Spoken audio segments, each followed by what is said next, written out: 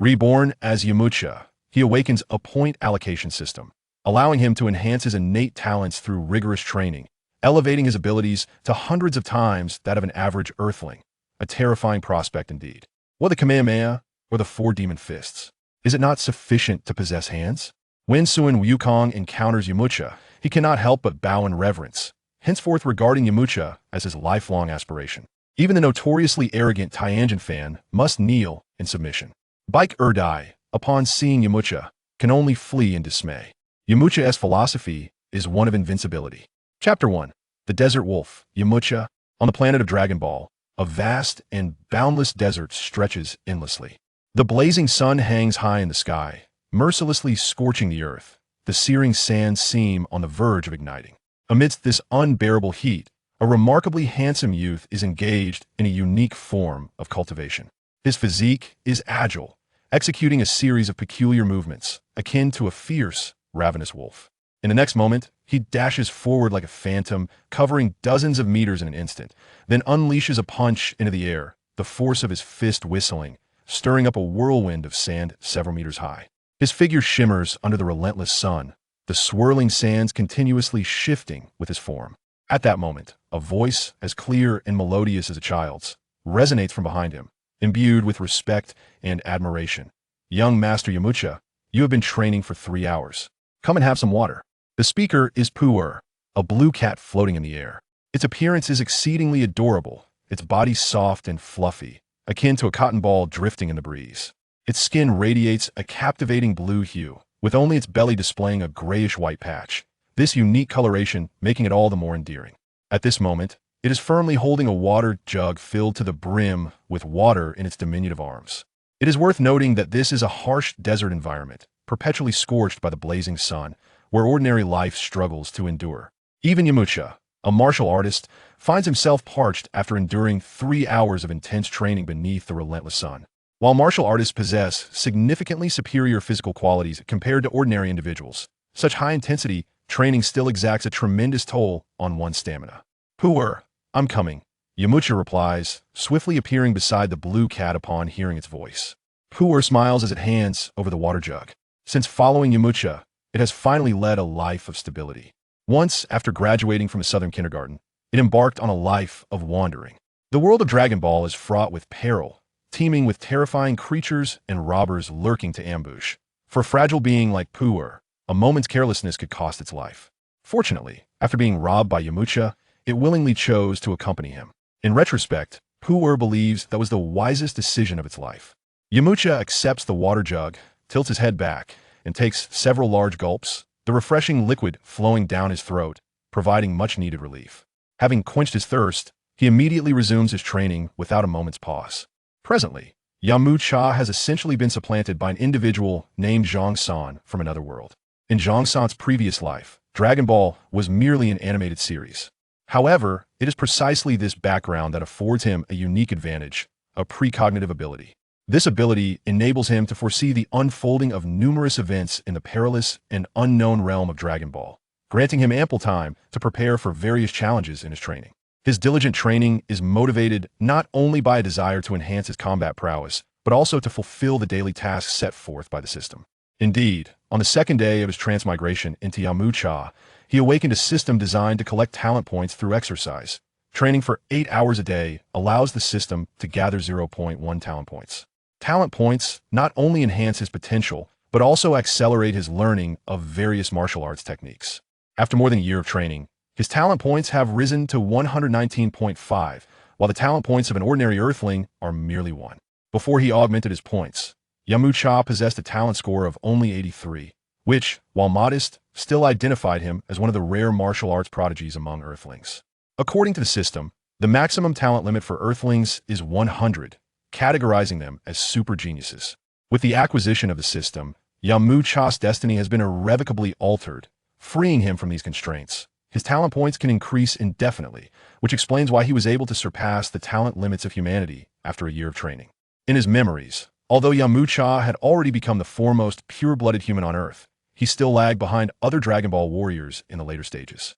This was partly due to his lack of diligence compared to the other fighters, and, following his emergence from the desert, he was preoccupied with his romance with Bulma, leaving little time for training.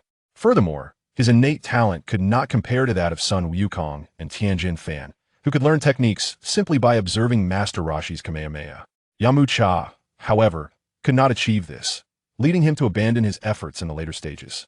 Nevertheless, the new Yamcha, now inhabited by a different soul, is determined not to tread the same path. This resolve compels him to train diligently, bolstered by the advantages of his system, making it plausible for him to surpass Sun Wukong and Tien Fan. Moreover, with the passage of time, his talent continues to strengthen. At this juncture, his talent is nearing twice that of his original self, vastly exceeding that of an ordinary earthling, qualifying him as a god-level human. As his talent enhances, his combat power steadily rises. Although he currently possesses only his self-created technique, the Wolfang Fist, he has mastered it to an extraordinary degree with tenfold enhancement from his innate talent. He is capable of splitting mountains and shattering stones effortlessly. In addition to training the Phantom Fist, he has developed the techniques of Phantom Fist and Sky Dance. Unlike other martial arts in the Dragon Ball universe, the principle of Phantom Fist is quite simple. It relies on extreme speed to create illusions that confound adversaries, featuring double, triple, and multiple Phantom Fists. The greater the number of phantoms, the more effective the distraction. While this technique proved useful in the early stages, it becomes rather ineffective later on, as mastering the manipulation of ki renders it futile regardless of how many phantoms one employs. Nonetheless, for the current Yamcha, it suffices for his needs. As for Sky Dance, its simplicity lies in the requirement of sufficient combat power and a grasp of ki principles to effortlessly release ki for training. Moreover, the training methodology for Sky Dance is vividly etched in his memory, allowing Yamcha to quickly master it. However, due to his currently low combat power, the duration of his Sky Dance is insufficient. System, check my current combat power. The system not only facilitates point allocation, but also offers various auxiliary functions, one of which includes the ability to view personal attributes. This function allows him to assess not only his own attributes, but also those of others within a 50-kilometer radius. In the next moment, a multitude of data appeared before Yamcha, visible only to him. Name, Yamcha. Combat power, 50. Mental strength, 10. Talent points, 119.5. Skills, Wolfang Fist, Phantom Fist, Sky Dance. Bloodline, Earthling, Peaceful Mind, Heart of Rage. 50 points of combat power, not bad. Yamcha murmured as he gazed at the displayed figure. While this combat power may not be significant in the Dragon Ball realm, it ranks among the top tier on Earth.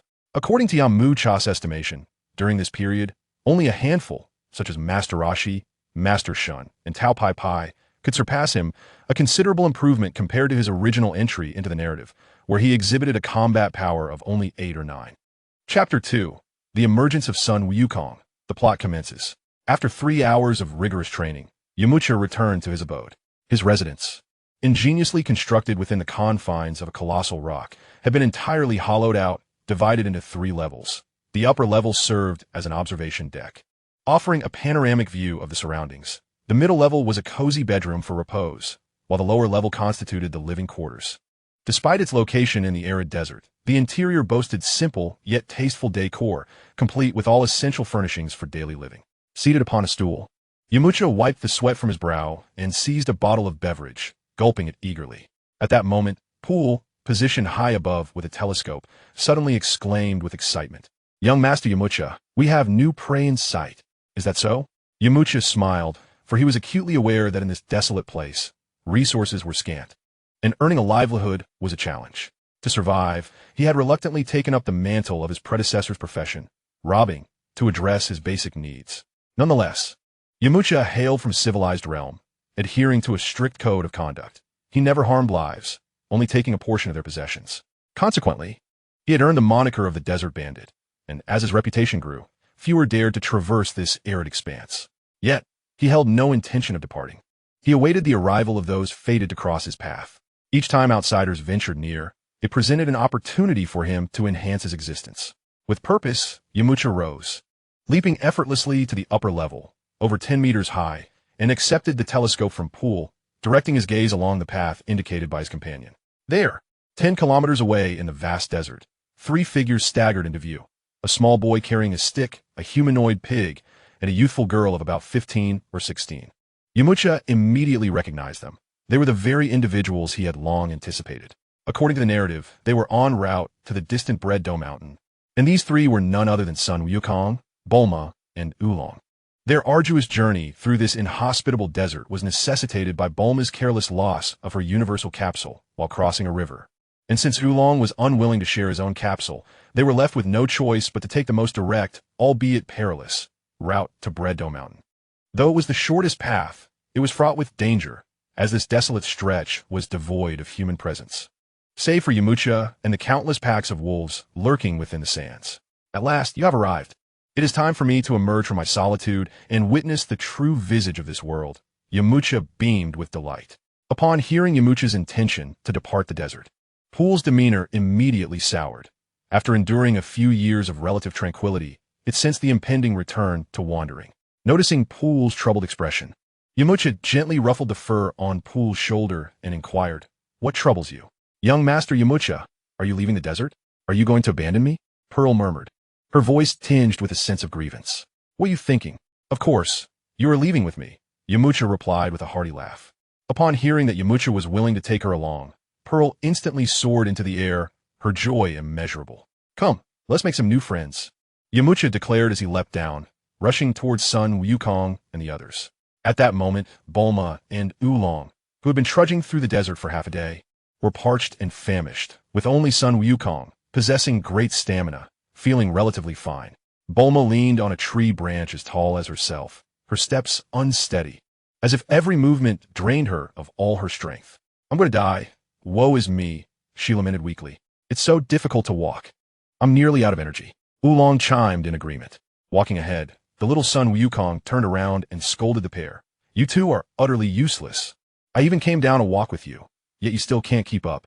For Sun Wukong, traveling was no trouble at all, thanks to his Nimbus cloud, which only those with pure hearts could ride. Oolong and Bulma, of course, were not among them. To accommodate his companion's spirits, Sun Wukong had no choice but to descend and accompany them on foot. Upon hearing Sun Wukong's reprimand, Bulma's temper flared, and she retorted, "I am a wealthy young lady. How could I possibly be like you, a wild man?" Arguing with a woman was not Sun Wukong's forte, and he found himself at a loss for words. After walking a bit further, Bulma sighed again. "Where are we? Why is there still no city? I refuse to walk any longer." Gazing at the seemingly endless expanse of sand, Bulma had lost all hope of escaping the desert. In a fit of frustration, she tossed aside her walking stick and rolled on the ground like a worm, abandoning her usual ladylike demeanor, indifferent to the dirt beneath her. Feeling the scorching ground beneath her, she sought refuge in the shade of a rock and soon fell into a deep slumber, utterly exhausted. This marked the third time Bulma had thrown a tantrum, declaring she would not continue. Having grown up in the city, she had never endured such hardship. At the beginning of their journey, she had felt excitement. Accustomed to towering skyscrapers and lush jungles, the vastness of the desert had inspired a sense of grandeur within her.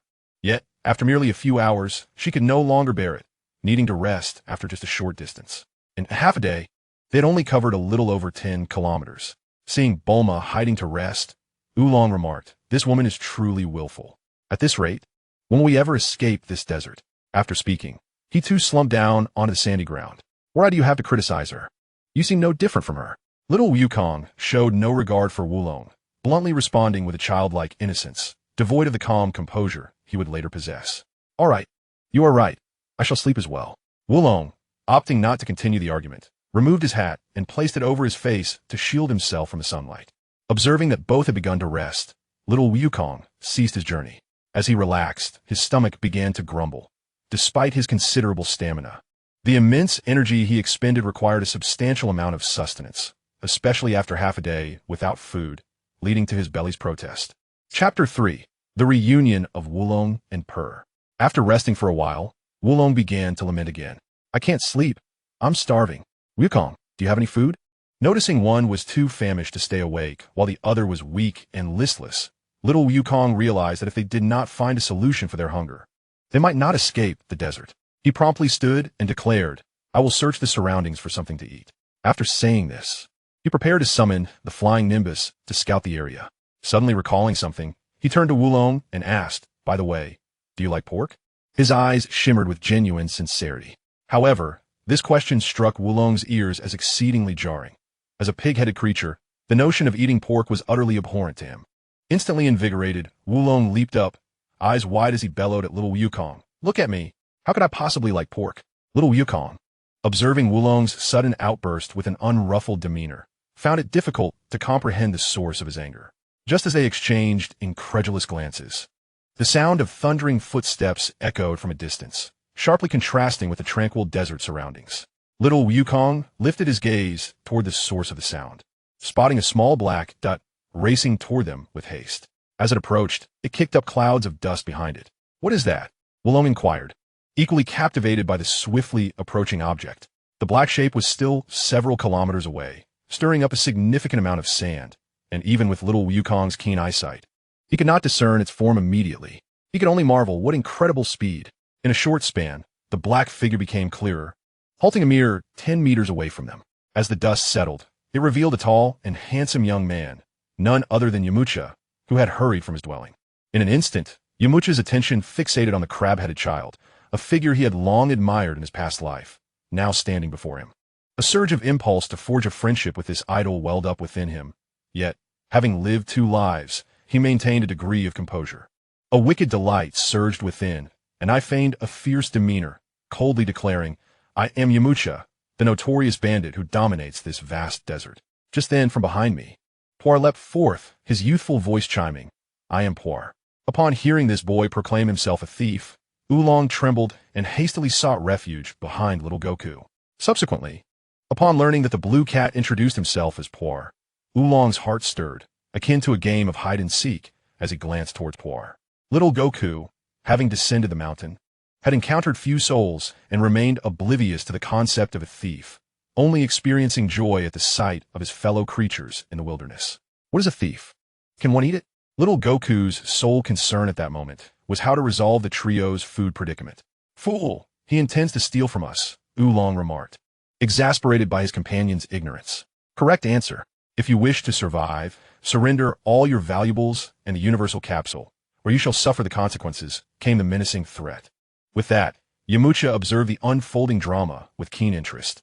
Oolong, quaking in fear at Yamcha's words, knew well of the bandit's reputation. He robbed without taking lives. Yet he had a hidden stash, the fruits of many years of saving, which Yamcha might discover and seize. A sudden inspiration struck Oolong. He could only attempt to forge a connection, hoping to distract. You are Puar, the weeping Puar. However, this attempt at camaraderie was as misguided as his intellect. Upon hearing himself called by this imbecile, Puar scrutinized Oolong, realizing he was none other than his classmate from the southern kindergarten. Oolong? He queried, momentarily failing to recognize the green-clad figure before him, so altered from their childhood. Once Puar made the connection, he puffed up with pride, hands clasped behind his back, exuding an air of superiority. Yamcha, aware of their tumultuous history, chuckled and inquired, Puar, do you know him? While Oolong felt quite pleased with himself, Puar harbored many unpleasant memories, replying, Indeed, it was he who often bullied me at the southern transforming kindergarten. Yamcha, you must help me teach him a lesson. It is wrong for the young to bully the weak.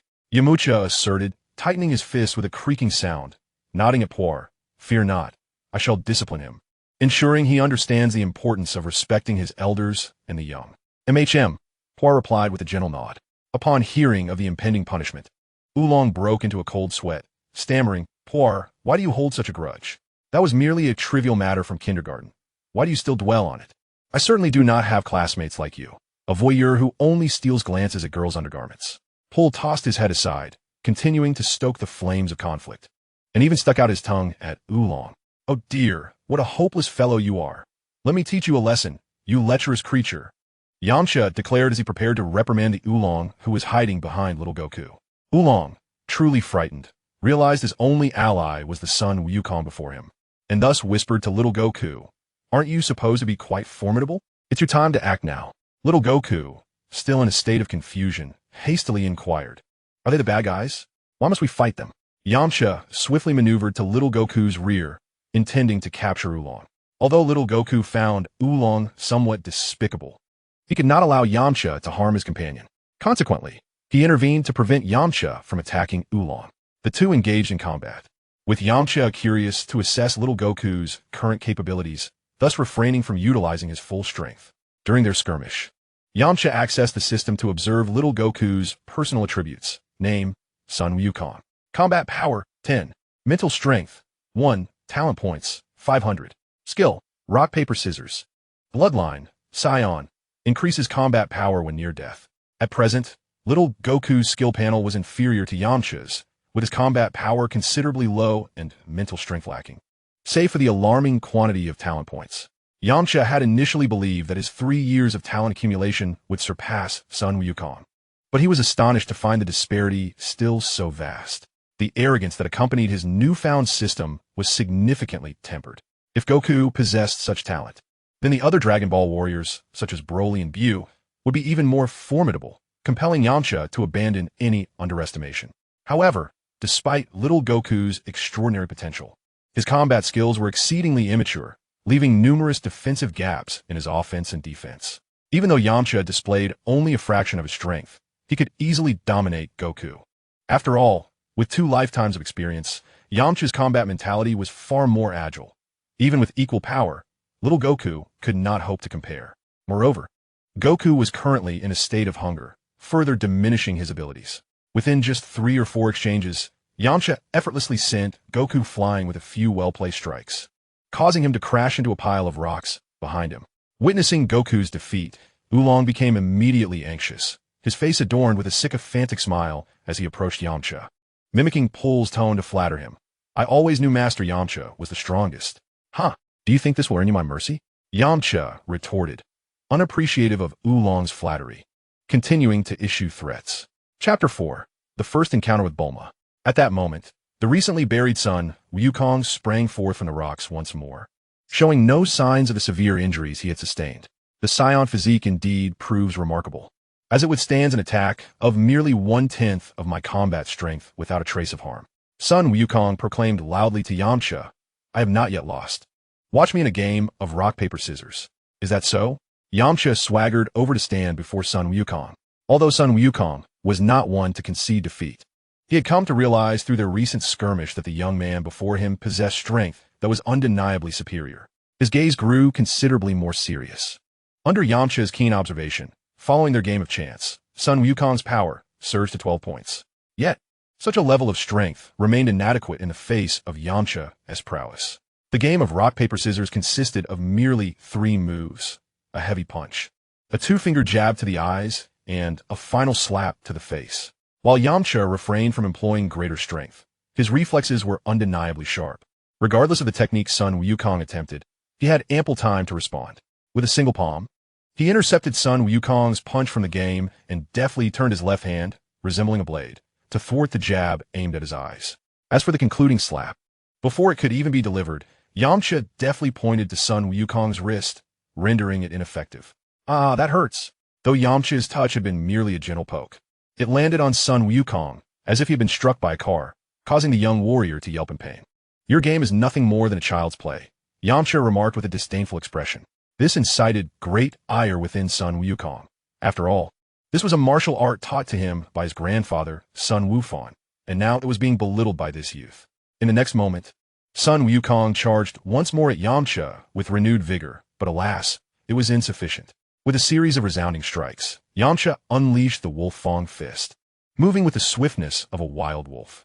His hands became a blur, striking at Son Wukong's vital points. The young Saiyan did his utmost to evade and counter, but to no avail. Although Yamcha had not fully displayed his strength, and sometimes even held back more than Son Wukong, the speed of his attacks had increased by 50% after employing the Wolf Fang fist, making it impossible for Son Wukong to keep pace. As he fought, Yamcha imparted wisdom. Combat is not solely reliant on brute force. In the next instant, Son Wukong was sent flying by another blow. After several rounds, Son Wukong had gained little ground, his face bruised and battered. Am I being a bit inhumane? After all, he is merely a child. Yet, upon reflection, one must remember that Saiyans are creatures who begin their invasions of planets from a young age. They cannot be judged by human standards. Despite the severe beating he had received, there was no hint of despair on Son Wukong's face. Rather, an unquenchable fighting spirit ignited in his eyes. With a swift motion, he charged once more at Yamcha, drawing forth the Rui Jingu Bang, the staff he carried on his back.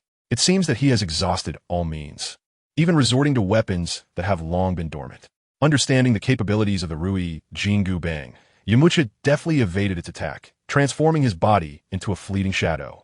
He positioned himself behind Sun Wukong and struck him away several meters. Although Sun Wukong possessed a unique physique, after enduring a series of relentless blows from Yamcha, he was nearing his limits, struggling even to walk. Despite his body reaching its threshold, Sun Wukong remained undeterred, intent on launching another assault. Yamcha sighed, recognizing the indomitable spirit of the Saiyan. He was not a sadist, so he swiftly maneuvered behind Sun Wukong once more and delivered a precise chop, rendering him unconscious. At that moment, a crisp notification echoed in Yamcha's mind. System, congratulations, host, for defeating the narrative character weak Sun Wukong. Reward, 3 talent points. Delightful, an unexpected bonus. Yamcha smiled knowingly. He had not anticipated that defeating an opponent could yield talent points in addition to mere training. The acquisition of 3 talent points saved him a month's worth of training time. Suddenly, a thought struck Yamcha regarding a method to amass talent points. If he shadowed Sun Wukong and continued to defeat him, could he not endlessly garner talent points? However, as if the system was aware of his intentions, it extinguished the fervent spark of hope he had just ignited. System, please note, host, that the same narrative character can only provide talent rewards once per year. Realizing that he could not continuously accumulate talent points, Yamcha suppressed that nefarious thought. Meanwhile, Oolong, witnessing Yamcha render Sun Wukong unconscious, mistakenly believed that Yamcha had killed him. Terrified, he transformed into a small bee in an attempt to flee. Observing the airborne bee, Yamcha made no move to intervene and turned to the eager Puar, saying, "Puar, it's your turn." "All right, Master Yamcha," Puar replied, transforming into a fly swatter and swiftly pursuing the bee that Oolong had become. The fly swatter was drawn taut like a bow, and with all his strength, Puar struck down upon the bee's head, venting the frustrations of his childhood bullying. With a resounding thud, the bee crashed into the sand, revealing Oolong's true form. Dazed, Oolong gazed at Puar and Yamcha, hastily seeking refuge beneath a nearby rock. Coincidentally, this was precisely where Bulma had been resting. He promptly roused her, eager to escape. Remarkably, Bulma had slept soundly despite the fierce battle between Yamcha and Sun Wukong, remaining undisturbed. Groggily awakening, Bulma glared at Oolong and asked, "Oolong, what are you doing? Why did you wake me? What time is it?" "You're still sleeping while we were being attacked by thieves, and Sun Wukong has been killed." With a tone laden with terror, Oolong exclaimed, "Ah?" Bulma's mind went blank. She had never fathomed that the formidable Goku could meet such an end. "Wow," she said before bursting into tears. After all, she was merely a teenage girl. At that moment, a cheerful voice resonated from outside. "Beautiful lady, do you require assistance?" It was Yamcha who, upon laying eyes on the vibrant, enchanting girl with large eyes and flowing azure hair, found himself instantly captivated. Although he had seen her many times in his previous life, witnessing her up close left him profoundly awestruck. The former self's crippling shyness around girls dissipated during the merging of their souls. Bulma looked up to see a tall, handsome boy clad in orange attire smiling at her. Yamcha's striking appearance perfectly aligned with Bulma's fantasies of the dashing prince from every tale she had ever read. Under his gaze, Bulma's cheeks flushed crimson, her sorrowful expression transforming into that of a bashful maiden, blooming with embarrassment. Chapter 5, Ashu Xiaowu. The seemingly innocuous words reached Oolong's ears like a harbinger of doom, especially as he observed Bulma, frozen in shock. It was over. There was no escape. His heart sank into despair. After a moment of contemplation, Oolong was roused by his own words. "Where's the thief?" "That would be him," he said irritably, pointing at Yamcha. "How could it be? There's no way a thief could be so handsome." In her mind, all thieves were burly men with unkempt beards or one-eyed rogues clad in masks, and the charming figure before her could not possibly fit that mold. "This lovely lady speaks the truth," Yamcha interjected with a grin. "Allow me to introduce myself. I am Yamcha, a wandering martial artist. As for the accusation of being a thief, that is a gross misrepresentation." "I'm Bulma," she replied shyly. Witnessing this exchange, Oolong felt a surge of indignation. Previously, this woman had berated him, yet now she displayed such gentleness towards the very thief who posed a threat to them. "Ah," Oolong stammered, momentarily stunned by Yamcha's charming demeanor. You killed Goku," he continued, struggling to unveil what he perceived as Yamcha's deceit. "Is that so?" Bulma gazed at Yamcha with her gentle eyes. Yamcha shrugged his shoulders and replied, "It's a misunderstanding. I was merely sparring with Goku. He is not dead. He should be sleeping now. If you don't believe me, go see for yourself." Skeptical, Oolong approached the spot where little Goku lay. Before he could get close, he heard the sound of Goku snoring. This is impossible. Oolong, not only are you lecherous, but you also tell lies. Bulma shot a furious glare at Oolong. For Bulma, Yamcha held a certain fondness, even though in the depths of her memory, the original self did not end up with him. However, that did not hinder her from engaging with him. Although Yamcha understood that women typically affected his combat prowess, Bulma was no ordinary woman. She was one who could enhance his strength. Essentially, anything he could imagine, she could create. Yamcha contemplated that once he grew stronger, he could explore other universes. Bulma, my home is not far from here. I invite you to come and rest at my place. Yamcha extended his invitation. Upon hearing about a place to rest, Bulma immediately brightened up. She was thoroughly exhausted from the thought of trudging through the endless desert. That is wonderful. How far is your place from here? Not far. Just 5 kilometers away. You'll be there in the blink of an eye. Yamcha replied nonchalantly. 5 kilometers. I truly can't walk any further, Bulma said, her spirits deflating once more. No worries, I know there is a multifunctional capsule RV nearby, Yamcha remarked, glancing at Oolong. No, absolutely not. Oolong retreated, shaking his head vigorously, denying it repeatedly.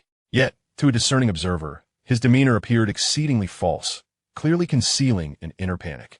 Bulma, without a hint of doubt in Yamcha's words, cast a fierce look at Oolong and exclaimed, How could you hide such a wonderful item, Oolong? Making me walk through the desert for half a day? How could I possibly have such a thing? Oolong protested, attempting to flee once more, for that multifunctional capsule was something he had painstakingly treasured. If revealed, it would surely be snatched away by this thief before him. However, under Yamcha's watchful eye, escape was impossible. Before Oolong could react, he found himself hoisted up by Yamcha. Let me go! Let me go! Oolong shouted. In the next moment, a multifunctional capsule slipped from Oolong's pocket. Yamcha deftly caught the capsule and handed it to Bulma. Quickly locating the switch, Bulma placed the capsule on the ground, and in an instant, a 5-meter-long, 2-story RV materialized on the sandy terrain. The exterior of the RV boldly displayed the characters Oolong. Each time he saw such a multifunctional capsule, Yamcha marveled at its magic. How could such a large object fold into something so small? Though he had acquired various capsules over the years through theft, they were merely small items, such as motorcycles. This was his first encounter with such a sizable multifunctional capsule, indicating its substantial worth. After transporting little Goku into the RV, the group of 5 set forth toward Yamcha's abode. Although the distance was merely 10 kilometers, the progress was slow due to the desert terrain. As nightfall approached, the group finally arrived at Yamcha's residence. At that moment, son Wukong awoke, and under Yamcha's persuasive charm, the misunderstandings among them were resolved. Meanwhile, Oolong found himself at the mercy of the group, transforming into a mere servant. His insatiable appetite was evident, having consumed an entire month's worth of provisions in a short span of time. While murmuring softly to himself, he began to prepare the stored meat. Assuming the role of a professional chef, several times, Oolong contemplated secretly drugging the food to incapacitate the others and make a hasty escape. Yet he ultimately refrained from doing so. This hesitation was not born of any moral awakening, but rather due to the watchful eyes of Puar. Possessing an intimate understanding of Oolong's character, remained vigilant over his every move. It was evidently impossible for Oolong to engage in any underhanded schemes beneath the gaze of Puar, who also possessed transformative abilities. With the presence of Yamcha and Puar, Oolong dared not tamper with the food. However, as they relished Oolong's service, danger silently approached. Since the moment son Wukong and his companions began collecting the Dragon Balls, they had been under the watchful eye of Pilaf and his cohorts. Yet, due to son Wukong's formidable strength, Pilaf had to resort to cunning methods. Hiding behind a rock 500 meters away from the RV, Pilaf, shoo, and I plotted. Son Wukong really can run. It's been quite the chase for us. Just wait and see how I send him to hell. Pilaf grinned wickedly, producing a remote control and several explosive devices from his pocket. These devices were no ordinary explosives. They were powerful C4 bombs. Maisha, go install these explosives beneath the RV. When the time comes, we shall send them to meet the king of hell. Understood. Mai and Shu replied in unison. They then set off to execute their plan. To ensure their concealment, they piloted 2 octopus-like robots toward the RV. These robots, painted in a gray hue, moved through the desert like 2 shifting boulders. Chapter 6. An interlude concludes, and the journey continues. Approaching within 100 meters of the RV, The duo paused to observe the reactions of those inside. Noticing that the occupants were still engaged in conversation and dining, they felt somewhat reassured. However, they were taken aback by the unexpected presence of an additional person and a cat. Why is there an extra person and a cat? She pondered silently. Yet, having come this far, there was no time for contemplation. Sun Wukong and the others were dining, making it the perfect moment to plant the explosives. Stealthily, they continued their approach toward the RV. Just as they neared within 50 meters, Yamcha, who was savoring the grilled meat, suddenly twitched his ears. Although Yamcha has yet to master the art of sensing energy, his acute sensory perception is unparalleled by ordinary individuals. With focused training, he has honed his abilities to detect even the slightest rustle within a 100-meter radius. At that moment, while inside the RV, he noticed a faint sound filtering through an open window. After exchanging greetings with the others, he stepped out of the vehicle and swiftly approached Xiaowu and Axie. Startled by Yamcha's sudden appearance, the anxious duo contemplated fleeing in their octopus robot, only to discover it was unresponsive. In an instant, Yamcha seized them, colliding them together with force. The next moment, the two octopus robots disassembled, revealing Axie and Xiao within. With a mischievous grin, Yamcha flung them away, sending them soaring into the distance like shooting stars. As they flew through the air, they heard Yamcha's voice echoing in their ears. Do not disturb me, or next time, luck may not be on your side. Yamcha had no intentions of eliminating the playful trio. After dealing with them, he returned to the RV. Despite the commotion being minor, the vigilant Sun Wukong had sensed something amiss, prompting Yamcha to feign encountering a wild beast. The night passed without incident. The following day, Yamcha naturally accompanied Sun Wukong, Bulma, and the others towards the Bread Explosion Mountain, embarking on their Dragon Ball adventure. Inside the RV, Bulma, Oolong, and Poir sat, while Yamcha ran outside. Fully aware of the importance of rigorous training as a martial artist, Yamcha is indeed full of vitality. Bulma remarked with a dreamy smile, watching him run. Since his arrival, she had transformed, no longer fixated on collecting Dragon Balls or maintaining her assertive persona with Sun Wukong and Oolong, but instead embodying a delicate young girl. At this point, Sun Wukong had not yet received guidance from Master Roshi.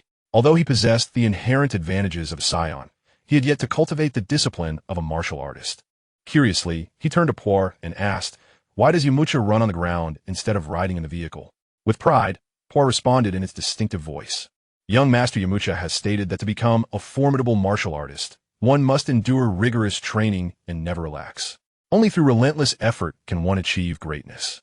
Yamcha is truly remarkable, Bulma exclaimed with admiration. Is that so? No wonder Yamcha is so impressive, Sun Wukong pondered, a look of understanding crossing his face. I see now. I must also train.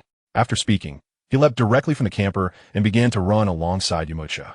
The group traversed the wilderness, heading northward for an entire day, covering several hundred kilometers until they finally arrived near the Bread Explosion Mountain. Seizing the moment to rest, they gathered to indulge in culinary delights. Typically, one would expect the northern climate to be rather frigid. However, as they advanced, the temperature began to rise, with waves of heat assaulting them. What could be the reason for such sweltering conditions? Although the vehicle was equipped with air conditioning, the oppressive heat from the outside world was still palpable. This phenomenon was undoubtedly due to the Bread Explosion Mountain, which was formerly known as Liangjing Mountain. A decade ago, a fragment of fire essence fell from the sky, transforming Liangjing Mountain into a blazing inferno, resulting in a climatic upheaval throughout the region. Yamcha explained with a smile.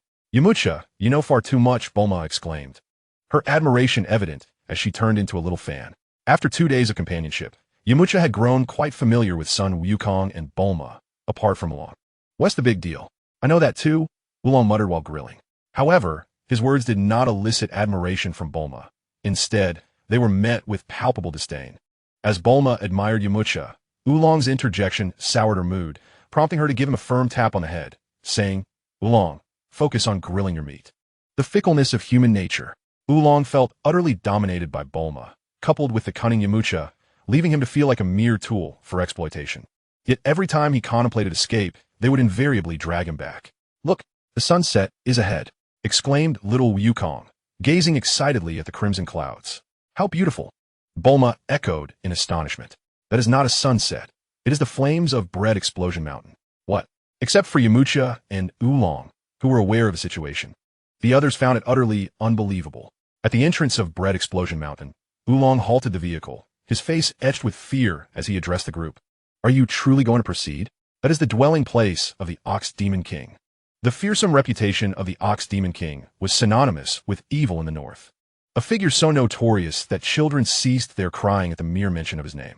Oolong, considering himself a mere caramel, did not dare provoke such a fearsome entity. You keep mentioning the Ox Demon King. Is he truly more formidable than Yamcha and Wukong? Since encountering Sun Wukong, she had never escaped, and thus she held great faith in him. As for Yamcha, to her, his handsomeness was the very essence of truth and strength. Bulma was blindly enthusiastic. You truly know not what you speak. The Ox Demon King is dubbed the Emperor of Demons, and how could Yamcha and Wukong possibly contend with him? Oolong naturally could not bear to see Yamcha bask in glory and retorted. Is that so? Bulma inquired, her large, sparkling eyes turning toward Yamcha. It matters not, Bulma, for I shall protect you, Yamcha said with a gentle smile, offering Bulma a sense of reassurance. Chapter 7. Chi-Chi. As for Son Goku, he was utterly unfamiliar with the concept of fear. Over the past few days, whenever he found a moment of leisure, he sought Yamcha to spar and to seek his counsel. Under Yamcha's meticulous guidance, Goku's combat prowess steadily ascended from an initial score of 10 to an impressive 15. In turn, Yamcha reaped significant benefits from their exchanges. These sparring sessions not only enhanced his practical experience, but also imparted to him the essence of martial arts embodied by young Goku. After all, Goku had been raised by the formidable Son Gohan. When the group arrived at the foot of the desolate city near Bread Mountain, they were suddenly startled by the sound of heavy footsteps. Captivated by the noise, they turned to see a towering Tyrannosaurus Rex, standing at a height of 2.5 meters, pursuing a small girl across a grassy expanse 100 meters away. The little girl was crying in terror, desperately fleeing forward. Such a fearsome dinosaur. Yamcha, please protect me, Bulma exclaimed, retreating behind Yamcha for safety. Yamcha immediately recognized the fleeing child as Chi-Chi, the daughter of the Ox King.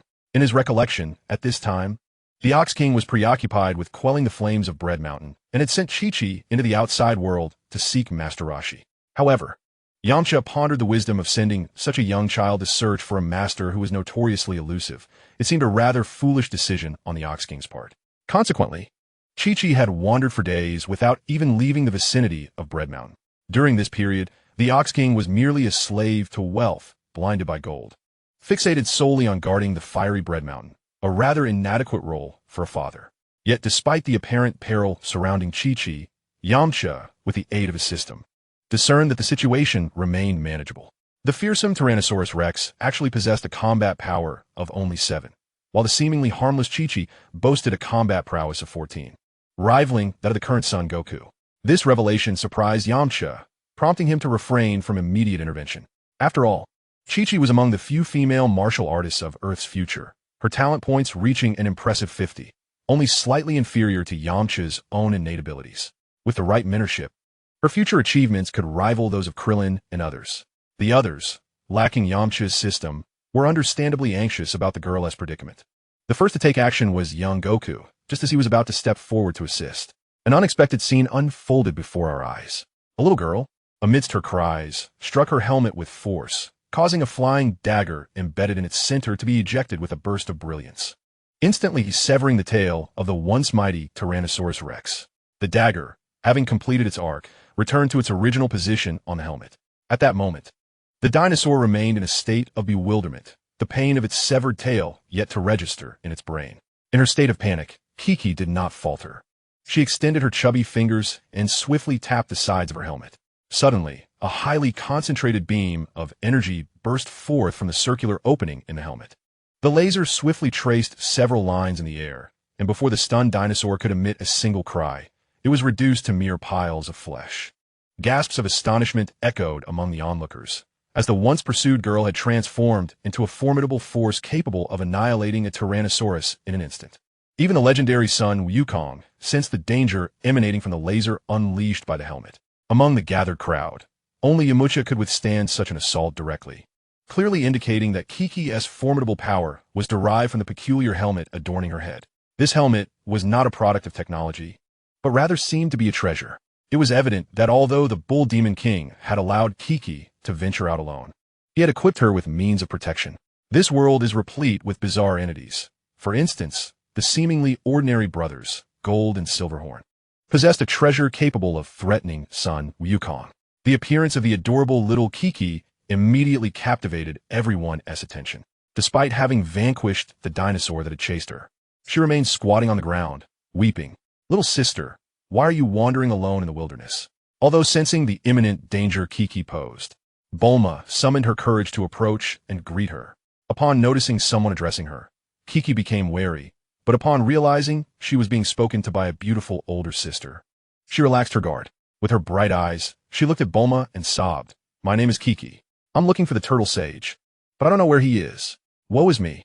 What? Why do I want to find that lecherous old man?" Bulma retorted angrily at the mention of the turtle sage. "Where do you live? I'll take you home." Kiki pointed toward the distant area emanating flames, saying, "My home is inside the exploding bread, but I can't go back now. Woe is me." As she spoke, tears began to flow once more. Recognizing that Kiki's tears were not a solution to the dilemma, Bulma called out to Oolong and Puar for assistance. Initially observing the unfolding drama from a distance, Oolong and Puar found themselves summoned by Bulma, which sent them into a flurry of anxiety. Despite her innocent appearance, Bulma possessed an undeniable ferocity, capable of vanquishing even a Tyrannosaurus Rex with just a few swift moves. This realization instilled a palpable fear within them. Under the imposing authority of Bulma, Oolong and Puar had no choice but to obediently soar towards her beckoning. Upon the arrival of the two diminutive creatures, Chi-Chi instantly ceased her weeping. It was unthinkable for the group to leave Chi-Chi alone in the wilderness, so they promptly set off towards the Bread Explosion Mountain, reaching the village at its base in a mere 10 minutes. The village lay desolate, abandoned due to the flames of the mountain, exuding an aura of desolation. According to Bulma's Dragon Ball locator, the sixth Dragon Ball was nestled atop the summit. However, traversing the seemingly endless flames enveloping Bread Explosion Mountain to reach the castle at its peak proved to be no simple task. Yamcha surveyed the flames surrounding the area and noted the vast extent of their reach, encompassing the entire mountain within a radius of several hundred meters. Meanwhile, the young Goku was not idle. He rode his Nimbus cloud into the sky, aiming to navigate through the less intense flames. Yet, as he descended from a height of 100 meters, the searing flames ignited his tail. "Hot, hot!" Goku exclaimed, hastily retreating into a nearby river. Chapter 8. The arrival of Bull Demon King Yamcha watched with keen interest. After a period of careful observation, he realized the formidable nature of these flames. They not only scorched the flesh of those who dared to touch them, but also incinerated the very aura that enveloped their bodies. Thus, even with a combat power of 50, he dared not recklessly plunge into the fierce inferno. Only someone as fearless as Son Goku would dare to take such a risk. And fortunately, Goku managed to withdraw just in time. "Goku, are you all right?" Yamcha inquired with concern, observing Goku struggle to emerge from the river. At that moment, Goku's once fair complexion had turned charred and blackened, resembling a valiant firefighter who had just escaped the clutches of a raging blaze. "These flames are terrifyingly hot," Goku admitted, still shaken. As their conversation unfolded, a sudden, whistling axe hurtled through the air like a meteor. The assault was fierce, yet Yamcha and Goku were not ordinary opponents. They nimbly evaded the axe just before it struck. The axe continued its trajectory, crashing into a nearby rock with a sharp explosive sound, akin to a thunderclap. Turning to see the source of the commotion, they beheld a towering figure, a giant standing at an imposing 2 meters and 20 centimeters, resembling a mountain. Adorned with massive bull horns and draped in a cloak as vivid as blood, his eyes, resembling bronze bells, glinted with a fierce intensity as he fixed his gaze upon the two. "You thieving scoundrels who dare to pilfer my treasures shall surely taste the bitterness of defeat today." As the two individuals, Yamcha and Sun Wukong, had yet to explain themselves, their adversary surged towards them with the force of a mountain crushing an egg, causing the very earth to tremble beneath his steps. Yamcha immediately recognized him as the formidable lord of Bread Mountain, the Bull Demon King, Sun Wukong. Upon witnessing the Bull Demon King rush forth like a ferocious beast, displayed no hint of fear. Rather, he was eager to engage, his fists at the ready. In a fleeting moment, Yamcha's mind conjured the Bull Demon King's personal information before his eyes. Name, Bull Demon King. Combat power, 46. Mental strength, 5. Talent points, 47. Bloodline, Earth Human. Skills, Demon Fist, Iron Body. Yamcha was taken aback, realizing that the Bull Demon King's combat prowess soared to an impressive 46 points. explaining the overwhelming aura he exuded, far surpassing that of Sun Wukong in that moment. Instinctively fueled by the warrior spirit of a Saiyan, Sun Wukong charged at the Bull Demon King like an arrow released from a bow, heedless of the disparity in their strengths. However, the gap in their combat abilities was akin to a chasm. Sun Wukong's strikes landed upon the Bull Demon King as gently as a whisper in the wind, inflicting no damage whatsoever.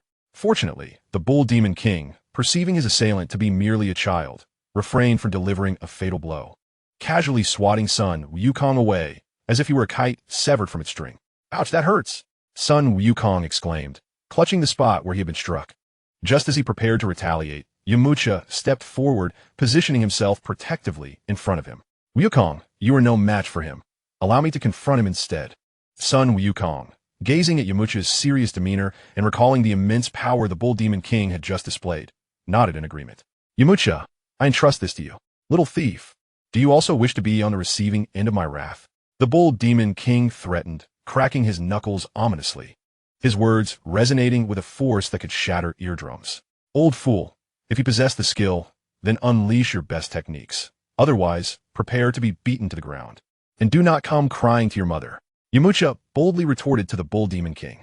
"Such an arrogant little thief. Your tongue is quite sharp." The Bull Demon King, incensed by the audacity of a youth before him, was determined to teach him a painful lesson.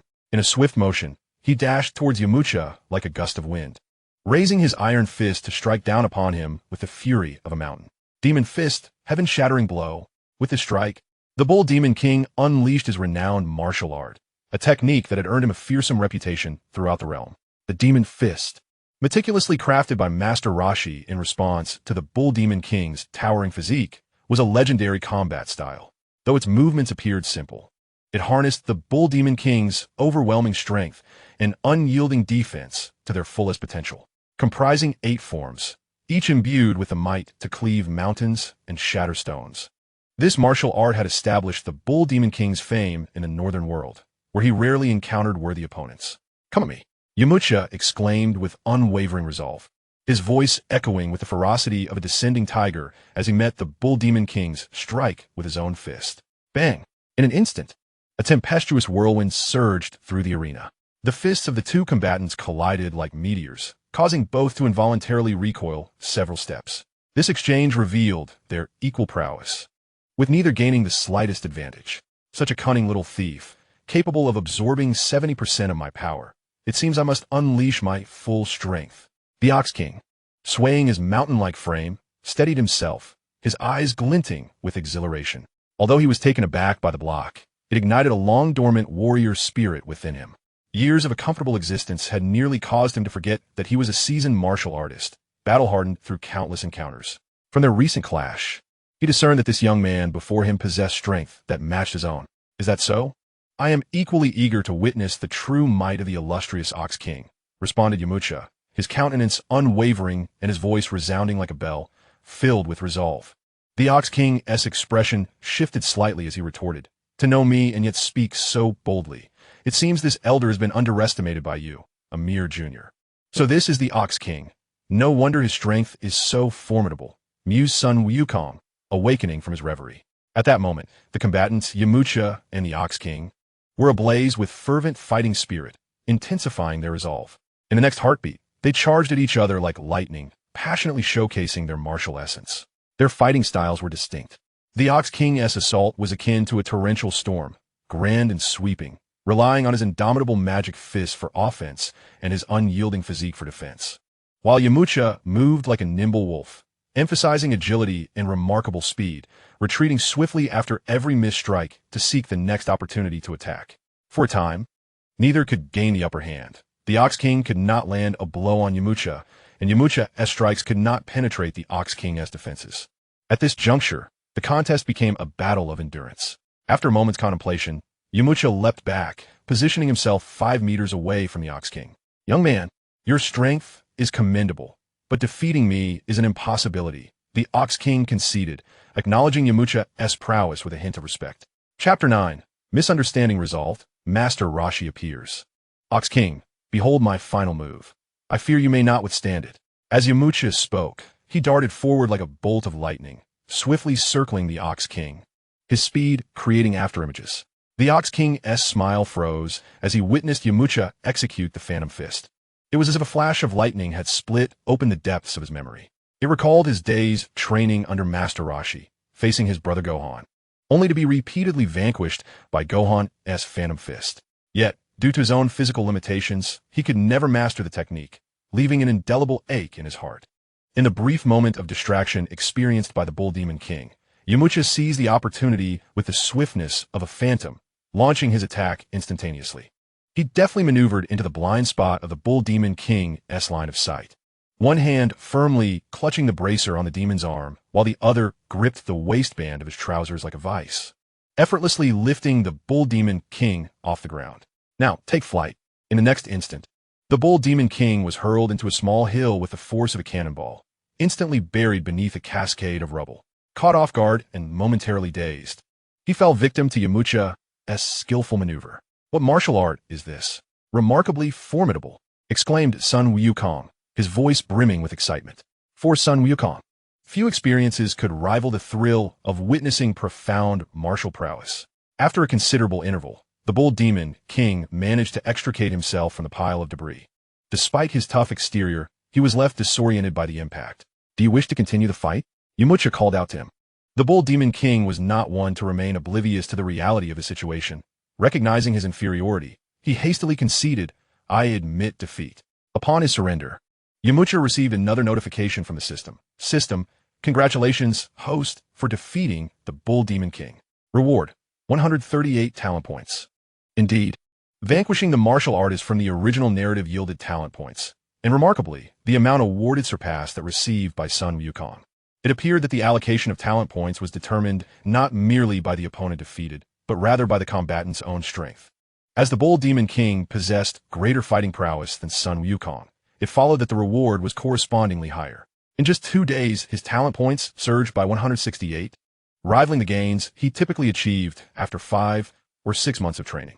Reflecting upon this, he felt he had been overly cautious. The greater the tempest, the more abundant the opportunities. How could you wield a Phantom Fist? Is your master perhaps Son Gohan?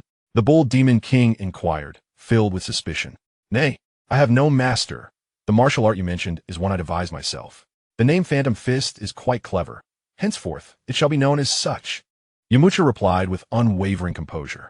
The Bull Demon King was taken aback, utterly unprepared for such a blunder.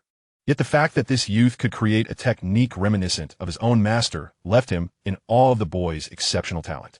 Just then, upon hearing the mention of Son Gohan, little Wukong innocently asked the Bull Demon King, "Do you know my grandpa, Son Gohan?" After all the commotion, it turned out this was the individual connected to Son Gohan. The Bull Demon King scrutinized Son Wukong from head to toe, his gaze ultimately settling on the red staff upon the boy's back. "What is that staff upon your back?" "Ah, it is the Rui Jingubang," Son Wukong responded, as he removed the staff from his back. Under his command, the Rui Jingubang transformed in his grip, stretching and contracting like a serpentine dragon. "Do you truly know my grandpa?" Son Wukong pressed once more. "Indeed, he is my senior brother," the Bull Demon King remarked with a smile. His eyes filled with nostalgia as he reminisced about the days spent training martial arts under the tutelage of Master Roshi. At this moment, everything was clear. With the connection to Son Wukong, the three of them had no need to continue their conflict. "Daddy," a sweet, childish voice rang out from a distance, akin to a golden aureole emerging from the valley, melodious and delightful. It was Bulma, leading Chi-Chi, Oolong, and Puar, who hurriedly approached, drawn by the fierce battle that had just unfolded. Chi-Chi, the Bull Demon King, whose rugged exterior resembled that of a tough man, instantly transformed into a tender father upon seeing his daughter, his eyes shimmering with tears. He quickly knelt down and embraced the rushing Chi-Chi tightly in his arms. It was only after Chi-Chi's departure that he realized his decision had been somewhat hasty, yet his desire for treasure kept him from seeking her out. His heart was in turmoil, but upon seeing Chi-Chi safe, his emotions overflowed. "I'm sorry, Daddy. I couldn't find Master Roshi," Chi-Chi said, filled with guilt, having roamed for days, yet not even managing to leave the 10-kilometer radius of the Bread Mountain. It's all right, the Bull Demon King reassured her. Master Roshi had been in seclusion for many years, and even the Bull Demon King was unaware of his whereabouts. Only Son Wukong, blessed with fate, had managed to encounter Master Roshi upon his arrival in this world. This was also the reason why Yamcha did not immediately venture out to seek Master Roshi for training, but instead waited in the wilderness for Sun Wukong's arrival. Upon understanding the Bull Demon King's predicament and the purpose of his journey, Sun Wukong readily agreed to find Master Roshi. The last time little Wukong had released the giant turtle, he had already met Master Roshi, so with the aid of the flying Nimbus, Sun Wukong located him within a day. Before them appeared Master Roshi, hunched over beneath an enormous turtle shell, resembling a large shrimp, shuffling in flip-flops, sporting dark sunglasses, and dressed in casual attire, embodying the image of a kindly old neighbor. This was Yamcha's first encounter with Master Roshi. In the next moment, Yamcha accessed Master Roshi's personal attributes. Name, Master Roshi. Combat power, 139. Mental power, 15. Talent points, 61. Bloodline, Earthling. Skills, Kamehameha, Universal Shockwave, Afterimage Technique, Explosive Energy Max, Telepathy. Master Roshi's combat power of 139 was already at the pinnacle of the martial arts world on Earth during this era, and his mental power surpassed Yamcha's, being an old man who had lived for several centuries. As for his talent points, they were slightly inferior to his original self. Upon seeing Master Roshi's skill set, Yamcha was nearly drooling. This was true depth. The Bull Demon King, upon encountering Master Roshi, hurriedly stepped forward, bowing respectfully, and said, Master Wu Tien, I hope you are well. The turtle sage remained silent, standing in a daze. In the next moment, he staggered like a drunken man and fell to the ground, muttering to himself, Why do I feel so dizzy? Alas, being of dubious character, he could not ride the Kintown with Sun Wukong and had to rely on the flying turtle instead. The flying turtle's mode of flight was quite peculiar, as it spun continuously while soaring through the air. At first, the turtle sage showed no reaction as he sat atop the creature, but after half an hour, he could no longer discern directions. Upon arriving at the Bread Mountain, his head was spinning, and he failed to respond even when the Bull Demon King spoke to him. He truly was lacking. His dismal performance drew the attention of others, who began to question his capability to extinguish the raging flames of Bread Mountain. Only the Bull Demon King and Yamcha, who understood the turtle sage's true strength, harbored no doubts. After a long pause, the turtle sage finally seemed to awaken from his stupor. Gazing at the fierce flames of Bread Mountain, he murmured, So it is. Although he had already conceived a solution to combat the flames, he did not act immediately. The Bull Demon King's actions had ignited a furious wrath within the turtle sage, as the Bull Demon King had ruthlessly taken many lives to protect his wealth, earning a dreadful reputation. Only after chastising the Bull Demon King did the turtle sage prepare to take action. He leisurely removed his worn turtle shell and unfastened his upper garments, revealing a frail body resembling a gnarled tree branch. The turtle sage, having neglected physical training for many years, exhibited none of the vigor or strength characteristic of a martial artist. After performing a bit of comic relief before the onlookers, he gradually made his way to a flat rock platform, akin to a snail. Chapter 10. Turtle School Kamehameha. The turtle sage shook himself like an old tree shedding snow, then began to harness his energy. Under the system's observation, the turtle sage's combat power surged rapidly, reaching levels of 139, 140, and finally stabilizing at 180. At this moment, the turtle sage underwent a transformation. He emerged like a butterfly from its cocoon, morphing from a frail old man into a muscular behemoth, towering at 2 meters tall, as if he were an entirely different person. This precise application of technique provided Yamcha with an opportunity to learn. With keen observation, every movement of the turtle sage was indelibly etched into Yamcha's mind. In no time, Yamcha grasped the essence of the technique. This explosive state significantly enhanced the user's combat power. Despite the turtle sage's long neglect of physical training, he could unleash an attack power 13 times his normal strength. This explosive state proved to be a remarkable skill.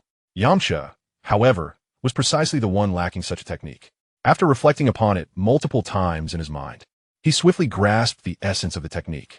He estimated that with a mere attempt, he could harness this state. Moreover, much to Yamcha's delight, this explosive state was not limited to a mere 30% increase in attack power. Rather, it was determined by the strength of his own physique and mastery over his energy. According to Yamcha's assessment, utilizing this state could augment his attack power by 50%, attributable to his youth and robust physical resilience. Furthermore, upon entering the explosive state, his physique would not enlarge, as his body was already in a state of perfection. Unlike Master Roshi, who relied on such an eruption to restore his physical condition, This, in turn, correspondingly diminished the effectiveness of the explosive state. Not to mention Yamcha. The first sight of Master Roshi in this form left Sun Wukong, Bulma, and others utterly astounded, their jaws nearly dropping to the ground. Once transformed, Master Roshi brought his hands together in front of his chest, resembling a flower poised to bloom. This was the initial stance of the Kamehameha technique. Anticipation fluttered within Yamcha like a startled fawn. This was a divine skill within the Dragon Ball universe, and the ultimate technique of the Kame School that would become Sun Wukong's signature move. Yamcha refocused his attention on the nuances of the Kamehameha wave. Compared to the explosive state, the technique appeared simpler, yet more ferocious.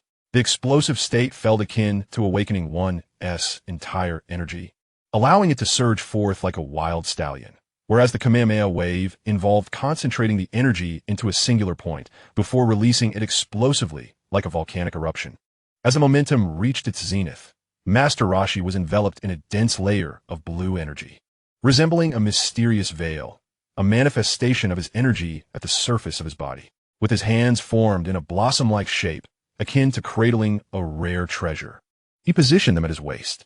With a mighty shout, Master Roshi thrust his hands forward with the speed of an arrow, channeling all his energy into his palms like a torrent breaching a dam. The originally blue energy rapidly coalesced between his palms, emanating dazzling waves of white light, resembling a colossal laser that surged forth with overwhelming force towards the Bread Mountain. In the next moment, the entire world was engulfed in the brilliant light of the Kamehameha wave, as if it had plunged into a realm of ice and snow. The explosive collision between the Kamehameha wave and Bread Mountain produced a thunderous roar. As the explosion erupted, a tempest raged around them. Even from over 10 meters behind Master Roshi, Yamcha felt an unparalleled shockwave sweeping towards him, a testament to the immense power of the Kamehameha wave.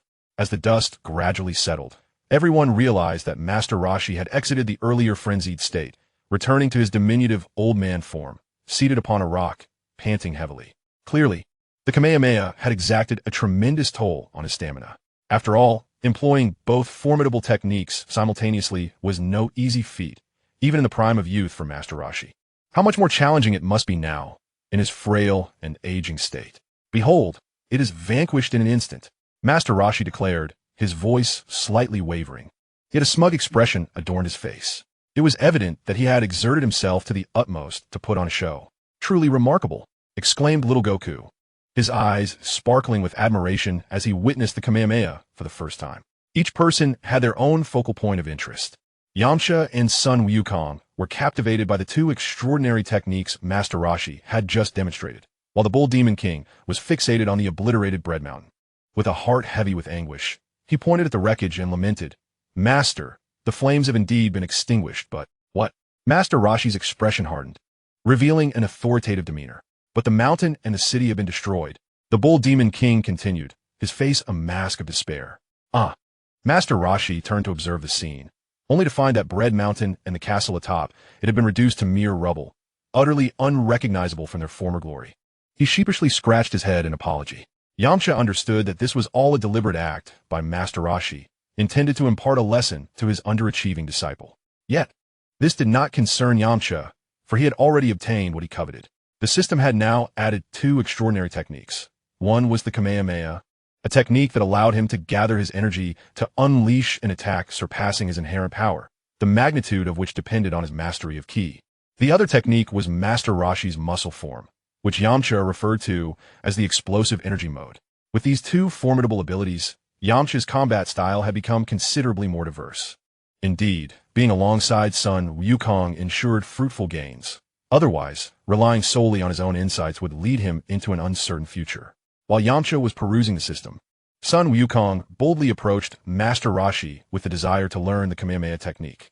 "To master the Kamehameha, you require 50 years of training," Master Roshi replied, noting Sun Wukong's youth and naturally reluctant to take on a disciple after so many years of abstaining from such burdensome endeavors. Upon hearing the 50-year requirement, Sun Wukong's mind momentarily stalled. It was not that he doubted his ability to learn, but rather that he could not comprehend the vastness of 50 years. With his limited mathematical knowledge, that number felt insurmountable. Observing Sun Wukong's bewildered expression, Master Roshi mistakenly assumed he had abandoned the quest to master the Kamehameha. While Master Roshi conversed with the Bull Demon King, Sun Wukong began to recall the movements of the Kamehameha, his body instinctively mimicking them. Suddenly, a flash of inspiration struck him. He positioned his hands in a blossom-like formation at his waist, and after a few moments of concentration, unleashed a powerful blast. An astonishing scene unfolded as a radiant wave of light emanated from Sun Wukong's hands, obliterating the nearby camper van into mere fragments. Yulong, who had been joyfully playing alongside Chi-Chi, was suddenly engulfed in fury, for his only camper had been destroyed by Sun Wukong. Apologetically scratching his head, Sun Wukong expressed his regret. Yulong, though initially displeased, readily accepted the apology, especially after Bulma promised to gift him a larger camper in compensation. Chapter 11. The Turtle Hermit's Refusal. Indeed, he is the grandson of Sun Gohan. The Ox King exclaimed, marveling at the revelation. What? The grandson of Sun Gohan? The Turtle Hermit suddenly awakened to the realization that this young boy before him was, in fact, the grandson of his disciple, Sun Gohan. No wonder his prowess was so extraordinary at such a tender age. He had effortlessly mastered the Kamehameha wave in a single attempt. Curiosity about Sun Wukong surged within him. Striding confidently towards Sun Wukong, he inquired, Child, how fares your grandfather, Sun Gohan? My grandfather has passed away, Sun Wukong replied, a hint of melancholy resonating in his voice. The depth of Sun Wukong's emotions regarding Sun Gohan was akin to the vastness of the ocean. Is that so? His departure is indeed lamentable, the Turtle Hermit said, his face etched with sorrow. However, as a man who had weathered the storms of 500 years, he had long since come to terms with the cycle of life and death. Still, he hadn't anticipated that his newly acquired disciple would also depart from him, leaving him with a sense of wistfulness. After a moment of grief, the Turtle Hermit swiftly regained his composure and extended a heartfelt invitation to Sun Wukong. Having not taken on a disciple in ages, he felt a burgeoning affection for the remarkably gifted Sun Wukong. How about it? Come train with me. Perhaps one day you may surpass me. Really? Sun Wukong's face blossomed with joy, but upon reflection, he remembered his promise to Bulma to help her find the Dragon Balls. Thus, he added, but I must first locate the final Dragon Ball. Not a problem, the Turtle Hermit replied with a pleased smile, his fondness for Sun Wukong, bolstered by his connection to Sun Gohan, deepening significantly. Meanwhile, Yamcha, witnessing Sun Wukong's successful apprenticeship, felt a stir of ambition within himself. Although he had already learned 2 of the Turtle Hermit's signature techniques, he recognized that the Turtle Hermit, a being who had lived for centuries, possessed far more than just a couple of skills. With a desire to benefit from this opportunity, he earnestly approached the Turtle Hermit, saying, Turtle Hermit, please accept me as well. The Turtle Hermit's expression shifted to one of seriousness as he finally took note of the young man before him. Upon closer inspection, his demeanor grew increasingly grave. Initially, Yamcha had not overly showcased his abilities, which led the Turtle Hermit to overlook his presence. However, now, under the Turtle Hermit's scrutiny, he detected that Yamcha's aura was surprisingly comparable to that of his disciple, the Ox King, and may even surpass it. It was noteworthy to consider that the Ox King had been practicing martial arts for 30 years, with few rivals aside from some ancient masters. A youth, scarcely in his teens, has astonishingly surpassed a martial artist who has diligently honed his skills for over 30 years, a master whom he himself had trained. Who is your teacher? Master Rashi inquired, his brow furrowed as he addressed Yamcha. I am self-taught, with no master, Yamcha replied with a smile. While Yamcha's foundational skills were acquired in a martial arts school, his most esteemed techniques, such as the Wolfang Fist and the Phantom Fist, were developed through his own research, exemplifying his extraordinary talent. Self-taught, indeed intriguing. If you wish for me to teach you, you must earn my acknowledgment. Master Rashi stated with gravity. How can I gain your recognition? Is it akin to what Sun Wukong did earlier? Yamcha asked respectfully. Master Rashi shook his head and assumed a starting pose. In an instant, Yamcha understood that this acknowledgement entailed a test of his martial arts foundation and prowess. Naturally, Yamcha, eager to elevate his skills and identify his shortcomings, was not one to be coy. Pardon my intrusion, he said, before transforming into a blur as he lunged toward Master Rashi. The Phantom Fist? No, not quite. Master Rashi swiftly discerned the subtle differences between Yamcha's attack pattern and his own version of the Phantom Fist, which emphasizes baiting the opponent, while Yamcha's variant prioritized speed. The sheer velocity startled him momentarily. However, being a seasoned martial artist, he quickly regained his composure, sidestepping effortlessly to avoid Yamcha's assault. Yamcha, aware that he could not expect to strike Master Rashi with a single blow, swiftly rotated his body and launched a fierce flying kick aimed at Master Roshi's chest. Not bad. Your strength is commendable, but your intentions are all too clear.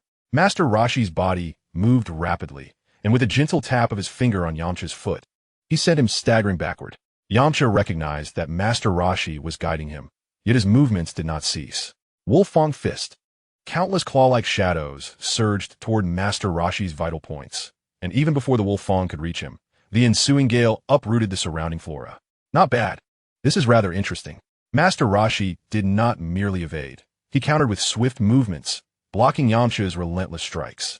Realizing his attacks were ineffective, Yamcha felt a surge of inspiration and decided to escalate the encounter.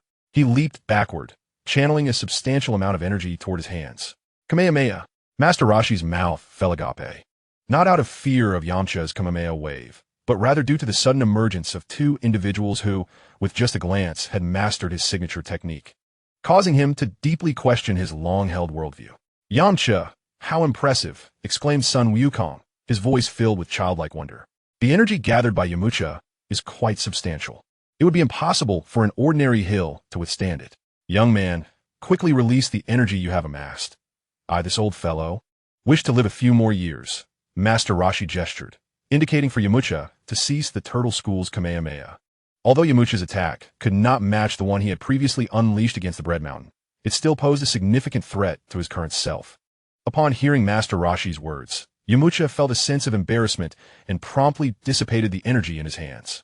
Master Roshi, what do you think of me? Yamcha inquired with a smile. Quite impressive. I had thought that Sun Wukong was a rare genius, yet your strength has also taken me by surprise.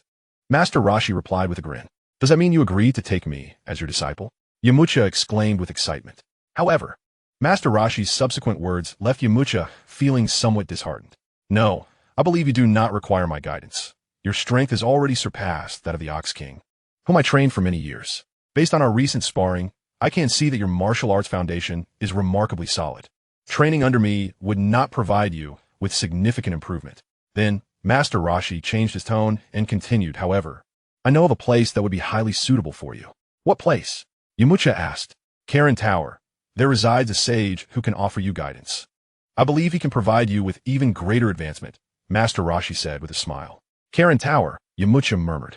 He was well aware of that location, but his initial intention was to train under Master Roshi for a while before heading there.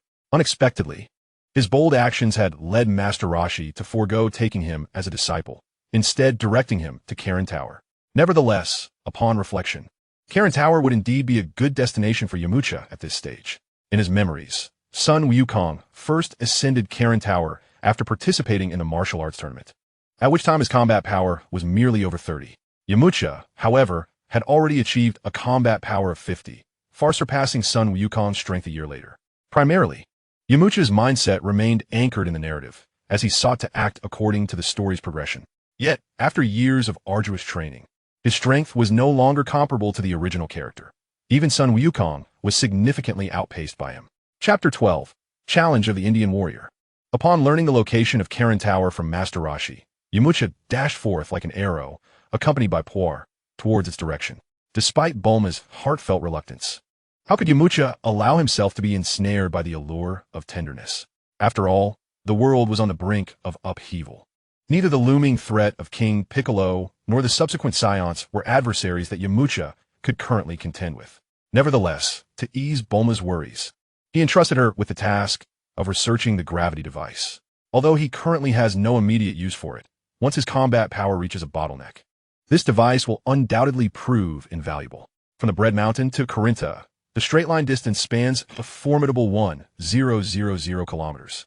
Yamcha endured a grueling week of arduous travel before finally arriving at the location of Corinta. Along the way, he encountered a few robbers and monsters. However, their strength was rather feeble, and the rewards bestowed by the system were meager. The total number of talent points earned paled in comparison to those obtained from defeating Sun Wukong. Yet any reward, however small, was better than none. Master Yamcha, look at that towering spire over there. That must surely be the Corinta spoken of by Master Roshi, exclaimed Puar, excitement radiating from his every word. After half a month of relentless travel, Puar had been thoroughly exhausted by the ordeal alongside Yamcha, though it merely rode upon Yamcha's shoulder. The daily trek of hundreds of kilometers had left Poir utterly fatigued. Now, upon catching sight of Corinta, it understood that the days of hardship were finally coming to an end. Yamcha turned his gaze in the direction Poir indicated and beheld a magnificent, slender tower that seemed to ascend endlessly into the clouds. Even though he had anticipated its grandeur, witnessing Corinta in person left him profoundly awestruck by its majesty and height. The existence of such a colossal structure hinted at the presence of extraordinarily powerful beings on Earth in times past. After consuming some provisions, Yamcha set off once again towards the base of Corinta. Despite having glimpsed the tower, he was still quite distant from it. As the saying goes, a distant mountain is hard to climb, and it took him the better part of half a day to reach a primitive tribe concealed within a dense forest. The sacred ground of Corinta is renowned as the birthplace of martial arts on the entire globe, for Master Karen has lived for over 8 centuries. Aside from the portly figure in the heavenly temple, he can truly be regarded as a living fossil of Earth. Just as Yamcha was a mere kilometer away from Corinta, he was confronted by a tall and imposing Native American warrior who barred his path. The warrior wielded a rough-hewn spear, despite his towering stature and robust physique. Yamcha sensed that his strength was only slightly above that of an ordinary person. Beyond lies the sacred ground. No passage permitted, the warrior declared. Yamcha understood that this was one of the Native Americans guarding the area beneath Corinta. Thus he refrained from making any rash moves. Instead, he stood still as a statue, patiently awaiting the warrior's approach. Before long, the burly figure adorned in Native American attire strode towards him, his skin a deep shade reminiscent of coal, adorned with a necklace of mysterious animal teeth. His gaze was filled with vigilance, akin to a watchful lion, fixated intently on Yamcha. "Little one, this place is not for you to tread," he scoffed, yet his movements were cautious, as if facing a formidable adversary.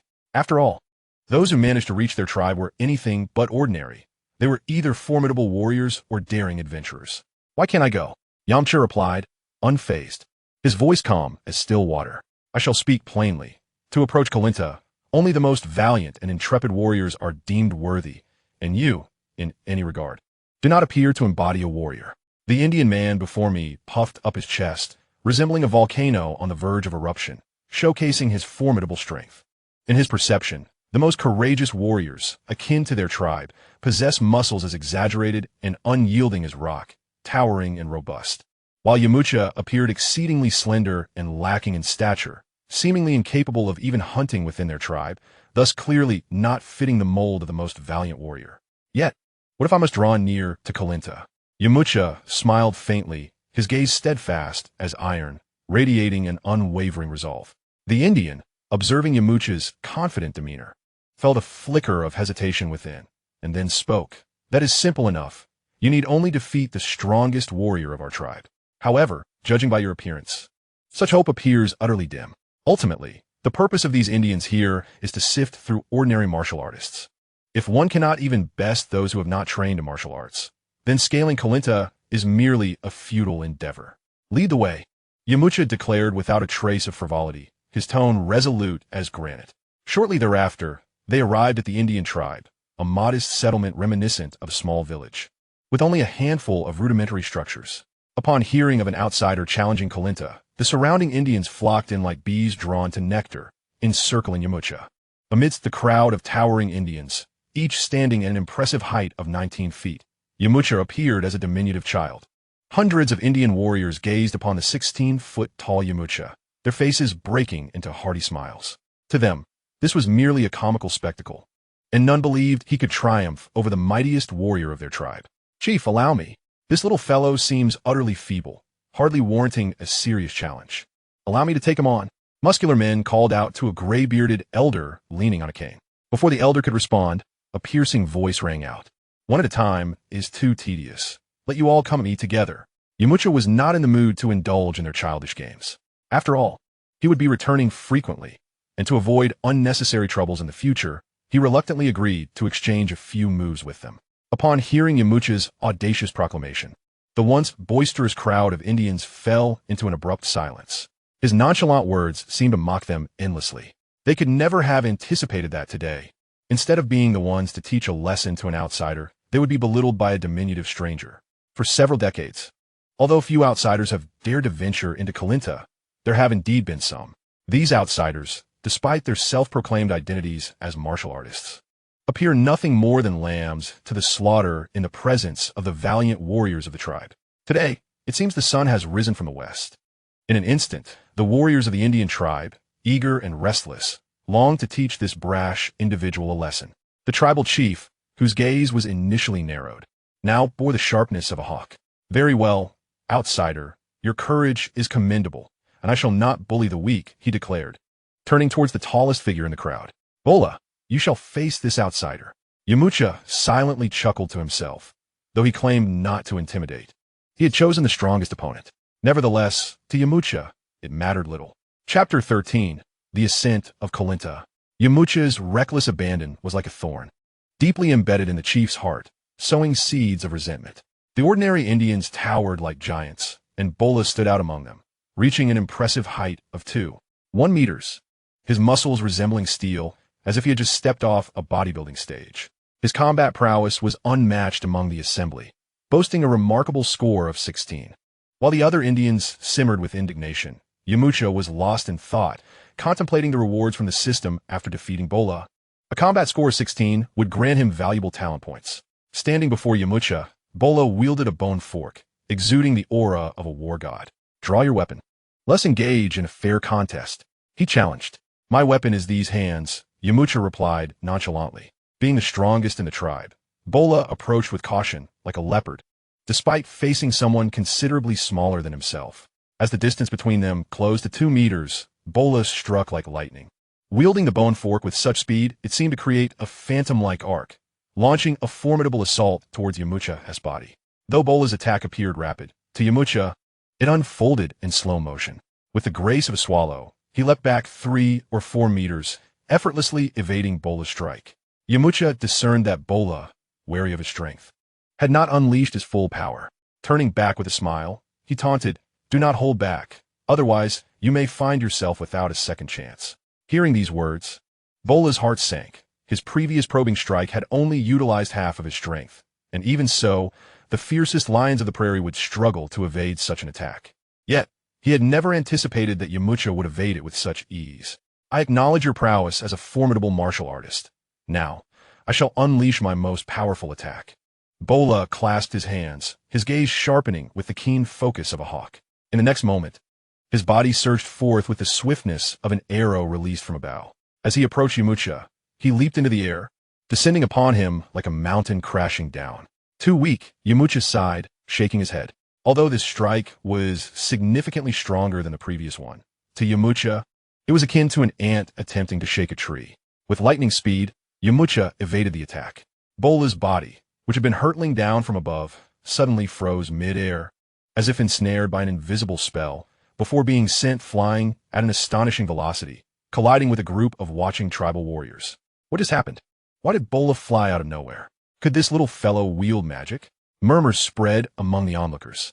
Amidst the speculation, Bola struggled to his feet. Only, as the participant, understood the sheer swiftness of Yamcha's assault, which struck like a tempest. Though he glimpsed the afterimage of Yamcha, it was too late for any reaction. He could merely watch as the attack landed upon him. What astonished him further was that Yamcha's strike was not delivered with great force, but merely a gentle tap of a finger. Yet, this seemingly trivial gesture felt like being struck by a fully grown dinosaur, leaving half of his body numb and still aching even now. He finally comprehended the vast chasm separating their strengths. "I have lost," he admitted sincerely. As the mightiest warrior of the tribe, this encounter had truly unveiled the reality of his own capabilities. How pitifully weak. "This is rather dull," Yamcha mused inwardly. However, he was pleased to discover that defeating Bola had earned him 4 talent points as a reward from the system. With the tribe's most valiant warrior defeated, Yamcha, as the guardian of Korinta, faced no further obstacles in approaching the Korinta itself. Soon, under Bola's guidance, Yamcha arrived at the foot of Korinta.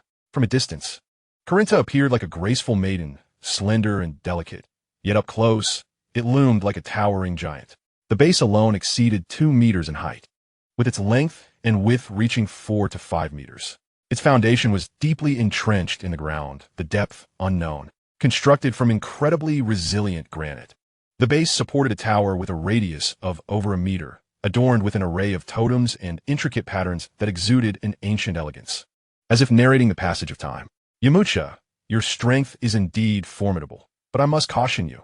Challenging Karinta is a matter of life and death. A moment's carelessness could lead to your demise, Bola said with utmost seriousness.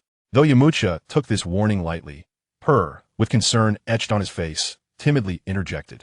Young Master Yamcha, do not fret, Purr. Just hold on me tightly, Yamcha reassured him. After bidding farewell to Bra, Yamcha stomped his foot and leaped into the air, ascending with the swiftness of an arrow released from its bow. He soared to a height of approximately 100 meters above the ground before landing steadily atop the tower. This astonishing display of agility left the onlooking Indians utterly astounded. Their mouths agape, as if to accommodate a chicken egg, although his earlier battle with Bra had already revealed a portion of his strength. This singular leap exceeded their wildest imaginations. Perhaps he truly could succeed, Bra mused inwardly. While the crowd continued to marvel, Yamcha had already vanished from their sight. Upon the tower, shrouded in clouds, he resembled a lithe lone wolf, racing with the speed of lightning. Occasionally glancing back, he observed the tower's distorted appearance due to the altitude, as if caught in a fantastical optical illusion. As he ascended further, the oxygen in the air grew increasingly scarce, and the temperature plummeted as if he had plunged into an ice cavern. The precise height of Karen Tower remained unknown, yet according to the original text, the formidable Sun Wukong, with a battle power of approximately 30, had taken 2 full days and nights to ascend. Based on Yamcha's estimations, he had likely penetrated the middle layer of Earth's atmosphere. Yamcha sprinted for 20 kilometers before pausing to rest at the stratospheric level of Earth. Here, the air had thinned to extremes, making survival difficult for ordinary humans. Only seasoned martial artists could endure. In order to conserve his energy, Yamcha was compelled to slow his pace. While he possessed the ability to soar through the skies using the technique of flight, the climb of Karen Tower was a trial in itself. Not yet having reached the pinnacle of the world, Yamcha was not inclined to seek comfort. Moreover, the ascent of Karen Tower was intrinsically a test imposed by the Sage Karen, designed to gauge the challenger's strength through their climbing speed. After a brief respite, Yamcha resumed his journey. After running for another 3 to 4 hours, he finally beheld a circular pinnacle, reminiscent of a dazzling jewel, radiating a mysterious glow amidst the clouds. Master Yamcha, we are nearly there, Purin exclaimed, unable to conceal his delight.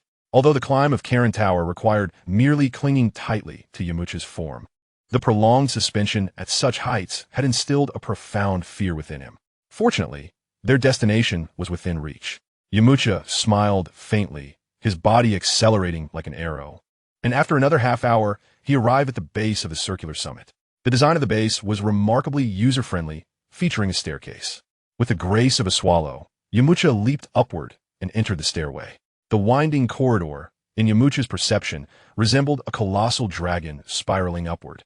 Upon traversing the passage, he emerged into a spacious area reminiscent of a pavilion, albeit one of considerable expanse, covering several hundred square meters. Above the platform, there was an additional level, culminating in a parasol-shaped roof. Yamcha understood that this roof served not only to shield from the elements, but also as the foundation leading to the celestial temple. Not far from the entrance, several large water tanks were placed alongside a petite bed. These 3 extraordinary tanks resembled mirrors of time, offering glimpses into the past, present, and future. Filled with curiosity, Yamcha gently lifted the lid of the first tank, and in an instant, the surface of the water unfurled like a vibrant painting, akin to a cinematic projection. Within it, he beheld the scene of his own training in the desert, indicating that this tank represented the past. Next, Yamcha opened the middle tank, revealing an image of Bulma. At that moment, she was situated in a classroom, despite the ongoing lesson. Her attention was not on the teacher or the blackboard, but rather gazing out the window. Clearly, Bulma held little interest in the teachings of the school, and the scene reflected the present, resembling a live surveillance feed. Finally, upon opening the last tank, Yamcha was initially met with a mist-shrouded image. As he continued to observe, a figure emerged. Astonishingly, it was himself, enveloped in a mysterious energy. Suddenly, the eyes of Yamcha within the tank deepened, as if he had traversed the river of time and was now gazing back at himself. The next moment, a searing pain erupted in his head, overwhelming him. The Yamcha in the tank seemed to be issuing a warning. The future was unpredictable. Alarmed, Yamcha hastily closed the lid, unwilling to delve further. Leaving the first floor, Yamcha ascended the staircase with the swiftness of an arrow, arriving at the second floor in a flash. Upon reaching the second floor, he spotted a white-haired cat, about a meter tall, smiling at him with a warmth reminiscent of the spring sun. Holding a cane and squinting slightly, it resembled a kind-hearted elder as it spoke softly. "Young man, you have remarkably scaled Karen Tower in merely half a day. That is quite an achievement." Before Yamcha could respond, Puar, who had been hiding within his clothing, suddenly leapt out like an inquisitive child. Gazing at the cat before them, Puar exclaimed in astonishment, "Oh, there's a cat here too." The cat's previously enigmatic demeanor shattered in an instant, as if an impenetrable wall had been easily breached. For many years, no one had dared to refer to it as a cat. It was revered as Master Karen. Clearing its throat with a hint of pride, it declared, "Ahem, what cat? I am Master Karen." With a glance at Puar, it continued, "You are fortunate to accompany this young man. It speaks to your great fortune." Indeed, Yamcha is immensely powerful, Puar affirmed, convinced that Yamcha was undoubtedly the strongest person on Earth. "Stay humble," Yamcha replied with a gentle smile, addressing Puar. He then bowed deeply to Master Karen, saying, "Master Karen, it is an honor to greet you." Habitually, he accessed the system to check Master Karen's information. Name, Karen. Combat power, 180. Mental strength, 500. Talent, 72. Lineage, Earth Cat Tribe. Skills, Phantom Fist, Sky Dance Technique, Breath Perception, Mind Reading, Foresight. As the venerated leader of martial arts on Earth within the Dragon Ball universe, the Cat Sage undoubtedly surpasses the current Yamcha by a considerable margin. With a combat power of 180, he stands as a paragon of strength on Earth. His mental fortitude far exceeds that of Master Roshi, perhaps a testament to the accumulation of wisdom over centuries. His talent score is also quite high. Had it not been for the influence of Earth's martial arts, his combat prowess would likely be far greater. The Cat Sage fixed his gaze upon Yamcha and declared in a booming voice, "Young man, you have ascended to Karen Tower in search of the sacred water. Have you not?" Yamcha, with sincerity in his eyes, candidly articulated his true intention. "No, I have come here seeking your guidance in my training." He understood that the sacred water was not as miraculous as the legend suggested. It was the Cat Sage's training that would enhance his abilities. As for the other water that might augment combat power, it was not meant for human consumption. Recalling memories from a past life, he knew that if a righteous individual ascended to Karen Tower, the Cat Sage would guide their cultivation and, through trials, would provide them with the sacred water. However, those with impure thoughts or malevolent intentions would be offered the toxic super divine water instead, with survival after consumption reserved for those of exceptional constitution. Yamcha's words left the Cat Sage momentarily stunned, causing him to swallow the prepared retort. "Young Master Yamcha, have you mistaken me? We are both cats. How could I instruct you in your training?" Puar, looking bewildered, interjected. Just then, a sudden tap on Puar's head sent him tumbling from the air. "Ouch, that hurts!" he exclaimed, cradling his head in pain. Such incredible speed, Yamcha mused inwardly. Observing the seemingly harmless Cat Sage, one would never suspect such a swift and decisive action. Having just dealt with Puar's teasing, the sage had moved with remarkable speed, striking Puar's head with his cane. Even Yamcha could barely catch a glimpse of the motion, only seeing a fleeting shadow. "Enough, Puar. What compelled you to speak so recklessly? Apologize to Master Karen at once," Yamcha admonished as he crouched to comfort Puar. Puar, recognizing the gravity of the situation, timidly uttered, "I'm sorry, Master Karen. You are quite amusing. Since you wish for me to guide your training, perhaps you should show some form of appreciation. I cannot simply squander my time accompanying you in play. After all, I have pressing matters to attend to," the Cat Sage remarked with a squint and a smile. To which Yamcha thought, what business could a cat possibly have atop Karen Tower? Nevertheless, he maintained a courteous demeanor, replying, "Of course. How could I possibly burden you without offering something in return?" Turning to the recovering pool, he stated, "Please retrieve the contents from capsule number 1.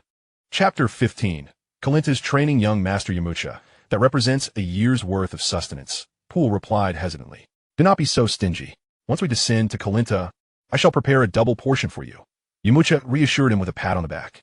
In the next moment, a container of considerable size materialized on the open ground, revealing dozens of large water tanks brimming with countless fish of various sizes. Such an abundance of fish. The once composed Cat Sage's eyes sparkled with excitement, his previously half-closed eyes now wide open. For many years, due to his duties, he had been unable to descend to Kalinta, although he could use magic to procure some fish from the ground. The distance of several kilometers between Kalinta and the surface made it unwise for him to casually employ his powers. He would only do so occasionally when tempted. Having not witnessed such a vast quantity of fish for centuries, to him, this was a veritable feast, and the diversity of fish was astonishing. Thanks to the capsule's capabilities, they remained remarkably fresh, many of which were species not found nearby, causing the cat sage to salivate uncontrollably. Even with his profound cultivation, his tranquil heart began to waver in the face of such temptation. Since you are so perceptive, I shall take it upon myself to instruct you well. Now, gather these fish. The cat sage coughed lightly, adopting an air of authority as he squinted his eyes. Yamcha promptly utilized the capsule to gather all the small fish respectfully and handed it to the cat sage. Without further ado, the cat sage swiftly accepted the capsule and concealed it beneath his fur. The so-called training would commence with the cat sage's traditional exercise, seizing the water jug. Pointing to a statue in the center, the cat sage indicated, "Your sole objective now is to devise a way to obtain that water jug resting atop the statue." Yamcha examined the jug. It was positioned not too high, and the statue was merely 5 to 6 meters away, allowing him to reach it with a single movement. However, he surmised that the cat sage would not make it that easy. "Then I shall begin," Yamcha declared. With that, he swiftly charged toward the jug. But just as his hand was about to touch it, his body was abruptly struck, sending him rolling aside. Despite his preparations, he was caught off guard by the cat sage's sudden attack. Indeed, it was not so simple. Unfazed, Yamcha sprang back to his feet and charged towards the jug once more. Yet, no matter which direction he approached from, the cat sage always managed to knock him away before he could reach it. "Is this all you are capable of?" The cat sage's voice echoed from behind Yamcha. Yamcha remained silent, rising once more with a smile directed at the cat sage, proclaiming that the earlier exchange was merely a warm-up and that the true contest was about to commence. In the next moment, his figure began to blur, accompanied by countless afterimages as he raced toward the kettle from all directions. Afterimages, indeed? This could confuse an ordinary person, but for me, your movements bear no significance whatsoever. In the blink of an eye, Yamcha was sent flying once again. "Young man, while your speed is commendable, you are overly fixated on what you see. You must calm your spirit and attune yourself to both your own energy and mine," the cat sage remarked in a tone devoid of embellishment. Addressing the flaws in Yamcha's attacks, "Your energy, within my perception, resembles a massive light bulb. No matter the martial techniques you employ, they are rendered ineffective." Yamcha understood that the cat sage was imparting wisdom on how to harness his inner energy. Over the past 3 years since his arrival in this realm, he had devoted himself to training, focusing primarily on enhancing his combat prowess. Though his fighting capabilities had improved significantly, he had scarcely grasped the deeper intricacies of martial arts, and his control over energy remained exceedingly rudimentary. Despite being aware of various developmental trajectories within the martial arts of the Dragon Ball universe, he lacked the precise methodologies, which were precisely what the cat sage provided. With the cat sage's direct guidance, Yamcha rapidly solidified his foundation, diminishing the flaws within his physique. Previously, he had relied solely on his formidable strength to compensate for his physical missteps, but now he was addressing these flaws at their core.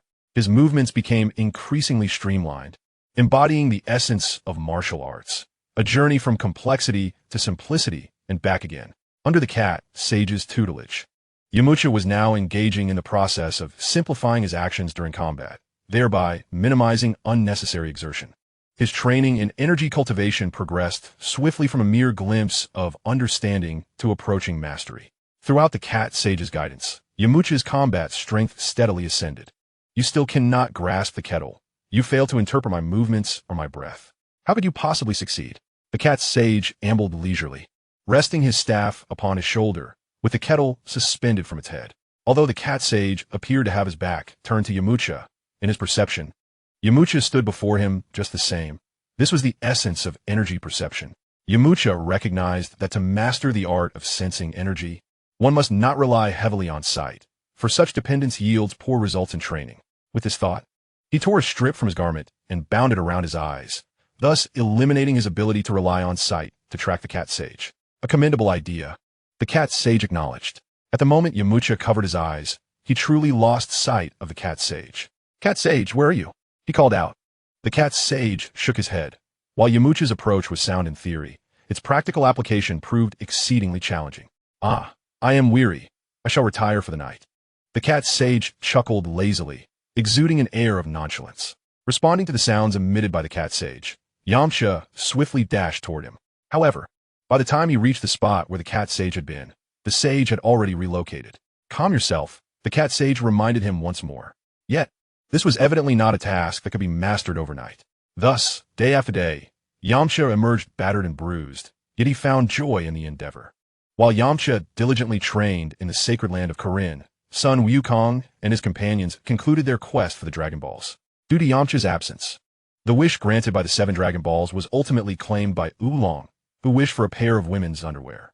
Bulma returned to West City as the second semester was about to commence, while Goku set off for the island where Master Roshi resided, eager to train under his guidance.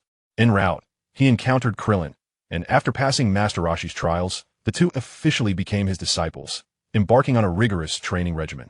As the days passed, Yamcha, subjected to this intense training, found himself increasingly exhausted, yet oblivious to the subtle improvements in his ability to sense energy. One day, as usual, he pursued the cat sage with his eyes covered atop Corinne Tower. His body had become more agile than before, and his movements were no longer as reckless. He began to consciously attune himself to the flow of air around him, striving to capture the faint energy emitted by the cat sage's movements. The cat sage deliberately slowed his pace, curious to see if Yamcha could detect the change. Suddenly, Yamcha sensed a gentle current of air approaching from his left. With a spark of intuition, he lunged to the left without hesitation. Oh no! Yamcha missed and collided with a nearby pillar. Haha, Yamcha, you're beginning to sense it. But your accuracy still leaves much to be desired. The cat sage's voice came from his right. Rubbing his sore head, Yamcha remained undeterred and excitedly exclaimed, Cat sage, I truly felt something on my left just now. It seems I am not far from success. Do not let pride cloud your judgment. You still have a long journey ahead, the cat sage replied, shaking his head as he continued to guide Yamcha. A few days later, Yamcha's progress became increasingly evident. No longer did he rush blindly about. Instead, he could roughly ascertain the cat sage's position based on the flow of energy. On one particular day, the cat sage waved his staff with a water container before Yamcha, who took a deep breath and focused his mind. The distribution of energy around him became vividly clear in his mind, and he sensed that the cat sage was not far ahead. Cautiously, Yamcha moved toward the direction of the cat sage, each step light and deliberate, striving to minimize noise so as not to disrupt his perception. As he approached the cat sage, he suddenly extended his hand, reaching for the water container. The cat sage was mildly startled. He had not anticipated that Yamcha could so precisely locate the water jug this time. Nevertheless, with a graceful sidestep, the cat sage evaded Yamcha's attempt. Well done, Yamcha. You have indeed begun to accurately sense my position and aura, yet your speed still leaves much to be desired, the cat sage remarked with a nod of approval. Although Yamcha had not succeeded in capturing the water jug, he was nonetheless elated, for he recognized his own progress. While he had yet to reach the level of Sun Wukong, who had grasped aura perception within 3 days, he felt he was close to a breakthrough after half a month of diligent practice. As time passed, Yamcha's ability to perceive aura had ascended to new heights. He could not only accurately sense the presence of those around him, but also discern their strength based on the intensity of their aura. During a simulated battle with the cat sage, Yamcha, utilizing his remarkable aura perception, successfully retrieved the water jug from the sage's staff. However, calculating the time, he realized he had been atop the Corinne Tower for 20 days. Yamcha took large gulps of the super holy water, fully aware that it was merely ordinary water with no effect on his strength. Yet, he was still curious about its flavor. After several swigs, his parched lips were finally moistened, though it served no other purpose. Stop drinking and come over to grill some fish. The cat sage was busily preparing fish on a grill nearby. Ever since tasting Yamcha's grilled fish, he had developed a fondness for it. Yamcha set down the water jug and swiftly approached the cat sage, skillfully picking up seasonings to enhance the flavor of the fish. The cat sage watched the fish intently, nearly drooling in anticipation. Before long, the aroma of the grilled fish wafted through the air. Unable to contain himself, the cat sage seized a fish and began to devour it with delight. This tastes exquisite, Yamcha. Your culinary skills are improving remarkably.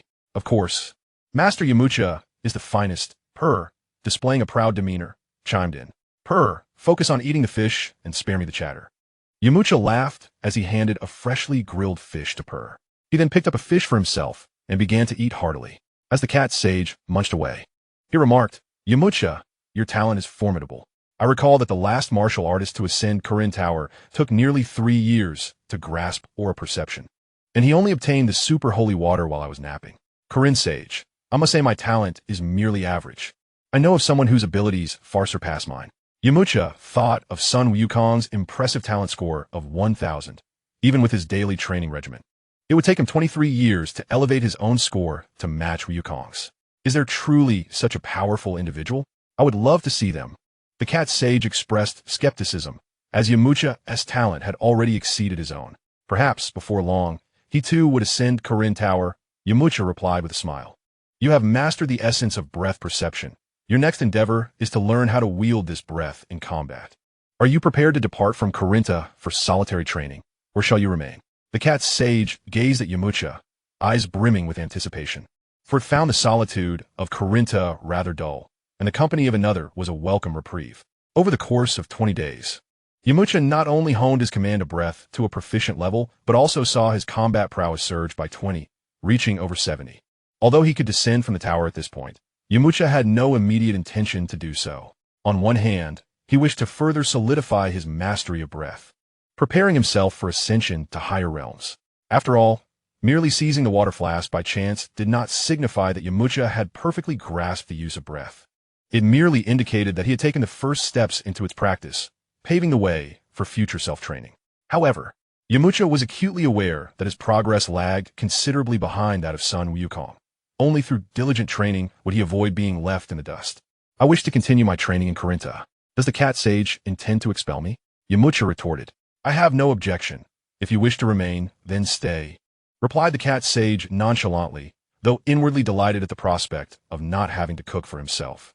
During this period, under the guidance of the system and the cat sage's teachings, Yamcha categorized the use of breath into 5 distinct levels: beginner, proficient, minor mastery, major mastery, and perfection. Seizing the super sacred water flask merely constituted the beginner stage, while the cat sage epitomized the level of perfection. His progress was a full 10-fold slower than Sun Wukong's.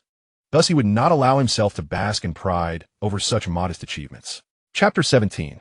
The Objective of West City. In the time that followed, although Yamcha remained engrossed in his training at Kirinta, most of it was solitary, with only occasional sparring sessions with the cat sage.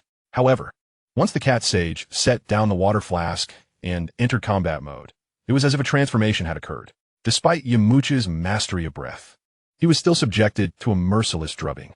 After all, the cat sage had spent hundreds of years refining his breath mastery.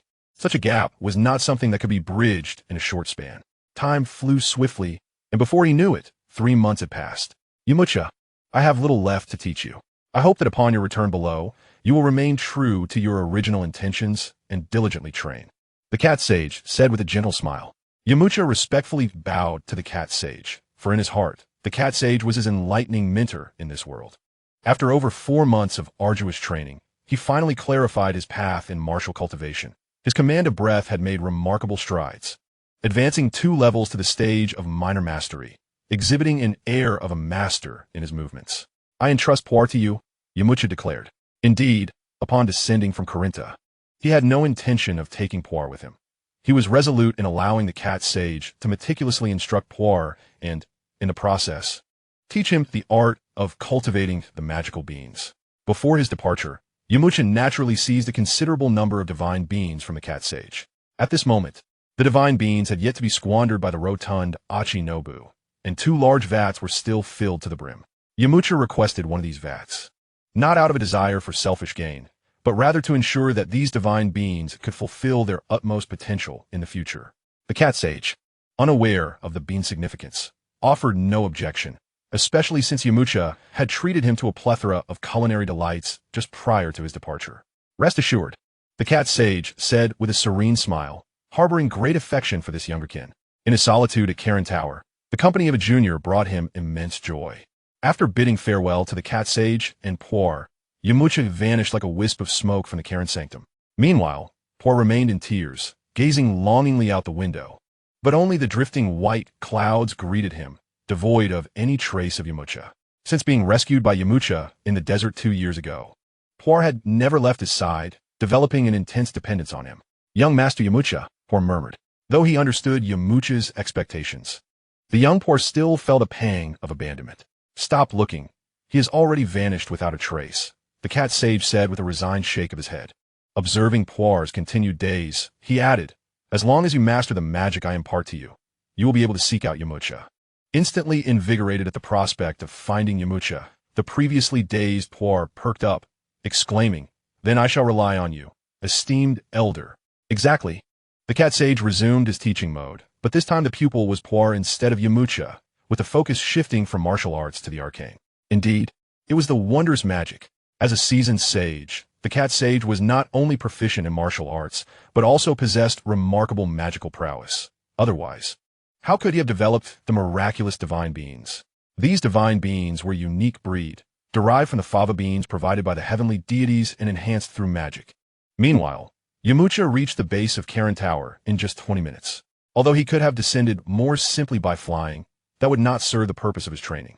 With his mastery of energy techniques, now at a modest level, Yamcha was capable of navigating a 90-degree tower with ease, no longer requiring the use of both hands and feet as he had previously. Over the past 4 months, he had scaled Karen Tower numerous times, a training regimen designed by the cat sage to acclimate him to the thin air of high altitudes. Upon descending, he encountered Bra, who had just returned from a hunt, accompanied by a child of about 4 or 5 years of age.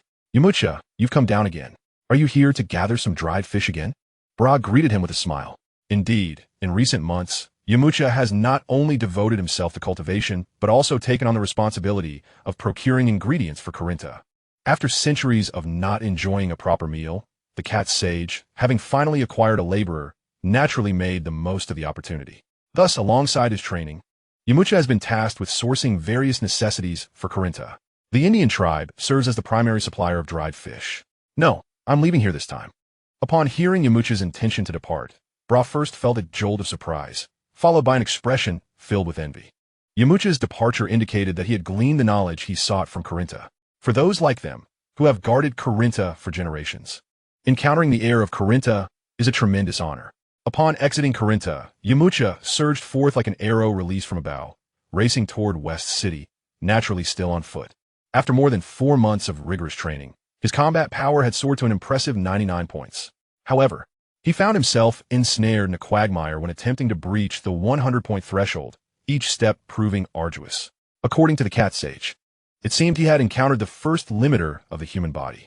Should he succeed in breaking through this barrier, his combat prowess would ascend like a rocket. Conversely, failure to do so would forever confine his strength at 99 points. Even the omnipotent cat sage could offer no assistance in this critical moment. It was now solely up to Yamcha to strive for a breakthrough. Each race possesses a distinct limiter. For instance, the Saiyans have a staggering first limiter of 3 million combat power. Once they surpass this threshold, they not only continue to enhance their strength, but can also unlock the Super Saiyan mode, akin to a phoenix reborn from the ashes. While Earthlings are prone to the constraints of physical limiters, they generally find it somewhat easier to break through compared to Saiyans. In Yamcha's understanding, these limiters are akin to shackles on bodily strength, barriers to the limits of physical endurance. The most effective way to enhance one's physical capacity, without a doubt, is through dedicated training in a gravity chamber. Yamcha estimated that at this very moment, Bulma must have successfully constructed the gravity chamber. Eager to reunite with Bulma, Yamcha abandoned the time-consuming and labor-intensive conventional methods, opting instead to employ the instant transmission technique. As Yamcha's combat power surged, his speed in flight increased correspondingly. At this moment, when Yamcha exerted himself fully in utilizing the instant transmission technique, he moved with lightning speed, reaching up to 200 kilometers per hour. In just 5 hours, he traversed over 1,000 kilometers, arriving at West City. Chapter 18, A Reunion. As he approached West City, Yamcha descended gracefully like a light bird to avoid unnecessary trouble. After all, this world is not only rich in martial arts, but also boasts advanced technology. Should he suddenly burst into West City from the air, perceived as an intruder and met with hostility, it would indeed spell significant trouble. Upon entering the Western capital, Yamcha felt as though he had immersed himself in a sea of technological civilization. Towering skyscrapers stood like colossal trees, while the wide avenues resembled an intricate web, bustling with various automobiles racing by like agile dragons, painting a picture of prosperity and vibrancy. Countless flying vehicles traversed the sky, darting about like shooting stars. This world appeared as a torn canvas, juxtaposing the bustling chaos of a metropolitan city with the simplicity of ancient villages. Moreover, the population density in the western capital was extraordinarily high. Pedestrians hurried about, reminiscent of the bustling scenes from a grand city in a past life. Notably, in addition to ordinary humans, there existed an array of animal-like beings, coexisting in an extraordinarily natural and harmonious manner. Before long, Yamcha inquired about the location of Bulma's residence. The Bulma household was situated to the north of the western capital, surrounded by clusters of lavish villas, clearly a sanctuary for the affluent. What set the Bulma residence apart was its distinctiveness. Amidst the predominantly 2- and 3-story villas, it loomed like a majestic castle, resembling a gigantic inverted bowl, exceptionally eye-catching. Its height reached several dozen meters, making it an imposing presence in the villa district. On the outer wall of the castle, the words Capsule Corporation were inscribed, signifying the emblem of the Capsule Corporation. Yamcha pressed the doorbell at the entrance, and shortly thereafter, a robot emerged. "Good day, sir. Welcome to Capsule Corporation. How may I assist you?" The robot inquired, its expressions shifting in a manner akin to a human, exhibiting a level of intelligence far superior to any robot Yamcha had encountered in his previous life. "Please, could you summon Bulma?" Yamcha requested. "I apologize, but Miss Bulma is currently not at home," the robot replied, spreading its hands in a gesture of regret. Its lifelike mechanical body and remarkably human-like expressions led Yamcha to ponder if this robot harbored a soul within its head. Unwilling to wait idly like a lifeless log for Bulma's return, Yamcha addressed the robot. "Could you kindly inform Bulma that her friend Yamcha is here to see her?" The robot nodded in acknowledgment and replied, "Oh, please hold for a moment, sir. I will contact Miss Bulma right away." As it spoke, the robot accessed its back-end system to reach out to Bulma. At that moment, Bulma was attending class at the second high school of the western capital, where the teacher was incessantly lecturing at the blackboard. However, Bulma found herself utterly disinterested, as the knowledge imparted was already second nature to her, thanks to the exceptional genes inherited from Dr. Brief. Attending class had become merely a means to experience life and escape her parents' incessant nagging. To Bulma, school felt like a stifling prison, while the great outdoors represented a realm brimming with infinite possibilities and adventures. She would rather brave the wilderness, cutting through thorns, than endure the monotonous lectures within the confines of classroom. In her eyes, the students at school appeared as immature as unripe fruits, utterly devoid of intrigue. Nothing could compare to the exhilarating adventures in the great outdoors. Following her recent quest for the Dragon Balls, she had forged connections with numerous formidable martial artists. In an instant, a vision of a handsome youth materialized in her mind, possessing immense strength and a gentle demeanor. As she pondered, an involuntary blush crept across her cheeks. At that moment, she was jolted by a sudden collision, accompanied by a teasing voice that echoed in her ears. "My dear princess, are you daydreaming about your Prince Charming again?" It was her classmate, Maria, who spoke. "You little pest," Bulma retorted, her face flushed with indignation. Just then, her smartwatch emitted a series of soft beeps, as if beckoning her from afar. Eagerly, she pressed the activation button, and in an instant, a torrent of text flooded the watch's display. "Yamcha has finally come to find me." A radiant smile blossomed on Bulma's face, oblivious to the inquisitive gazes of her classmates and teachers. Like a delicate butterfly, she hastily stuffed her books into her backpack and dashed out of the classroom without a backward glance. In any realm, the affluent and powerful are akin to privileged aristocrats. As the heiress of the world's largest corporation, Bulma's actions in school went unchallenged by anyone. Exiting the classroom, Bulma stepped into the corridor. But instead of heading towards the stairwell like the others, she leapt onto the railing with the grace of a nimble leopard, and without hesitation, she jumped down. It is worth noting that she was on the 10th floor of the academic building. As she descended, she swiftly retrieved her universal capsule remote from her pocket. And in the next moment, a jet-powered motorcycle materialized beneath her.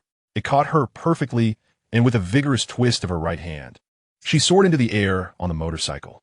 This seamless series of actions clearly demonstrated that it was not her first endeavor of this kind.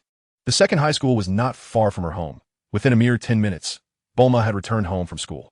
As soon as she landed, she spotted Yamcha waiting at the door. Disembarking from the flying motorcycle, she dashed towards him like a joyful little bird, her face adorned with a smile as radiant as spring blossoms.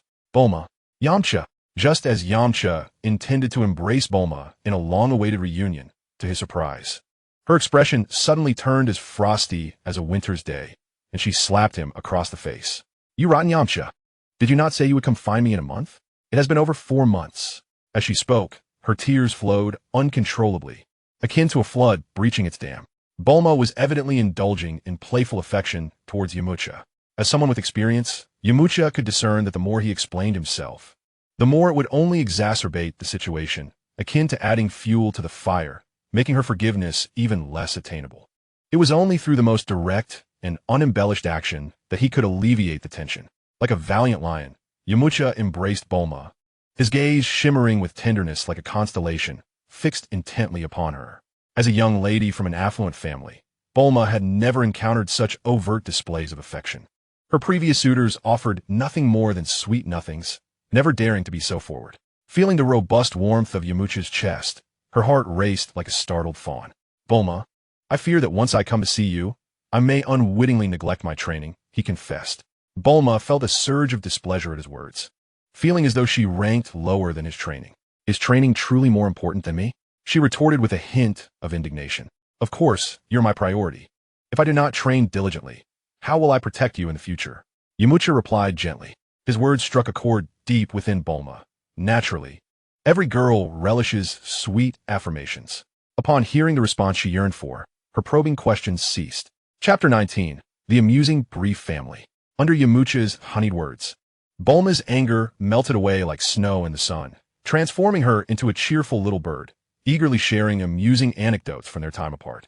Every girl in love is akin to a tome brimming with tales, possessing endless words to share with her beloved. Bulma took Yamcha's hand, leading him towards a grand, castle-like residence. As they passed through the glass sensor door, it felt as though they had stepped into an expansive, dreamlike realm. The hall was devoid of human presence, save for the industrious silhouettes of robots. Whether it was the cleaning bots or the receptionists, they were all machines. Clearly, the prevalence of robots in her household was astonishingly high. These so-called cleaning robots were no longer the disc-shaped devices of the past. Rather, they were fully humanoid robots, donned in human attire, resembling domestic caretakers diligently sweeping every corner of the hall. Upon seeing Bulma enter, one approached respectfully, addressing her, "Welcome home, Miss Bulma." Bulma nodded in acknowledgement and inquired, "Where's Mother?" The cleaning robot lowered its head, pondering for a moment before responding. "At this hour, she is likely in the garden." "Is that so?"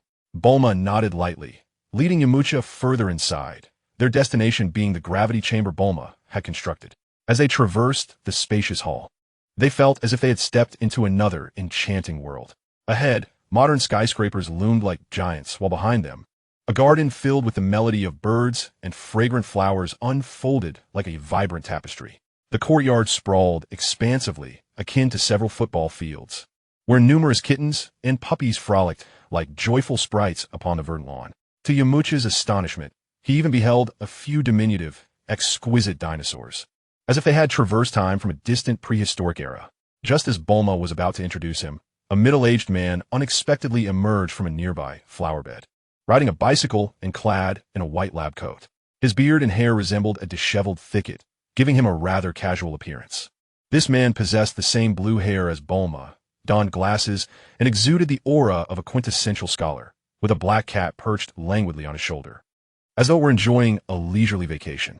Recognizing his distinctive attire, Yamcha immediately identified him as Bulma's father, Dr. Brief, a leading scientist in this world. Doctor. Brief nonchalantly cycled over to Bulma and remarked, "Ah, Bulma, you have returned." To which Bulma softly replied, glancing at Yamcha beside her. Bulma wore a sly smile and teasingly inquired, "Who is this young man by your side?" with a playful wink at Bulma.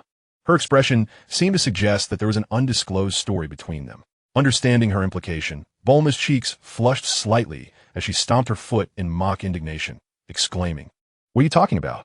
I already told you, this is my friend Yamcha." "Oh, I see." Dr. Brief laughed heartily, his gaze insinuating disbelief. However, the more Dr. Brief chuckled, the more Bulma's expression darkened. Just then, a stylishly dressed woman approached.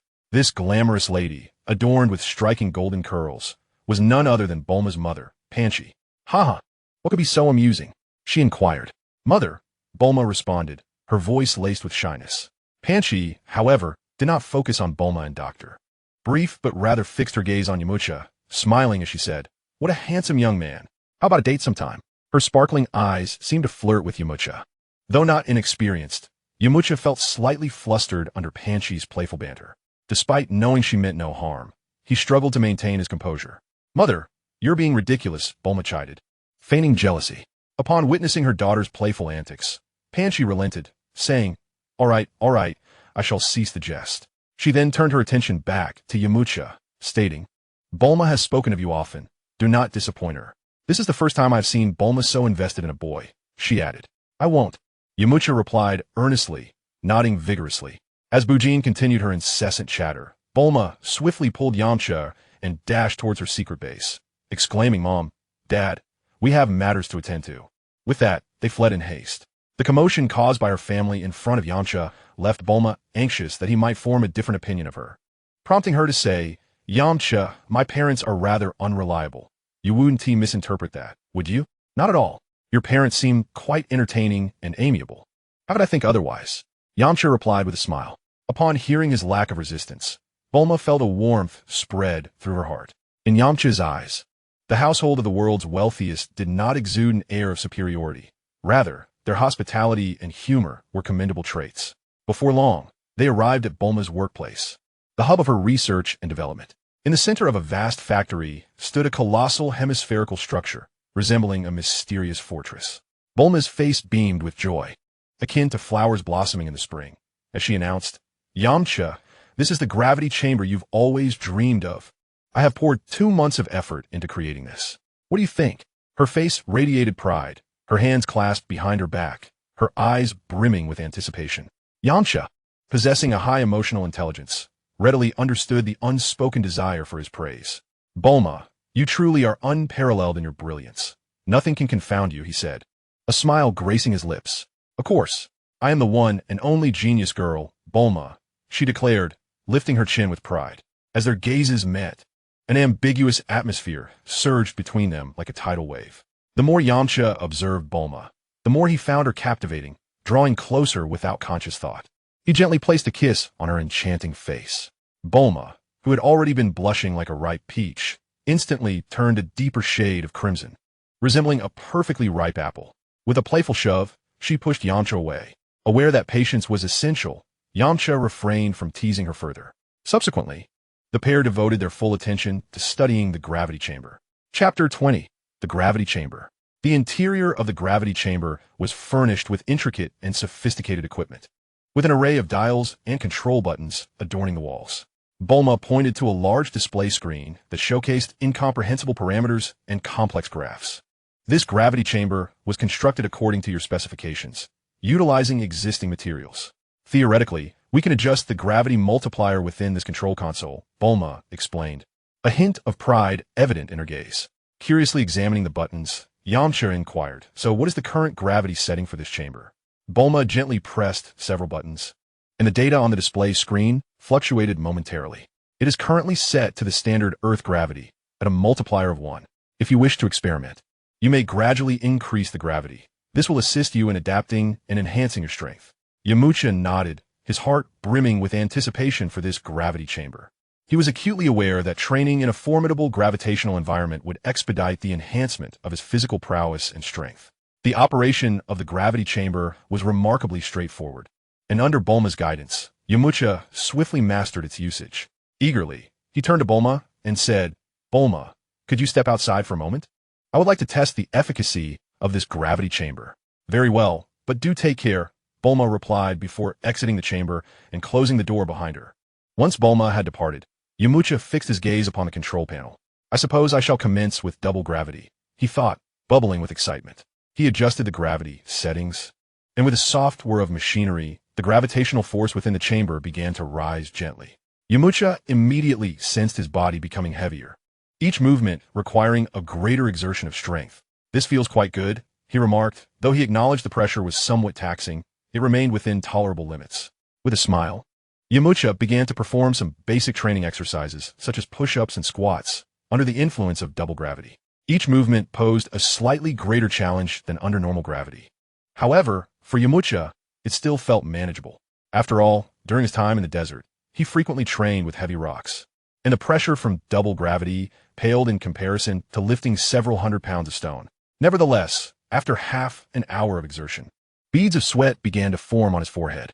After a while, having acclimated to the double gravity environment, he decided to increase the weight further. He continued to experiment, raising the gravity to 3 times, then 4 times, until he reached 5 times. At this point, he felt a noticeable strain, under 5 times the gravity. Each movement felt akin to struggling through a quagmire, and his muscles ached under the immense pressure. Yamcha understood that this gravity level offered him the most effective training at present. However, due to material limitations, the gravity chamber could only reach a maximum of 60 times the gravity, which was sufficient for Yamcha at this stage. Having spent over an hour testing the chamber, he considered that Bulma must be growing anxious.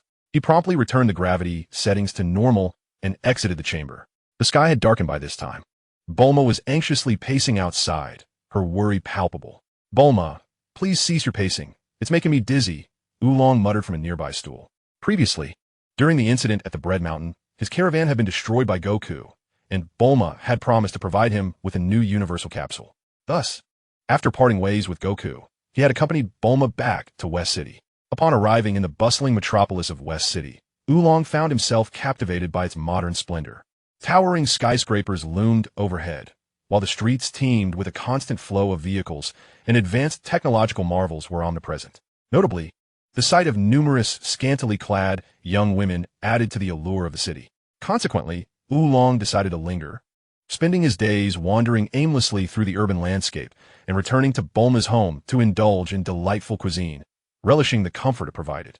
Upon hearing Oolong's musings, Bulma halted, placed her hands on her hips, and exclaimed, "Well, you know, Yamcha has been inside for quite some time. How can I not be concerned? Yamcha is a martial artist, not as fragile as some." Oolong rolled his eyes and muttered, "What did you say?" Just as Bulma was about to retort, the door to the gravity chamber swung open, revealing Yamcha. She joyfully rushed to greet him. "Bulma, Oolong, you're here too," Yamcha exclaimed. Oolong interjected, "Why is it acceptable for you to visit Bulma, while I am not allowed to be here?" Oolong harbored a deep-seated resentment towards Yamcha, questioning how a wandering thief could win Bulma's heart. "Yamcha, why have you been in there for so long?" "I was worried sick," Bulma expressed. Her brow furrowed, yet her eyes filled with concern. Yamcha smiled, wiping the sweat from his forehead, and replied, "I apologize, Bulma. I was testing various gravity levels, and I lost track of time. This gravity chamber is truly remarkable. I adore it." "That's wonderful." Bulma beamed, her smile returning. Oolong chimed in, "Such contraptions are only conceived by you human martial artists." He recalled the painful experience of being subjected to testing in the gravity chamber by Bulma, where even 3 times the normal gravity felt like a crushing weight. Had it not been for his own capabilities, he might have endured serious injury. Yamcha chuckled, opting to remain silent. Bulma declared, "Now that you're out, let us dine. I've instructed the chef to prepare an array of delectable dishes." At the mention of food, Oolong's eyes sparkled. He had been waiting alongside Bulma, growing hungry in anticipation of Yamcha's return. With that, Bulma led Yamcha and Oolong toward the dining hall. Before long, they arrived at an opulent restaurant, where a grand table was laden with a variety of sumptuous delights, exuding an irresistible aroma. Yamcha's stomach rumbled as he beheld the feast before him. The culinary offerings at Bulma's home were renowned for their excellence, irresistible even to gods of destruction and angels, let alone Yamcha. Before Yamcha could take a seat, Oolong darted towards the dessert table, eager to sample the treats. "Yamcha, you've exerted yourself today. Hurry and eat," he urged. "I shan't hold back then," Yamcha replied, promptly settling down to indulge. Bulma sat beside him, observing Yamcha's voracious appetite, and couldn't help but chuckle. "Slow down. No one is competing with you." Yamcha, his mouth stuffed with food, mumbled, "Bulma, your cooking is exquisite. I've expended so much energy that I'm truly famished." After their meal, Yamcha and Bulma ventured into the courtyard. The night sky was adorned with countless stars, and a gentle breeze wafted through, bringing a refreshing chill. As Bulma gazed up at the celestial expanse, she suddenly inquired, "Yamcha, why do you train so diligently in martial arts?" Yamcha followed her gaze toward the heavens, his expression turning serious. "With the universe being so vast, what if extraterrestrials invade Earth? If I'm not powerful enough, how can I protect you? I once encountered an alien, cute and endearing. How could they possibly invade Earth?" Bulma replied, referring to the alien named Gak, whom her sister Ties had stumbled upon during an adventure while seeking writing inspiration. Following Gak, she embarked on a cosmic journey that lasted several years, leaving her with a sense of longing for her sister. To return to the matter at hand, her penchant for adventure was partly influenced by Ties, who often regaled her with tales of exploration during her childhood. There is a distinction between good and evil among beings, including aliens. You may have encountered the benevolent ones, but we cannot dismiss the existence of malevolent extraterrestrials, Yamcha pondered, recalling the Saiyan race known for their predatory nature. Bulma sighed softly. If that is the case, Earth could be quite perilous. However, knowing that someone as dedicated as you is training gives me considerable reassurance. Yamcha took Bulma's hand in his. Bulma, you are remarkable in your own right. The devices you create greatly enhance my strength. Yet, even without me, your intellect would prevent extraterrestrials from easily conquering Earth. Bulma's cheeks flushed, and she lowered her gaze, softly responding, I'm not as impressive as you say. She then nestled against Yamcha, and the night passed in silence. Chapter 21. The first breakthrough of limits in the following days, Yamcha shamelessly took residence at Bulma's home, as he had nowhere else to go. Bulma's house was the most well-equipped place on Earth. Even a proud Saiyan prince could not refuse its comforts. Thus, Yamcha settled in comfortably. Aside from devoting time to accompany Bulma, he spent most of his hours in the gravity chamber. Within the gravity chamber, Yamcha resumed his daily training. With familiarity, he adjusted the gravity to 5 times its normal weight, instantly making the entire chamber feel dense, rendering breathing laborious. Taking a deep breath, he endeavored to steady his breathing and began executing a series of complex training maneuvers, such as rapid combinations of punches and kicks. However, each strike and kick became exceptionally challenging, his speed and strength significantly constrained. Before long, beads of sweat trickled down his forehead, splattering onto the floor. His clothing was thoroughly soaked with sweat, clinging to his body, yet his gaze remained resolute, devoid of any thought of surrender. After enduring a period of rigorous training under 5 times the normal gravity, Yamcha realized that his stamina was depleting rapidly. Aware of a necessity to conserve his strength, he resolved to temporarily halt the intense regimen, opting instead for gentle stretching exercises to relax his body. During the stretching, he could feel his muscles trembling under the oppressive weight of gravity, yet he gritted his teeth and persevered. He understood that only through such trials could he emerge stronger. After a brief respite, Yamcha decided to once again push his limits. He increased the gravity to 5 times, feeling as if an enormous mountain bore down upon him, making each breath a struggle. He attempted some basic movement drills, only to find his legs weighed down as if encumbered by lead. Nevertheless, he moved forward slowly but resolutely, akin to a traveler navigating through a tempest. As time passed, Yamcha gradually discovered a semblance of balance under the 5 times gravity. He began to practice some fundamental combat techniques. Though his movements lacked the fluidity they possessed under normal gravity, he sensed his body adapting to this extreme environment, growing stronger. In the gravity chamber, Yamcha battled against the formidable force alone, his will as steadfast as steel, continually surpassing his limits and striving toward a higher echelon of strength. Time eluded him, and before long, he felt his energy nearing its limits. Aware that he could not continue, he slowly adjusted the gravity back to normal. At that moment, as the weight lifted, he felt his body become extraordinarily light, as if shedding an immense burden. Exhausted, he seated himself on the ground, gasping for breath. Yet a satisfied smile graced his face. He recognized that his efforts in the gravity chamber had yielded significant results, and he sensed that his limits were on the verge of being shattered. Half a month slipped by in the blink of an eye, each day spent in rigorous training. On this particular day, while immersed in an environment of 7-fold gravity, Yamcha suddenly felt an unprecedented surge of power coursing through him. It was as if his body had been ignited, every cell rejoicing in jubilation. This sensation was marvelous. It felt as though all the pressure he had previously endured had transformed into propulsion, urging him toward a higher plane. With eyes tightly shut, he focused intently on the transformation within. He could perceive the subtle reorganization of his muscles, becoming firmer and more elastic, as if meticulously forged from steel. The fatigue accumulated from excessive exertion gradually dissipated, replaced by an inexhaustible vitality. His breath had taken on an extraordinary quality.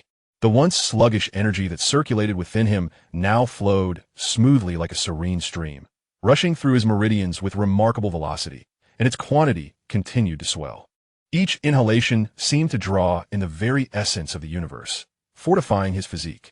Yamcha attempted to move his body and discovered a significant enhancement in both speed and strength. With a gentle leap, he soared to the apex of the gravity chamber, landing soundlessly as if a feather had descended. He unleashed a punch, the wind from his strike whistling past, generating a powerful gust that formed a small whirlwind within the chamber, a level of strength he had never previously attained. His senses had become acutely sharp. He could discern every minute sound emitted by the machinery, as though these noises had been amplified in his ears. He could even perceive the subtle temperature variations on the chamber walls and the trajectory of dust particles swirling in the air. Yamcha, exhilarated, realized that he had finally transcended his limits. This breakthrough was not merely an enhancement of power, but a profound recognition of his own potential, which had grown significantly. Indeed, when he accessed his personal attributes, his expression shifted to one of astonishment. Name: Yamcha. Combat power: 120. Mental power: 10. Talent points: 200. Skills: New Wolfong Fist, Phantom Fist, Skydance Technique, Kamehameha, Burst 8. In one singular breakthrough, his talent had surged by 50 points, equivalent to over a year of dedicated training. Despite his unceasing efforts and previous system rewards, he had only accumulated 150 points of talent prior to this breakthrough. And now it had instantaneously risen to 200. What an exhilarating thought. Evidently, breaking through the limits of the human body would temporarily amplify one's talent. A reward bestowed by the very laws governing the world rather than the system. Furthermore, his combat power had skyrocketed from 99 to an impressive 120, marking a significant leap in growth. After familiarizing himself with his newly enhanced physique, Yamcha chose not to continue training, but instead exited the gravity chamber, understanding that a balance of work and rest is essential. Upon leaving, he found Bulma diligently engaged in her laboratory work. The moment Bulma laid eyes on him, she sensed a change in him and smiled, saying, "Our training enthusiast Yamcha, what brings you out of the gravity chamber?" "Of course, I wanted to see our beautiful genius." Yamcha replied with a grin. "Flattery will get you nowhere," Bulma retorted playfully, well aware that Yamcha was merely seeking to amuse her. "I made a breakthrough," he announced, extending his right arm to showcase his bicep. "Really?" Bulma, fully cognizant of Yamcha's journey, felt elated to see him finally surpass his limits. "Indeed, you are the boy I have always believed in," she said with a smile. Chapter 22. The world's greatest martial arts tournament. After a half-day of rest, Yamcha once again immersed himself in rigorous training.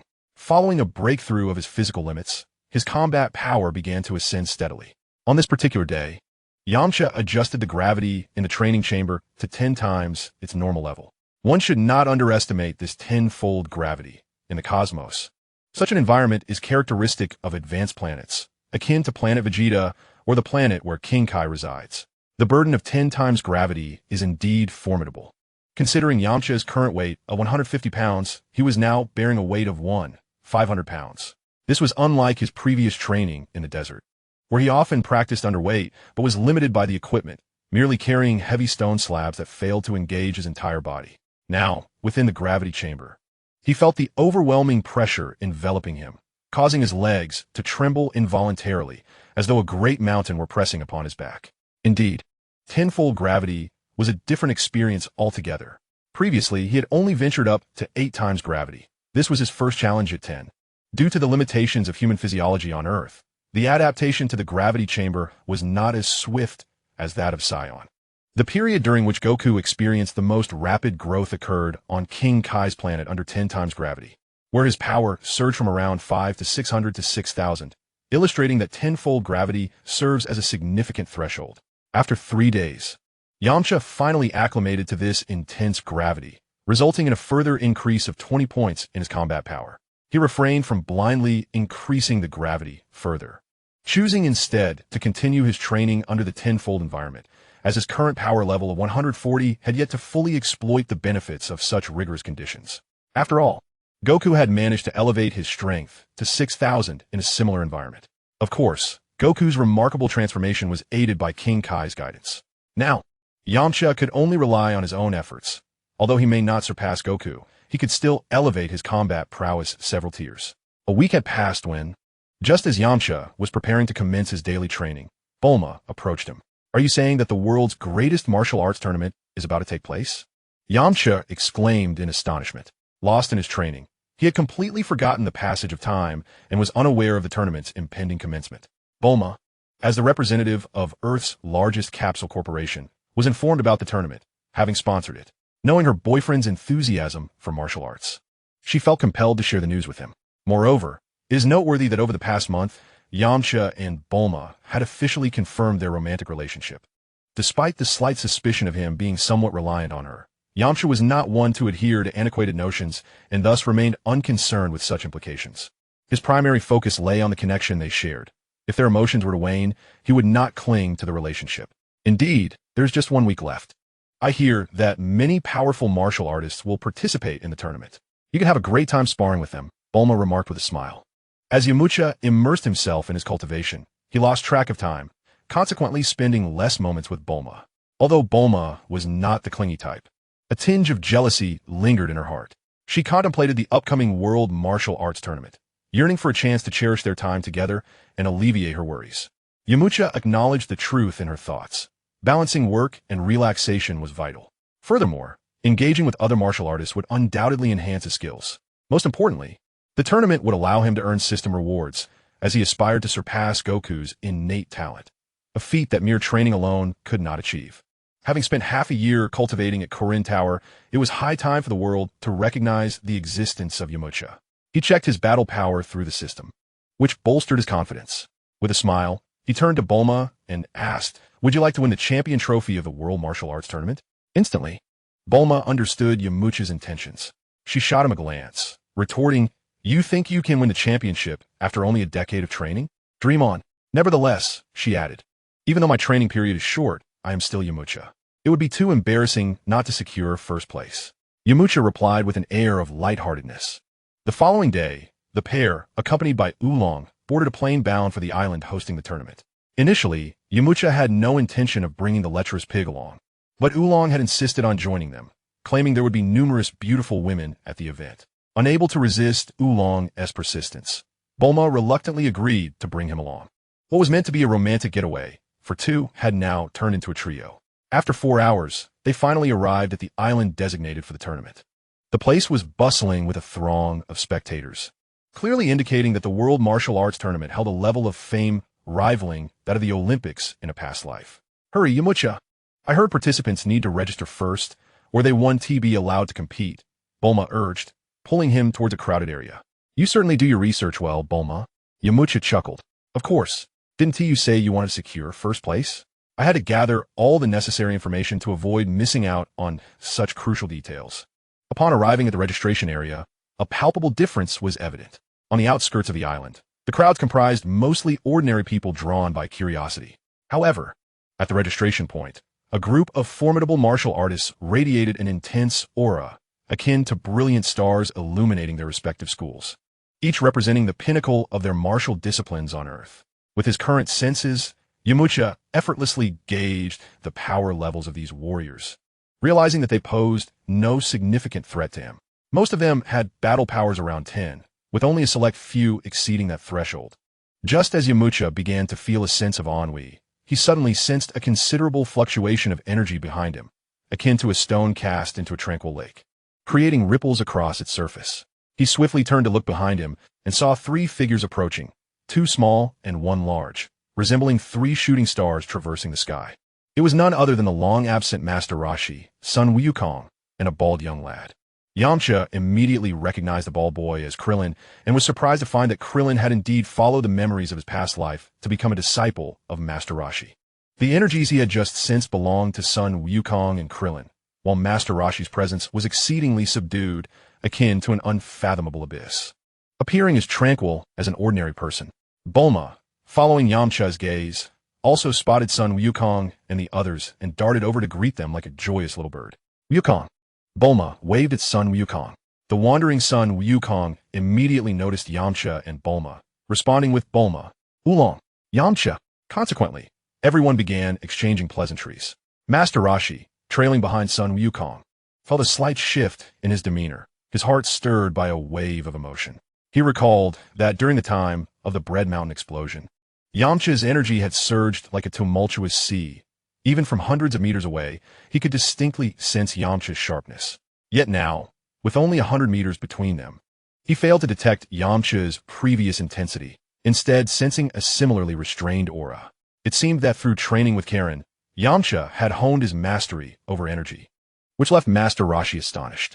It was worth noting that his current control over energy had come only after 300 years of training on Earth, alongside his experiences with Karen. However, considering that Yamcha possessed the same innate talent as Sun Wukong, it was understandable. As for Sun Wukong, due to the passage of time, he had yet to learn the technique of energy restraint from Master Roshi. Nonetheless, after 6 months of guidance, Sun Wukong's power had grown explosively, which brought Master Roshi great satisfaction. Chapter 23, Registration. While Master Roshi scrutinized Yamcha, Yamcha activated his system to observe Master Roshi, Sun Wukong, and Krillin. Master Roshi's personal attributes showed no significant changes, but Sun Wukong had experienced the most remarkable transformation. When they parted ways, Sun Wukong's combat power was merely 15. Now, after 6 months, it had surged to 39, more than doubling. He had also learned numerous skills, including Master Roshi's explosive energy technique, growing rapidly. Next, Yamcha turned his attention to Krillin. Name: Krillin. Combat power: 18. Mental strength: 9. Talent points: 80. Skills: Dodon Ray, running speed, Kamehameha. Indeed, Krillin's talent was formidable, albeit slightly weaker than his previous incarnation. He was among the most gifted individuals on Earth, especially considering he had mastered the solar flare technique. However, in terms of combat power, he lagged significantly behind the current Sun Wukong, let alone Yamcha. After observing Yamcha for a while, Master Roshi diverted his gaze, reverting to his usual laid-back demeanor, his cunning eyes leering at Bulma like a predatory wolf. In times of peace, Master Roshi had long since lost his ambition for martial arts. Having consumed the elixir of immortality, his existence stretched infinitely, leaving him in search of amusement to pass the time. For a man, what greater pleasure exists than to admire beautiful women? This is reminiscent of a widely circulated street interview from a previous life, where a reporter asked an elderly gentleman passing by, "Sir, what is your secret to longevity?" The old man proudly replied, "I simply gaze at lovely ladies every day. It brings me joy." Clearly, Master Roshi embodied this philosophy. Although Yamcha was well aware that Master Roshi meant no harm, the old man's lecherous gaze upon Bulma made him feel quite uncomfortable. In an instant, he appeared between Master Roshi and Bulma, like an impenetrable wall, blocking the old man's view. Unfazed, Master Roshi, akin to a cunning fox, attempted to shift his angle multiple times, but Yamcha steadfastly obstructed him at every turn. This playful exchange, reminiscent of children's antics, did not escape the notice of Sun Wukong and Bulma. Understanding that Yamcha was merely supporting her, Bulma refrained from intervening and engaged in a light-hearted conversation with Sun Wukong, through which she became acquainted with Krillin. Frustrated that he could not fully appreciate the beauty before him, Master Roshi erupted in anger. His face contorted as he bellowed at Yamcha, "You little rascal! Have you grown wings to block my path?" Yamcha, scratching his head, innocently replied, "I'm just helping you stretch your muscles, old man." "Umph." Master Roshi scoffed, choosing not to respond further. Before long, it was their turn to register. As today was merely for sign-up, the process was relatively straightforward, requiring only their names, ages, affiliations, and the payment of a registration fee. The actual competition would commence the following day, beginning with preliminary rounds for the martial arts tournament. The registration area was quite humble, featuring a long table about 5 or 6 meters in length, behind which sat 3 impeccably dressed young men. One of them was familiar to Yamcha. He was the host who would later preside over the martial arts tournaments for years to come, clad in a suit with sunglasses and golden curly hair. He epitomized the spirit of martial arts in the Dragon Ball universe, exuding professionalism and ensuring fair judgment. "Name?" inquired the young man sitting adjacent to the host, his tone remarkably calm. "Sun Wukong." "Age?" 12. The young man scrutinized Sun Wukong from head to toe, internally lamenting that he had anticipated a shorter stature, only to find a genuine child before him.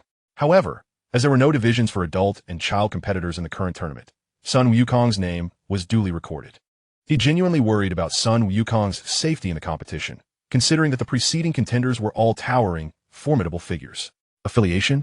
After a moment of contemplation, Sun Wukong replied, "The Turtle School." The host, who had been sitting quietly nearby, immediately perked up and remarked softly, "The Turtle School. Now that is an ancient sect with a storied history." The young man responsible for the inquiries turned to the host and said, "Pulse, you are quite knowledgeable about this sect. Pulse, the host, smiled and spoke eloquently. You see, my family has maintained this tradition for over a century, with each generation providing a host for the martial arts tournaments. The Turtle School has triumphed in numerous martial arts championships, and our family records boast two extraordinary warriors, one named Son Gohan and the other, the Ox King. Hearing Pulse's words, the other two who were in charge of registrations could no longer underestimate the seemingly insignificant Sun Wukong. Pulse, with a hint of regret, continued, however, in the past 5 or 6 tournaments, they have had no participants, causing the event to lack many thrilling battles. With their involvement now, I genuinely anticipate the upcoming matches. Unbeknownst to Pulse, the Turtle Hermit had secretly participated many times before, albeit not under the name of the Turtle School. Hearing their praises, the Turtle Hermit beamed with joy. Next, it was Krillin's turn. With Sun Wukong's precedent, the registration personnel no longer dared to underestimate Krillin. After both Sun Wukong and Krillin completed their registrations, it was the Turtle Hermit's turn. However, he did not take action. Instead, he looked at Yamcha and said, "Young man, it's your turn. Aren't you participating, elder?" Yamcha asked with a cheerful smile. "I am old and weary. It is now the realm of the youth," the Turtle Hermit replied with a chuckle. Yamcha said no more and registered his name and age, filling in the sect as the Wolfang School. After rigorous training under Karen, his martial prowess had reached the pinnacle on Earth, making the establishment of a new school a natural progression. After leaving the registration area, Bulma suggested they explore the surroundings. At that moment, the Turtle Hermit suddenly clutched his stomach and exclaimed, "Ah, I can't hold it anymore. I must go to the restroom. You all go ahead." "You old pervert, you're quite unfortunate," Bulma couldn't help but comment. "What can I say? Old age has its drawbacks," the Turtle Hermit chuckled, and then swiftly made his way into the crowd. Yamcha smirked, a glint of cleverness in his eyes as he observed the Turtle Hermit's agile form, pondering to himself. The Turtle Hermit's steps are remarkably spry. He surely isn't ill, though it is true that martial artists cannot resist all ailments.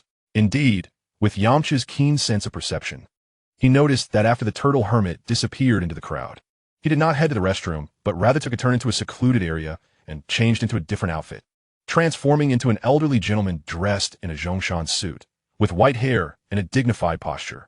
Had it not been for Yamcha's unwavering attention towards Master Roshi, one would scarcely fathom any connection between the two based solely on their appearances. Their auras were distinctly different. It was evident that Master Roshi's centuries of experience were not in vain, as he possessed numerous subtle techniques. Subsequently, Master Roshi made his way directly to the registration area, causing Yamcha to divert his focus. Fortunately, this butterfly did not disturb the progression of the narrative. Otherwise, this martial arts tournament would have been utterly dull. Yamcha pondered silently. Chapter 24. The preliminary rounds commence. To cater to the insatiable demand of the vast audience, the organizers exerted their utmost ingenuity. The entire island resembled a bustling metropolis, brimming with an array of dazzling commodities and a plethora of culinary delights. The vibrant atmosphere even surpassed that of the most prosperous districts of West City. After a day of joyous revelry, the attendees gradually returned to their hotels to rest. The following day, the preliminary rounds of the martial arts tournament officially commenced. This tournament was particularly lively, with over 100 martial artists participating, though their strengths varied widely. To enhance the spectacle, a preliminary contest was arranged prior to the official matches, aimed at selecting the 8 most formidable competitors from the multitude of martial artists. The venue for the preliminaries consisted of 4 square arenas.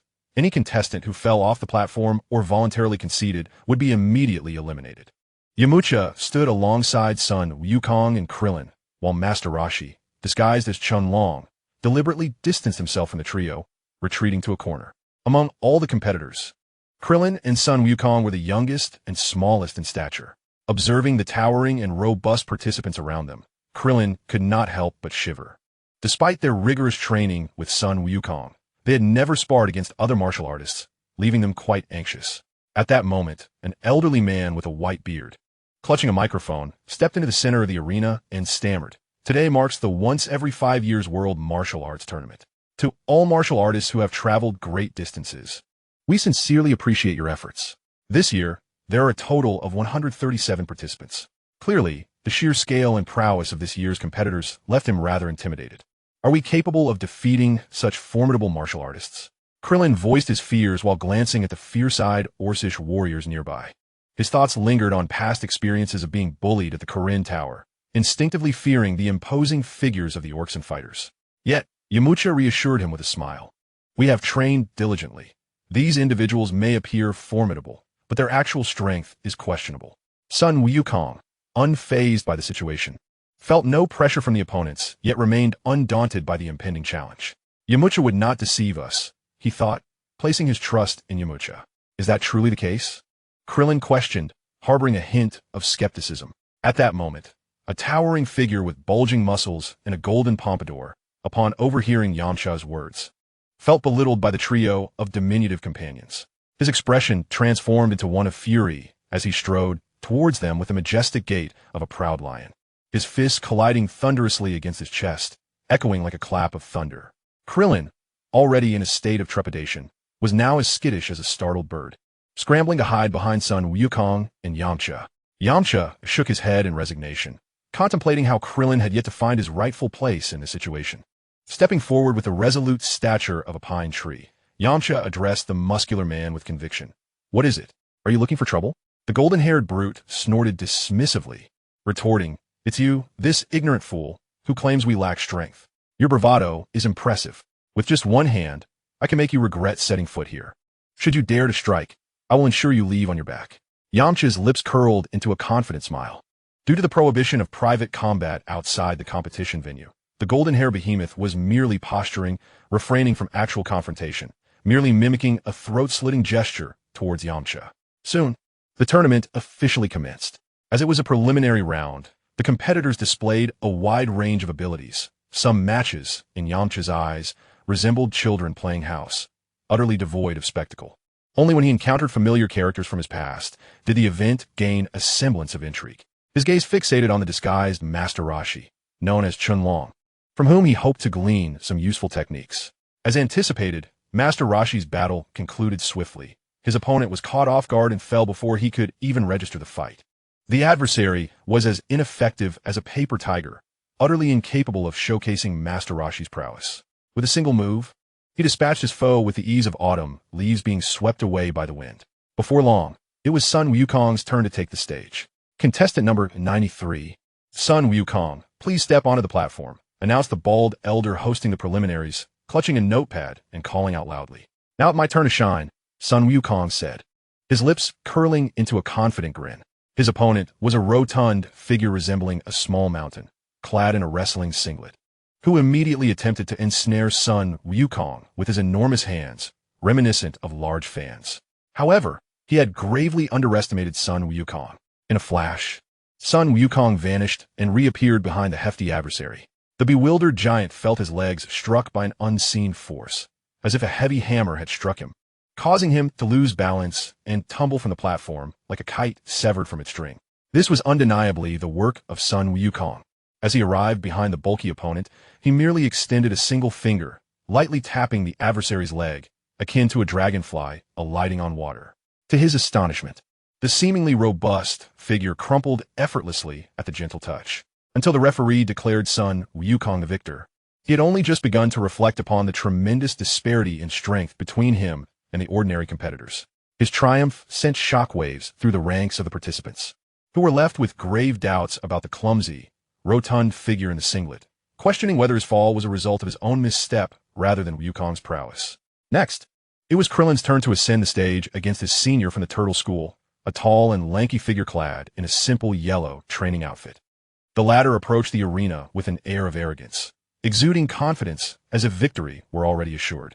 Krillin, however, was gripped by an innate fear in the presence of the monk, his body feeling as heavy as lead, rendering him nearly immobile. Observing Krillin's disheartened demeanor, the tall monk's face contorted into a cruel smile, and in the blink of an eye, he launched himself towards Krillin, intent on easily toppling him from the ring.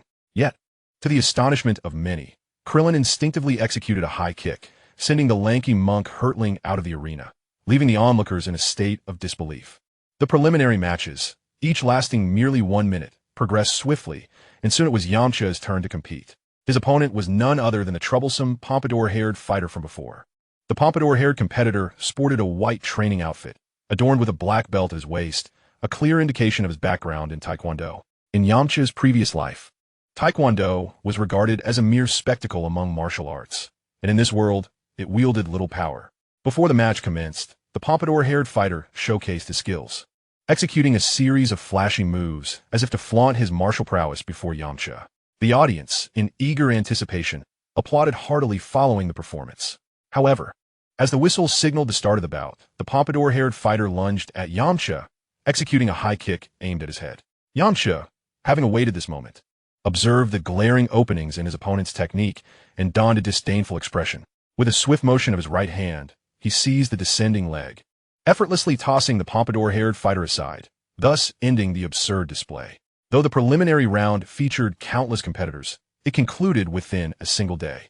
Soon thereafter, the 8 finalists of the greatest martial arts tournament were unveiled, comprising Yamcha, the Barbarian, Master Roshi, Nanwu, the Monster Jirabi, Krillin, Lan Fong, and Wukong.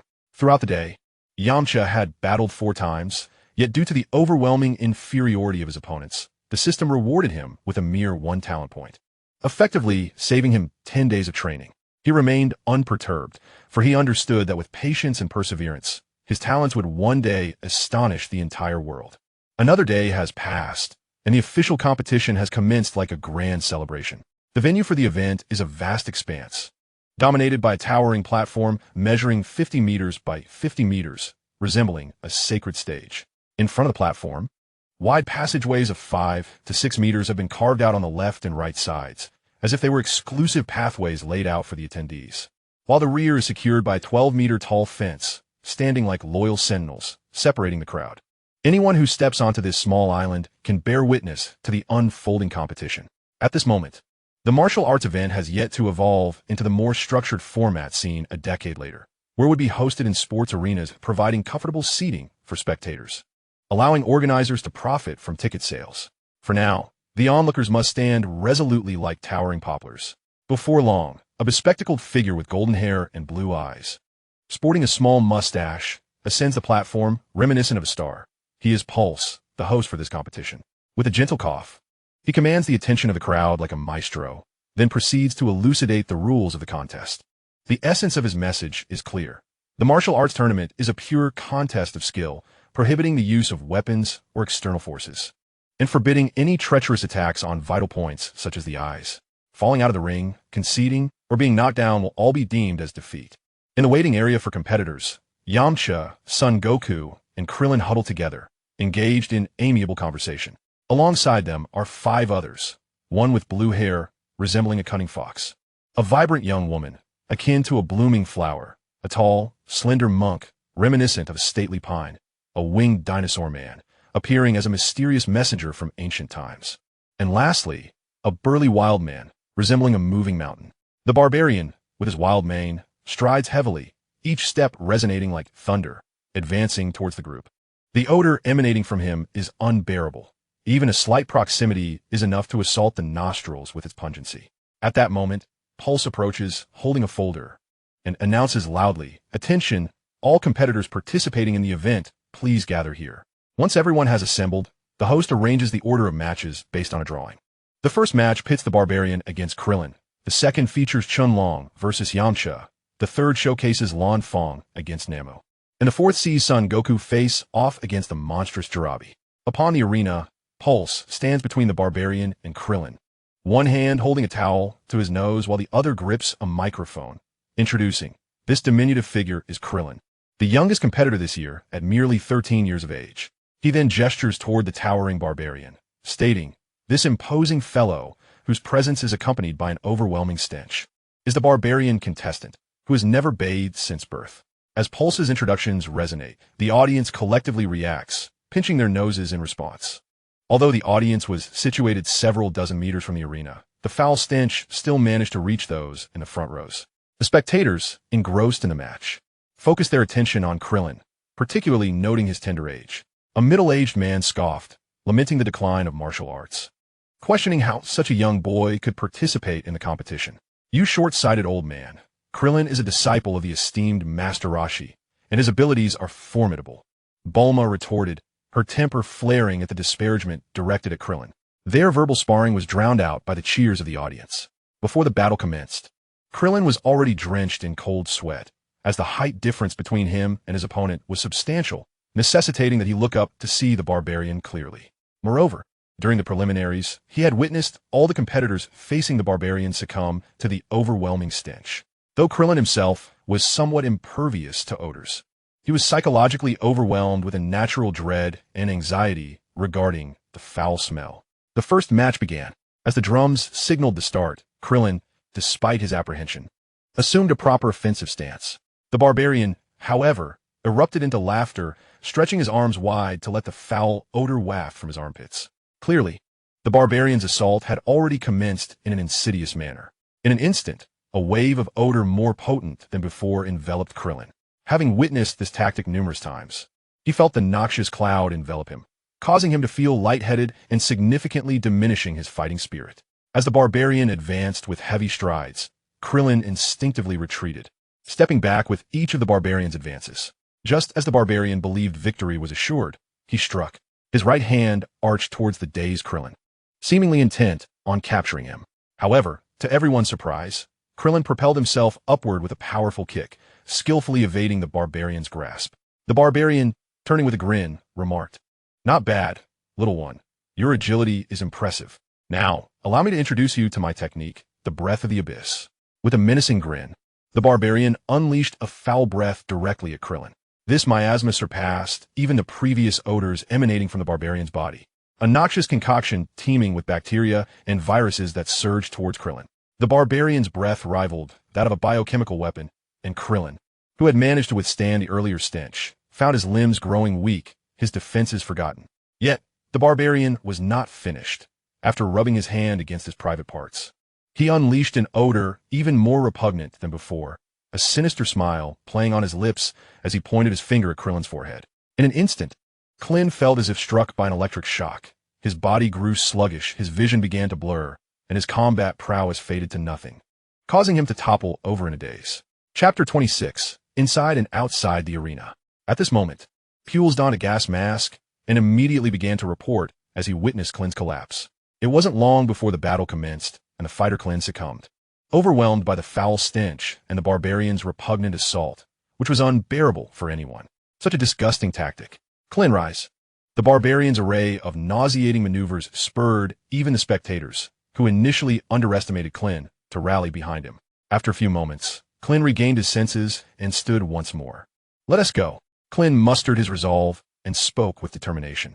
However, before he could assess the barbarian, he found himself firmly grasped by both hands of the brute, lifted off the ground, and then the barbarian exerted tremendous force, gripping Krillin's throat tightly. In the eyes of the barbarian, there was no distinction between child and adult. The barbarian not only reeked, but also possessed considerable strength, his grip rendering Krillin unable to breathe. As the barbarian's power intensified, Krillin's face flushed red, as if he were on the brink of asphyxiation. "Krillin, you can do it." Encouraged by the shouts from the crowd and his companions, Krillin finally regained his spirit and forcefully broke free from the barbarian's hold. He retaliated with a kick that sent the barbarian crashing to the ground. Instantly, the audience erupted into enthusiastic applause, clearly anticipating the barbarian, reeking of foulness, to suffer a setback. "You insufferable brat." Before the host could finish counting, the barbarian, cursing, rose again, evidently incensed by Krillin's previous attack. With a fierce glare, the barbarian advanced relentlessly, forcing Krillin back until he found himself cornered against the edge of the arena. Further retreat would result in a fall. Krillin, observing the barbarian in a defensive stance, felt uncertain of securing a decisive strike. He understood that despite the barbarian's seemingly clumsy movements, his martial arts foundation was formidable. After all, none who had progressed beyond the preliminary rounds possessed weak skills. Suddenly, Krillin noticed a significant defensive gap beneath the barbarian's waist. He swiftly maneuvered his body to slide beneath the barbarian, attempting to escape the oppressive grip. Just as Krillin was about to slip through, the barbarian abruptly sat down, inadvertently crushing Krillin beneath his substantial weight. Ouch! The barbarian's several hundred pounds bore down on Krillin, causing him to cry out in distress. However, having undergone rigorous training under Master Roshi alongside son Wukong, Krillin quickly adapted. As the barbarian attempted to maintain his weight upon Krillin, he executed a swift turn and, with both hands, lifted the barbarian's entire posterior. The barbarian, realizing he could no longer apply pressure, displayed a peculiar smile without a hint of panic. The barbarian, with great exertion, directed the energy within him towards his abdomen. As a resounding sound escaped from his posterior, an indescribable foul stench enveloped Krillin in an instant. Yamcha, witnessing this from the sidelines, felt a wave of nausea wash over him, wishing he could unleash a Kamehameha upon the barbarian. Krillin, who was already struggling to withstand the barbarian's relentless assault, found his body once more succumbing to weakness, enduring yet another round of the barbarian's crude ministrations. But the ordeal did not end there. The barbarian rose and began to stomp forcefully upon Krillin. After more than 10 strikes, Krillin remained unresponsive, prompting the referee to signal the barbarian to cease his actions. The countdown began. 10-9. Pulsar stepped forward to commence the count. The audience outside was in an uproar, their collective outrage fueling a desire to rush in and deliver a lesson to the detestable barbarian. Among those familiar with Krillin was son Wukong, who had trained alongside him under Master Roshi. Having shared meals and living quarters, he was well acquainted with Krillin's habits. To his recollection, Krillin was notably insensitive to odors. It was perplexing that he too was troubled by the barbarian's noxious stench. Thus, he called out loudly to Krillin, "Krillin, do you not like a nose? That foul smell is but an illusion to you. Rise and defeat that barbarian." Awakened from his daze by son Wukong's exhortation, Krillin realized he had fallen into the trap of collective perception, observing how those around him recoiled from the barbarian, as if from a plague, compounded by the barbarian's tangible foulness. With son Wukong clarifying his misunderstanding, Krillin suddenly found himself impervious to the stench. As the referee counted down to 3, Krillin stood once more. Empowered by son Wukong's reminder, he shed his hesitation and showcased the fruits of his training. In an instant, the barbarian's formidable strikes lost their efficacy, and Krillin swiftly overcame him. "The victor is Krillin," Pulsar announced, and the crowd erupted in cheers, while the barbarian was ignored, soon to be dragged away by security personnel pinching their noses at the unconscious brute. In the backstage lounge, Lan Fong was applying lipstick before a mirror when a lecherous old man approached, inquiring with feigned seriousness, "May I ask, miss, what is your name?" This old man was none other than Master Roshi, disguised as Chun-Long. "I am Lan Fong. It is a pleasure to meet you," she replied. Unlike the typical demureness expected from women, Lan Fong responded to Master Roshi's flirtation with a playful wink. "I am Chun-Long. Who is your opponent in the match?" He continued. "That handsome young man over there." She pointed to a nearby youth, who, with closed eyes and hands clasped together, resembled a monk in deep meditation. Master Roshi found himself momentarily speechless, glancing between Lan Fong and the young monk, who sat with his eyes closed. He was taken aback to realize that this old man was not as captivating as the monk before him. Consequently, Master Roshi approached the monk and gently tapped his arm, saying, "You are truly enviable." However, the young monk remained indifferent to Master Roshi's brazen provocation, which piqued the old master's curiosity about him. Master Roshi's gaze sharpened, as if a beam of light were directed towards Nan Wu. At that moment, Yamcha, who had been observing Master Roshi, couldn't help but smile. His system had detected that Master Roshi was employing a unique technique, a resonance of mental waves. This technique involved mimicking another's mental frequency to achieve a harmonious connection. While the execution of this technique was not particularly challenging, grasping its nuances and requiring extensive experience with people was where the difficulty lay. For Yamcha, however, neither posed a significant obstacle. After a few attempts, he grasped the fundamentals. This technique was a form of telepathy, though it could not be used in combat. It was invaluable for discerning the thoughts of others. As the saying goes, a multitude of skills is never burdensome, and Yamcha eagerly embraced this new ability. His purpose for participating in the martial arts tournament was not solely to gain fame. He also aimed to extract further knowledge from Master Roshi. With the Turtle School's Kamehameha and explosive energy techniques already acquired, this marked the third skill he pilfered from Master Roshi. Having mastered telepathy, Yamcha mimicked Master Roshi's demeanor, focusing his gaze on Nan Wu. In an instant, the young monk's inner thoughts materialized in Yamcha's mind. Chapter 27. Yamcha versus Master Roshi. Though present at the competition, Nan Wu's heart remained tethered to his homeland. His village, nestled within a barren desert, suffered from perennial drought. The crops had nearly failed, leaving villagers struggling to secure basic necessities like water and food. Should the village fail to replenish its water supply, everyone would face a dire survival crisis. "I cannot afford to lose. The fate gifted to me shall be altered by my own hands," Nan Wu resolutely contemplated, unconsciously clenching his fists as if rallying himself. oblivious to the spectators around him. "Youth, what formidable spirit you possess," Master Roshi remarked with a smile, nodding approvingly at the oblivious Nan Wu. Briefly passing over him, Master Roshi resumed observing the other competitors, and soon his gaze fell upon Yamcha. Yet, just as he intended to employ his telepathy once more, he discovered that his once infallible technique had faltered. "This lad is quite peculiar," he mused. Nevertheless, Master Roshi was not one to pry excessively, so he chose to let the matter rest. After a brief intermission of about 10 minutes, the second round of the competition officially commenced. The contenders in this match were, of course, Yamcha and Master Roshi, who portrayed Shenlong amidst the cheers of the audience. They ascended the stage. Bulma, witnessing that Yamcha's opponent was an elderly man, vocally rallied support for him. Yamcha turned his head, smiling as he waved to Bulma. Although others may not recognize Master Roshi, Yamcha was acutely aware of his opponent's capabilities. Despite facing him in the quarterfinals, Yamcha understood that this was the most formidable challenge of the tournament. Unexpectedly encountering Yamcha in the first round, Master Roshi reflected on the futility of his plans. He had intended to use this body to suppress the rapidly growing strength of Sun Wukong. As someone who had ascended the Kirin Tower, Master Roshi could discern the energy radiating from Yamcha, allowing him to gauge their respective powers.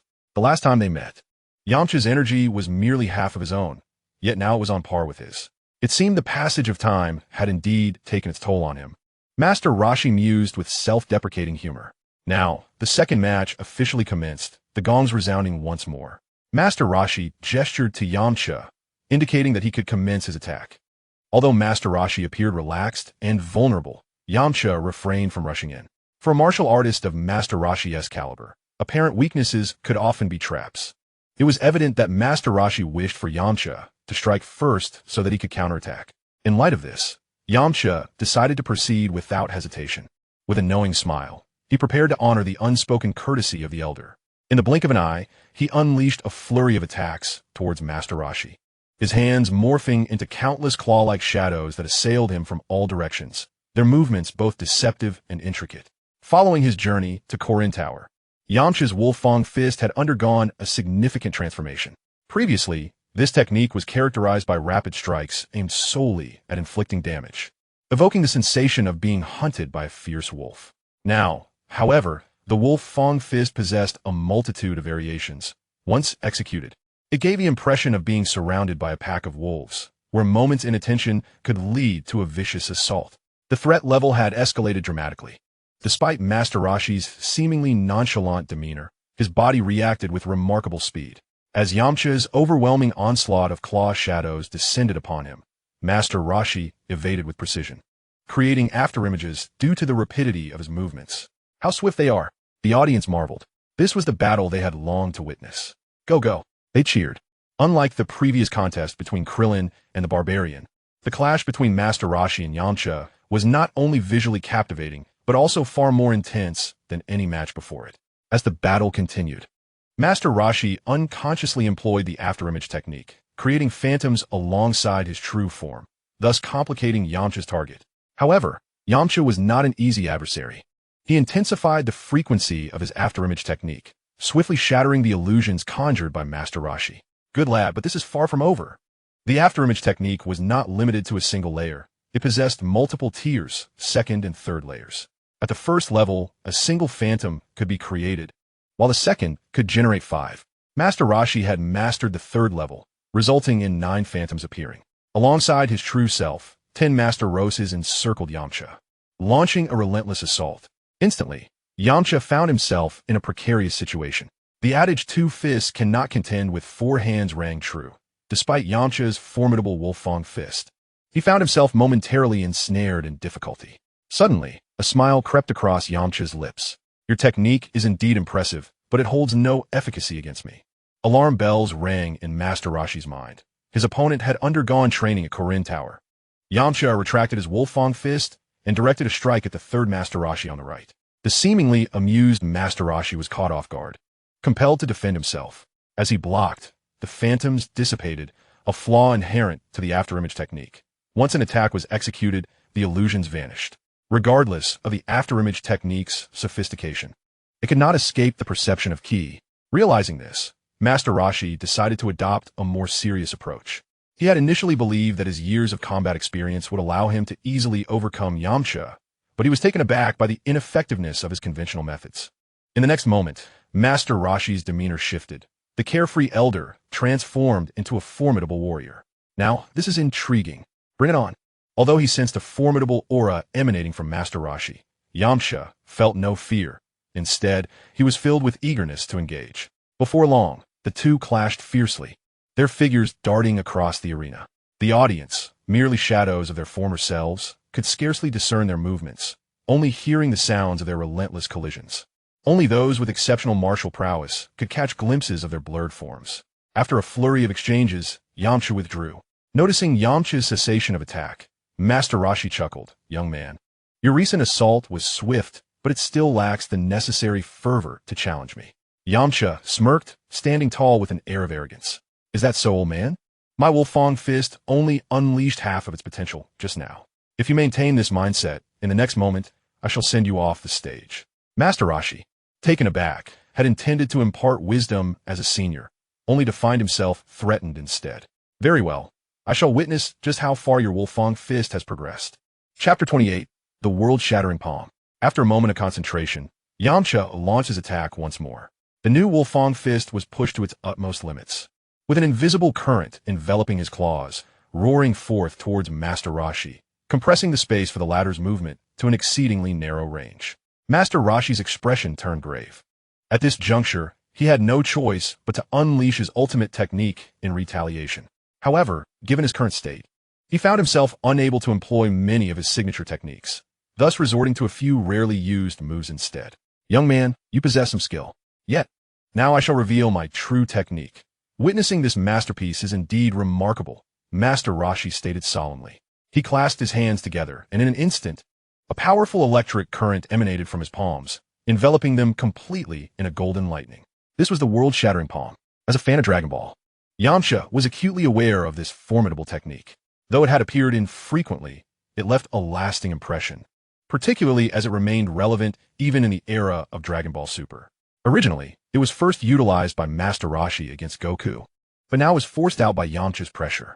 The electric current generated by the world-shattering palm could reach tens of thousands of volts. While Yamcha felt confident in his current form, he hesitated to recklessly allow himself to be struck by such a powerful current. Furthermore, the world-shattering palm was exceedingly perilous. A moment of carelessness could lead to dire consequences. It was only in the face of Yamcha that Master Roshi dared to employ it, for he wished to ascertain just how far Yamcha had progressed after training with Karen. The moment the electric arcs manifested from Master Roshi's hands, they effortlessly pierced through the illusory wolf shadows conjured by Yamcha's Wolfang fist, relentlessly entwining around Yamcha's body. With the world-shattering palm in play, Yamcha found himself bereft of any means to approach Master Roshi. Real-time analysis from the system revealed that Master Roshi's combat power had surged to 278 points, effectively doubling after utilizing the world-shattering palm. In contrast, Yamcha's own battle power, following rigorous training in the gravity chamber, stood at a mere 150 points. Instantly, Yamcha was thrust into a passive position, forced to evade the electric arcs unleashed by Master Roshi. Yet, he understood that prolonged defense would inevitably lead to failure. "Yamcha, keep fighting. Defeat that old man," Bulma shouted from below, sensing Yamcha's predicament and offering encouragement. Yamcha turned to wave at Bulma, but in that fleeting moment, Master Roshi seized the opportunity, unleashing 3 electric arcs that struck like whips, effectively severing Yamcha's avenues of escape. In the next instant, a heart-wrenching sound reverberated through the air. "It hurts." Yamcha grimaced, revealing his teeth. Fortunately, his combat prowess significantly surpassed that of the original Sun Wukong. Otherwise, this blow would have rendered him utterly incapacitated. "Youngster, to fight me while glancing around, you certainly do not regard this old man highly," Master Roshi remarked with a mocking expression. Yamcha remained silent, offering no reply, while Master Roshi was in no rush, eager to observe what further abilities this junior might possess. It appeared that his usual techniques were no match for Master Roshi, but that did not imply that Yamcha was devoid of the capacity to resist. At this juncture, it seemed the time had come to showcase the skills he had covertly acquired. With a devilish smile, Yamcha declared, "I shall now abandon all martial ethics." He bellowed, gathering his energy and focus. In a mere moment, Yamcha underwent a transformative metamorphosis. What? When Master Roshi beheld Yamcha anew, his jaw dropped in astonishment. By this time, Yamcha had expanded from a height of 1.8 meters to an imposing 2.5 meters, transfiguring into a colossal figure of muscle. The upper half of his clothing had entirely torn apart due to his swelling form, exposing his explosively muscular physique. Although the lower half of his pants had also ripped, the quality was commendable, leaving him with a pair of shorts instead. The rationale behind utilizing a muscular form during his explosive state was that Yamcha discovered this giant form afforded superior defensive capabilities. Meanwhile, the control technique employed by Master Roshi would find it exceedingly difficult to evade the lock-on of the Wangwu Jingtang palm, even with Yamcha's more agile explosive state. As Bulma observed Yamcha's formidable physique from the sidelines, her cheeks flushed, leaving her thoughts a mystery. This is the explosive state he has previously utilized at maximum giant capacity. I do not recall having taught him this. She mused. He only used it once while extinguishing the Bread Mountain fire, and yet he has mastered it. This lad has not only learned my Kamehameha wave, but has also surreptitiously absorbed my giant capacity technique. Master Roshi contemplated silently, noticing the astonished expression on Master Roshi's face. Yamcha grinned and remarked, "You recognize it, old man, don't you?" Unfazed by his transformation into a muscle giant, Yamcha strode boldly toward Master Roshi's Wangwu Jingtang palm. Master Roshi, a seasoned veteran, quickly regained his composure, and though he had been momentarily stirred by Yamcha's display of his ultimate technique, he adjusted swiftly. A look of approval graced his features as he spoke. "Very well. Let me see how much of my skill you have truly acquired." Accepting the recognition gracefully, he summoned the full power of the Wangwu Jingtang palm. Instantly, the tranquil currents of electricity in Master Roshi's hand erupted into a multitude of arcs, forming a vast net that enveloped Yamcha from all directions. "Come at me." With a resounding roar, Yamcha surged forward, his body enveloped in a net of arcs, transforming into a colossal figure. Though this metamorphosis enhanced his physical prowess and defensive capabilities, it inevitably hampered his agility. Confronted by the overwhelming electric web, evasion was futile. In the blink of an eye, countless strands ensnared him entirely, rendering Yamcha a giant of thunder. The relentless currents battered against his defenses, yet in this formidable form, his resistance to the electrical onslaught significantly increased. Although he endured a barrage of shocks, his combat effectiveness remained intact. The electrifying stimuli imposed immense pressure with each step he took. At this juncture, Yamcha found himself not only expending tremendous energy to maintain his explosive state, but also grappling with the mental strain imposed by the relentless currents. Chapter 29. The battle continues. Yamcha resembled a deity of war, each stride exerting considerable pressure on Master Roshi. Truly, the youth was formidable. Master Roshi, ever confident in his signature technique, the universal assault, was taken aback by the unexpected resilience displayed by this young adversary. For centuries, his technique had triumphed over all opponents, even his longtime rival, Master Shun, yet today, he found himself thwarted by this newcomer. From an outsider's perspective, Roshi seemed to hold the upper hand. However, he alone understood the toll his advanced age and neglect of training had taken. Fully unleashing the universal assault burdened his body significantly, leaving him breathless. In stark contrast, Yamcha appeared undiminished, having sustained only minor superficial injuries from the previous exchange. Aware that prolonging the stalemate offered no path to victory, Master Roshi resolved it was better to concede gracefully than to persist in futility. With a swift gesture, the currents that had coalesced around him dissipated instantaneously. Feeling the sudden lightness in his body, Yamcha turned to see that Master Roshi had indeed withdrawn. With a smile, he inquired, "Elder, why the sudden retreat? Are you perhaps feeling overwhelmed?" "You young ones have no respect for your elders," Roshi retorted, casting a sidelong glance at Yamcha. This was a martial arts competition. There could be no concessions. Yamcha chuckled in response. Roshi then sighed softly. "I had hoped to demonstrate my prowess personally, to show my disciple that there are always greater heights to aspire to. Yet, it seems that ambition will remain unfulfilled. The world now belongs to the youth. It is time for me to retire." Before Yamcha could respond, Roshi leapt down from the ring. With only one combatant remaining on the stage, hers promptly sprang forth to declare Yamcha the victor. Despite the triumph, a sense of dissatisfaction lingered within Yamcha. While Master Roshi retained commendable fighting skills, he had lost the razor-sharp edge characteristic of a true martial artist, and their encounter felt more like an exhibition than a genuine struggle for survival. In merely half a year, His prowess surpassed the pinnacle figures of Earth during this era, which is indeed commendable. Soon, a melodious notification resonated. System, congratulations to the host for defeating Master Roshi, earning 10 talent points. With the acquisition of these 10 talent points, Yamcha swiftly cast aside any lingering displeasure. Nothing brings joy quite like the enhancement of one's innate abilities. Upon descending from the arena and entering the lounge, he was greeted by Goku and Krillin, who offered their heartfelt congratulations. However, Krillin's gaze towards Yamcha was somewhat evasive, as the impending battle weighed heavily on his mind. Having just witnessed Yamcha's confrontation with Master Roshi, he could scarcely perceive a glimmer of hope for victory. Following this was the third match, featuring Nam against Lan Fong. For Yamcha, it was merely a farce. Lan Fong attempted to employ the allure of seduction to subdue Nam, who was singularly focused on claiming the championship. Yet, Nam remained impervious to any distractions, his indifference towards women starkly evident. Had it been Master Roshi, the outcome might have differed.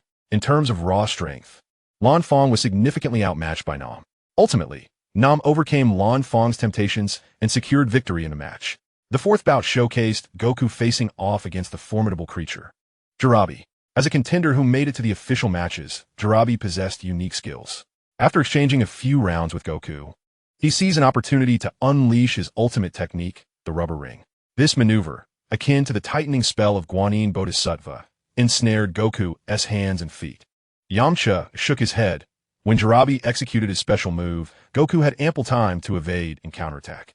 However, Goku allowed the technique to ensnare him, revealing a tendency towards carelessness and overconfidence.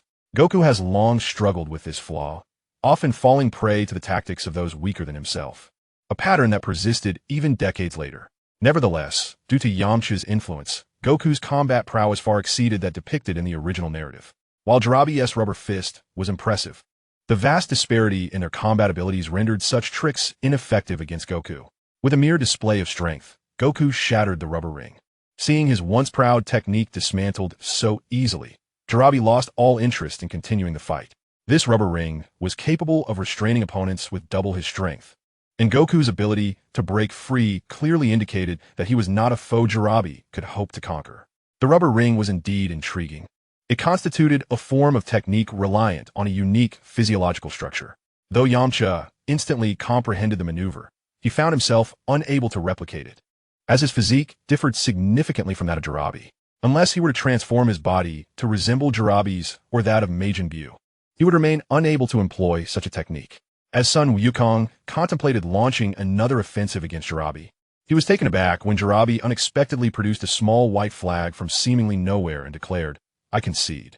Following Jirabi's admission of defeat, Pulse swiftly announced Sun Wukong as the victor. The fifth match featured the previously triumphant Krillin facing off against Yamcha. Yamcha, he began, "Though I am acutely aware that I am no match for you, I shall not surrender, for I am a disciple of Master Mateto." With unwavering resolve, Krillin gazed intently at his opponent. Yamcha chuckled inwardly, thinking, "You remain oblivious to the fact that your Master Mateto has just been vanquished by me." While he jested internally, he maintained a facade of composure and replied, "Is that so? I am eager to witness what you have gleaned from Master Mateto." Krillin, a seasoned warrior from the Dragon Ball universe, possessed commendable martial arts aptitude. Had it not been for his untimely interruption, he would have nearly caught up to Sun Wukong, who had been nurtured for over a decade by Gohan, after only half a year of training under Mateto. This illustrates his exceptional talent. However, at this moment, Krillin found himself significantly outmatched by Sun Wukong. As the battle commenced, Krillin charged at Yamcha with fervor, unleashing a flurry of shadowless kicks. Faced with Krillin's onslaught, Yamcha did not need to exert his full strength. A mere slight shift of his body allowed him to evade Krillin's attack with an air of nonchalance. "How infuriating!" Krillin exclaimed, realizing his attack had failed. He launched another assault, fists clenched, targeting Yamcha's vital points. Yamcha shook his head, while Krillin's foundation was solid. Thanks to Master Roshi's training, his vulnerabilities were glaringly apparent to Yamcha. In the blink of an eye, Yamcha vanished from Krillin's sight. "Your speed is commendable, but your combat intent is all too evident." Yamcha's voice echoed in Krillin's ears. Before Krillin could react, he felt a chilling sensation at his back, followed by a tremendous force propelling him forward, causing him to slide 5 or 6 meters. Chapter 30. The finals commence. "What incredible speed!" Krillin exclaimed, as if awakening from a dream. It is not merely speed, but awareness, Yamcha responded with a smile. The moment you initiated your attack, I discerned your subsequent movements and responded accordingly. Now I understand. I shall not grant you another opportunity, Krillin declared with grave determination. As a disciple of Master Matedo, he would not permit himself to be bested by a peer. With that, he surged forward once more like an arrow released from its bow. Yet, despite grasping Yamcha's earlier insight, the profundity of martial arts was not something easily deciphered in a few brief words. In but a single exchange, Krillin found himself once again bested and sprawled on the ground. As Krillin lay dazed, Pulse, the host, began the countdown once more. 10, 9, 8. When Pulse reached 2, Krillin struggled to rise to his feet. He shook his swollen head, gazing at Yamcha with lingering trepidation. How infuriating it was to feel utterly powerless. Krillin struck the ground with a heavy fist, the sound resonating as though it could draw forth water. He was acutely aware that he could never hope to triumph over Yamcha. The chasm between them was as formidable as a vast abyss. Upon noticing Krillin's despondent expression, Yamcha instantly comprehended that Krillin was doubting his own martial prowess due to the weight of defeat. He did not wish for the only person on earth who could match him to extinguish the flame of martial arts ambition following such a heavy blow, descending into mediocrity like the character he once portrayed in the original tale. Krillin, you are already exceptional. Your achievements are a testament to your rare genius among humankind. Genius? Krillin scoffed, a bitter smile gracing his lips. I'm merely a vanquished foe. At my level, there are few who can challenge me. You have likely only been training for half a year. Do you know how many years I have endured trials and tribulations in my journey? Krillin turned his gaze towards Yamcha, seemingly yearning for answers. Yamcha replied slowly, I have trained for 7 or 8 years, receiving guidance from a martial arts sage who surpasses Master Roshi, which has led to my current accomplishments. Your path ahead is still long, and I implore you not to give up. What? A martial arts sage beyond Master Roshi? Such a powerful figure exists? Krillin exclaimed, astonished, in his limited understanding. Master Roshi was the pinnacle of martial arts. Thus, your defeat to me is only to be expected. Yet it does not imply that you lack the opportunity to overcome me. I hope you can match my strides, Yamcha said earnestly. Krillin suddenly recalled his own struggles, being ostracized by the monks of the Korin Tower, striving tirelessly to be accepted as Master Roshi's disciple, and enduring arduous training to achieve his current standing. Though he felt a twinge of resentment for losing to Yamcha, he firmly believed that he would not remain defeated forever. With renewed determination, Krillin stood tall, observing the spark reigniting in Krillin's eyes. Yamcha continued, Excellent. Let us settle this once and for all. With that, the two clashed once more, and without suspense. A single move rendered Krillin into a deep slumber. Just as Krillin was about to fall, Yamcha instinctively caught him. As Krillin lay unconscious, Goku rushed over, concern etched across his face, clearly indicating that their bond had grown significantly over the past 6 months. At that moment, Master Roshi, restored to his true form, emerged as well. Soon after, everyone returned to the resting area. In his leisure, Yamcha checked once more and received a system prompt. Krillin's powers still fell far short of his own, and defeating him had only awarded a mere point of talent. The 6th match ahead was to be Goku versus Nam. Though Nameless yearned for victory, he succumbed swiftly to the formidable prowess of Sun Wukong. In his moment of despondency, Master Roshi emerged, presenting him with a miraculous capsule and imparting its usage. With this magical capsule, he could extract an abundance of water from this resource-rich locale and return it to his village. As the competition progressed, the sun dipped towards the west, casting a crimson hue upon the clouds. The child was undeniably adorable. Little Wukong, I'm counting on you. Go for it. Yamcha, standing alongside son Wukong, naturally lent more support to Wukong. Despite being 14, Wukong, due to the slow maturation of science, appeared akin to a mere 7 or 8-year-old child. Coupled with his innocent gaze, he swiftly captured the hearts of most spectators. Wukong, it seems you are quite popular, Yamcha remarked with a smile. I'm not certain. Wukong replied, his cheeks tinged with a blush, scratching his head and shyly observing the fervent crowd below, even with a heart as calm as still water. The enthusiastic cheers left Wukong's face flushed. Not daring to continue watching, he turned his gaze to Yamcha and declared with fierce determination, Yamcha, I want to lose to you this time. Yamcha, chuckling, responded, Wukong, you have a good spirit. Let me see how much you have progressed in these past 6 months. In an instant, the two entered a combat stance. Although Wukong's current combat power exhibited a considerable gap compared to Yamcha's, the latter did not dare to underestimate him. 4 Saiyans possess an innate physical advantage over Earthlings, and Wukong's tenacity in battle further warranted caution. As the gong resonated, they charged towards one another in unison. Instantly, their figures collided mid-air, unleashing rapid exchanges that echoed with the sounds of fierce confrontation.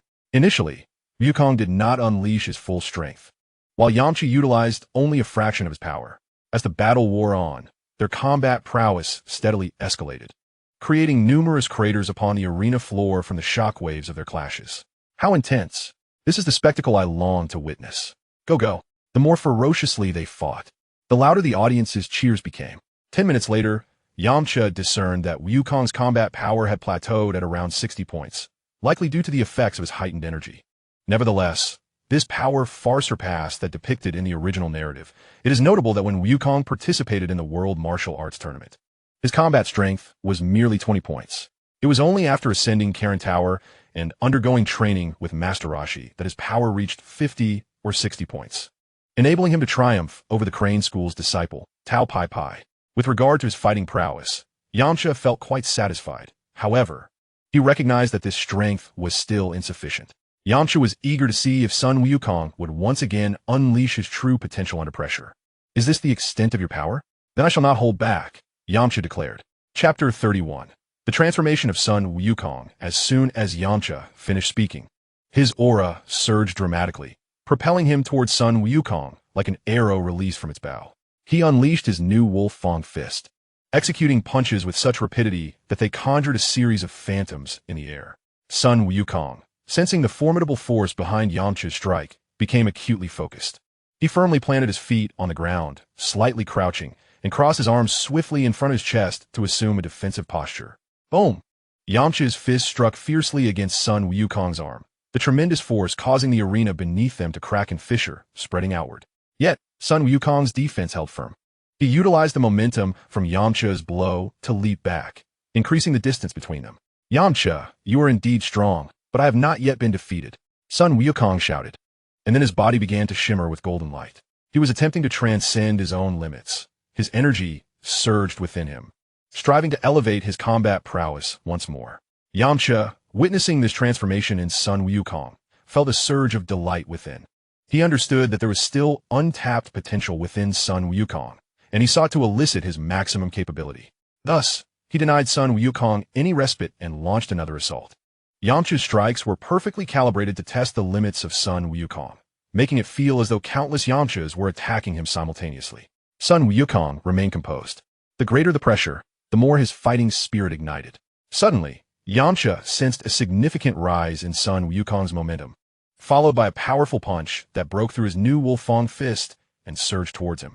Faced with this seemingly divine blow, Yamcha smiled slightly and swiftly retreated a few steps. Sun Wukong, well done. You managed to break through my new Wolf Fang fist, Yamcha commended. Yamcha, you're truly formidable. I nearly faltered, Sun Wukong replied with a grin. The audience below gasped in astonishment at Sun Wukong's transformation, having not anticipated such an exhilarating battle. Both fighters exceeded their expectations. As Yamcha observed Sun Wukong's escalating combat ability, a fervent smile spread across his face. He knew his objective had been achieved. Once again, he charged towards Sun Wukong, this time enhancing his own power slightly. In an instant, their figures vanished once more, and suddenly, the arena trembled violently. A slender silhouette plummeted from the air like a cannonball, crashing into the ground with a resounding thud. Upon closer inspection, it was revealed that the fallen figure was none other than Sun Wukong, lying in a crater half a meter deep. Just moments ago, 2 individuals engaged in a swift aerial duel lasting several exchanges, when Yamcha seized an opportunity to deliver a powerful punch to Sun Wukong's abdomen, sending him crashing to the ground. Following Sun Wukong's fall, Yamcha descended gracefully, exuding an air of composure. At this juncture, Por anxiously exclaimed, "This is bad. Sun Wukong has been struck down by Yamcha and appears gravely injured. Is this the end?" However, Sun Wukong rose once more. Naturally, he would not be so easily defeated by a single blow from Yamcha. Dusting himself off, he stood up nonchalantly and jested, "Yamcha, your speed is astonishing. I barely had time to defend myself." Yamcha was fully aware of Sun Wukong's formidable defensive capabilities. The force of his recent attack had reached an intensity of 80 in combat power. Had it been Krillin, that strike might have been fatal or at least severely damaging. Yet, Sun Wukong appeared completely unscathed. The resilience of the Saiyan physique was indeed remarkable, enabling them to withstand attacks exceeding their own combat power. At times, Yamcha found himself wishing to exchange his lineage for that of a Saiyan. However, as a reincarnated Earthling in 2 lifetimes, he held his own pride. He did not believe that Earthlings were destined to be outmatched by Saiyans, which explained his reluctance to gather the Dragon Balls for a wish. Very well, let us continue, Yamcha said with a smile. As Yamcha's combat power escalated, Sun Wukong inevitably found himself in a passive position, managing only a couple of counterattacks amidst a flurry of Yamcha's strikes. Minutes passed, and under the relentless assault, Sun Wukong began to falter. His tenacity was sustained solely by his Saiyan physiology and indomitable will. Although Sun Wukong's combat power had increased by 5 points during this ordeal, it proved insufficient. Is this the extent of your abilities? Yamcha pondered silently before declaring, Wukong, you have no chance of victory. Submit. Sun Wukong remained silent, his gaze fixed warily upon Yamcha, clearly unwilling to concede. Yamcha shook his head, opting to escalate the confrontation. In an instant, he maneuvered behind Sun Wukong, ensnaring his neck with a powerful arm and proclaiming, Wukong, it is over. He sought to compel Sun Wukong into surrendering. Yet, the Saiyan heritage coursing through Sun Wukong's veins forbade him from yielding to Yamcha once more. Even as Yamcha tightened his grip, threatening to suffocate him, Sun Wukong stubbornly persisted. Before long, Sun Wukong's complexion darkened to a shade reminiscent of liver. Wukong, you cannot win. You might as well give in, Yamcha urged. The surrounding spectators, unable to bear the sight, began to chant, Child, just concede. Despite hearing their calls, Sun Wukong defiantly murmured, I will never surrender. The energy within Sun Wukong's body, restrained by Yamcha, surged uncontrollably towards his posterior. Suddenly, with a resounding pop, the severed tail of Sun Wukong sprang forth from behind him. In an instant, Sun Wukong fell silent. Yamcha, noticing the change, lowered his gaze to the Sun Wukong at his chest and murmured, Could it be that I have choked him to death? Before he could finish, an overwhelming surge of energy erupted violently from within Sun Wukong. Yamcha immediately sensed a formidable threat, compelling him to place Sun Wukong on the ground and retreat hastily. Impossible. Suddenly, a realization dawned upon Yamcha as he looked up at the sky, where a full moon had inexplicably appeared. In that fleeting moment, memories of the Saiyan transformation under the full moon flooded back to him. This is bad. Indeed, at that moment, Sun Wukong was enveloped in a radiant sphere of light.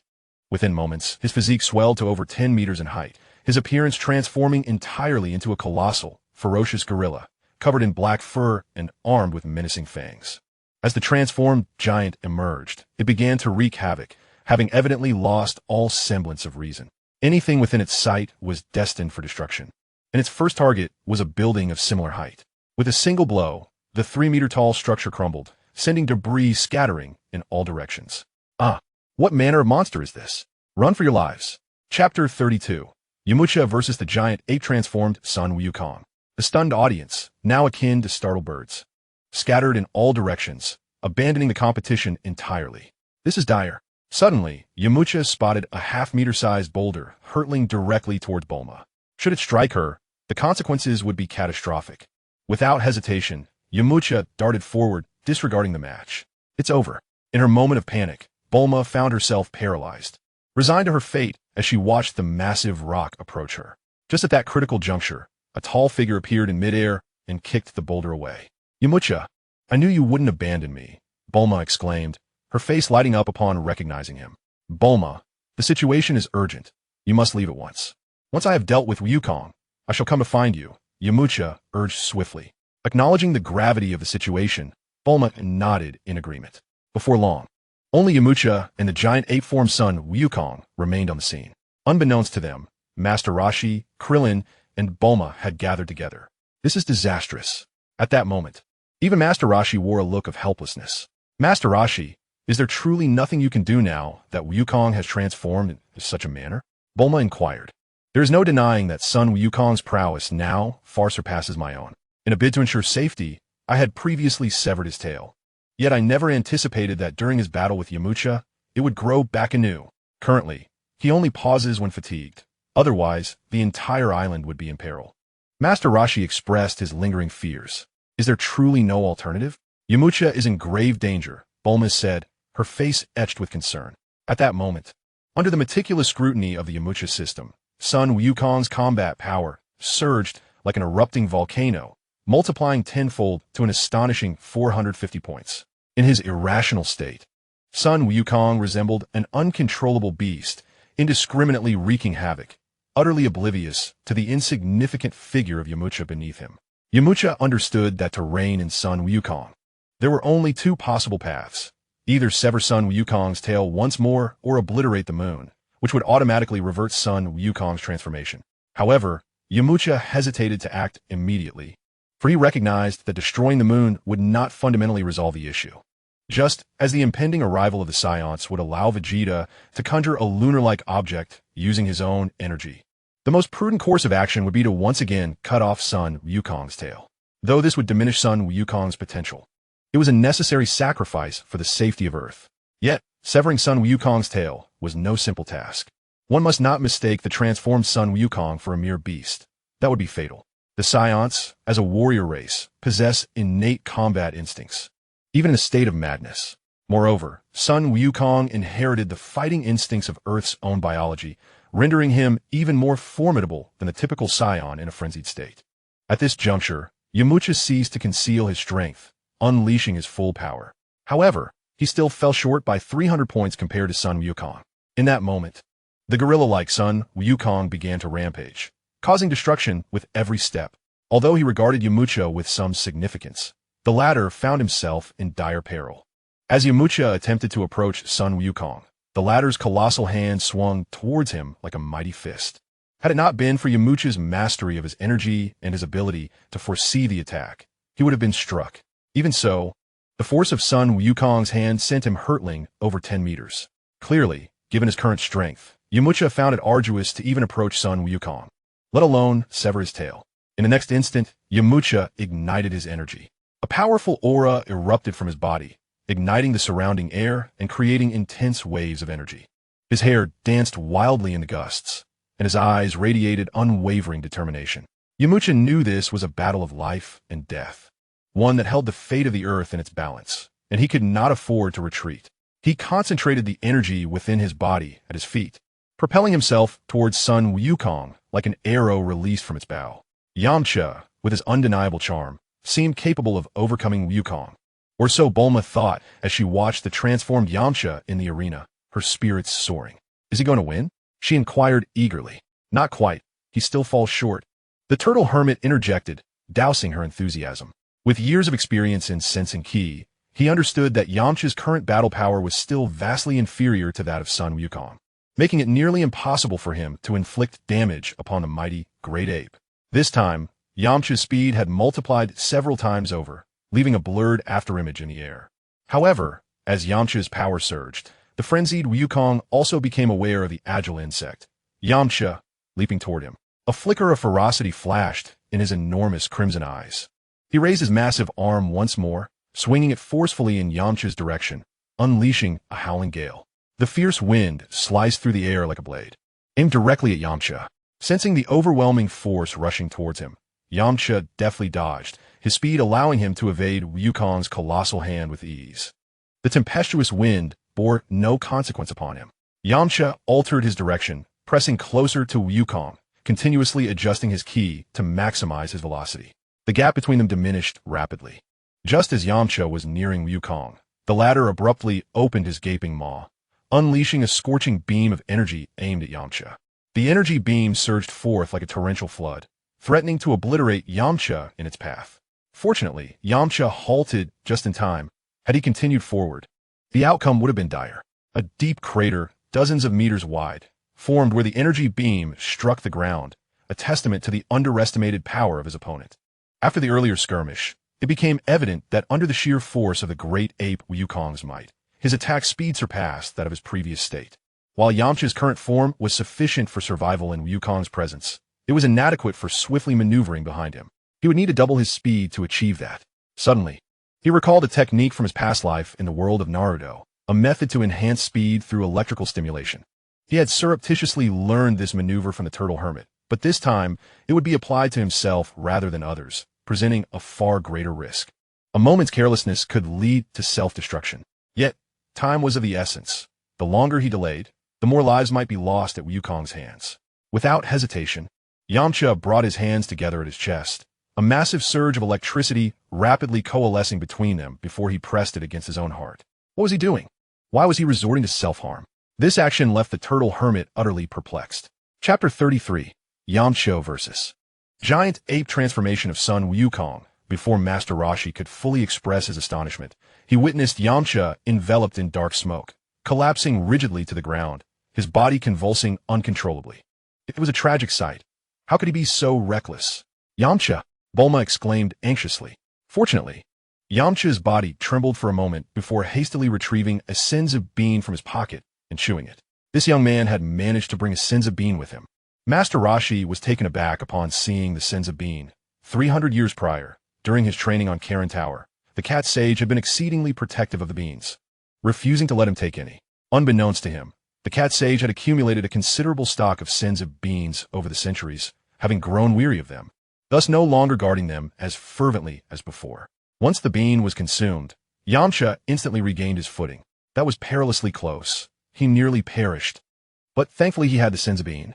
Although he had not succeeded this time, Yamcha had gained insight into the rhythm of the test he had just undergone, realizing he needed to allow the lightning to gradually permeate his body at a specific frequency. Fortunately, at that moment, Sun Wukong resumed his rampage, diverting his attention away from Yamcha, granting him a moment to catch his breath. Taking a deep breath, Yamcha composed himself, casting a glance at the destructively exuberant Sun Wukong. Silently vowing to master this newfound power, he prepared to try again, closing his eyes to regulate his breathing and calm his mind. He then summoned the universal shockwave technique, cautiously guiding the electrical currents from his hands into his body. This time, following the rhythm he had discovered earlier, he allowed the lightning to seep into his being. He sensed a formidable energy coursing through him. Yet this time it was not the excruciating ordeal he had previously experienced. A surge of joy welled within him as he realized he had found the correct method. Maintaining this state, he let the lightning dance within his body, stimulating his muscles and meridians. At that moment, he seemed to manifest a Super Saiyan transformation. His hair stood on end, though its color remained black. As time progressed, Yamcha's aura grew increasingly volatile. Monitored by the system, his battle power astonishingly exceeded the limits of his explosive state, reaching 350 points. Merely 100 points shy of Sun Wukong's giant ape transformation. Remarkably, he had initially believed this state would only enhance his speed, yet it had also significantly augmented his strength. Clenching his fists, Yamcha reveled in the transformation within his body. From a distance, Master Roshi and Bulma observed, both sensing the change within him. This young man had truly unlocked an extraordinary potential. Master Roshi could not help but exclaim in admiration. At long last, as Yamcha's momentum surged, the giant gorilla-formed Sun Wukong took notice of the grasshopper beneath him, furiously raising his foot to stomp down on Yamcha's position. In the face of Sun Wukong's impending crash, Yamcha wore a disdainful expression, perhaps indicative of the mental shift that this newfound power had bestowed upon him. Although to an outsider, Sun Wukong's stomp seemed to reach its zenith. In Yamcha's eyes, the gorilla's movements appeared to unfold in slow motion. Avoiding the crushing blow, Yamcha swiftly maneuvered to Sun Wukong's chest and unleashed a flurry of powerful punches. Each strike resonated against the giant gorilla's body like the tolling of a great bell. Despite Sun Wukong's immense stature, he was forced back 2 steps by Yamcha's formidable blows. The overwhelming pain elicited a howl from the seemingly invulnerable gorilla form. This relentless assault, boasting a staggering battle power of 350, ignited Sun Wukong's rage. His eyes glowed crimson as he opened his mouth wide, unleashing a colossal red beam aimed directly at the ground where Yamcha stood. Yamcha faced this onslaught with composure, deftly evading the attack. When the initial strike missed, Sun Wukong did not relent, sending the red beam sweeping horizontally in pursuit of Yamcha. For Yamcha, these red beams were no longer a deterrent. However, the ground was not as fortunate. Upon striking the hardened arena, the red energy beams sliced through it as effortlessly as a knife through soft tofu, leaving devastation in their wake. In mere moments, the entire arena was rendered unrecognizable under the assault of the crimson beams. Naturally, Yamcha would not permit Sun Wukong to continue his rampage. In an instant, he vanished from the gorilla's sight, reappearing behind him, with precise aim at Sun Wukong's tail. Yamcha's right hand crackled with electricity akin to a keen surgical blade. As he swung his arm, the immense tail of the gorilla was severed in a swift motion. It was only when the giant turned around that he realized his tail had been severed, quickly followed by an overwhelming sense of fatigue. The towering gorilla, over 10 meters tall, began to shrink, and in a matter of moments, he reverted to a naked child, regaining his original form as Sun Wukong. Collapsing unconscious on the ground, Yamcha let out a sigh of relief as he approached Sun Wukong, checking his body and discovering that he was relatively unscathed. It's finally over, Yamcha stated wearily. Having simultaneously executed two formidable techniques, the strain on his body was immense. In such a short time, he felt on the brink of collapse. He hastily consumed another Senzu bean to alleviate the exhaustion. After all, this was his first battle against a being of higher combat power, and the dangers were self-evident. Though the fight had been arduous, the rewards were considerable. The system, generous this time, rewarded him with 50 talent points. Thus, his talent points had risen to 265. Not long after Sun Wukong fell, unexpectedly, Pules leaped onto the scene, microphone in hand, loudly proclaiming, "The victor, Yamcha?" Yet the audience had vanished. Shortly thereafter, Bulma, Master Roshi, and others hurried over. A team of medical personnel soon arrived from the periphery, ready to transport Sun Wukong to a hospital. "Wait," Yamcha interjected, pulling another Senzu bean from his pocket. "You still have Senzu beans?" Master Roshi exclaimed in astonishment. Initially believing that Yamcha possessing even one bean was remarkable, he was taken aback to discover there were more. "Would you like some?" "I can share a few," Yamcha replied with a subtle smile. Master Roshi was momentarily dumbfounded. Feeling akin to a pauper in the presence of a billionaire, what he deemed precious was, in Yamcha's eyes, merely trivial. He refrained from responding directly, instead questioning. "But Lord Karen is notoriously stingy. How did he permit you to take Senzu beans with you?" Master Roshi was well aware of that cat's miserly nature. "That's nothing. I simply exchanged them for some dried fish," Yamcha chuckled. "What? That is possible?" Master Roshi felt disheartened, realizing how easily he could have obtained Senzu beans. Had he known, he would have traded dried fish earlier, sparing himself the injuries sustained during battles against the Demon King. Chapter 34. The Capsule Corporation Incident. Yamcha, noticing Master Roshi's self-doubt, deftly placed the Senzu bean into Sun Wukong's mouth. Dazed, Sun Wukong sensed the Senzu bean in his mouth, its fragrant aroma compelling him to chew. The crushed bean swiftly slid down his throat and into his system. In the next moment, the battered Sun Wukong sprang to his feet, alert and scanning his surroundings. Evidently still unaware that the battle had concluded, his mind lingering on the transformation into a giant gorilla. "Master Mateto, Krillin, why are you all in the ring?" "Wukong, the fight is over. You lost," Krillin replied tersely. "I lost again," Sun Wukong realized belatedly, quickly recalling the recent events. He remembered transforming into a gorilla, wreaking havoc, and subsequently being defeated by Yamcha. Although his dominant consciousness had been that of the gorilla, he retained a faint awareness. Gazing at the destroyed structures, he couldn't help but feel a surge of guilt. "Wukong, it's all right. This wasn't the outcome you desired, but fortunately, the repercussions are minimal," Yamcha reassured him. Patting his shoulder, he understood that such scenes would soon become trivial in the future of Earth. "Yes, Wukong," the others encouraged him with their words. Sun Wukong gradually felt less disheartened. "Yamcha, you truly are remarkable. It appears I must exert greater effort in my training to catch up with you." Soon, Sun Wukong regained his spirited demeanor and spoke to Yamcha. "Wukong, I have high hopes for you. However, surpassing me will not be so simple." With that, the martial arts tournament concluded. The small island swiftly returned to its former vibrancy. Such is the nature of life in any world. Life must go on.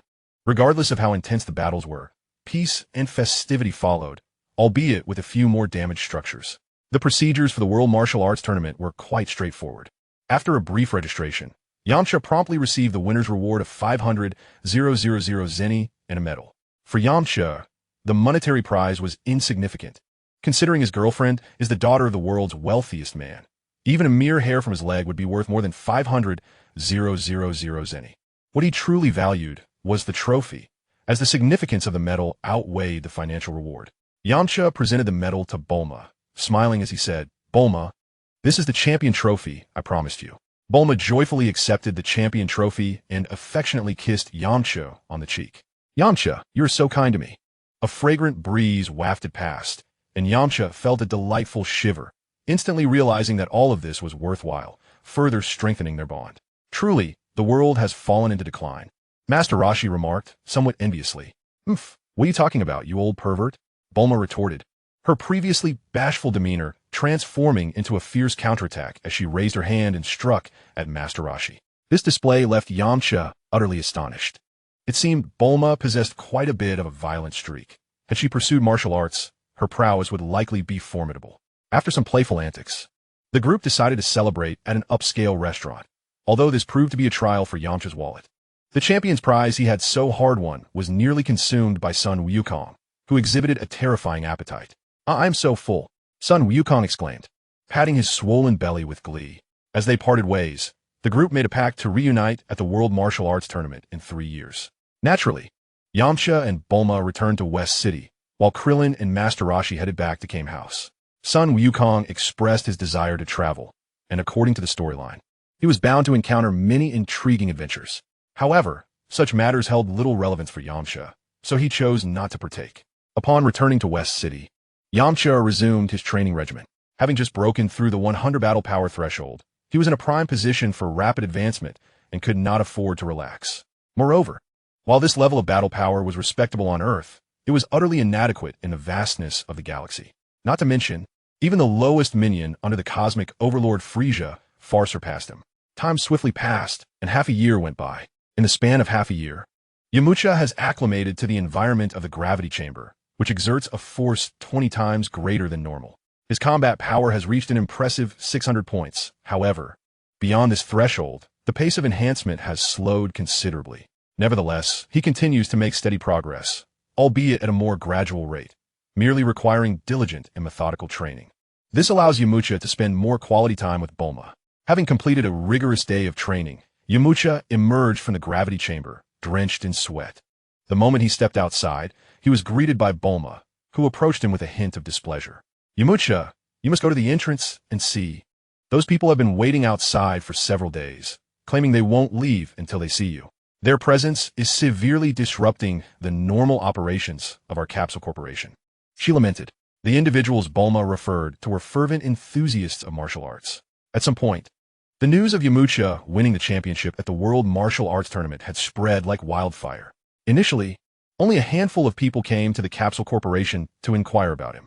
To avoid complications, Yamcha chose to ignore them. Some of these visitors, seeing that Yamcha did not make an appearance, soon departed in disappointment.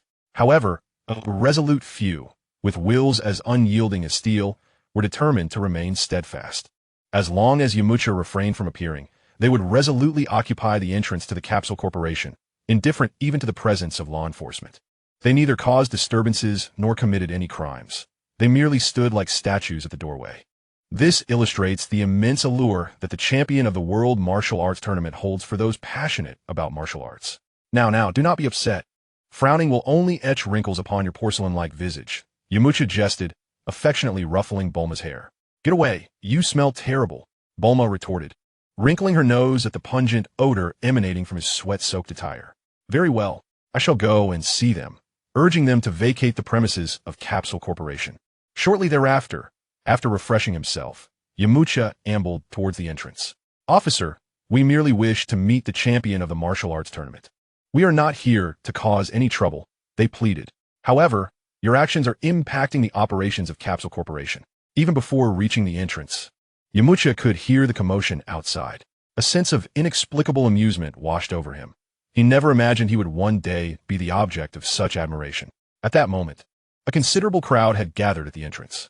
Among the throng of eager martial arts enthusiasts, numbering at least 20 or 30, each donned martial arts uniforms, confronting a contingent of officers wielding batons. The entrance to the Capsule Corporation, once modest, was now congested to the point of being impassable. As Yamcha leisurely stepped out, he immediately captured everyone's attention. Chapter 35, Mark. There he is, Yamcha. Uncertain who shouted first, dozens of martial arts enthusiasts immediately surged towards Yamcha. Despite the police's attempts to intervene, The ordinary officers were no match for the fervent martial artists and were swiftly overwhelmed. At the forefront stood a tall, imposing figure with a chiseled jawline and thick, curly black hair resembling a mushroom atop his head, exuding an undeniably charming presence. "You are Yamcha. I hear you are the champion of the so-called World Martial Arts Tournament," the tall youth declared arrogantly. "Indeed, that is I. What brings you to seek me?" Yamcha replied with a smile. "I wish to challenge you, to see what caliber this champion truly possesses," the tall youth said eagerly, rolling up his sleeves. "I would advise against it." Yamcha gently shook his head, a hint of indifference in his gaze. Upon hearing this, the tall youth's eyes widened with indignation, his face betraying his disbelief. "Are you belittling us? I must prove myself against you today," he shouted, rallying the support of the other martial arts enthusiasts behind him, escalating the tension in the air. Yet, Yamcha remained unperturbed, arms crossed and voice steady as he responded. "It is not a matter of underestimating you. Rather, you have yet to grasp the essence of true martial arts. The path of martial arts is long and arduous. Achievements cannot be born of mere impulse. Your current strength may suffice to intimidate the average person, but to challenge me, you require further training." Even without a system, Yamcha could discern their combat prowess. The strongest among them barely reached a power level of 8 or 9. Unwilling to heed his words, the tall youth stepped forward, radiating a stubborn determination. "Oomph. How can I know without trying? I refuse to believe you are that formidable." He assumed a combat stance, ready to launch an attack at any moment. Recognizing the youth's stubbornness, Yamcha realized that failing to satisfy these challengers would only lead to further unrest for the Capsule Corporation. Resolutely, he decided that providing them with a profound lesson would be the best course of action. "Very well, I accept your challenge," he pronounced. "Thank you, Mr. Yamcha," the tall youth replied, bowing deeply in acknowledgment. Excitement buzzed among the onlookers as they swiftly cleared a space, encircling the two combatants. Yamcha casually positioned himself, beckoning the tall youth forward. "Unleash your full strength. You have but one chance to strike." Though Yamcha did not adopt a fighting stance, an intangible aura emanated from him, instilling a sense of unease in the tall youth. Gritting his teeth, he mustered his courage and charged at Yamcha, fists raised in a desperate assault. Swift as lightning, he advanced, but where had he gone? The onlookers were gripped by an inexplicable fear as they witnessed a shadow dart past them, vanishing in an instant. Turning their gaze to where the shadow had disappeared, they beheld a large hole in the wall several dozen meters away, created by none other than the towering youth who had previously challenged Yamcha. "Did I strike too forcefully?" Yamcha pondered anxiously. Just moments ago, as the opponent approached, he had delivered a mere gentle kick, yet it had sent the youth flying several dozen meters away. With the enhancement of his own abilities, controlling his combat power had become increasingly challenging. He had intended only to teach the youth a lesson, never wishing to cause harm, should that individual meet an untimely fate. Even with the Capsule Corporation's intervention, it would spell trouble for him. Cough, cough. As the crowd remained astonished, the tall, mushroom-headed youth brushed off the debris and sprang to his feet. "What has transpired? How'd I end up here?" He rubbed the sizable bump on the back of his head, bewildered.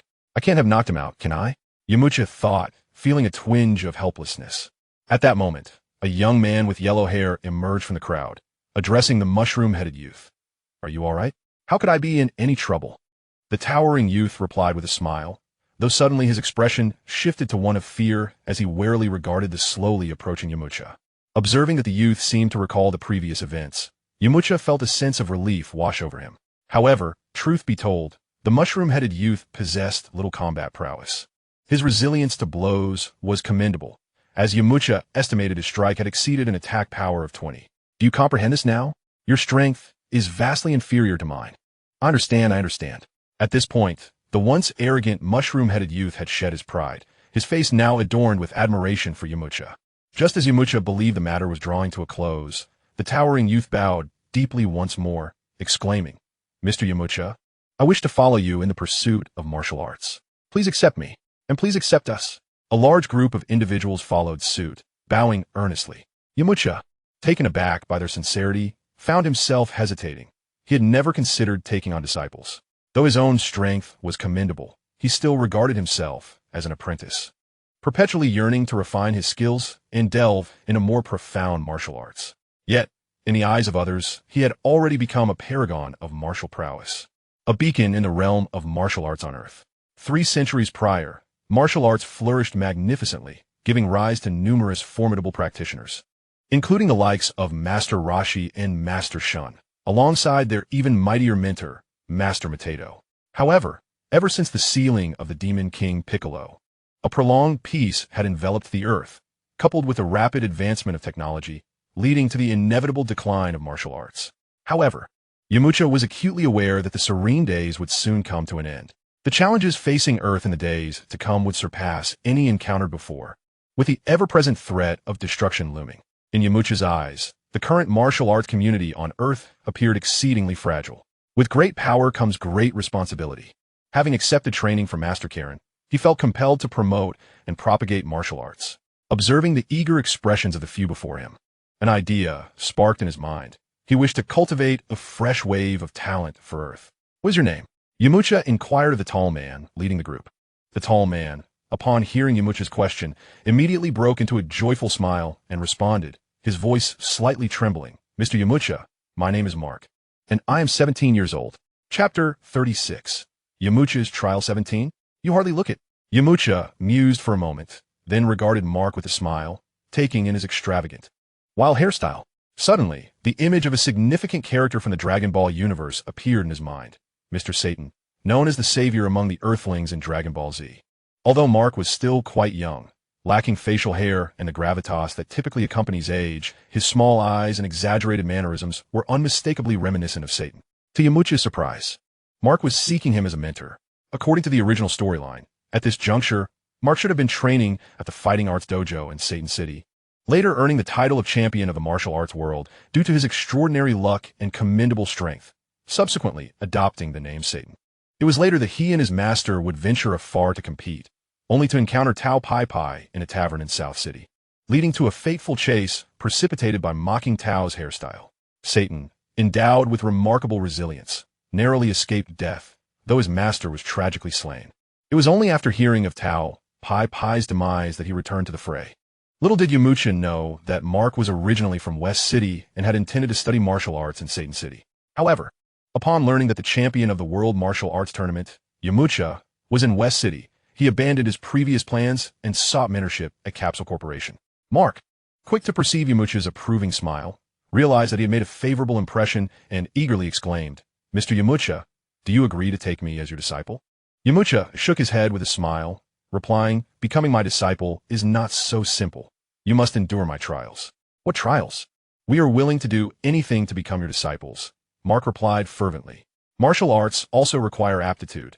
Not everyone possesses the ability to cultivate it. Today, I present to you an opportunity. To the south of the western capital lies the formidable Heaven-S Dual Mountain. You have 1 hour to reach it. The first 3 individuals to arrive shall be accepted as my disciples. As for the others, I regret to say, there will be no further consideration. Remember, the only mode of travel permitted is by foot. Any use of transportation will result in immediate disqualification." Upon concluding his words, Yamcha vanished from the sight of the crowd before they could pose any questions. Heaven-S Dual Mountain is nearly 50 kilometers away. 1 hour. How could that be possible? Instantly, a flurry of discussions erupted among the dozens of martial artists present. "What shall we do, Mark?" inquired a young man with golden hair, clad in a Taekwondo uniform. "What shall we do? We run, of course. Since Mr. Yamcha has granted us this chance, we must strive to seize it. Otherwise, what purpose do we have in being here?" Mark declared, leading the charge towards Heaven-S Dual Mountain. "Wait for me." As soon as someone took the initiative, the others quickly followed suit. This 50-kilometer challenge tests not only one's endurance, but also one's character. In the past world, even top marathon runners would require 3 to 5 hours to complete such a distance. However, in the realm of Dragon Ball, martial artists are not mere mortals. Even novice practitioners possess capabilities beyond ordinary comprehension. While 50 kilometers appears daunting, for this group, achieving it within an hour is not entirely implausible. It demands extraordinary physical prowess and indomitable will. This is precisely the caliber of individuals Yamcha seeks. Those unable to meet this challenge are naturally not what he desires.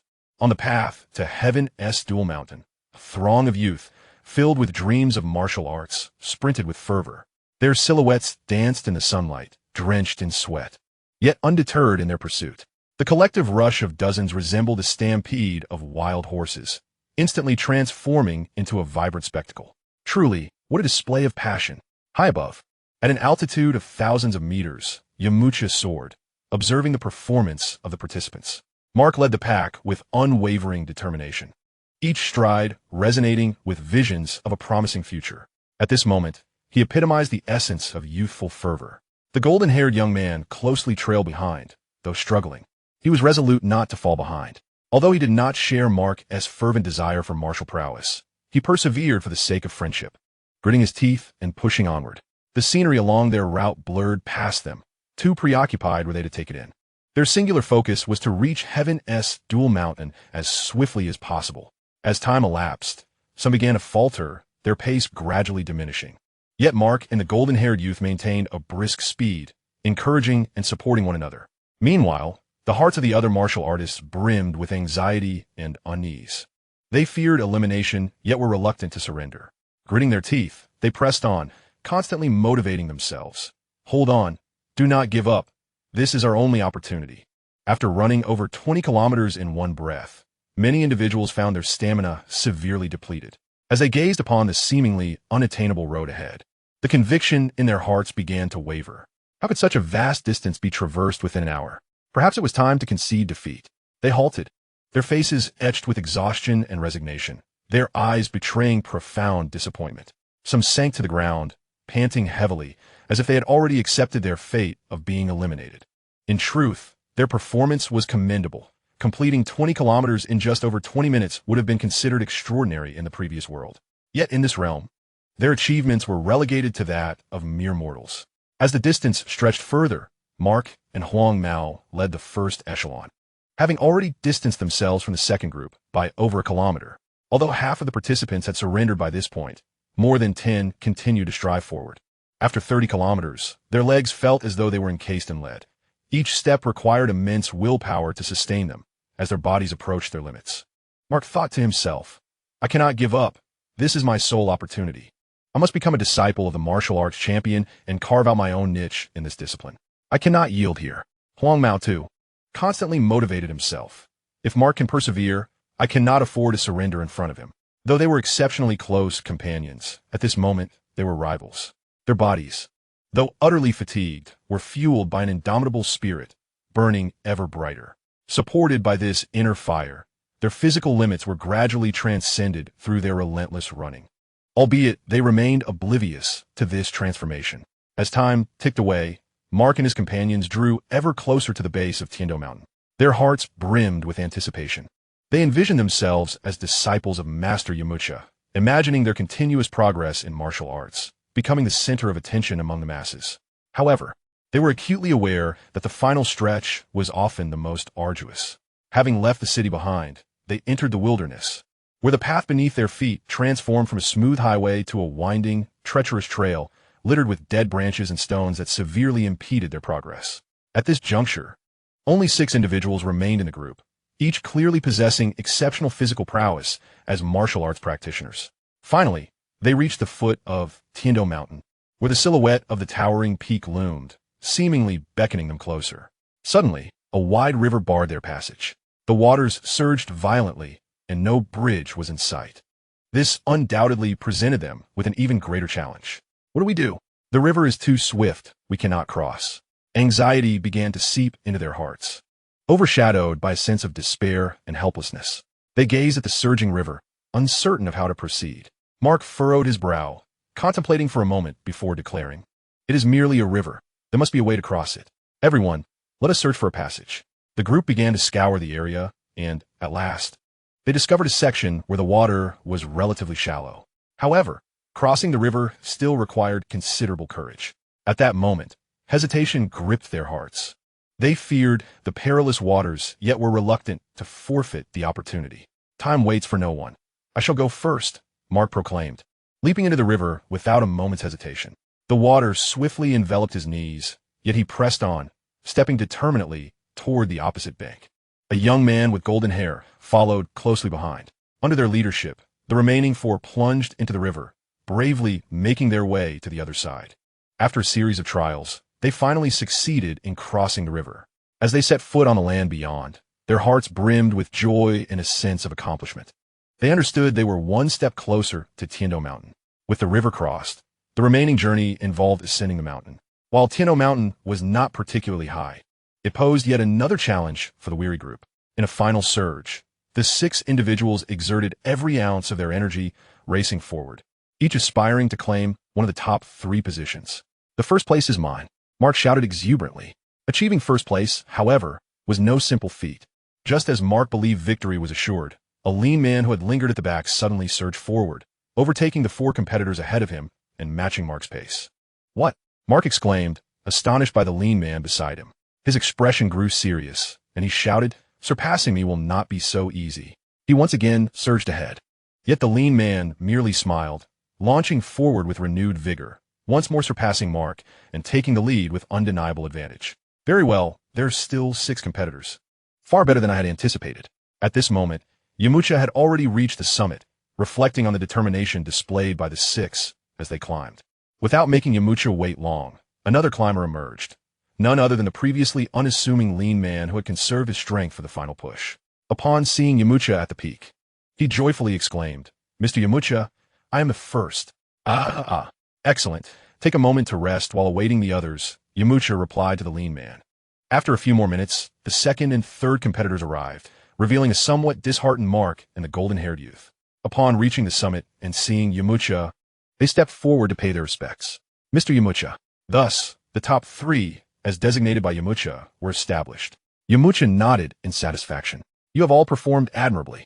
From this moment on, you shall be my disciples." The lean man, Mark, and the others knelt in excitement, offering a deep bow to Mr. Yamcha. "Thank you, Master. We shall undoubtedly live up to your expectations." Under systematic observation, the strengths and weaknesses of the trio's talents are clearly discernible. The most gifted among them is Vera, with a remarkable talent score of 60, the highest of the 3. Following closely is Mark, whose talent score reaches 45, while the least endowed, Vincent, possesses a score of 36. Although Vincent's score is modest, it still marks him as a commendable martial arts prodigy, considering that the average human talent score is merely 1.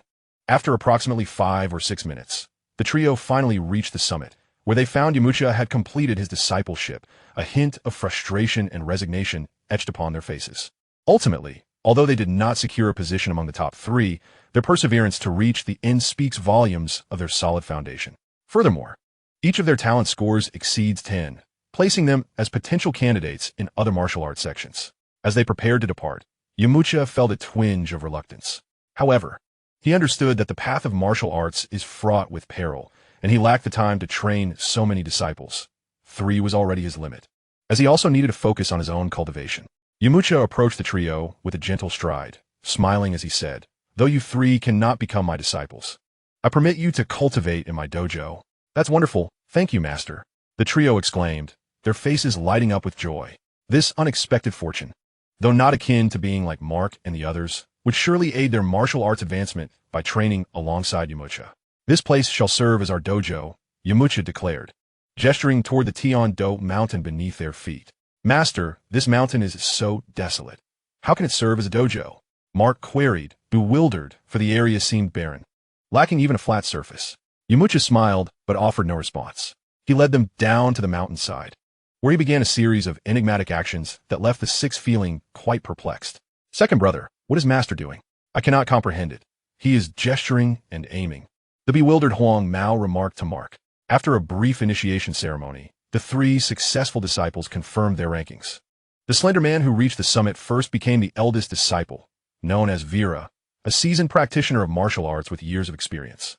By chance, he had traveled to the Western City, having heard of the champion of the world's martial arts competition being held there, and he had joined the throngs, inadvertently becoming Yamcha's disciple. As for Huang Mao, he is called Vincent, who initially intended to train in combat skills alongside Mark. The other 3 are named Carlos, Suddy, and Mocha, all enthusiasts of martial arts from the Western City. "Surely, Master has profound intentions. We shall observe," Mark said, feigning profundity. After some time spent gesturing, Yamcha swiftly arrived at a decision and turned to the 6, proclaiming, "You are fortunate today. I shall allow you to witness the true prowess of a martial artist." The current Tien Mountain can hardly serve as a dojo, for it lacks any flat terrain. Yamcha intends to unleash the Kamehameha technique to level the summit, thereby establishing a foundation for subsequent construction. Following this, he plans to enlist a few individuals to erect some structures, which will provide a preliminary outline for the place. Chapter 38, Displaying Power. Yamcha inhaled deeply, gradually calibrating his breath. His gaze became intensely focused, as if the entire world had faded away, leaving only him and the imposing Tien mountain before him.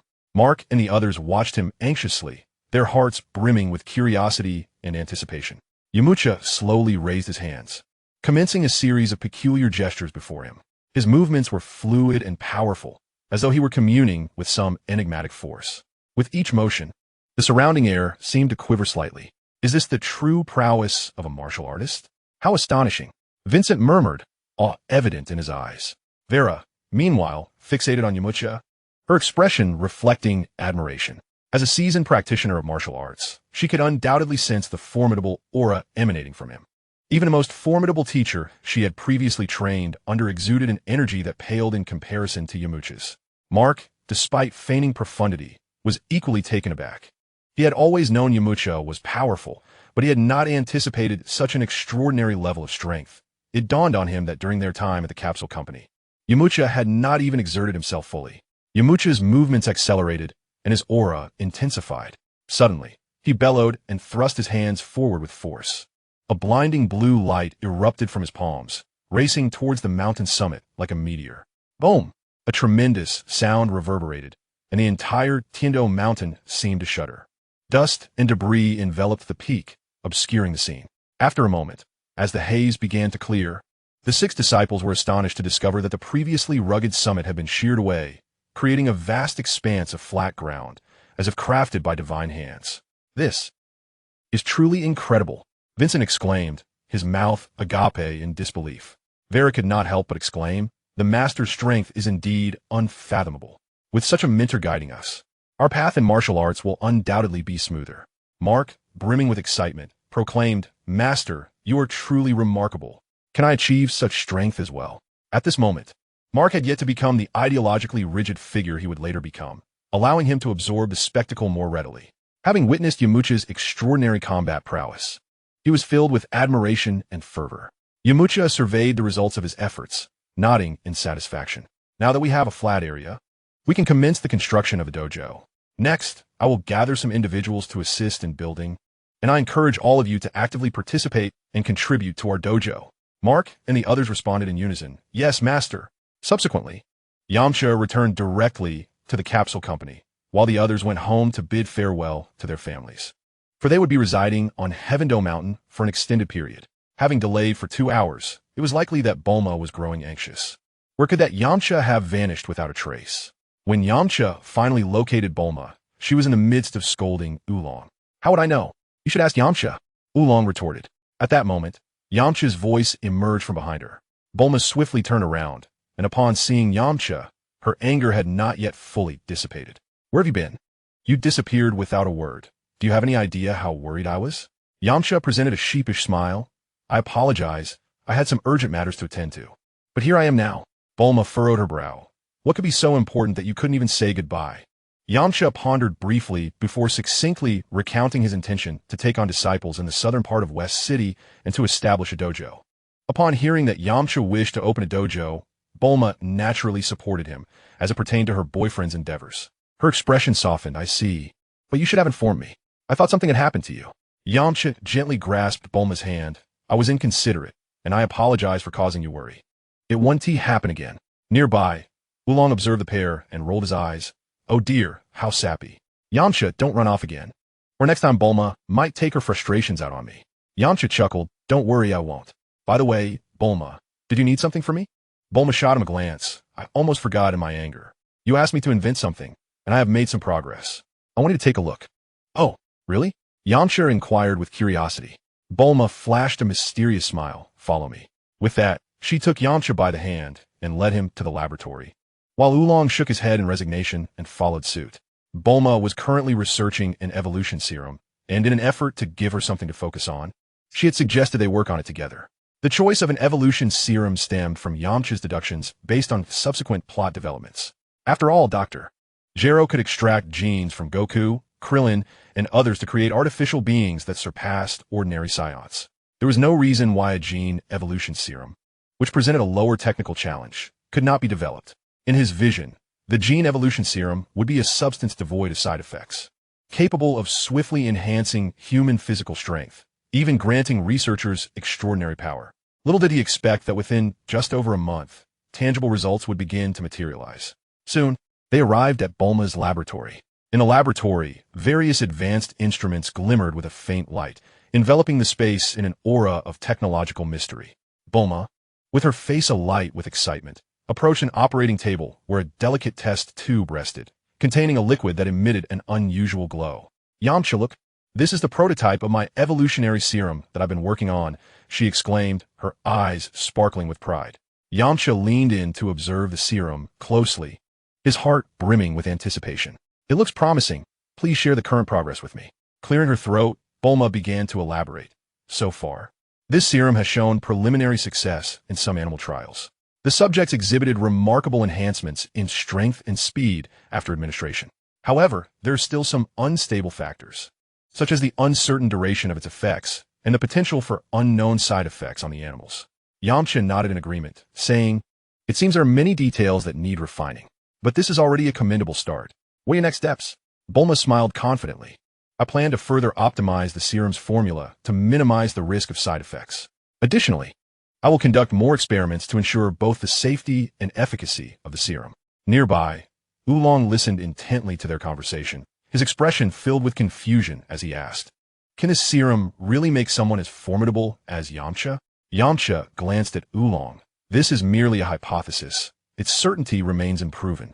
However, if successful, it could have a monumental impact on our world." Bulma continued, "Indeed, but this endeavor requires time and extensive research. Yet, I am confident that there is nothing this genius girl cannot achieve."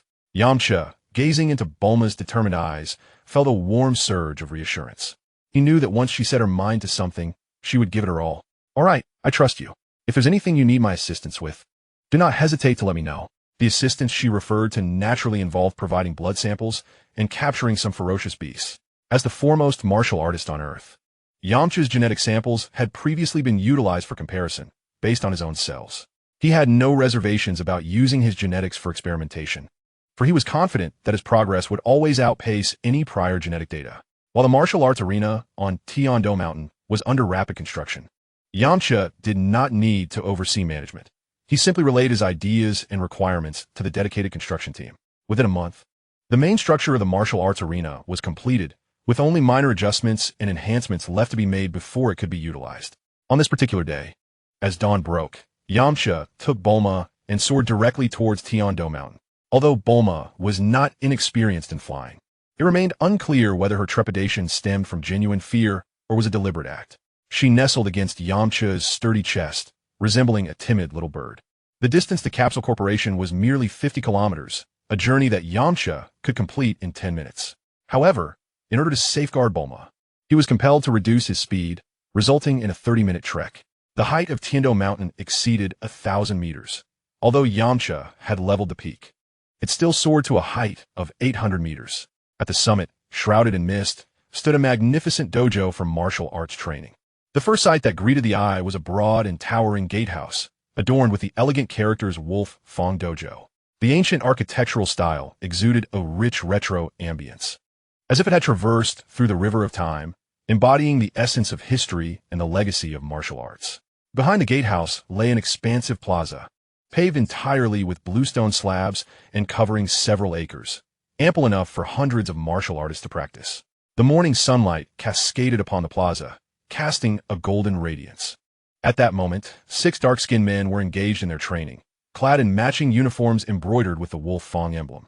The foremost trio executed their punches with formidable power, the sound of their strikes echoing in the air. They were practicing the Wolf Fong fist, a technique mastered by Yamcha. Through Yamcha's meticulous refinement, the Wolf Fong fist had transcended ordinary martial arts, truly qualifying as an elite fighting style. However, the corresponding difficulty of training had also increased. To facilitate the disciples' practice, Yamcha categorized the Wolf Fong fist into 5 levels: beginner, proficient, minor accomplishment, major accomplishment, and transcendence. Each level was then compared with combat prowess.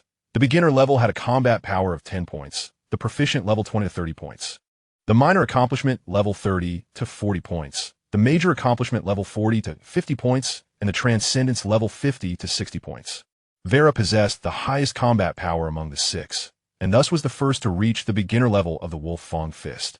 After a month of diligent training, she had progressed to the proficient level, achieving a combat power of 21 points. Following her was Mark, who had also trained well in the Wolf Fang Fist, advancing significantly within the beginner level. With a bit more effort, he was on the verge of breaking through to the proficient level, currently boasting a combat power of 18 points. Although his power was slightly less than Vera's, his unique resistance to strikes rendered him equally formidable. Vincent, on the other hand, was a bit behind, with a combat power of 12 points at the beginner level of the Wolf Fang Fist. As for the other three individuals, their combat prowess is relatively modest. They have yet to embark on mastering the Wolf Fang Wind Fist. Nevertheless, through their training, their fighting abilities have markedly improved, now generally hovering around 8 or 9 points. Behind the square lies a collection of exquisite pavilions and towers, artfully arranged, with flying eaves and bracketed roofs, adorned with intricate carvings. The crimson pillars harmonize beautifully with the slate-gray tiles, shimmering with a mysterious glow under the sun's embrace. Within the pavilions, stone tables and benches are neatly arranged, offering practitioners a moment of respite to savor the tranquility and serenity of the mountains. The lofty towers reach towards the heavens, their windows embellished with exquisite carvings that exude an ancient yet solemn beauty. To ensure a seamless integration of architecture and nature, several flowers, plants, and trees have been thoughtfully transplanted, alongside the introduction of mountain spring water, achieving a perfect harmony between the natural landscape and the built environment, truly embodying the essence of the Tao.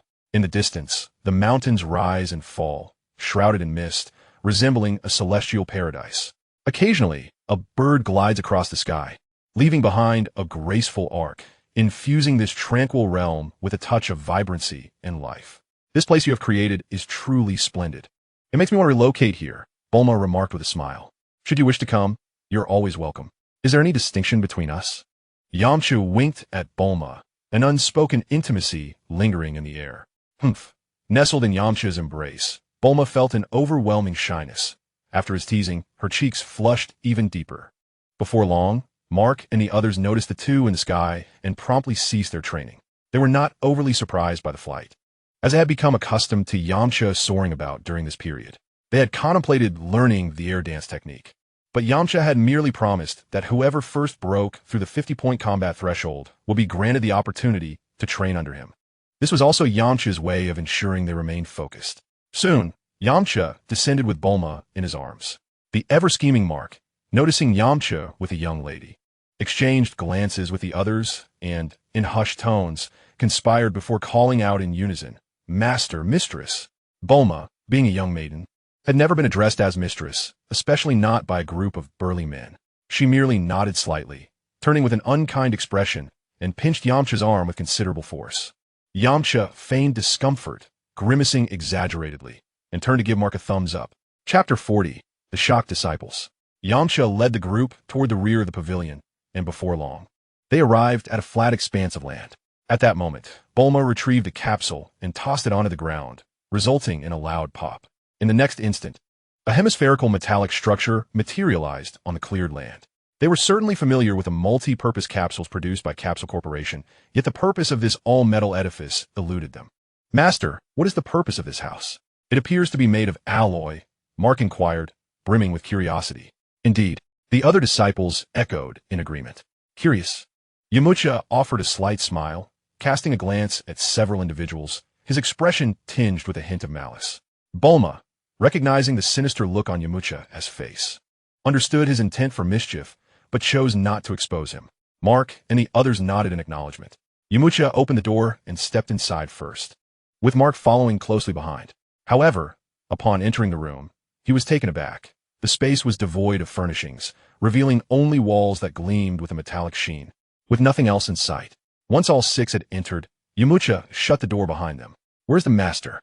Vera pondered, noticing Bulma had not followed them inside. Her heart filled with doubt. "Why is there nothing in here?" Mark murmured as he glanced around the empty room. After a brief moment of observation, Yamcha suddenly inquired, "Are you all prepared?" "Prepared for what?" Before he could finish his question, An unseen force bore down upon them, and they instantly felt as though they were laden with a 1,000-pound burden. The sudden pressure reddened their faces, and their bodies involuntarily bent under the weight. The three with the lowest combat power collapsed onto the floor, momentarily speechless. Even Vera struggled to breathe under the weight, finally grasping why Bulma had not entered. Surprisingly, it was Mark who fared the best. Despite his legs trembling from the gravity, he fought to maintain his stance, demonstrating that his exaggerated muscles were not without purpose. Although Yamcha had merely adjusted the gravity to 3 times its normal level, it proved exceedingly challenging for those who had only just embarked on their martial arts journey. Naturally, he did not intend to let them engage in gravity training so soon. He planned to wait until they had mastered the Wolf Fong Fist to a considerable degree. Master, what is happening? Mark gritted his teeth, laboriously squeezing out a few words. Seeing the desired effect achieved, Yamcha promptly retrieved a remote control, restoring the gravity in the chamber to normal levels. As the pressure alleviated, the 6 disciples gasped for air, relieved from the strain of the previous 3-fold gravity. Yamcha observed their disheveled appearances, a mischievous smile creeping across his face. Welcome to the gravity training room, specifically designed to enhance your strength. That gravity was 3 times the norm. Not pleasant, was it? Upon hearing this, their eyes widened in realization. It was no wonder they could scarcely hold themselves upright moments ago. Once Vera regained her composure, she exclaimed, "Wow, Master, can this gravity training room truly enhance our strength?" Yamcha nodded solemnly, declaring, "Indeed, training in a high-gravity environment can significantly unlock your physical potential, allowing for rapid enhancement of your abilities. However, this process will be quite arduous, and for you at this stage is still too early. Your primary focus should remain on mastering the Wolf Fong Fist for now." Vincent bore a sorrowful expression, lamenting, "Master, this is truly unbearable." Yamcha lightly tapped Vincent's head, admonishing him, "There are no shortcuts in martial arts. Only through exerting greater effort than others can one become a true warrior." Subsequently, Yamcha led the group out of the gravity chamber, where they were greeted by the long-awaited Bulma. At that moment, Bulma was idly surveying her surroundings, captivated by the ancient architectural style reminiscent of the Dragon Kingdom from her previous life. Her eyes sparkled with curiosity, as if she were exploring an entirely new world. Once Yamcha had seen off Mark and the others, he approached Bulma with a smile. Observing her inquisitive demeanor filled him with warmth. "Bulma, do you find intriguing?" he inquired softly. Bulma nodded enthusiastically, her eyes brimming with excitement. "Yamcha, this architectural style is truly unique. I have never seen anything like it. It feels as if I am immersed in a resplendent culture. In this world, most buildings are hemispherical, resembling a series of yurts, while the pavilions and towers of Tien Mountain feature a plethora of structural forms, including hexagons and octagons. Wandering through them evokes a sense of artistic continuity in time and space, akin to listening to a grand, cohesive symphony." Clearing his throat, Yamcha began to explain to Bulma in detail.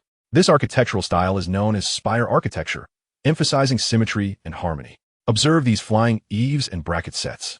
They are not only aesthetically pleasing, but also serve to facilitate drainage and decoration. The color palette is dominated by subdued tones, imparting a dignified atmosphere. Bulma listened intently, occasionally posing questions. "What about the dojo? Do you have any specific plans moving forward?" Yamcha smiled slightly and continued, "I intend to develop this place into a comprehensive martial arts academy. In addition to the gravity training room, there will be various training areas, such as combat arenas and endurance training zones. We will also establish relaxation and study areas, allowing disciples to unwind and learn amidst their training." Bulma's eyes lit up. "That sounds splendid. However, you currently have only 6 disciples. Are you planning to recruit more?" After a moment of contemplation, Yamcha replied, "Not at this time. I will consider it once they are well established." Bulma nodded, smiling. "So what else do you need from this talented genius?" Yamcha gazed at Bulma with anticipation. "I hope you will continue to utilize your intellect to design advanced training equipment for the academy, as well as your research gene evolution serums. With your assistance, I am confident our dojo will become a premier martial arts institution on Earth." However, he harbored a greater ambition, not merely to establish a top dojo on Earth, but to create one that would shine across the universe. Bulma chuckled. "Rest assured, I will do my utmost. But you must not become complacent. Be sure to diligently teach your disciples." Yamcha clasped Bulma's hand and solemnly declared, "I will ensure that this dojo becomes a sanctuary for martial arts enthusiasts." Witnessing Yamcha's unwavering dedication, Bulma's heart brimmed with happiness. Chapter 41. Vitality and Spirit. Bulma lingered until the afternoon before taking her leave. Subsequently, Yamcha approached the 6 individuals engaged in their training and remarked, "During this period, I have been preoccupied with construction, and Master has yet to properly guide you in your training. We have long anticipated Master leading us in our practice." Upon hearing that Yamcha would take them through their training, the 6 of them immediately displayed expressions of joy. Without further ado, let us run 100 laps around Tien Mountain. 100 laps? Upon hearing Yamcha's challenge, Vincent felt a wave of despondency wash over him. "Enough chatter, follow me," Yamcha bellowed, charging down the mountain. Unlike Master Roshi, who rested while his disciples trained, Yamcha took the lead, embodying the spirit of a true mentor. Seeing Yamcha commence his run, Mark and the others fell silent, steeling themselves to follow. At that moment, Tien Mountain had undergone a month's transformation. With a narrow staircase constructed from the mountain gate to the foot, making descent easy but ascent arduous. As long as no one fainted, Yamcha pushed himself to the limits until the sun dipped below the horizon, at which point they finally returned to the dojo. Once back, Yamcha led the 6 in half an hour of wolf Fong fist training. From now on, you are required to run 100 laps around Tien Mountain daily. After outlining the training regimen, he retreated to the backyard. For Yamcha, guiding his disciples through training was merely an appetizer. The true challenge lay ahead. He re-entered the gravity chamber, adjusting the gravitational force to 20 times that of normal. Thus began a day of rigorous training. The 20-fold gravity meant that Yamcha would endure immense pressure. Every movement became extraordinarily arduous, as if he bore the weight of a colossal mountain upon his shoulders. Yet, he exhibited no signs of retreat. Gritting his teeth, he strove to train within this formidable gravitational environment. Sweat poured down like rain, soaking his garments. His breathing grew heavy and labored, yet his gaze remained resolute. In this high-gravity atmosphere, he relentlessly pushed his limits, awakening his body's latent potential. He repeated various motions time and again, from simple punches to intricate combinations of techniques. Each effort brought him closer to his aspirations. Time in the gravity chamber seemed to stretch endlessly, yet Yamcha remained oblivious, wholly absorbed in his training, oblivious to the world outside. When fatigue finally overwhelmed him, he gradually ceased his movements. Though his body was utterly exhausted, his heart swelled with a sense of accomplishment. He knew he had taken another solid step forward. Emerging from the gravity chamber, Yamcha made his way to the open space in the backyard. He took a deep breath, savoring the tranquility of the night. The moonlight cascaded over him, as if celebrating his endeavors. Yet in this moment, he found no joy with the enhancement of his combat prowess. His mastery over his own energy had waned. In the realm of martial arts, the triad of essence, energy, and spirit holds paramount importance. Here, essence refers to physical strength, spirit denotes mental fortitude, and energy embodies the amalgamation of both physical and mental powers. Within the universe of Dragon Ball, these elements profoundly influence martial artists. Physical strength serves as the foundation for these warriors, empowering them with endurance and explosive capability during battle. A robust physique enables them to withstand formidable assaults while unleashing potent techniques. Much like Goku, whose body, honed through countless battles, consistently manifests incredible power at critical junctures, allowing him to triumph over formidable foes. Mental fortitude, or spirit, constitutes the inner pillar of martial artists. Resolute beliefs, tenacious will, and fearless courage exemplify the essence of mental strength. In the heat of conflict, such fortitude allows martial artists to maintain focus, undistracted by external disturbances, enabling them to perform at their zenith. When confronted with formidable adversaries, mental strength can unlock the latent potential within, enabling them to transcend their limits and achieve the extraordinary. For instance, Vegeta's indomitable spirit propels him to continuously surpass his own boundaries in the face of relentless challenges. Energy, as the synthesis of physical and mental prowess, represents the very core of a martial artist's capabilities. By mastering their energy, they can enhance their offensive and defensive capabilities, as well as their agility. They possess the ability to sense their opponent's energy, allowing them to anticipate actions and devise appropriate combat strategies. Furthermore, energy can be harnessed to perform various formidable techniques, such as the Kamehameha and Spirit Bomb. The degree of control over one's energy directly dictates the martial artist's combat effectiveness. For Yamcha, training in the gravity chamber rapidly elevated his physical strength. yet his spiritual growth remained stagnant. Unlike the Saiyans, who could continuously advance within the gravity chamber and even gain extraordinary enhancements, Yamcha, as a human, required a more harmonious connection with nature to cultivate his spirit. On Earth, it seemed that knowledge regarding spiritual cultivation was scarce, primarily confined to the realm of the divine, leaving him with a sense of incompleteness. It appeared that an opportunity to venture into the divine realm was warranted. Yamcha felt invigorated by the thought. On that day, having just concluded his training, with sweat still glistening on his skin, Yamcha sought a quiet place to rest. Just then, Mark and Vincent rushed towards him, their urgency palpable. Mark's face was alight with excitement, his gaze flickering restlessly, and he absent-mindedly scratched the back of his head, revealing his bashfulness. He stammered, "Master, I wish to venture down the mountain." "Down the mountain? Is there something urgent?" Yamcha inquired with a smile. "There is nothing much to say. I heard from the delivery person that a renowned female singer will be performing in West City tomorrow, so I thought I would go and see." Mark seemed reluctant for Yamcha to know the details, feigning nonchalance. "It can't be that simple. With your temperament, can you truly appreciate music? Is there something more beneath the surface?" Yamcha, observing Mark's anxious and bashful demeanor, became intrigued and pressed further. After a brief pause, he mustered the courage to continue. "The singer coming to perform is named Miguel. She is a close childhood friend of mine, and I haven't seen her in over 6 months." At this point, a tender and affectionate light emanated from Mark's eyes. "Is she beautiful?" Yamcha inquired with a smile.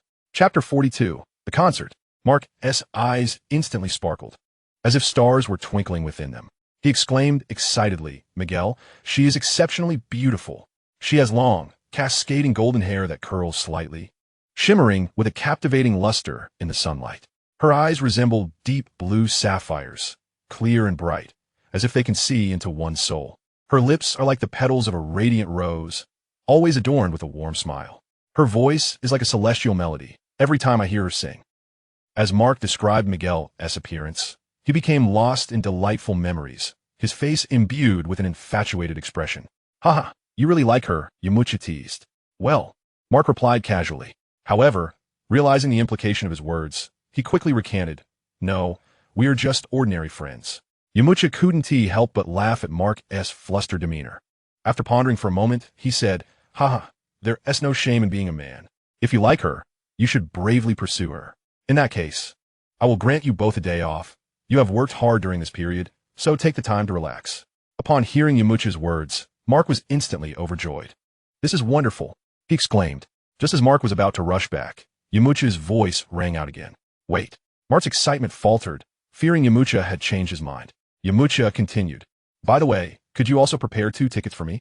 Mark was taken aback, but quickly realized that Yamcha intended to take Bulma to the concert. In his past life, as a member of the Moonlight Clan, Yamcha had always found concert tickets, priced in the thousands, to be beyond his means. However, for the Yamcha of the present, this was no longer an issue.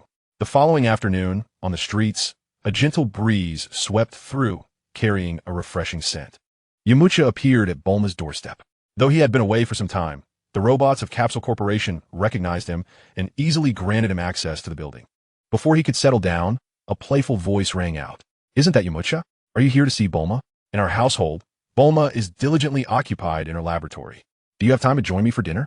The speaker is none other than Bulma's mother, Begini, who can be said to be the person Yamcha dreads encountering most at the Capsule Corporation.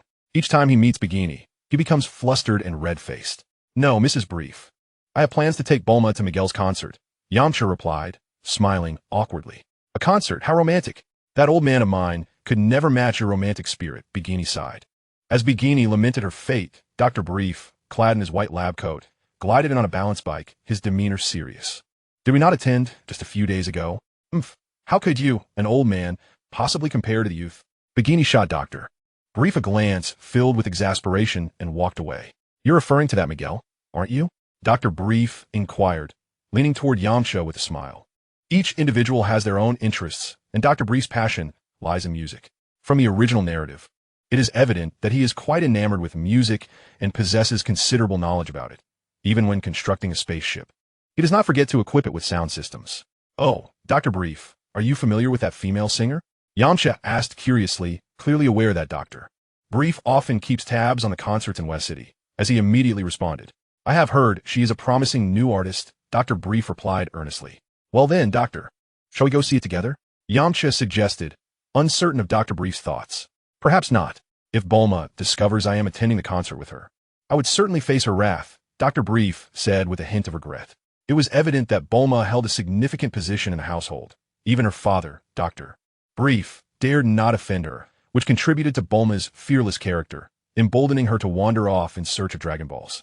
Once Bulma finished her preparations, she emerged wearing a vibrant orange dress, glistening droplets of water still clinging to her fluffy blue hair, resembling a fairy freshly emerged from the water, increasingly radiant with age. Let us go, Bulma exclaimed, linking her arm with Yamcha's, her smile bright. Before Yamcha's arrival, he had already communicated with Bulma through his device. Upon hearing of Yamcha's presence, she promptly set aside her tasks, refreshed herself, and made her appearance. Bulma, you look stunning, Yamcha remarked, captivated by the subtle fragrance that enveloped Bulma. Of course, Bulma replied playfully, winking at Yamcha like a lark. The two then made their way to the concert venue. Upon arriving, they were greeted by a sea of people, the atmosphere buzzing with excitement. The stage is adorned with flickering lights, resplendent and colorful. Yamcha clutches Bulma's hand tightly, fearful of getting lost in the throng. They take their seats, eagerly anticipating the commencement of the concert. Although the crowd is considerable, Yamcha quickly spots Mark and Vincent in the front row, where Mark has gone to great lengths to secure a prime view of Miguel. Yamcha and Bulma, however, occupy a position in the middle of the audience, an area known for its vibrant atmosphere, a choice made by Yamcha, as he believes attending a concert is about reveling in the lively ambience. Mark is seen eagerly gazing at the stage, though the concert has yet to officially begin, and no performers occupy the stage. Stop looking. The show hasn't started yet, Vincent teases. Being Mark's close friend, Vincent is well aware of Mark's infatuation with Miguel, which is also the reason Mark has dedicated himself to martial arts. After Miguel once expressed her preference for tall men who could protect her. I just want to see Miguel as soon as possible, Mark replies with a dreamy smile, not denying Vincent's words. Just as his statement fades, an unwelcome voice interrupts from nearby. With that foolish look, you think you can meet Miguel? Have you even looked in the mirror to see if you're worthy? The speaker is a young man named Tanaka, slick-haired and dressed in a suit, who happens to be an old acquaintance of Mark. Judging by appearances, Tanaka certainly holds an advantage over Mark. With a disdainful expression, Tanaka raises his middle finger at Mark, exuding an air of provocation. Upon hearing this, Mark's temper flares. What did you say, Tanaka? You are the one unworthy of meeting Miguel. Tanaka's taunts only escalate, as he believes Mark to be weak and presses further. With arms crossed and a mocking smile, Tanaka inquires, what makes you think you're worthy? Do you have my wealth? Can you help Miguel? His soul-piercing questions leave Mark momentarily speechless. Tanaka, the son of a wealthy businessman, had been a classmate of Mark and Vincent in high school, but after graduation, they had gone their separate ways. Miguel was scouted by an entertainment company for training, while Mark had been traveling to study and hone his martial arts skills. Suddenly, an idea strikes Mark, and he smiles. Miguel isn't the type to be swayed by money or power. She prefers a man of valor like me.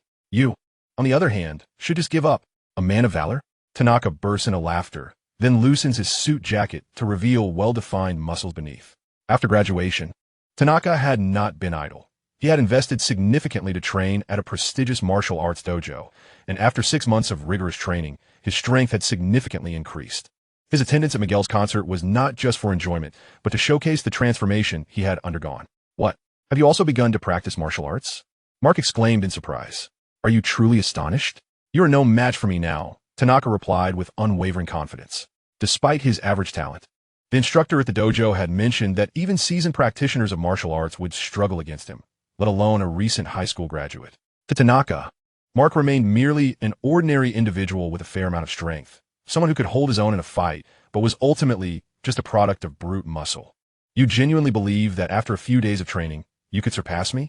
I have been training under the champion of the World Martial Arts Championship, Yamcha, Mark proclaimed proudly. Tanaka, having heard of Yamcha, recognized him as the champion of this year's tournament, a prominent figure in the martial arts community, even outshining some of the older masters. However, witnessing Mark's arrogant demeanor filled Tanaka with irritation, prompting him to retort, Yamcha is merely a fortunate newcomer. My teacher is a disciple of the Crane School, unlike Master Rashi, who prefers a carefree life on a remote island. Master Crane aspires for wealth and power in the city, though he, like Master Rashi, seldom appears in the martial arts circle. Nevertheless, over the years, He has left behind numerous successors across the globe. Of course, these successors primarily provide financial support and benefits to Master Crane. Although Mark had once been an enthusiast of martial arts, he had little knowledge of the prominent figures within the community. Since joining Yamcha's Wolf Fong school, he had focused primarily on training, remaining largely unaware of other martial arts factions, particularly the long-absent Crane School. The Crane School? I have never even heard of it. Mark remarked dismissively. After 6 months of guidance from Yamcha, Mark had transformed from his former self. As his strength grew, so too did his pride. In his eyes, only Yamcha commanded his respect. Once Mark committed to a person or a cause, he remained steadfastly loyal. Since we are both practitioners of martial arts, let us engage in a match to determine who is truly worthy of Miguel's favor. Mark's expression was laced with disdain for the Crane School, which Tanaka could not tolerate. Although he did not feel particularly loyal to the Crane School, Mark's disparagement of it struck a nerve, as he was essentially challenging Tanaka himself. Let us compete, then. I fear you not, Mark scoffed. Just as Tanaka was about to discuss the details of the duel with Mark, the music around them began to play. Now is not the time to teach you a lesson. After the concert, you shall see, Tanaka huffed coldly. As the lights on the stage began to dance in harmony with the music, Miguel gracefully emerged from behind the curtain, surrounded by numerous dance partners, resembling a princess. The melodies intertwined with Miguel's melodious voice, flowing like a pristine spring into the hearts of every audience member. The atmosphere in the venue instantly transformed, resonating with a harmonious energy. Miguel certainly possesses something remarkable, Yamcha remarked with a smile. Although he had not listened to much music since his arrival in this world years ago, he had been an avid follower of music programs in his previous life. Miguel's unique and splendid vocal talent could rival that of the most celebrated singers from his past. You have an ear for music, or are you merely watching the performer? Bulma teased. Yamcha felt a jolt of apprehension. Bulma's question was a perilous one, and a wrong answer could lead to her delivering a swift punch. How could that be? The most beautiful girl in the world is right beside me, Yamcha replied, maintaining his composure. Haha, I must commend your discernment, Bulma said with a satisfied smile. Then turned her attention back to Miguel's performance. With Bulma not pressing further on the topic, relief washed over Yamcha. He was no seasoned romantic, and he would have struggled to navigate further inquiries. Fortunately, Bulma was not the unreasonable woman from his past life. As the concert progressed, the audience's enthusiasm escalated, reaching a climax where they rose to their feet, waving their glow sticks in unison, swaying to the rhythm and casting aside their worries to relish this unforgettable moment. Such is the allure of music. Alas, joyous moments are fleeting. The 2-hour concert swiftly came to an end.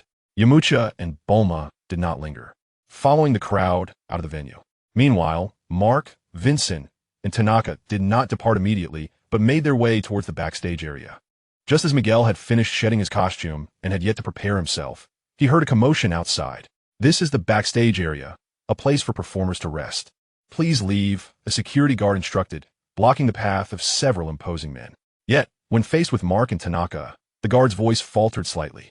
Although not a martial artist, the guard has instincts as a soldier sensed the danger posed by the individuals before him. Let us in. We are friends of Miguel. Please allow us a brief moment. Mark implored politely. No, the guard replied firmly, though internally conflicted. Why waste time talking to him? Tanaka scoffed, striding directly inside. Chapter 44. A Relaxed Victory. 2 security guards stood no chance against the martial prowess of Tanaka, who effortlessly pushed his way through. Seeing this, Mark and Vincent followed suit, entering as well. Tanaka, Kato, and Mark, along with others, burst into the backstage dressing room, where they encountered Miguel, dressed in his performance attire, with makeup not yet fully removed. Miguel was initially startled by their sudden entrance, but a glimmer of surprise quickly flickered in his eyes. Mark, what brings you here? Miguel rose and inquired with a smile. Mark, slightly embarrassed, scratched his head and replied, We just came to watch the show and thought we'd drop by to see you afterward.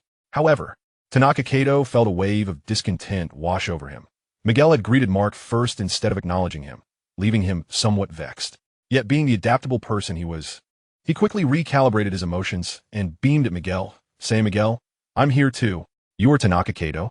You become so strong that I scarcely recognized you at first. Miguel responded with a smile. The joy of encountering familiar faces at his concert delighted Miguel, and the group began to reminisce about old times. Miguel recounted his experiences and amusing anecdotes from his artistic journey, while Mark and Tanaka Kato listened with rapt attention.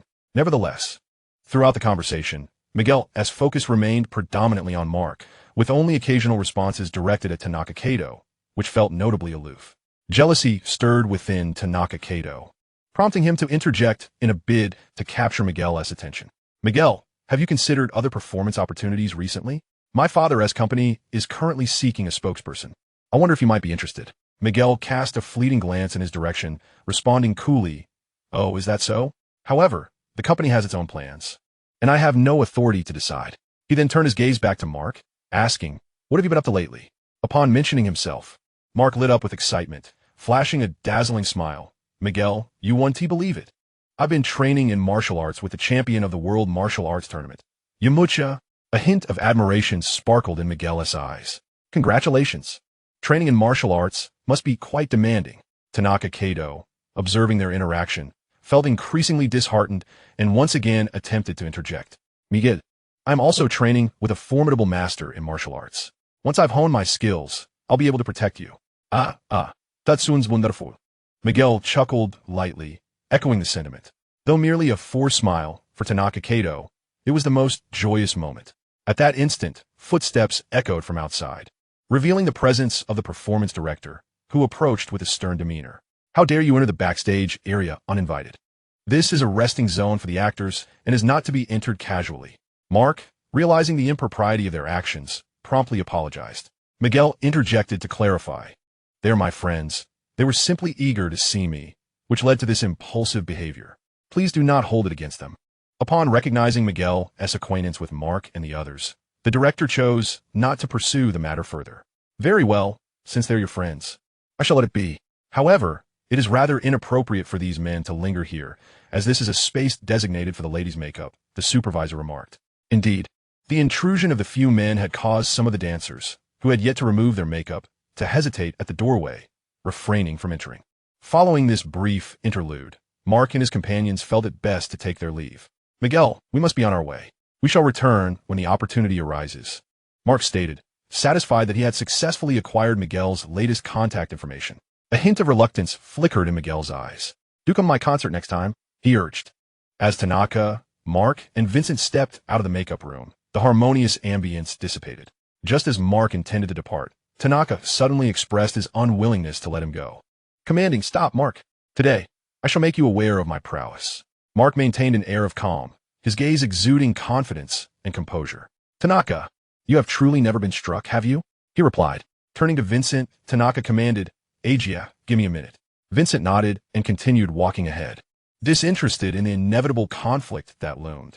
The two men took their positions, and Tanaka swiftly initiated the assault, his form akin to lightning as he lunged at Mark, delivering a powerful straight punch. The wind from his fist howled with tremendous force. Mark slightly sidestepped, effortlessly evading the blow. Realizing his initial strike had failed, Tanaka quickly altered his approach. His fist opened, fingers aligned, resembling a crane pecking at food, as he thrust both palms forward like dual daggers aimed at Mark. "Not bad, but hardly impressive," Mark remarked nonchalantly, nimbly evading Tanaka's barrage of attacks. His movements were light and agile, akin to a graceful dance. As Tanaka grew increasingly frustrated, his assaults became more ferocious, yet he could not land a single hit on Mark. "How feeble you are, Tanaka," Mark chided, a smirk of disdain gracing his features. Tanaka, unable to tolerate Mark's arrogance, let out a furious roar and charged at him once more. Mark sighed, resolving to impart a lesson to Tanaka. With a swift strike, he landed a punch to Tanaka's abdomen, sending him hurtling backward. Tanaka crashed heavily to the ground, a trickle of blood escaping from the corner of his mouth. He struggled to rise but found himself powerless. He gazed at Mark, his eyes filled with defiance. "I refuse to accept this," Tanaka bellowed, once again lunging at Mark. Mark sighed deeply, determined to teach Tanaka a lesson. With a decisive blow to Tanaka's midsection, he sent him flying. Tanaka landed harshly, blood staining his lips. Struggling to regain his footing, he looked at Mark, filled with resentment. "Huh, Tanaka, is this what you refer to as the ancient boxing technique, Craniamortal style? Pathetic. I have yet to unleash my Wolf Fong fist, and you are already defeated. Should you wish to settle scores, feel free to seek me out at Tien Mountain," Mark Yu declared, casting a glance at the fallen Tian Zhongjiao before refraining from further humiliation. Instead, he turned and pursued Vincent.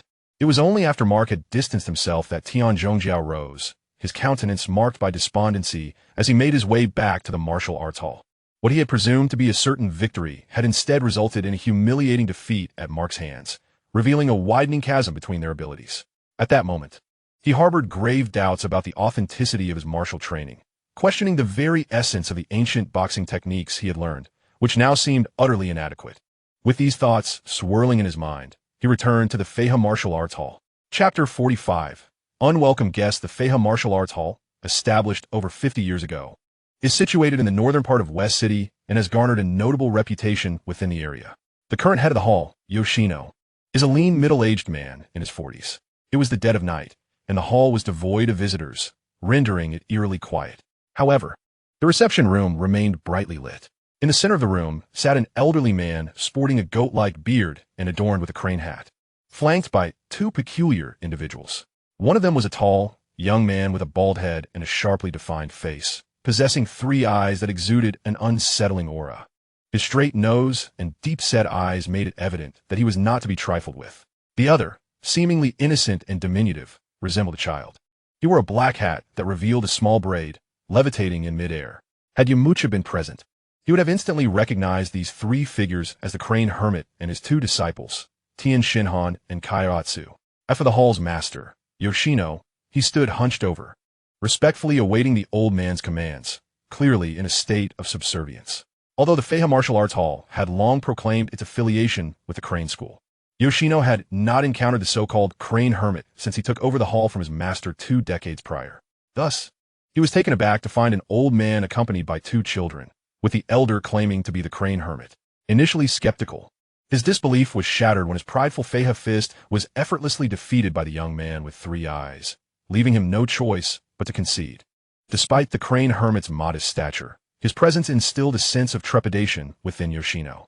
"Master, what brings you to West City on this occasion?" Yoshino inquired cautiously, casting a furtive glance at the Crane Hermit and Tien Shinhan, fearful of inciting their displeasure.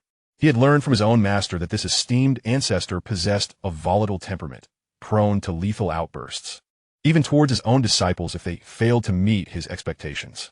Observing the Crane Hermit's continued cheerful demeanor, Yoshino felt a measure of relief. "It has been decades since my last outing. I recently took on 2 disciples and thought it prudent to bring them forth to witness the world. Having heard that the champion of this year's esteemed martial arts tournament resided in West City, I ventured forth to investigate. Could you kindly assist me in locating this individual?" Master Crane stroked his goatee and spoke slowly. Ever since he learned that the disciples of Master Roshi had participated in the tournament yet failed to secure victory, losing to an obscure contender, he had developed a certain disdain for Master Roshi. His intent in visiting West City was to have Tien Shinhan triumph over the tournament champion, thereby allowing him to humiliate Master Roshi upon their subsequent meeting. Suddenly, Tanaka burst in recklessly. Yashiyama's expression shifted to one of displeasure, but upon seeing Tanaka's disheveled appearance, his irritation transformed into surprise. "Tanaka, what on earth happened? What prompts such an unceremonious entrance?" Yashiyama inquired, furrowing his brow. Tanaka, his face flushed with shame, lowered his head and confessed, "Master, I had a fight and was utterly defeated." Yashiyama narrowed his eyes slightly. "Oh, given your prowess, there are few who can rival you in West City. Who could have bested you so thoroughly?" Tanaka bit his lip and replied, "A man named Mark. I was convinced I would win, but he defeated me with ease. He even claimed that our flying crane fist is completely worthless, and that the crane school is nothing to be taken seriously." Tanaka sought out Yashiyama, hoping he would intervene to teach Mark a lesson. Yashiyama snorted derisively. "What audacity! To insult my flying crane school and demean the crane style. What manner of individual is he? He claims to be a disciple of Yamcha from the Wolf Fong School." Tanaka explained. "Wolf Fong School, Yamcha," Yashiyama murmured, a look of delight spreading across his face. He had intended to seek out Yamcha, and now fortune had provided him with a lead. Yashiyama proceeded to inquire further about Tanaka's encounter, while the insignificant figure of Mark fell outside their considerations. The following day at Tien Mountain, the dense fog had yet to dissipate when Tanaka led Yashiyama, Master Crane, and Tien Shinhan to the mountain. "Master, Yamcha is right here." Tanaka pointed to the gate adorned with the Wolf Fong School sign, a fierce expression etched on his face. Through Yashiyama, he had come to understand the identities of Crane and his companions, realizing their formidable strength, and he had already envisioned Mark's demise. This Yamcha possesses a certain elegance. He has chosen a splendid location, Master Crane remarked, admiring the entrance to the Wolf Fong School. Given the limited number of practitioners in the Wolf Fong School and its expansive territory, it lacked the guards typical of larger sections. Thus, Crane and his companions entered the Wolf Fong School unimpeded. As the five of them stepped into the training grounds, the strongest warrior, Vera, immediately noticed their presence. With a swift movement, Vera approached them and declared, "Who are you? What brings you to our Wolf Fong dojo?" Tien Mountain, situated on the outskirts of West City, rarely attracted visitors, save for the occasional backpacker with a penchant for exploration. The individuals before him were clearly not mere backpackers, and he sensed an ominous turn of events. The Crane Immortal merely smiled, offering no response, for to him, Vera was but a trivial entity, unworthy of dialogue. "Bring out Yamcha," Tanaka-ko declared arrogantly. At that moment, Mark and his companions arrived, and upon recognizing the familiar Tanaka-ko, Mark scoffed, "Tanaka-ko, have you not learned enough from yesterday's lesson? Have you come here today to stir trouble?" "Mark, my master is here today, so I fear you not," Tanaka-ko stammered, recalling the humiliating defeat from the previous day. Yoshino shook his head, deeply disappointed in Tanaka-ko's demeanor, yet he stepped forward. "You are Mark, the one who referred to my Flying Crane sect as trash?" Mark, undeterred by the middle-aged man before him, replied, "Is that so? Youth, has your master not taught you that calamity arises from the tongue?" Yoshino remarked gravely. "He has not." Mark replied nonchalantly, "Truly, the young are formidable. Today, I shall impart some lessons on behalf of your master." With that, Yoshino leaned forward, soaring gracefully, his right hand transforming into a lethal claw aimed directly at Mark's face.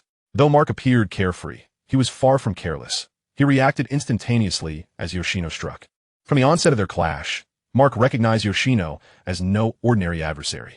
As a disciple of the Crane Immortal, Yoshino had mastered the art of the Flying Crane Fist to an extraordinary degree, despite lacking direct guidance from his master. Mark unleashed his Wolf Fong Fist with all his might, yet peril loomed. Soon, he bore numerous claw marks and crimson spots upon his body. The Flying Crane Fist embodied both the Crane's agility and swiftness, causing Mark considerable distress. Its rapid and unpredictable assaults caught him off guard, revealing his dearth of combat experience. Mark was astounded by Yoshino's prowess and continuously adjusted his rhythm, attempting to uncover a flaw in Yoshino's technique. However, the fluidity of Yoshino's Flying Crane Fist proved elusive. Young one, do you now grasp the severity of the situation?" Yoshino sneered, his attacks growing increasingly ferocious. As if intent on utterly vanquishing Mark. Gritting his teeth, Mark felt a surge of stubbornness. Though he remained on the defensive, his robust defense prevented any sign of faltering. Suddenly, he recalled the combat techniques taught by Yamcha, as well as insights gleaned from his own training. Determined, he resolved to alter his strategy, shifting from blind aggression to a more defensive approach, biding his time. He concentrated intently, scrutinizing every movement of Yoshino, searching for an opening. Yoshino, taken aback by Mark's sudden tactical shift, pressed on with his relentless assault, intensifying his attacks. However, although Mark's defense has become increasingly formidable, the adage defense must eventually falter proved true, as he soon found himself struck by a barrage of blows. Were it not for Mark's toughened skin and resilience, any other individual would have collapsed long ago. Yet, it is evident that Mark's training has been relatively brief, and he still falls short compared to Yoshino, who boasts decades of martial prowess. Such a tenacious young man, Yoshino mused, his pride momentarily shaken as he realized that despite his efforts, he struggled against a lad who had yet to reach 20. With the venerable Crane sage observing, Yoshino had hoped to showcase his skills and perhaps earn the sage's guidance. But the situation had spiraled into chaos. As Yoshino's countenance darkened, he steeled his resolve. Seizing the moment when Mark appeared dazed, Yoshino swiftly tightened his right hand into a claw-like form, aiming directly for Mark's eye. Should he succeed, it would spell disaster for Mark's vision. Just as Yoshino's hand was about to connect, Vela, who had remained on the sidelines until now, darted forward and seized Yoshino's wrist. "Enough," Vela declared coldly. "There is no need for such brutality." "Ah, another fool seeking their demise," Yoshino retorted, unfazed. He had come with the intent to kill, not to parley. Vela said no more, positioning himself alongside Yoshino. Vela's prowess far surpassed Mark's. He was the most diligent among them. Beyond completing the daily training regimen set by Yamcha, he dedicated extra hours to practice. Even when granted a day off, while others descended the mountain to indulge in leisure, Vela remained steadfast in his training. Consequently, His mastery of the Wolfang Fist had progressed rapidly, achieving a considerable level of competence in merely 6 months, with a combat power rating of 33 points. In contrast, Mark's proficiency in the same technique was merely at a level of familiarity, with a combat power of 25. Perhaps buoyed by their recent clash, both fighters engaged without hesitation, neither holding back. Although both Mark and Vela employed the Wolfang Fist, their differing temperaments influenced their styles. Mark's approach was characterized by grand, sweeping movements, while Vela's was marked by agility and adaptability, aligning more closely with the technique's inherent cunning and ferocity. Vela's Wolfang Fist held its own against Yoshino's Flying Crane Fist, even managing to gain a slight upper hand. Whenever Yoshino's attacks landed on Vela, they only served to provoke his fierceness further. The battle raged on, fists flying and figures intertwining, as Vela's Wolfang Fist resembled a ferocious wolf, nimbly navigating the battlefield, each strike imbued with ruthless determination. His gaze remained unyielding, undeterred by Yoshino's onslaught. Yoshino, taken aback, found himself astonished by the tenacity of these two young warriors. Though his Flying Crane Fist was formidable, it appeared to lose its former grandeur in the face of Vela's relentless prowess. He continuously altered his techniques, striving to uncover a flaw in Vera's impeccable defense, which left him with no openings. Don't get too cocky, kid," Yoshino bellowed, intensifying his assault. His figure soared gracefully through the air like a crane, his hands transforming into lethal claws as he relentlessly lunged at Vera. Vera remained composed, deftly evading Yoshino's attacks before swiftly counterattacking. His fists fell upon Yoshino like a torrential downpour, forcing him to retreat repeatedly. "Your crane fist is nothing special," Vera remarked with a cold smirk, his aura swelling as if he were an indomitable beast. Yoshino's expression darkened. He realized he could no longer persist in this manner. He needed to devise a strategy to turn the tide, or he would face utter defeat that day. Taking a deep breath, he recalibrated himself and launched another offensive. This time, Yoshino's strikes were even more ferocious, his crane fist crashing down upon Vera like a tempest. Unfazed, Vera advanced to meet him, engaging in an even more intense clash. The battle reached a fever pitch, with neither willing to concede an inch. Their silhouettes darted across the battlefield, mesmerizing all who beheld them. "What an eyesore, let it be destroyed." The previously silent Master Crane suddenly spoke, his voice soft yet imbued with a chilling resolve. Weary of this tedious skirmish and eager to get to the crux of the matter, Master Crane directed his energy towards Vera and Yoshino, unleashing a ki blast intended to obliterate them both. By the time they realized the imminent danger, it was too late to evade, leaving them to watch in horror as the ki blast descended upon them. A thunderous explosion ensued, sending shockwaves rippling through the arena and propelling the onlookers into the air. Except for Master Crane, Tien Shinhan, and Chaos. Even those standing nearby, like Tanaka and Mark, were toppled by the residual force of the blast. As the dust settled, the shaken figures of Vera and Yoshino emerged, bewilderedly gazing at Yamcha, who had evidently intercepted Master Crane's attack. Though Yamcha had not intervened immediately, his perceptive abilities had reached an extraordinarily advanced level. He had sensed the approach of Master Crane and his companions long before they arrived at the Heavenly Dome Mountain. Yet he chose not to intervene right away. Over the past 6 months, as their powers had grown, Mark and the others had become somewhat complacent, and Yamcha desired for Master Crane and the others to impart a lesson, demonstrating that there are always greater beings beyond oneself. However, when Master Crane unleashed the ki blast, he was compelled to take action. Chapter 47, Tien Shinhan Takes Action. Yamcha stood before Vera like a divine being descended from the heavens. "Master, you finally come out," Vera exclaimed excitedly upon seeing Yamcha.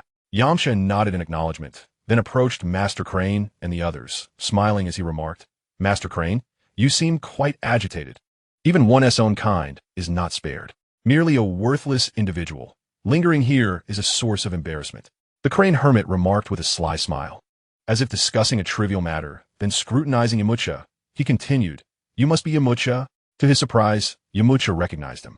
The recent Kamehameha, though not showcasing his full prowess, still possessed approximately half of its potential might. Like Master Rashi, the Crane Hermit had mostly remained in seclusion, although many had heard tales of him. The new generation of martial artists hardly knew his true form. Yamcha's immediate recognition of his identity astonished him. Yamcha smiled gently, his gaze revealing a hint of composure. Crane Hermit, as a venerable figure in the martial arts community, you are quite stringent with your juniors. The Crane Hermit discerned that although Yamcha's words were ostensibly flattering, there was an unmistakable air of pride and mockery in his eyes. With a cold snort, he retorted, "Decades of cultivation, and I cannot even defeat a mere youth." It truly tarnishes the name of the Crane School. Clearly, the Crane Hermit had come with Tien and others for a purpose. Yamcha stated plainly, "I'm also a youth. Might I inquire if the Crane Hermit would be willing to offer some guidance?" "Your opponent is not me, but him," the Crane Hermit said, gesturing to the individual behind him. Tien stepped forward slowly, his gaze sharp as he fixed it upon Yamcha like a bloodthirsty tiger, arrogantly declaring, "You are the champion of the World Martial Arts Tournament, Yamcha? You appear to be nothing special." On the surface, Yamcha seemed to be of similar age, perhaps even younger. Facing a peer, Tien did not believe he would be bested. Yamcha replied, coolly, "The World Martial Arts Tournament is merely a competition. The title of champion is but an empty accolade." Then, adopting the demeanor of a seasoned individual, he knowingly inquired, "Junior, if you wish to challenge me, please state your name." Tien, he responded coldly. During the time the Crane Hermit had taken him across the continent, Tien had encountered many self-important martial artists. Those so-called masters crumbled before his overwhelming strength, and through continuous challenges, he had gradually developed a ruthless, merciless disposition. "Well, Tien, I shall gladly engage with you," Yamcha said with a smile. Under the system's scrutiny, the personal attributes of Master Roshi and his companions were laid bare before Yamcha. The Crane Hermit was indeed worthy of being on par with Master Roshi, boasting a combat power of 125 points, with talent points surpassing Master Roshi at 75, clearly indicating his combat prowess did not align with his innate abilities. In terms of skills, the Crane Hermit possessed numerous formidable techniques, rivaling those of Master Roshi. As for Tien, his personal attributes eclipsed even those of the Crane Hermit, with a combat power reaching 140 points, aside from a mental strength of 30 points. His talent points astonishingly soared to 150, surpassing the earthly limit of 100. This is Yamcha, who has discovered his second strongest talent to date. It is no wonder that his subsequent achievements have been remarkable. Even in the era of artificial beings, he continues to exhibit commendable prowess. Of course, Tien's current talent is merely that of a younger brother in comparison to Yamcha. After all, through 6 months of diligent effort, his talent points have reached an impressive 283. Yamcha holds a favorable view of Tien, as he is a hybrid descendant of the three-eyed aliens and earthlings, possessing innate skills that are indeed exceptional. In the original narrative, influenced by Master Roshi and Goku, he transforms into an upright individual, a dedicated practitioner who strives to protect the Earth and uphold peace, making him one of the few distinguished warriors on the planet, surpassing even the original's talents. However, as the Dragon Ball saga progressed, he gradually waned in prominence, which is rather unfortunate. If possible, Yamcha wishes to extend a hand to him, as there are few warriors on Earth who earn his respect. As for Kaiatsu, he is entirely inconsequential in Yamcha's eyes, merely a bystander with no significant presence. On another note, the most exhilarated are Vera, Mark, and others, who have not witnessed Yamcha's prowess in action for quite some time. The last occasion was during the development of the Tenkai Shinhan, where the power of his Kamehameha remains vividly etched in their memories. "Master is about to strike," Mark remarked with a smile, growing increasingly convinced of Yamcha's strength with every passing moment. "Not necessarily," Vera countered. "The old man's attack was not at all inferior to the Kamehameha from 6 months ago. Moreover, the old man clearly has confidence in Tien." Vera furrowed his brow, having narrowly escaped death moments ago. He now comprehends the vast chasm between his abilities and those of true masters, crushing the burgeoning pride within him. After agreeing to Tien's challenge, Yamcha appeared utterly relaxed, casually warming up in place, showing no signs of considering Tien as a worthy adversary, completely devoid of tension. Observing Yamcha's nonchalant demeanor, Tien's face displayed a smirk, and he coldly retorted, "Humph. Spare me your grandiloquence, and refrain from addressing me in such a condescending manner. Go ahead and talk to yourself. I will soon make you aware of the prowess of the Crane School." The battle between Yamcha and Tien was on the verge of igniting, their energies soaring and colliding in the air, as if igniting invisible sparks. The onlookers retreated to the sidelines, anxiously anticipating the imminent clash. As their energies escalated, Tien noted that Yamcha consistently maintained his power at a comparable level, realizing that in this contest of wills, he was at a disadvantage. "So, shall we continue?" Yamcha asked with a serene smile. "Take this." Tien initiated the attack, his form moving like lightning as he surged toward Yamcha. His speed was astonishing, stirring up a whirlwind that rendered his figure almost indistinguishable. Tien Fan's fists were clenched tightly, brimming with formidable power, as he launched a fierce strike towards Yamcha's chest. Yet, Yamcha remained remarkably composed, subtly shifting his body to effortlessly evade Tien Fan's assault. Tien Fan's fist grazed past Yamcha, generating a gust of wind in its wake. As he dodged, Yamcha jested, impressive speed but not quite enough. Surprised by the failure of his initial strike, Tien Fan felt a twinge of alarm. He had not anticipated Yamcha's swift reflexes, which allowed him to sidestep the attack so easily. Instantly, he recalibrated his stance and initiated another offensive, the fiery lightning fist. This time, his assault was even more ferocious, his fists raining down upon Yamcha like a relentless barrage from a machine gun. Chapter 48, Tien Fan's series of attacks. Yamcha, however, remained unfazed, his agile footwork allowing him to gracefully evade each of Tien Fan's attempts. A subtle smile graced his face, as if he were merely engaging in playful banter with a child. This provoked Tien Fan, who had always been the one dominating others. It was the first time he found himself underestimated. Consequently, his attacks grew increasingly ferocious, yet he could not land a single blow on Yamcha. Oomph! Is dodging all you can do? Tien Fan bellowed, in frustration. Yamcha smiled slightly and replied, "Patience, this is merely a warm-up. Even if I chose not to evade, you would still fail to strike me." With that, Yamcha stood his ground, refusing to move. One opportunity, Tien Fan thought to himself with a smirk. He darted forward, unleashing the fiery lightning fist once more, now raining down upon Yamcha with unrelenting ferocity.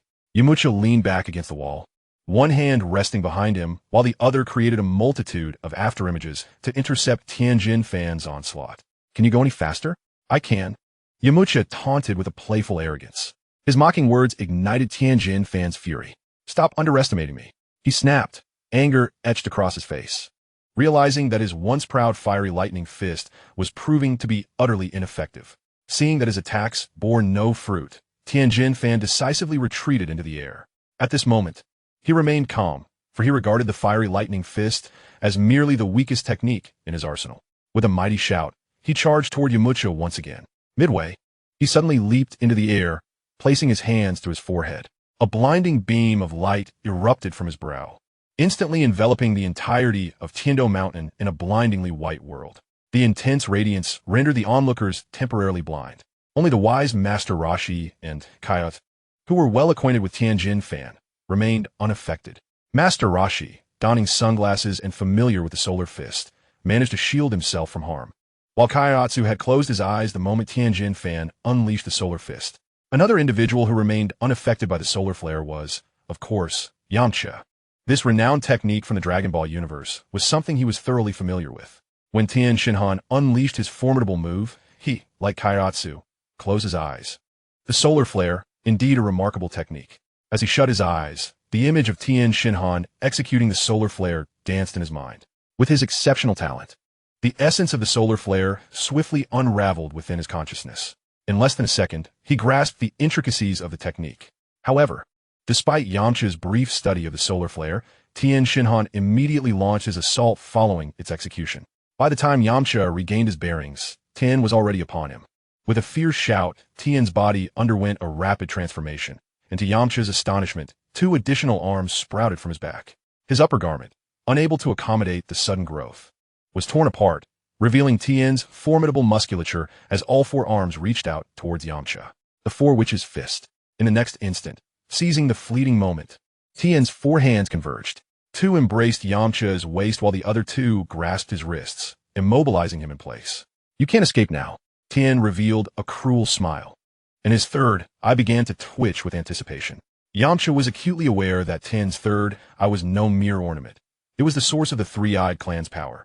After years of refinement, Tien had discovered various applications for his third eye, including the ability to concentrate and unleash a beam of energy. Though slender, this beam possessed an exceptionally high energy density and formidable penetrating power, capable of obliterating even the hardest diamond on Earth.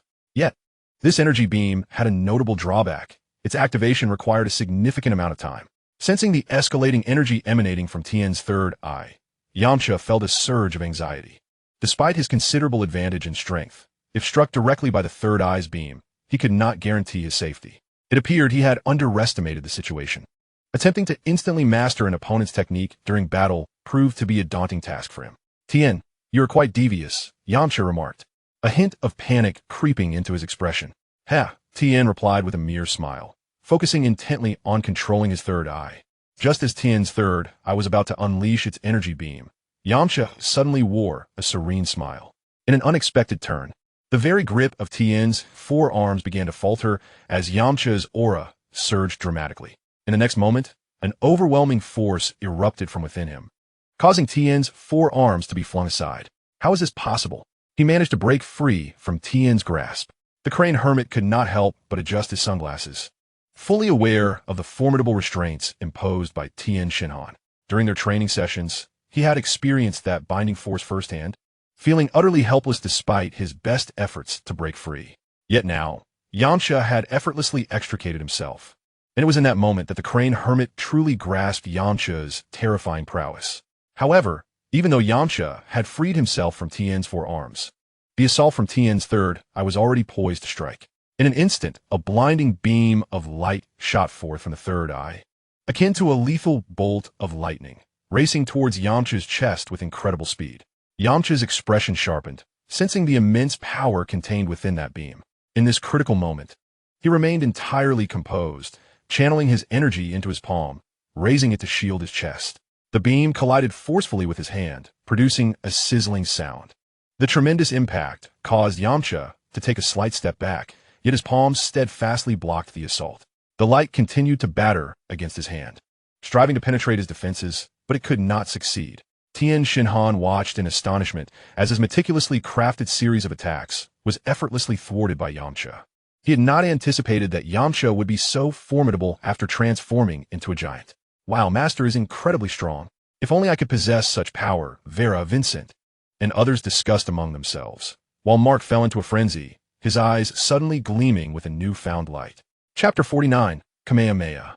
Yamcha disregarded the fervent shouts of his disciples and focused on Tien, a faint smile gracing his lips as he spoke. Tien Shinhan, your attack is commendable, yet it is insufficient to conquer me. After a brief moment of shock, Tien regained his composure, determination flickering across his face. I refuse to accept defeat. I have not lost yet. With that, he took enormous strides towards Yamcha, his forearms resembling multiple appendages as they surged forward to strike. Is that all you've got? Your power has reached its limit? Yamcha remarked. With just a modicum of seriousness, he easily suppressed Tien, even in his four witches fist state. Tien felt the overwhelming pressure and hastily retreated, propelling himself into the air with a powerful leap, effortlessly ascending to a height of 100 meters. Clearly utilizing his aerial technique, Yamcha observed Tien hovering above with an amused expression, showing no sign of shock. Prepare yourself, Dodon Ray. Tien concentrated all his energy into his fingertips, and in an instant, a beam of energy shot forth, hurtling towards Yamcha at lightning speed. Impressive power, Yamcha noted. Under the perception of Yamcha's system, the power of the Dodo wave has reached a formidable combat strength of 280, which is twice that of Tenshinhan's own prowess, undeniably formidable. However, its penetrating power is rather limited, inferior even to the previous attack of the third eye's light beam. With a mere wave of his hand, Yamcha effortlessly deflected the energy assault, boasting a combat power of 280. Tenshinhan, who had initially anticipated a captivating spectacle, was once again taken aback. This challenge against Yamcha had already reshaped his worldview multiple times. Each time he believed his attack would yield results, reality dealt him a heavy blow, causing him to momentarily halt his actions. Tenshinhan, stay strong, urged Chaozu from below, noticing Tenshinhan's descent into self-doubt. Meanwhile, Kamisenen's expression darkened as he observed the battle between Tenshinhan and Yamcha. He had discerned that Yamcha's strength surpassed that of Tenshinhan. Even with his own assistance, victory seemed elusive. An insidious idea began to take root in his mind as he cast his gaze toward Chaozu. Although Chaozu's abilities were not as robust as Tenshinhan's, he possessed a unique psychic power known as telepathy, or Kinbaku, which allowed him to control the movements of others through his supernatural abilities. If he could manipulate Yamcha's actions while Tenshinhan unleashed his ultimate technique, there might still be a glimmer of hope for victory. Upon hearing Chaozu's encouragement, Tenshinhan regained his focus. This is my final strike, I cannot fully control its power, he cautioned. With renewed determination, Tien positioned his hands, crossing them over his chest. With his right hand resting atop his left, thumbs touching, forming a frame of about 3 to 4 centimeters, aiming at Yamcha. Instantly, Tien-Shin's energy began to diminish drastically, coalescing within the frame of his hands, his gaze becoming distant. This was the first time he had catalyzed his technique to such an extent. Even the Mu-Kuin technique felt strained. It was evident that in his quest to defeat Yamcha, Tien was willing to exhaust his energy, striving to enhance his forthcoming attack. Come fort, Kikaho. With a swift motion, a brilliant beam of light erupted from the frame between Tien-Shin's hands, resembling a beam of destruction racing towards Yamcha. The Kikaho tore through the air, creating a sharp, piercing sound as it passed. Yamcha's eyes narrowed. He could sense that this strike's formidable power had surpassed 500. Truly astonishing, he realized that one must never underestimate any martial art from Earth. Combat power is merely a facade. The true potential lies in the techniques and skills employed. With a foundational combat power of only 750, this 500-point attack posed a significant threat to him. He dared not let his guard down, swiftly channeling the energy within his body to prepare for this lethal strike. At that moment, Kamisinen discreetly signaled to Chaozu, who promptly activated his telepathic abilities. Suddenly, Yamcha felt a tightening sensation in his body, as if ensnared by an invisible force. He cast a glance into the distance and saw Jiaozi, drenched in sweat, with both hands raised in front of him, seemingly orchestrating this predicament. In that instant, it became clear to Yamcha that it was indeed Jiaozi's doing. With a slight focus of his breath, he broke free from the supernatural grip Jiaozi had placed upon him. However, even though Jiaozi had controlled Yamcha for less than a second, that brief moment was more than sufficient for Tien. In the next heartbeat, the ground where Yamcha stood and the surrounding area within a radius of several dozen meters suddenly sank 5 or 6 meters under the force of a ki blast. The solid rock was obliterated by this cataclysmic energy, shattering into countless fragments and billowing clouds of dust into the air. Yet, Yamcha's figure had vanished without a trace. Had he won? Tien gazed at the empty space where Yamcha had been, a triumphant smile gracing his lips. After a fleeting moment of reflection, he sensed that something was amiss.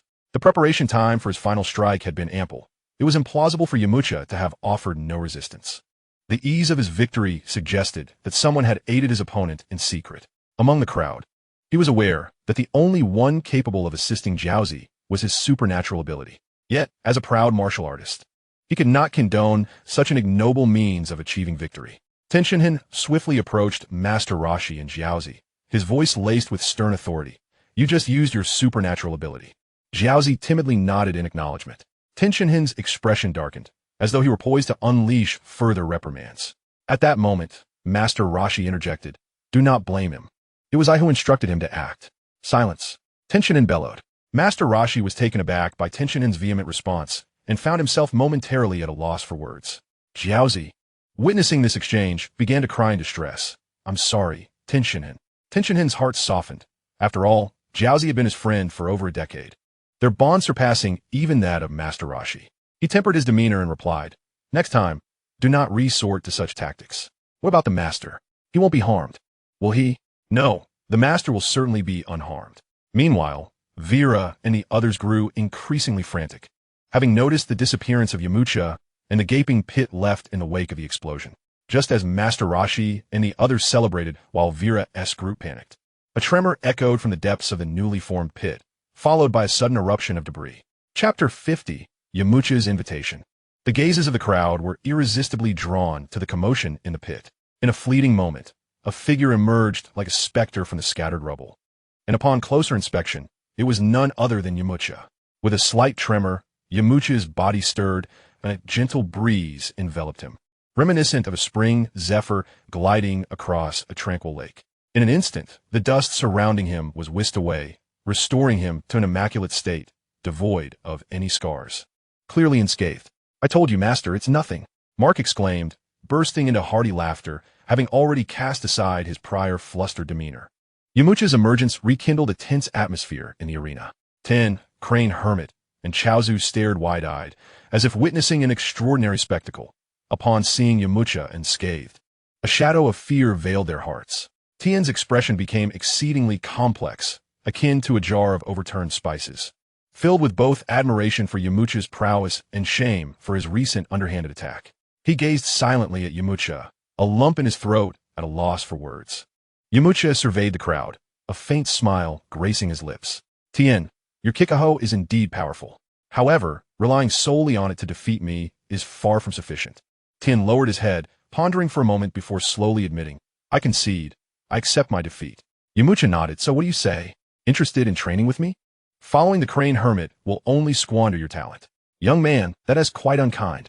The Crane Hermit retorted, visibly irked by Yamcha's disparagement. Oh, and why is that unkind? Was it not you who instigated that little rascal to ambush me? Yamcha locked eyes with the Crane Hermit, pressing closer. The Crane Hermit, under Yamcha's intense gaze, instinctively took a step back, acutely aware from their earlier confrontation that he was no match for the young man before him, his previously formidable presence waning. What do you intend to do? What do you think? You should step down? Without further ado, Yamcha raised a hand and directed an attack towards the Crane Hermit, employing the very technique that had made the latter renowned, the Dodon Wave. What?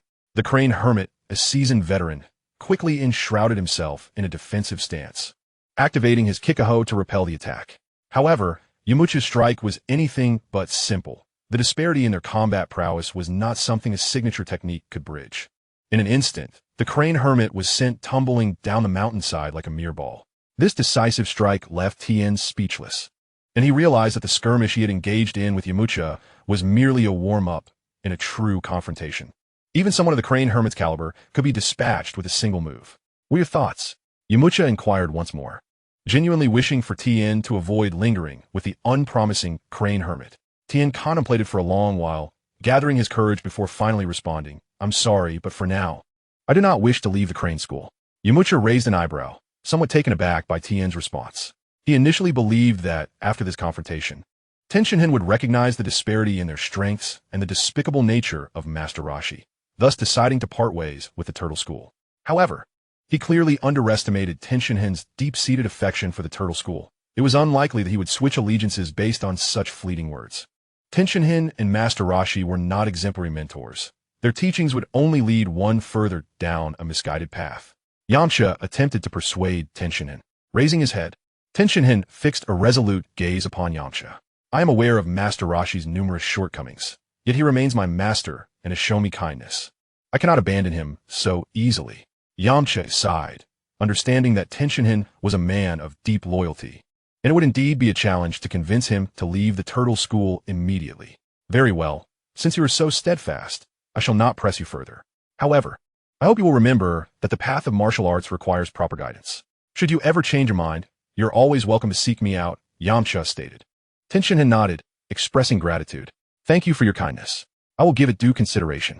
With that, Tenshinhan, accompanied by Chaos, descended the mountain in search of Master Roshi, who had been knocked down by Yamcha. This left Yoshio and Tanaka, uncertain whether to stay or flee. Just as they prepared to escape, Yamcha spoke up. Hey, you two, coming to wreak havoc in our Wolf Fong school, and then expecting to leave without consequence? The two were instantly gripped by fear, their legs trembling uncontrollably. Ah, Master Yamcha, we were blind to your greatness. Please treat us as mere trifles, Yoshio said, his tone excessively obsequious. Indeed, Master Yamcha, you are magnanimous, Tanaka chimed in, promptly kneeling down. Both Yoshio and Tanaka realized they had bitten off more than they could chew, having provoked a formidable opponent, and with their support having vanished. They were left with no escape. Yamcha regarded the kneeling Yoshio and Tanaka with a hint of disdain. Do you think this is some sort of establishment where you can simply come and go as you please? Yamcha scoffed, his voice cold.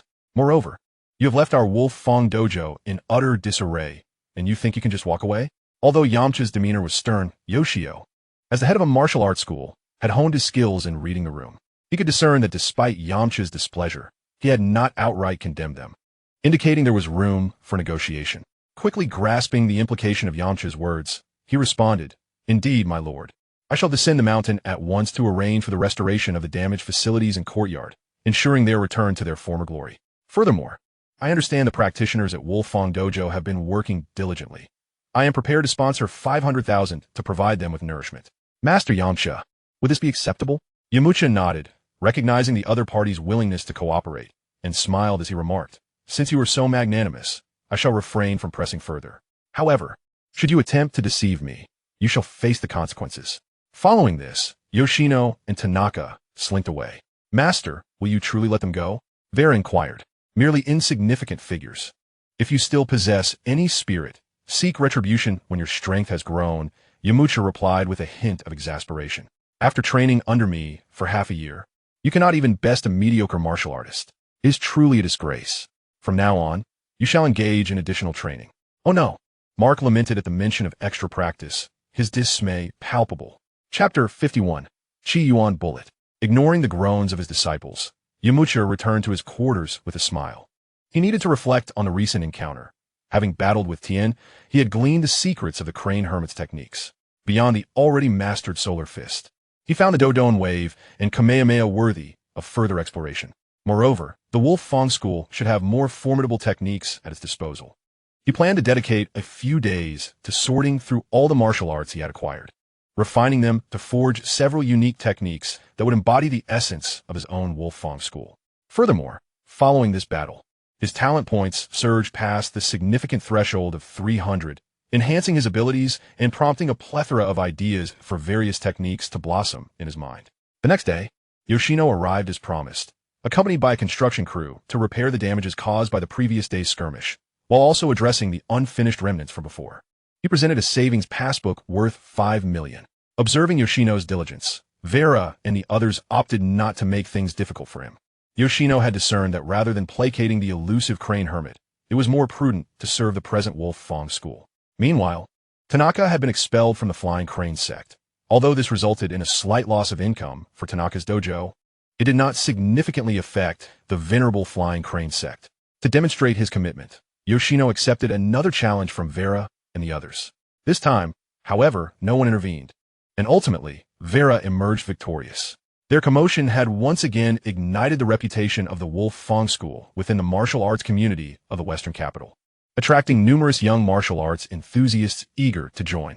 Yet, the entrance examination proved to be a barrier for most. A month passed, and the Wolf Fong School managed to recruit only 3 new disciples. These disciples, like the previous trio of Carlos, Sadie, and Mocha, became outer disciples, bringing the total number of disciples to 9, excluding Yamcha. Following the earlier events, Vera and the others intensified their training, making rapid progress. After a month, Vera had mastered the Wolf Fong Wind Fist to a high level, achieving a combat power that surpassed 40, marking her as a formidable practitioner even on this contemporary Earth. During this period, in light of the diligent cultivation of his disciples, Yamcha imparted a newly developed technique, the Chi Yuan Dan, to 3 of his most trusted students. This technique is fundamentally based on the Turtle School's Kamehameha and Ki Cannon, having optimized the gathering techniques of Ki.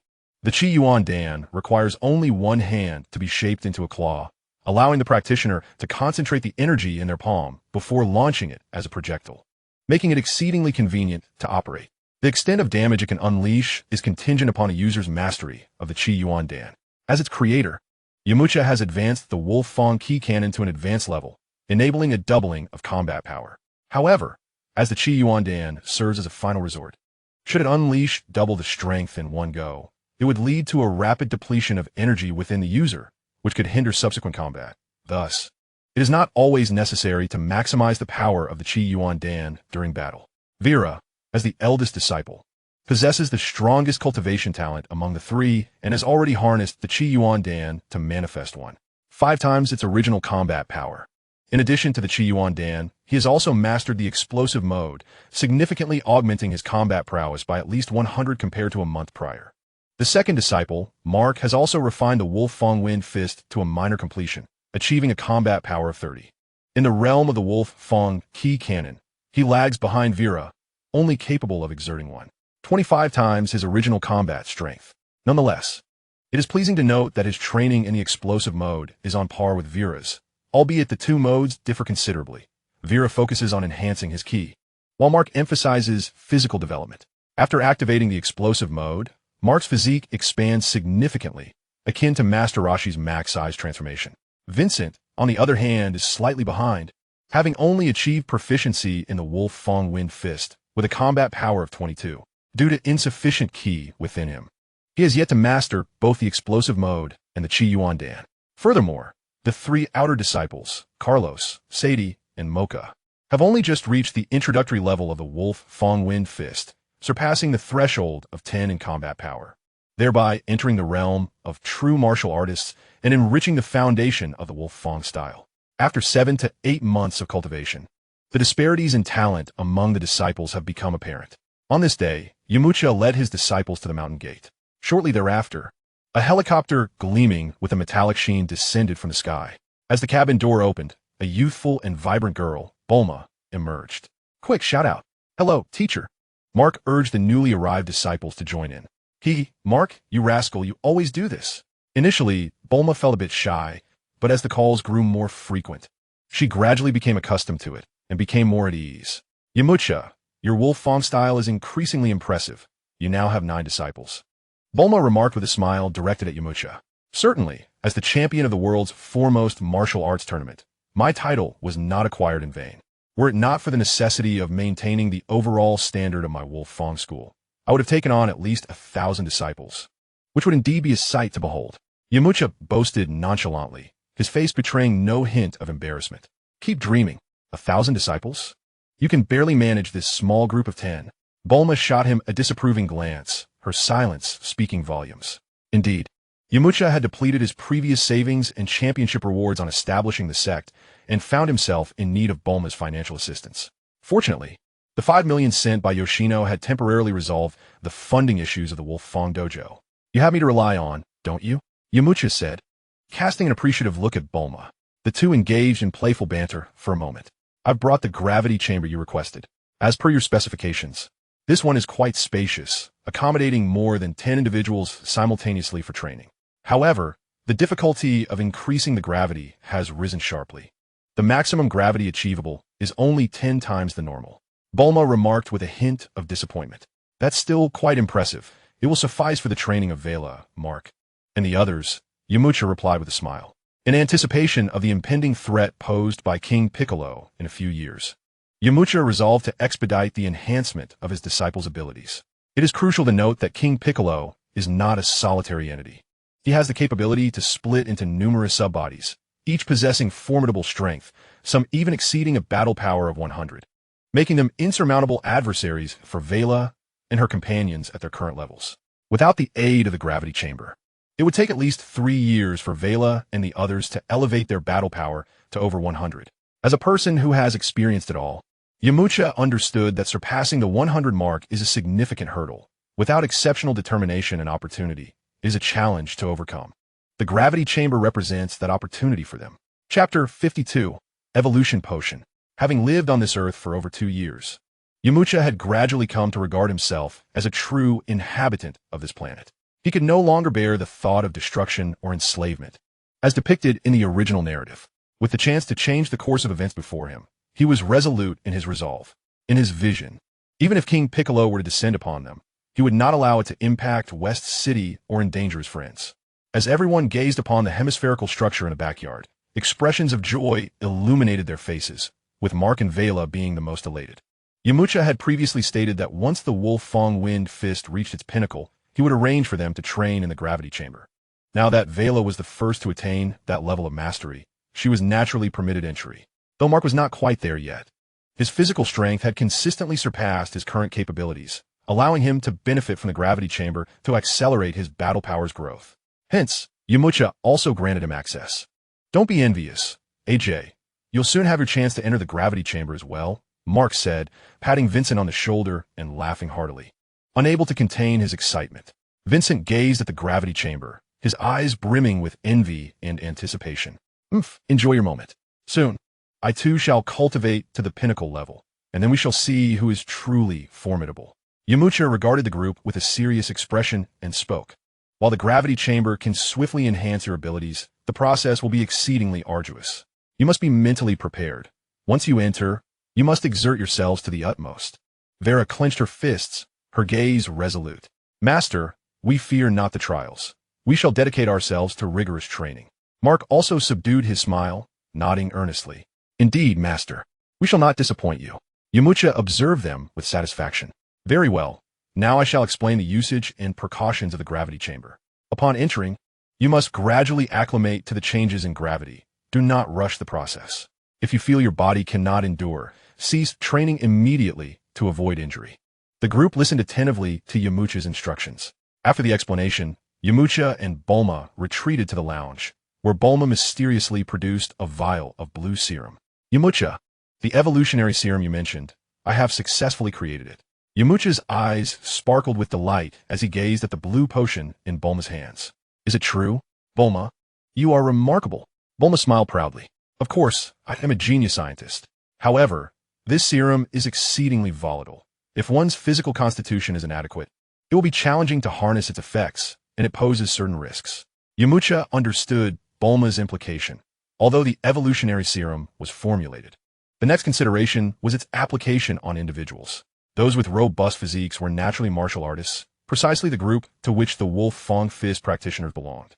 Yamcha pondered for a moment, then resolutely summoned Carlos, Suddy, and Mocha.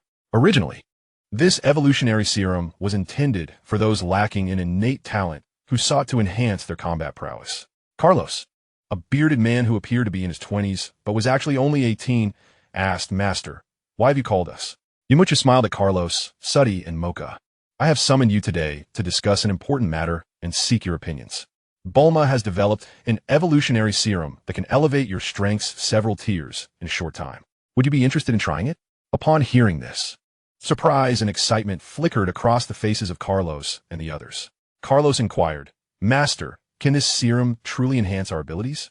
Yamcha replied earnestly, Indeed. But this serum is exceedingly volatile and demands a high standard of physical constitution. There are also certain risks involved, and the specific dangers following the use of the evolutionary serum must be observed. Upon hearing that the use of the potion was perilous, Carlos and his companions hesitated, for it pertained to their very lives. Although this potion could potentially expedite years of arduous training, it was a divine gift for individuals like them, whose talents were not particularly remarkable. They could not afford to be reckless. Yamcha refrained from urging them, allowing them the liberty to make their own decisions. After a moment of contemplation, Carlos spoke. Master, you are aware that my aptitude is the least among all the disciples. As I observe the newly arrived junior brothers swiftly catching up in their cultivation, I feel an overwhelming urgency. This opportunity is too precious to pass up. I wish to attempt it. Even if I ultimately gain no strength, I shall have no regrets. Yamcha regarded Sarah's resolute gaze and nodded slightly. Very well. Sarah and Mocha exhaled a sigh of relief upon Carlos's agreement to utilize the evolution potion. Their circumstances contrasted sharply with Carlos's. They had families to consider, making it difficult for them to decide on such a life-threatening matter. Meanwhile, Carlos, being unencumbered by such concerns, stood resolute. Once the candidates for the test were determined, it was time for the injection. In a tranquil room, Carlos sat nervously on a chair, a blue evolution potion and injection tools laid before him. Yamcha and Bulma stood nearby, their expressions serious as they observed him. Carlos, are you ready? Yamcha inquired. Carlos inhaled deeply and nodded. Master, I am prepared. To ensure safety, Yamcha produced a mystical bean. Bulma carefully drew the evolution potion into the syringe. She approached Carlos and whispered, It may hurt a bit. You must endure. Carlos clenched his teeth, displaying a determined demeanor. Bulma aimed the syringe at his arm and slowly injected the potion into his body. The moment the potion entered Carlos, he felt a powerful surge of heat coursing through him. His complexion flushed crimson, and his body began to convulse violently. Carlos could not suppress a cry of anguish. It felt as though his very being was being torn apart, each cell ablaze with intensity. Yamcha and Bulma watched anxiously, closely monitoring his physical condition. As time elapsed, Carlos's agony intensified. His body twitched uncontrollably, sweat cascading from his brow like rain. Hold on, Carlos, Yamcha urged. Carlos gritted his teeth, striving to withstand the excruciating pain. He recognized this as an opportunity to alter his destiny. He could not yield. Amidst the torment, Carlos's consciousness began to blur. Yet the conviction within him kept him anchored, allowing him to maintain clarity. Chapter 53. Carlos versus Mark. Uncertain how much time had passed, Carlos's body gradually began to calm. His breathing steadied, and his complexion returned to normal. Yamcha and Bulma breathed a sigh of relief, for they understood that Carlos had traversed the most perilous phase.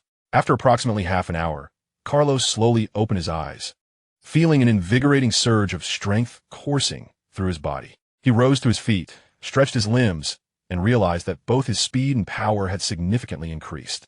This power is astonishing. I feel stronger than Mark and the others, Carlos exclaimed with excitement. Yamcha nodded, observing the vibrant energy radiating from Carlos. A smile of satisfaction gracing his face. Through the system, Yamcha could clearly discern that Carlos's combat prowess had soared to a remarkable 48 prior to consuming the evolution potion. It had merely been 12. Immersed in his newfound strength, Carlos was engulfed by a wave of confidence and eagerly yearned to test his abilities. He proposed a challenge to Yamcha, seeking to confront Mark and Vera. Yamcha, noticing the fervent desire in Carlos's eyes, nodded in agreement. Intrigued to witness the extent of the evolution potion's enhancement, the news swiftly circulated within the Wolf Fong faction, and upon hearing of Carlos's challenge, Mark and Vera expressed astonishment. They admired Carlos's bravery, yet remained confident that they would not be easily defeated. In the arena, all gathered. Carlos stood at the center, facing his challengers, Mark and Vera. My strength is now formidable. Who will face me first? Carlos declared with audacity. Mark and Vera exchanged glances before stepping forward. Mark chuckled, saying, Carlos, do not be overly confident. Merely consuming a special potion does not guarantee victory over me. You are underestimating the challenge. Vera, maintaining her composure, cautioned Carlos. Do not let your newfound power cloud your judgment. Among all the disciples, Vera possessed the keenest observational skills. Although she had not yet attuned to the energy, she could sense that while Carlos's aura was indeed potent, it was also somewhat superficial, indicating he had not fully mastered the strength he had recently acquired. Carlos scoffed dismissively. Enough talk, let us begin. With that, he launched the first assault. Like a bolt of lightning, he surged toward Mark, resembling a beast unleashed from its cage, striking with a claw-like swipe. The ferocity of his attack was accompanied by a sharp sound as it sliced through the air. Mark, initially composed, was taken aback by the suddenness of Carlos's speed and swiftly sidestepped to avoid the onslaught.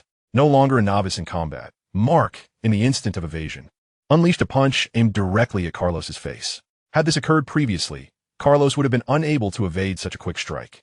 However now, with his enhanced strength and speed, as well as his reflexes multiplied several times over, he swiftly retracted his attacking hand and crossed his arms before his face.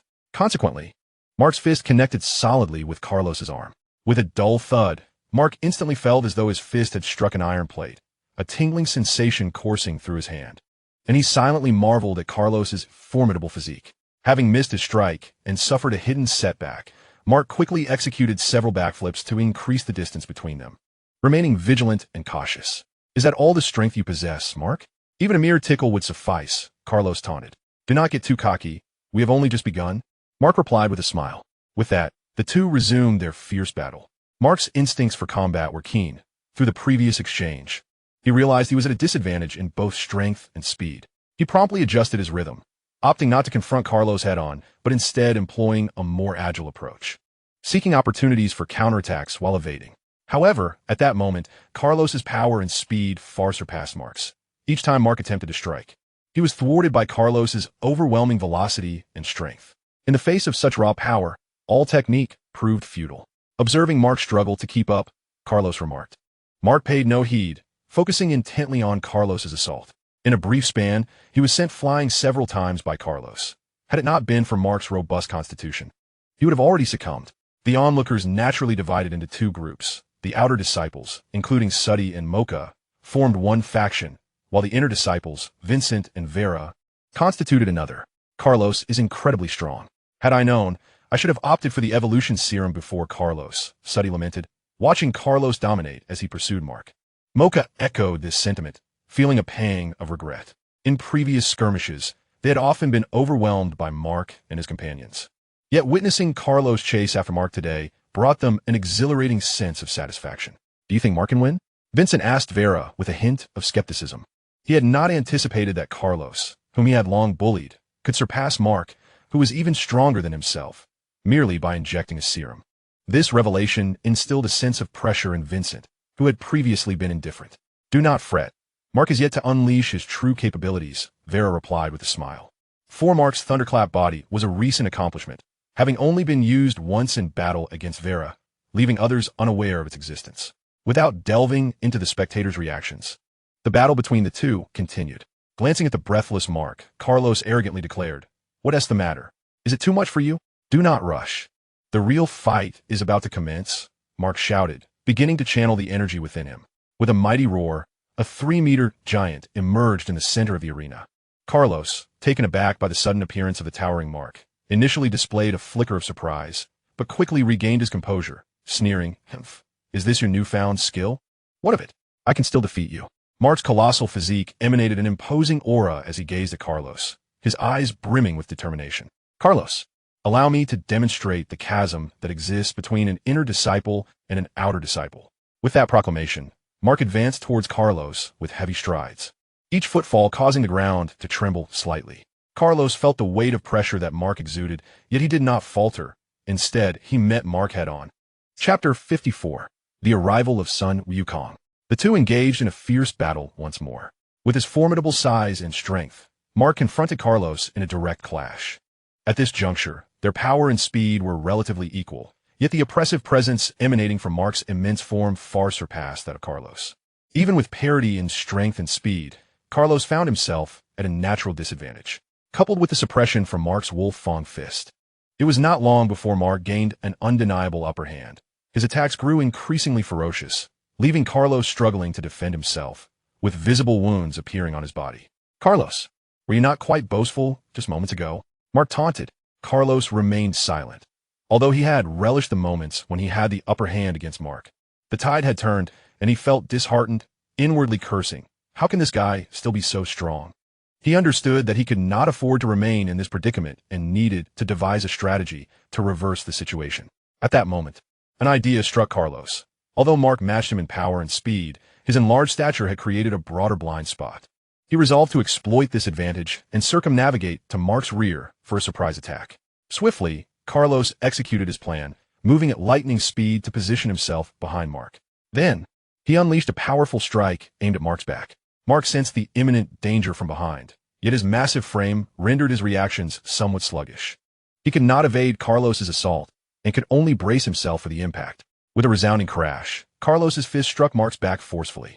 Mark's enormous body shuddered slightly, but he did not topple. Under comparable combat prowess, inflicting severe injury upon Mark in a single blow was virtually impossible. He turned to face Carlos, his gaze now intense and focused, aware that it was time to conclude the battle. "Carlos, brace yourself for my torrential onslaught," Mark bellowed. With that declaration, Mark resumed his assault. His attacks became even more ferocious, pushing Carlos further into a defensive position. Under the weight of Mark's formidable offensive, Carlos could only endure for 3 minutes before he reached his breaking point. "I concede," Carlos murmured, lowering his head slowly. Upon hearing Carlos's admission of defeat, Mark's face broke into a victorious smile. As for Vera, there was no need for further confrontation. Shortly thereafter, Yamcha approached with Bulma. Noticing Carlos's disheartened demeanor, he promptly spoke up. "Carlos, your current strength is indeed sufficient to surpass Mark's, for he now relies solely on his ultimate technique, which is not sustainable. As long as you can endure until the moment Mark's technique dissipates, victory will be yours. However, you have yet to fully harness your innate power. Therefore, for the time being, you shall train alongside Vera and Mark in the gravity chamber." Initially feeling somewhat disheartened, Carlos's eyes brightened upon hearing Yamcha's words. He quickly grasped his shortcomings, gradually rising to his feet with newfound determination, and addressed Mark. "Once I stabilize my cultivation, we shall engage in battle once more. I'm always ready." Mark remained undeterred. Though he spoke confidently, he and Vera sensed the pressure, compelling them to train even more diligently. This was precisely the outcome Yamcha had hoped for. Appropriate pressure is the key to progress. Carlos's trials with the medicinal concoction were remarkably successful, though the process was fraught with discomfort, proving unbearable for most.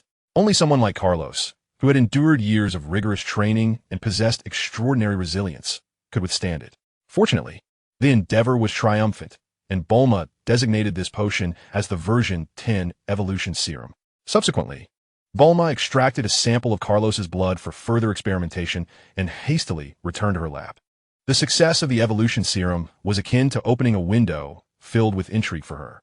Inspired by Yamcha's suggestions, her mind brimmed with countless innovative ideas, eager for practical validation. In the future, even more potent evolution serums are bound to emerge. Having witnessed Carlos's formidable prowess, Sadie and Mocha could hardly contain their excitement. Time flew by, and half a year passed in the blink of an eye. During this period, the members of the Wolf Fong School experienced rapid growth akin to spring bamboo shoots. Yamcha's foundational combat power had reached an impressive 980 points, earning him the title of Earth's strongest. Even the gods of the Earth's divine realm would find it challenging to match him. However, upon reaching this level of combat power, Yamcha discovered himself ensnared in yet another bottleneck, reminiscent of the previous 100-point barrier. It felt as though an invisible membrane obstructed his advancement, preventing him from breaking through his physical limits and further elevating his combat prowess. As for his disciples, their enhancements were equally notable. Among them, the three most dedicated students made remarkable strides.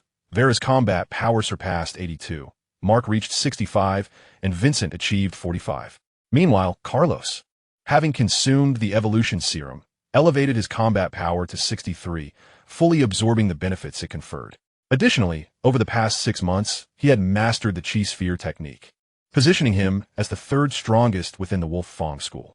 Consequently, Yamcha promoted Carlos to an inner disciple. Sadie and Mocha's combat powers broke through to 20, while the other 3 new disciples had just crossed the threshold of 10 points.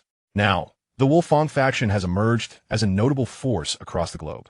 However, recently, Yamcha has been feeling an inexplicable emptiness within. Suddenly, a realization dawned upon him. He still has a cat named Corinta.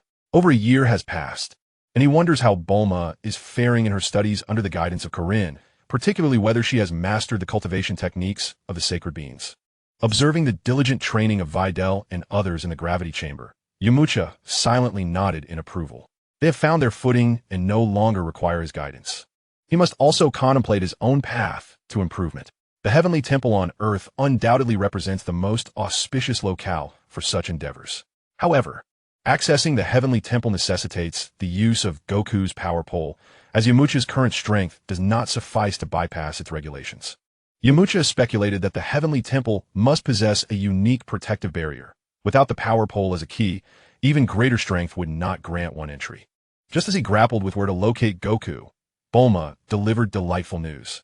Goku's dragon radar was malfunctioning, prompting him to visit West City for repairs. Once the radar was fixed, Bulma planned to take Goku to the Sky Garden and invited Yamcha to join them. Naturally, Yamcha accepted with enthusiasm. While training is vital, accompanying his girlfriend is equally important. Moreover, Goku possesses a peculiar ability that tends to attract trouble wherever he goes, and Yamcha wished to protect Bulma from any potential harm. In no time, Yamcha soared to West City. Upon entering the vicinity, he sensed a powerful energy emanating from the Capsule Corporation, an energy he recognized all too well. It was Goku, whom he had not seen in a year. Goku's power had significantly increased, now reaching an impressive 130 points, more than doubling his strength compared to their time at the martial arts tournament. He was now no less formidable than Master Roshi. Before long, Yamcha arrived above the Capsule Corporation, spotting Goku, Bulma, and Oolong in the backyard. Chapter 55, Haseki. Hey, Yamcha! Goku exclaimed, his keen eyes spotting Yamcha in the sky like a hawk. He excitedly waved his hand vigorously. Yamcha smiled, a gentle grin gracing his lips as he descended gracefully like a feather, landing beside Bulma. Goku, it's been a while. Yamcha, you can fly. Can you teach me how? Goku asked, his eyes wide with curiosity. Yamcha nodded slightly and replied, flying is not particularly difficult. The key lies in mastering the manipulation of energy. First, calm your mind and sense the energy within you, flowing like a gentle stream. Then, concentrate that energy at the soles of your feet and gradually release it like a trickling brook. In doing so, you shall soar freely like a bird. Goku followed his instructions, closing his eyes and focusing intently on the immense energy within him. The innate talent of Sun Wukong truly shines like the most brilliant stars in the night sky, dazzling and resplendent. In but a moment, he opened his eyes and exclaimed with excitement, I can feel the surging energy within me. Following this, Sun Wukong endeavored to concentrate the energy beneath his feet and cautiously released it. His body danced gracefully like a delicate butterfly, albeit somewhat awkwardly. Yet he undeniably soared into the air. Haha, I can fly. Sun Wukong joyfully reveled in the skies. Bulma, observing Sun Wukong's exuberance, couldn't help but smile. Turning to Yamcha, she remarked, Yamcha, you are truly impressive. You've taught Sun Wukong to fly so quickly. Yamcha chuckled, replying, it's not my prowess, but rather Sun Wukong's exceptional talent. Once he grasped the method, learning to fly became quite simple. I wish to fly as well. What should I do? Bulma mused. Did you not create the first generation of evolution serum? If you're not afraid of pain, once your energy increases, I could teach you, Yamcha suggested with a grin. Bulma hesitated, saying, perhaps not. The first generation of evolution serum is not perfected yet. I will wait until I develop a version with no side effects. She recalled Carlos's agonizing expression during his experience with the serum and promptly withdrew from the idea. The trio played in the garden for a while before deciding to visit the aerial amusement park. They boarded Bulma's flying vehicle and soared towards their destination. The amusement park, situated in the heart of West City, was supported by a massive concrete pillar with a diameter of several meters. Encircled by a spiral escalator that ascended to a height of over 100 meters, forming a large disc overhead. Upon disembarking from the flying vehicle and preparing to take the escalator, Yamcha detected 3 malevolent gazes fixated upon them. Without turning around, he clearly sensed their positions. About 50 to 60 meters away, 3 individuals were stealthily trailing them. A beautiful woman with golden hair, accompanied by a hat-wearing man and a pig-headed creature. However, the combat capabilities of these 3 posed no threat to Yamcha, as they were akin to ordinary individuals, and he chose to disregard them. The group ascended the spiral escalator directly towards the amusement park, with their pursuers closely following. Although the amusement park primarily focused on entertainment, it incorporated various technological advancements. As the escalator reached the summit, the tunnel revealed a breathtakingly surreal scene, as if they had entered a dreamlike realm. The end of the escalator led them to the ticketing area of the amusement park, where everything appeared calm and uneventful, and they smoothly passed through the entrance.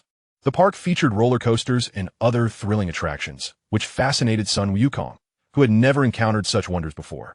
He eagerly engaged in playful antics with Oolong, while Yamcha and Bulma naturally enjoyed their own intimate moments. As Sun Wukong and Oolong stood atop a spherical surface, striving to maintain their balance. A trio trailing Yamcha had their sights firmly set on Sun Wukong, their objective being the 2 Dragon Balls he had collected. While Sun Wukong was engrossed in his game, the leader of the group, a woman with golden hair, hurled a concealed weapon directly at his temple, aiming to incapacitate him with a single strike. Although Sun Wukong was preoccupied with the sphere beneath his feet, his instincts as a martial artist kicked in, and just as the weapon was about to strike, he reflexively caught it in his hand. The weapon turned out to be nothing more than a walnut. In a theme park known for its high safety standards, patrons were prohibited from carrying sharp objects. Thus, the golden-haired woman resorted to using the hard walnut, which she had successfully employed in her past missions as a professional assassin. A short distance away, concealed within a thicket, the trio was observing the scene. The golden-haired woman, with a serious expression, remarked, "It has been quite some time since I encountered such a formidable opponent." The man in the green hat behind her inquired, "Sister Hayaseki, what strategy shall we employ to steal the Dragon Balls from that Sun Wukong?" "What strategy?" Hayaseki replied confidently, turning her head and gesturing to her own head with her right hand, "With my intellect." Though Sun Wukong sensed an attack, his inability to locate the source led him to quickly dismiss it and return to his playful antics with Oolong. After some time, the group gathered to enjoy a feast. Suddenly, a girl's terrified scream pierced the air from a nearby passage. With a surge of righteous indignation, Sun Wukong was the first to rush towards the source of the cry. "Someone is bullying a girl. Let us go and see," Bulma declared fiercely, to which Yamcha nodded with a peculiar expression. Before long, they arrived at the scene, where a man wearing a hat and a pig-headed creature were seen attempting to accost a beautiful woman draped in a veil, none other than Hayaseki herself. It was evident that this cliched scenario was a poorly orchestrated act devised by the trio. Yamcha, with a knowing smile, recognized their clumsy performance, having been exposed to countless films in his previous life. However, he refrained from revealing the truth to Sun Wukong and the others, curious to see what tricks the trio would attempt next. "It's you two again. Release that girl at once," Sun Wukong declared, his expression darkening. Clearly, he had encountered the man in the hat and the pig-headed creature before. Upon seeing Sun Wukong approach, they promptly discarded the beautiful woman onto the ground. Just as Sun Wukong was about to pursue them further, the veiled woman softly uttered, "Ah." Sun Wukong initially believed the woman was injured, so he slowed his pace, opting not to pursue the 2 assailants, but to check on her condition instead. "Are you all right, madam?" Bulma inquired as she assisted the woman to her feet. Chapter 56. Unveiling Haseki's true identity. Haseki slowly opened her eyes, feigning vulnerability, and softly expressed her gratitude. Thank you for your assistance. My name is Siki, and I am a fortune teller. I never anticipated being attacked by two ruffians. Those two are truly despicable. Should we encounter them again, I shall ensure they pay for their misdeeds, Bulma declared indignantly, casting a glance at Yamcha behind her. Noticing Yamcha's apparent indifference, she assumed he was captivated by the woman's beauty, which ignited a wave of jealousy within her. Yamcha, did you hear what I said? Snapping back to reality, Yamcha hastily replied, yes, I heard. Those two are indeed vile. We must not let them escape next time. Through his keen senses, he discerned that the two miscreants had not fled far. They were merely hiding, observing from a distance, knowing Sun Wukong had not pursued them. Bulma shot a disapproving glance at Yamcha before turning back to the woman. You are a fortune teller? What exactly can you predict? Siki slightly bowed her head, her voice gentle. I can foresee events of the past and the future. Bulma regarded her with skepticism, pondering, are you truly that skilled? Surely, you must be deceiving us. With unwavering conviction, Siki asserted, I do not lie. My divination abilities are remarkably precise. Before long, Siki led them to a nearby magical dwelling. Upon entering, Yamcha sensed three distinct presences within the room. Two were concealed behind a curtain in another chamber, while the third emanated from a large urn. Remaining discreet, he continued to observe the unfolding situation, while Sun Wukong and Bulma curiously surveyed the enchanting surroundings of the magical abode. Siki, with a warm smile, proclaimed, as a token of my gratitude, I shall offer you a complimentary reading. Approaching a table draped in black cloth, she revealed a square arrangement at its center, atop which rested a crystal orb the size of a human head. Gently caressing the orb, a peculiar radiance emanated from within. Siki closed her eyes, seemingly attuned to some unseen force. After a brief moment, she opened her eyes and began, I have glimpsed your past and future, sir. Turning her gaze to Sun Wukong, she continued, you were in the north, in a frigid village, where you endured a formidable adventure. Then, there was a colossal tower, into which you ventured. Sun Wukong, brimming with excitement, exclaimed, you speak of Miss Ruda. How do you know this? Is she accurate, Wukong? Bulma asked, her curiosity piqued regarding the art of divination. Everything she has said is true, Sun Wukong affirmed. Moreover, within your garments, there are two orbs, Siki added. The two orbs, presumably, were the two Dragon Balls residing with Sun Wukong. So that's how it is, he mused. Yamcha's intentions were evidently directed towards the Dragon Balls possessed by Goku. However, an unexpected turn of events unfolded. Goku, after a brief moment of contemplation, suddenly unfastened his belt, revealing his lower half in a most uninhibited display. This audacious act caused the faces of the two young women present to flush with embarrassment, while Bulma sprang up, delivering a sharp smack to Goku's head. Stunned by the sudden pain, Goku questioned, Bulma, why did you hit me? Bulma, resembling an enraged lioness, shouted, what a disgrace. Pull up your pants at once. Only then did Goku comply. Yamcha chuckled and remarked, what she was referring to as the Dragon Balls on you. Realization dawned upon Goku, and he retrieved a small bag from beneath his clothing, opening it to reveal two glistening red orbs. Upon seeing the Dragon Balls, Siki's face brightened with joy. She then signaled to the man in the hat and the pig-headed creature observing from another room. According to their plan, the moment Goku produced the Dragon Balls, they intended to extinguish all the lights in the room. Capitalizing on her exceptional thieving skills, Siki aimed to snatch the Dragon Balls from Goku's grasp. The man in the hat and the pig-headed creature, upon receiving Siki's signal, hurried towards the power switch, only to discover that this technologically advanced switch required a fingerprint verification, much to their dismay. Resolute, the man in the hat smashed the switch which, instead of turning off the lights, drew the attention of Goku and the others in the adjacent room. Goku pulled aside the curtain and instantly recognized the familiar faces of the man in the hat and the pig-headed creature. Ah, so, it's you two troublemakers again, he exclaimed. Even Goku, known for his good-natured disposition, felt a surge of anger at their repeated mischief. With their mission thwarted and their identities exposed, the two fled hastily through the window. Witnessing their escape, Goku's temper flared, and he resolved to teach them a lesson. He entrusted the Dragon Balls to Yamcha and pursued the fleeing duo. With Goku, the most significant threat, gone, Siki felt a wave of relief wash over her.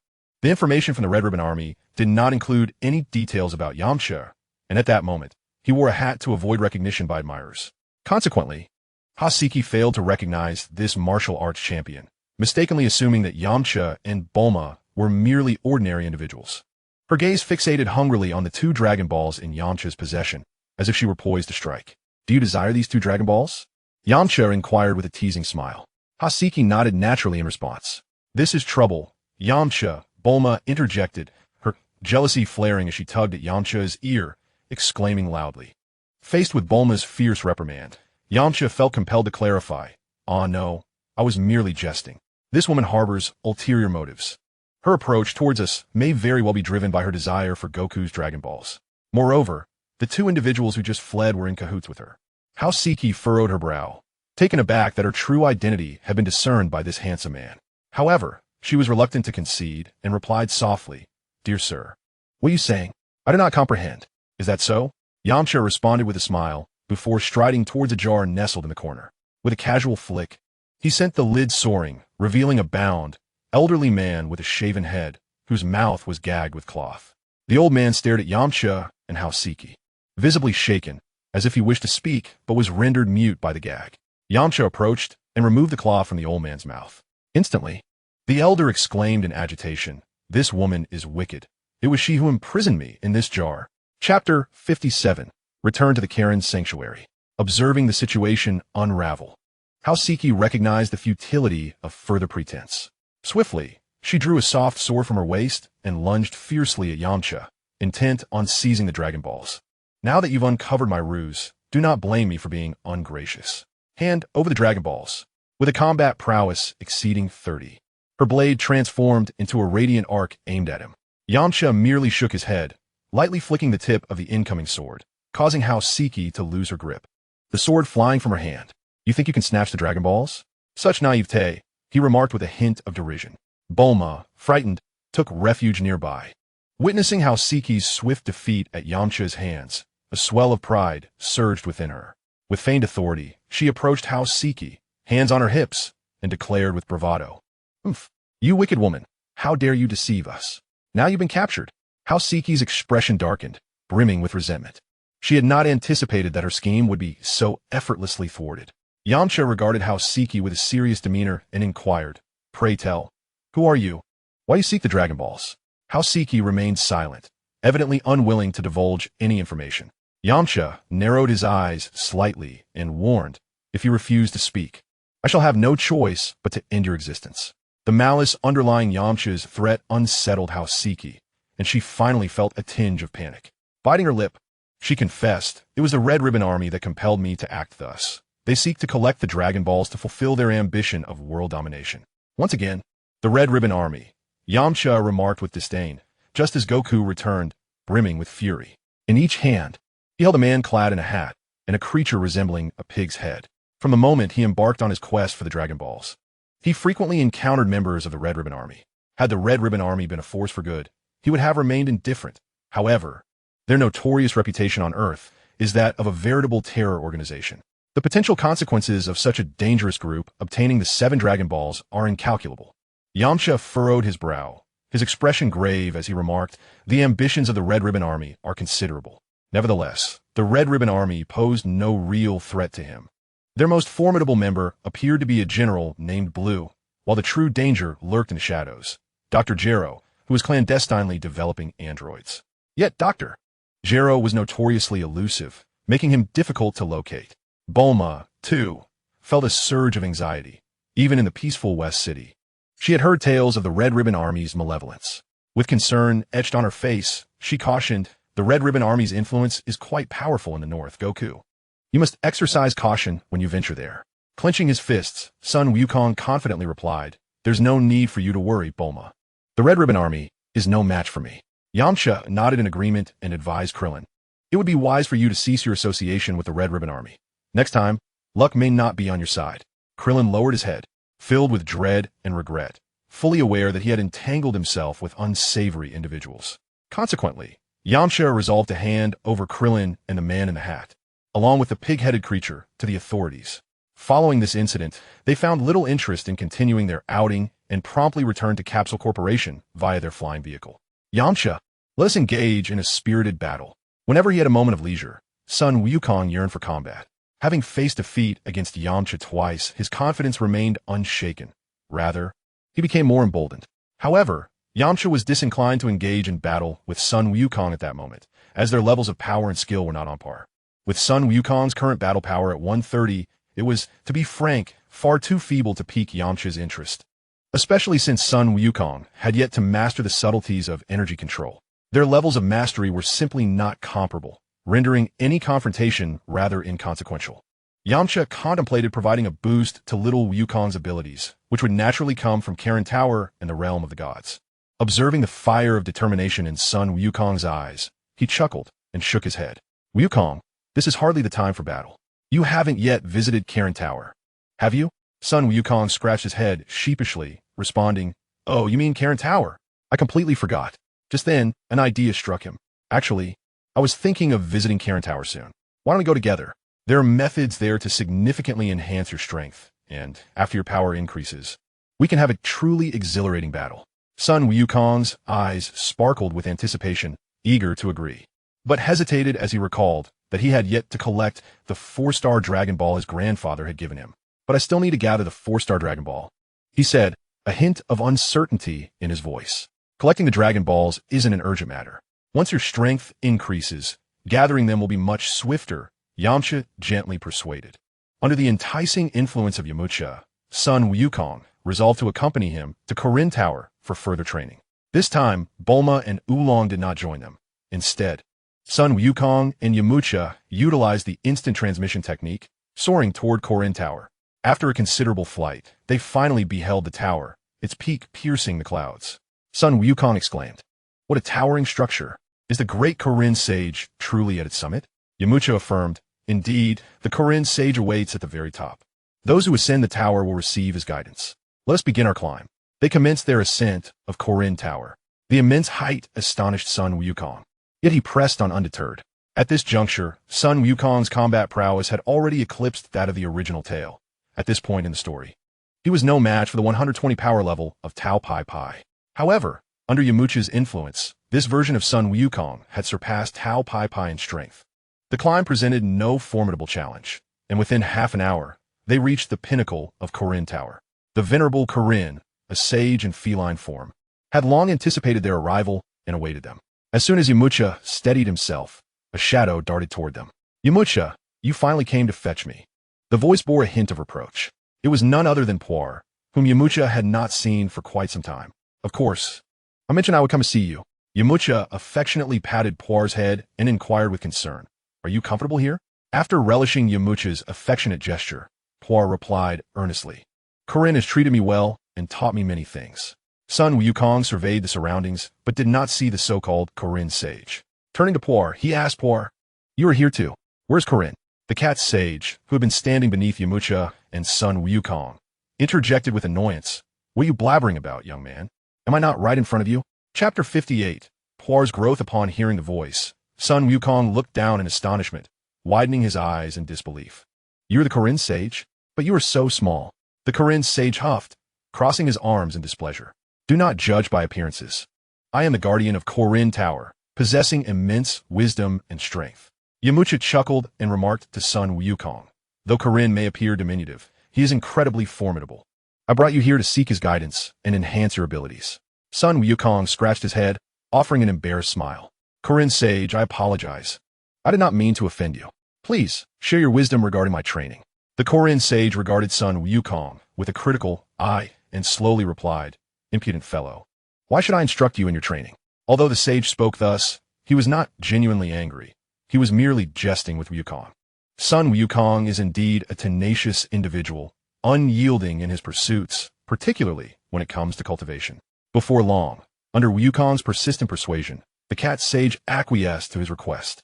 After all, according to the established protocol, Wukong's ascent to Karen Tower was already tantamount to passing its test, thus entitling him to guidance. Consequently, the cat sage proceeded to instruct Sun Wukong in accordance with the traditional training regimen of Karen Tower. The cat sage approached the location where the super holy water was kept and, with his staff, beckoned the coveted liquid, gesturing for Wukong to seize it. It seemed deceptively simple. Wukong, with his straightforward demeanor, failed to grasp the intricacies of the situation immediately. He charged forward, intent on snatching the super holy water from the staff, but just as his hand was about to touch the vessel containing it, The cat sage vanished like a fleeting shadow. Undeterred by his initial failure, Wukong merely chuckled and unleashed his shadow fist, lunging once more at the cat sage. Meanwhile, Yamcha observed for a while before following Pu'er to a secluded chamber. This room was devoid of clutter, featuring only a neatly arranged row of flower pots, each housing vibrant, verdant vines, some already adorned with delicate blossoms. Yamcha, behold the celestial bean vegetation I have cultivated. It has begun to flower. With just another 6 months, we shall see the emergence of celestial beings, Pu'er declared with a proud demeanor. Well done, Pu'er. You have successfully cultivated celestial beings, Yamcha praised. Flattered by Yamcha's commendation, Pu'er eagerly recounted the arduous process of cultivation. Through their conversation, Yamcha gained a clearer understanding of the complexities involved in growing celestial beings. It was not a simple endeavor, requiring specific environmental conditions and soil, as well as the special techniques of the Karen sage for nurturing. Although Pu'er had mastered the art of cultivation, he realized that in other parts of Earth, such conditions were unattainable. The environment alone was challenging to replicate, necessitating an altitude of 30 kilometers for cultivation. Furthermore, the soil must be sourced from the divine realm, as it harbors an immense life energy essential for the survival of the celestial beings.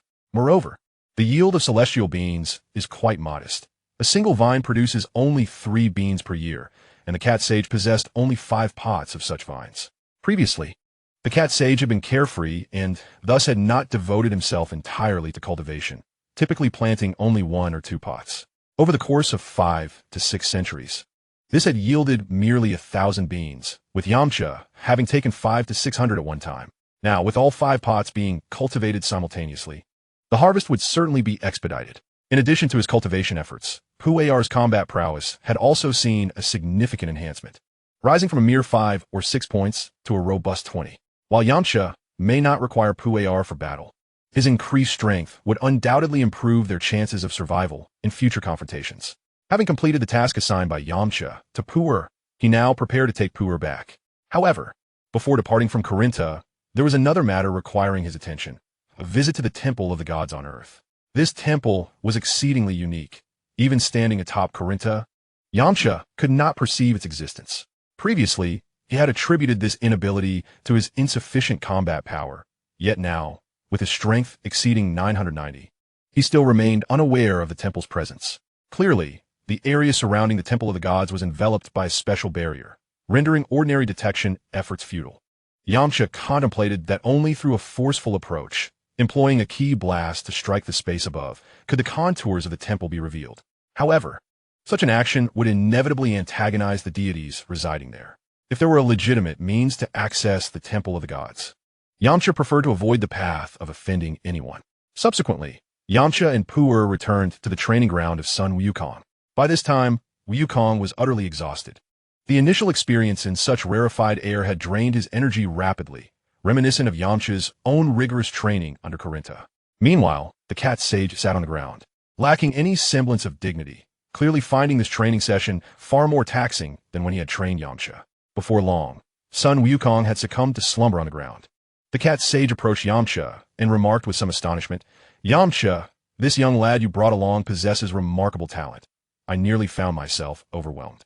Fortunately, I still retained some strength." Wukong's aptitude was undeniable. He could master any technique after merely observing it once. In the original narrative, Wukong had learned to harness ki within just 3 days, successfully passing the cat sage's training and defeating Tao Pai Pai upon descending from the tower. Now, with his enhanced strength, Wukong's learning of ki manipulation was even more expedient. In merely half a day's time, he had progressed from a rudimentary understanding of ki to the threshold of its perception and application. This was the core secret of martial arts on Earth, distinguishing elite martial artists from the ordinary. With mastery over ki, Wukong secured his place within the martial arts community of Earth. As the training continued, the cat sage found himself thoroughly exhausted. Unlike Yamcha, who understood the balance of work and rest, Wukong was relentlessly devoted to his training, akin to a tireless machine. Despite the existence of magical senza beans, mental fatigue was not so easily alleviated. Nevertheless, the results were impressive. Within just 2 days, Wukong completed his training in ki manipulation and successfully obtained the super holy water from the cat sage, becoming the second individual in nearly a century to acquire such a prize. Chapter 59, The Temple of the Gods. Under the keen perception of Yamcha, Sun Wukong's combat power ascended to a remarkable 180 points. His aura is steady as Mount Tai, devoid of the previous sharpness. One must not underestimate this seemingly modest increase of 50 points. After all, when the Demon King Piccolo first appeared, his strength was only marginally superior to that of Tien Shinhan, with a mere 50-point difference separating them. However, when the Demon King Piccolo unleashed his full, formidable presence, Tien Shinhan instantly lost the will to fight, akin to a deflated balloon. In the annals of memory, Sun Wukong's combat power reaching 180 points was a glorious moment that only manifested during the 22nd World Martial Arts Tournament. Now, with just over a year since the 21st tournament, it signifies that Wukong has advanced over a year ahead of time. At that juncture, even if Yamcha remained passive, Sun Wukong could single-handedly confront the impending threat of Piccolo. This undoubtedly suggests that Yamcha has subtly begun to influence the fate of Earth. As for the super divine water from the Cat Hermit, Yamcha had no desire for Sun Wukong to sample it. He himself steered clear of it, for he speculated that this super divine water harbored a venomous potency akin to that of scorpion, inflicting grave harm upon the body of the consumer. In the tapestry of memory, although Sun Wukong temporarily augmented his strength after consuming the super divine water, owing to the Saiyan's indomitable vitality and the unique ability to unlock potential in moments of near death, it ultimately proved to be a futile endeavor for his future training, akin to drinking poison to quench thirst. Despite vanquishing the Demon King Piccolo after consuming the super divine water, Wukong's progress over the ensuing years was agonizingly slow. Reminiscent of a snail's crawl, one must acknowledge that when Piccolo rejuvenated to his youthful state using the Dragon Balls, his combat power surged to at least 300 points, indicating that Wukong, even while gravely injured, had to possess a combat power exceeding 300 points to defeat him. Yet, by the time of the 23rd tournament, Wukong found himself evenly matched with Piccolo Jr., who only had a combat power of 330 points. It was evident that despite a year or two of training in the Heavenly Temple and several months in the Hyperbolic Time Chamber, Wukong's combat power saw little significant enhancement. A scenario that seemed illogical. Logically, Wukong's age should have been the prime time for rapid improvement. However, his advancement was painfully gradual. After defeating Piccolo Jr. and encountering Raditz, his progress remained sluggish over the years. It is crucial to note that Wukong did not cease his training after marrying Chi-Chi. He diligently continued. Yet the results were markedly meager and his growth exceedingly slow. It was not until he faced Raditz, met his demise at the hands of Piccolo Jr., retained his perfect physical form, and subsequently trained on King Kai's planet that he finally experienced a surge in power. As for the other character who consumed the super divine water, Achinab, he has unfortunately become a mere bystander. At that time, in preparation for the impending Saiyan invasion, the gods summoned Achinab, Krillin, Yamcha, and Tien to undergo training. However, Achinab's progress was the slowest. His combat prowess was even inferior to that of Krillin and Yamcha, who were weaker than him. It is worth noting that when Achinab first emerged, his fighting capacity was on par with that of Goku, whose strength was rated at 180, indicating that Achinab possessed an innate talent rivaling that of Goku. This disparity is clearly unreasonable. The only plausible explanation is that the super divine water has adversely affected his potential. As for the assertion that Achinab's lack of improvement stems from laziness, Yamcha finds it utterly implausible. Although Achinab appears perpetually disinterested, his ability to grow independently to a level comparable to Goku suggests he must have undergone significant training. He simply does not exhibit the same diligence as Goku. Yet, it is clearly illogical that a person, even one as lackadaisical as he, would not see any enhancement in combat ability following training under the god. The sole explanation is that after consuming the super divine water, his potential has been entirely depleted, rendering further enhancement impossible. Unless, like Goku, he were to experience death. But Achinab is exceedingly cunning, adept at evading danger and maximizing his interests. During their downtime, the two warriors and two cats engaged in a barbecue on the second floor of Karen Tower. Although there were senzu beans available for sustenance, Yamcha preferred to consume tangible food, which satisfies hunger without compromising his appetite. Moreover, the taste of senzu beans is virtually non-existent, and since he had safeguarded half of them, each bean consumed meant one less in his possession. Thus, for these 2 days, Goku and the Cat Sage's meals were entirely managed by Yamcha. While the Cat Sage relished the culinary delights, his gaze turned towards Yamcha, and he inquired, "Yamcha, Your visit to Karen Tower is not solely to retrieve power, is it? If Yamcha had merely come to collect power, he could have departed the same day, rather than remaining to train alongside Goku for 2 days. During this time, aside from managing their meals, Yamcha has engaged in no other activities, which is rather unusual. The cat sage, familiar with Yamcha, quickly perceived the anomaly, though he could not immediately discern Yamcha's true intentions. "Ah, you've caught on," Yamcha replied without a hint of concealment, gesturing with his right index finger towards the heavens. "My objective lies above." "What? How do you know of that place?" The above referred to the Divine Temple, one of the most enigmatic locations on Earth. Logically, Yamcha should not be aware of the existence of the Divine Temple, even 3 centuries prior, when Master Roshi trained here. The cat sage had never uttered a word about it. How could a young martial artist like Yamcha be privy to such knowledge? This revelation startled the cat sage. Suddenly, a flicker of understanding illuminated his mind, as if he had grasped something significant. His eyes brightened. "What lies above? Is that not the pinnacle of the tower?" Sun Wukong, devouring a grilled fish, asked with a face full of questions. The cat immortal offered no explanation, but turned to Yamcha and inquired, "Could it be that you witnessed the scene from the 3 water tanks on the first floor?" Yamcha was pondering how to articulate his thoughts when the cat immortal conveniently provided him with a justification. Although the cat immortal was the custodian of Corinta, he was unaware of what individuals who entered Corinta might observe through the 3 water tanks of the past, present, and future. Thus, it was only natural for him to conclude that Yamcha had gleaned knowledge of the Divine Palace through observations of the future water tank. To your surprise, you guessed correctly. Indeed, during my examination of the future water tank, I beheld a peculiar vision. Through Sun Wukong's Rui Jingu Bang, I traversed into another realm, where I underwent training under a figure with a head of black coal. Yamcha responded, aligning with the cat immortal speculation. No sooner had he spoken than a sharp tap landed upon his head. "Cat immortal, why did you strike me?" Yamcha inquired while rubbing his sore scalp. The one who had struck him was, of course, the cat immortal. As the guardian of the Divine Palace, he was profoundly familiar with its inhabitants. The mention of the black coal had instantly reminded him of Bobo, the servant of the deity. To the cat immortal, Bobo represented not merely a subordinate, but a mentor and friend. Even before assuming the role of the cat immortal, he had received guidance from Bobo, who held a revered place in his heart. Thus, upon hearing Yamcha's disparagement of Bobo, he felt compelled to impart a lesson to him. Chapter 60. Departing for the Divine Palace. "What black coal head? That is the servant of the deity," the cat immortal retorted sharply. "And what exactly is a deity?" Sun Wukong inquired with curiosity. The cat immortal glanced back at Sun Wukong, his gaze lingering on the Rui Jingu Bang slung over Sun Wukong's back. An epiphany struck him. This was indeed Yamcha's intention in bringing Sun Wukong to Corinta. The deity is undoubtedly a magnificent entity. Wukong, the Dragon Balls you are currently collecting are wondrous artifacts created by the deity. Moreover, the deity governs the climate of the entire Earth and maintains communication with the underworld.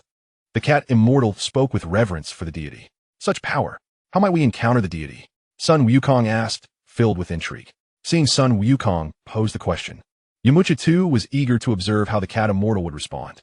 The cat immortal narrowed his eyes, his demeanor becoming exceedingly serious. "To behold the deity, one must possess my approval. One must be resilient and unwavering, and maintain a clear and untainted heart." He then turned his gaze toward Yamcha. "You, however, evidently harbor impure intentions. On the contrary, Wukong aligns perfectly with the criteria." At this juncture, Earth remained in a state of peace, and the threshold for entering the Divine Palace was exceedingly high, requiring individuals of pure and unblemished intent. In the eyes of the cat immortal, Yamcha's keen desire to enter the Divine Palace indicated ulterior motives, thus disqualifying him from the standards set for entry. Me? Within the depths of his heart, Sun Wukong remained undisturbed, gazing at the cat immortal with his bright, expressive eyes, exuding an air of innocence. However, Yamcha was unwilling to forfeit the opportunity to enter the celestial hall. With a grave expression, he addressed Master Karen. "You may be unaware, but despite the apparent peace on Earth, formidable adversaries loom on the horizon. These foes possess strength that far surpasses our imagination. If Wukong and I do not expedite our enhancement of power, we shall be utterly incapable of safeguarding the Earth when the time comes." The cat immortal furrowed his brow slightly, asking, "Is this future you perceive one that even you cannot overcome?" Yamcha inhaled deeply and replied, "What is my strength in the grand scheme of things? The enemies Earth will face in the future possess the capacity to annihilate worlds. The current martial realm of Earth is but a mere ant to these threats. Master Karen sensed the sincerity in Yamcha's words. If what he claimed was indeed true, then Earth was in peril. He could feel the immense power contained within Yamcha, a force 5 times greater than his own. If unleashed entirely, he believed even he would not harbor thoughts of resistance. The notion that such a formidable individual spoke of foes even mightier instilled a flicker of trepidation within the cat immortal's heart. Yet, his enduring principles rendered him hesitant. Could there truly be beings of such strength? He was eager to witness it firsthand. Upon hearing of adversaries far surpassing Yamcha, Sun Wukong felt not fear, but an insatiable fighting spirit ignite within him. He had previously regarded Yamcha as the pinnacle of martial prowess, his life's aspiration. Yet he was astonished to learn that even Yamcha had fears of others.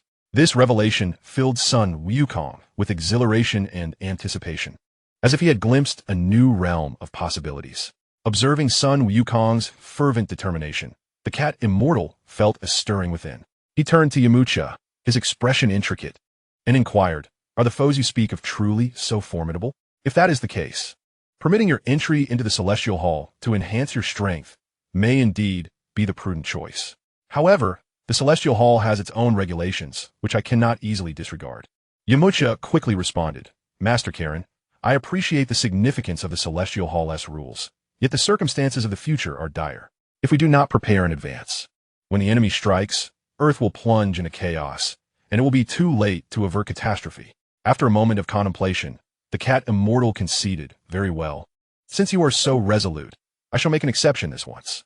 You may both enter the Celestial Hall, but I hope you will refrain from any actions that would betray Earth." Yamcha's gaze was steadfast, and he affirmed, "Your decision is wise." The Celestial Hall was indeed the most suitable place for Yamcha at this juncture. Should the cat immortal have denied him entry, he would have sought breakthroughs elsewhere, leaving Earth behind. Fortunately, with the cat immortal's agreement, he was spared unnecessary complications, as the vast universe now felt like a den of peril to Yamcha. "By the way, I still do not know where the Celestial Temple is," Sun Wukong inquired with a smile. Unlike Yamcha, Sun Wukong lacked the foresight to discern such matters. Although Yamcha had conversed at length with the cat sage, he had not disclosed the location of the Celestial Temple. The Celestial Temple is situated directly above Corinta. Yamcha replied with a grin. "Above? But there's nothing up there?" Sun Wukong exclaimed, perplexed, as he gazed upward towards the summit of Corinta. The peak appeared utterly vacant, and even with his newly acquired ability to sense energy, he detected nothing. Indeed, the Celestial Temple lies above, but it is far removed from here, enveloped by divine energy that renders it undetectable. To reach the Celestial Temple, you must rely on the Rui Jingu Bang behind you, the cat sage remarked, gesturing towards Sun Wukong's back. It serves as the bridge connecting Corinta to the Celestial Temple. Otherwise, no matter how high you fly, entry will remain impossible. Sun Wukong untied the rope binding the Jingu Bang and held it in his hand, somewhat astonished. "Wow, I didn't realize the Rui Jingu Bang had such a function. This is, in fact, its original purpose. However, for the past 500 to 600 years, no one has met the criteria to enter the Celestial Temple. Hence, I entrusted the Rui Jingu Bang to Master Rashi 300 years ago. Now, it has returned to Corinta, and it appears to be time for it to fulfill its destiny. Additionally, you must take this," the cat sage said, producing a small yellow bell from his robe. The moment the bell appeared, Yamcha sensed its extraordinary nature, emanating a mysterious aura akin to the magic of Purr, albeit much more potent. Subsequently, following the cat sage's guidance, Sun Wukong soared to the pinnacle of Corinta, where he discovered a narrow opening perfectly suited for inserting the Jingu Bang. He grasped one end of the Rui Bang with both hands, while Yamcha reached out to hold the other end. "Corinta sage, Purr, we are departing," Yamcha announced, having awaited this moment for quite some time. He then signaled to Sun Wukong, indicating that he could extend the Rui Jingu Bang. "Extend, Rui Bang," Sun Wukong commanded with a decisive shout. Chapter 61. Arrival at the Celestial Temple. In an instant, the Rui Bang transformed into a spirited dragon, propelling the two of them upwards like a radiant beam of light. The speed of its extension was akin to lightning, and in mere moments, the cat sage and Purr below could no longer discern the figures of Sun Wukong and Yamcha. As the Rui Bang continued to ascend, Yamcha became alarmed as the surrounding space began to warp ominously. After approximately 10 minutes, the Rui Bang burst forth into a pitch-black cloud, dense with an ominous presence. As if countless fierce dragons lurked within, accompanied by thunder and lightning that sent chills down the spine. Rumble. This is not good. Yamcha felt a sudden pang of anxiety, realizing that a grave situation was unfolding. In the midst of this tempestuous weather, anyone who has ever experienced an electric shock knows that one must never wield metallic objects. Otherwise, they become targets for lightning strikes. At this moment, the Rui Bang appeared as a colossal lightning rod, leading them unhesitatingly into the vortex of thunder and lightning. Yet, both Yamcha and Sun Wukong dared not relax for an instant, gripping the Rui Bang tightly. In the next moment, bolts of lightning cascaded like a torrential downpour, assailing the two with overwhelming ferocity. The terrifying lightning caused Sun Wukong to cry out in distress, while the intense shock left Yamcha feeling a tingling numbness. Were it not for their considerable strength, they might have struggled to hold onto the Rui Bang and would have plummeted downwards. Within the cloud layer, not only raged fearsome lightning, but the atmosphere was entirely devoid of discernible energy, making it impossible to navigate. Given Yamcha's current prowess, entering this cloud layer would result in him becoming utterly disoriented. Logically, they had ascended to an altitude that should be in the stratosphere or mesosphere of Earth, where such weather phenomena typically do not occur. The only explanation was that, under the guidance of the Rui Bang and the Bell, Yamcha and Sun Wukong had transcended into a realm beyond the confines of earthly reality, entering a different dimension altogether. Yamcha surmised that the clouds enveloping this alternate space served as a barrier, with the Bell acting as a key, aligning with his earlier conjectures. No wonder that even in the later stages, Saiyans fighting in the Temple of the Gods would not affect Earth. It turned out that the Temple and Earth existed in entirely different dimensional spaces. At this moment, the stormy layer of lightning served as a trial leading to the Temple of the Gods, continually stimulating the nerves of both warriors. Suddenly, Yamcha sensed a long-lost surge of battle power beginning to rise. After all, he had not experienced any improvement in over a month, even in the gravity chamber. Could it be that this lightning had a fortifying effect? A realization washed over Yamcha. This was akin to a cultivator's tribulation during ascension, a test that was both a trial and an opportunity. He then focused inward, allowing the lightning to invigorate his entire being. Time passed slowly, and Yamcha could not ascertain how many times he had been struck by lightning. Each strike sent tremors through his body, a painful yet exhilarating experience. After half an hour, Yamcha's battle power surged to 998 and then plateaued. Even as further lightning struck him, it bore no effect. By this time, he had acclimated to the onslaught, rendering the lightning harmless. It was unclear how long this continued, but the strikes upon him began to weaken, signaling that they were soon to exit the stormy layer. Indeed, in the next moment, the Rui Bang seemed to pierce an invisible membrane, leading them into a vast expanse of azure sky. Their garments, ravaged by the lightning, were now in tatters, with one sleeve completely missing, revealing their robust chests. As the two individuals raised their gazes, a brilliantly radiant red dot materialized within their sight, resembling a resplendent jewel that emanated an aura of mystery and solemnity. Yamcha felt a surge of excitement within him, knowing they were nearing their destination. Upon reaching this point, the ascension of the Rui staff began to decelerate. As the staff continued to rise, the red dot swelled in size, transforming into a vast hemispherical platform, akin to a floating island, profoundly awe-inspiring. This is the Celestial Temple. How magnificent! Sun Wukong exclaimed in astonishment. After a brief moment, the Rui staff firmly lodged itself into a cavity at the base of the Celestial Temple. Beside the cavity, a winding ladder beckoned, and the two ascended it, stepping onto solid ground. Surveying their surroundings, they found themselves enveloped in swirling mists that danced like delicate veils, so dense that the path ahead was obscured. However, they could faintly discern the grand silhouette of an ancient and dignified palace rising from the center of the fog. Beneath Yamcha's feet, a straight path extended toward the palace, flanked by evenly spaced trees. Aside from a row of orderly trees at the perimeter, the area was largely barren, exuding a sense of cleanliness and brightness. Let's proceed, Yamcha urged Sun Wukong, who was still gazing around in wonder. As they walked toward the palace, the mist swiftly dissipated, revealing a clearer path. Suddenly, they noticed a plump, shadowy figure seated upon a 2-meter-long carpet at the grand entrance of the palace. The figure, adorned with a white cloth wrapped around its head and having 2 elongated earlobes, resembled an Arab man. Previously, even with Yamcha's mastery of energy cultivation, he had failed to sense the presence of this individual amidst the fog. Yet here he was, merely several dozen meters away. Even more astonishingly, a vibrant array of birds fluttered around the shadowy figure, who occasionally scattered unknown bait onto the ground to feed them. The birds appeared completely unafraid, joyfully competing for the morsels, exuding an air of natural ease. Though seemingly inconspicuous, Yamcha understood the profound implications of this scene. As his combat prowess continued to ascend, his energy surged more powerfully.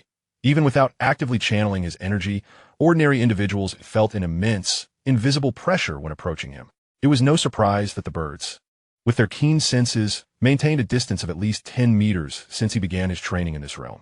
Drawing upon memories from his previous life, Yamcha recognized this ebony-headed figure as Bobo, the attendant of the celestial deity. Bobo's ability to attract birds to perch upon him indicated that they sensed no threat from him, perceiving him as akin to a tree, which clearly demonstrated his mastery in concealing his energy. This was precisely the technique Yamcha sought to learn. "Greetings," Sun Wukong called out to Bobo, stepping forward to offer his salutation. "Hello to you both." Upon encountering a greeting, Bobo immediately revealed a warm smile. His round eyes, coupled with a mouth reminiscent of a sausage, rendered him akin to a benevolent elder. As he spoke, he rose to his feet, and remarkably, the birds perched on his shoulders and in his hands remained undisturbed by his considerable movement, occasionally chirping in a delightful manner. Chapter 62, Bobo, are you a deity? Sun Wukong inquired with curiosity.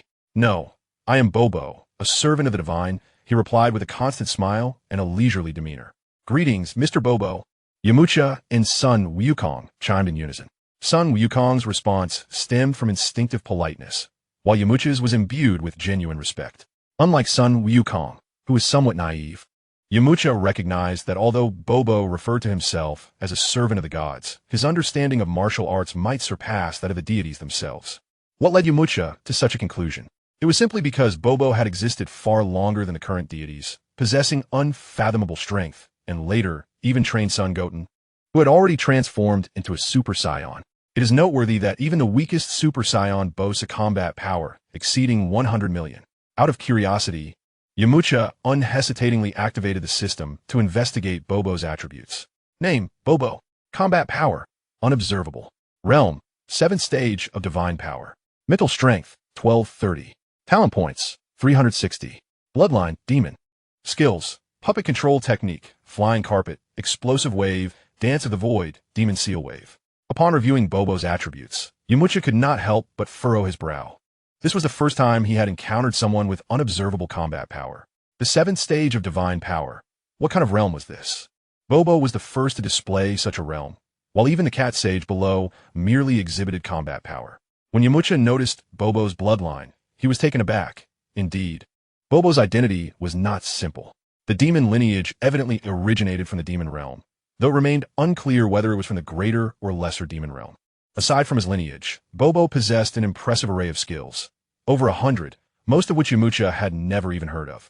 Truly, Bobo was one of the most concealed individuals on this earth, unmatched in his depth of secrecy. This revelation startled Yamcha once again. Suddenly, he recalled that both the King of Worlds and the God of Destruction had a stronger servant by their side, and Bobo, as a servant of the divine, might very well belong to a classification akin to that of angels.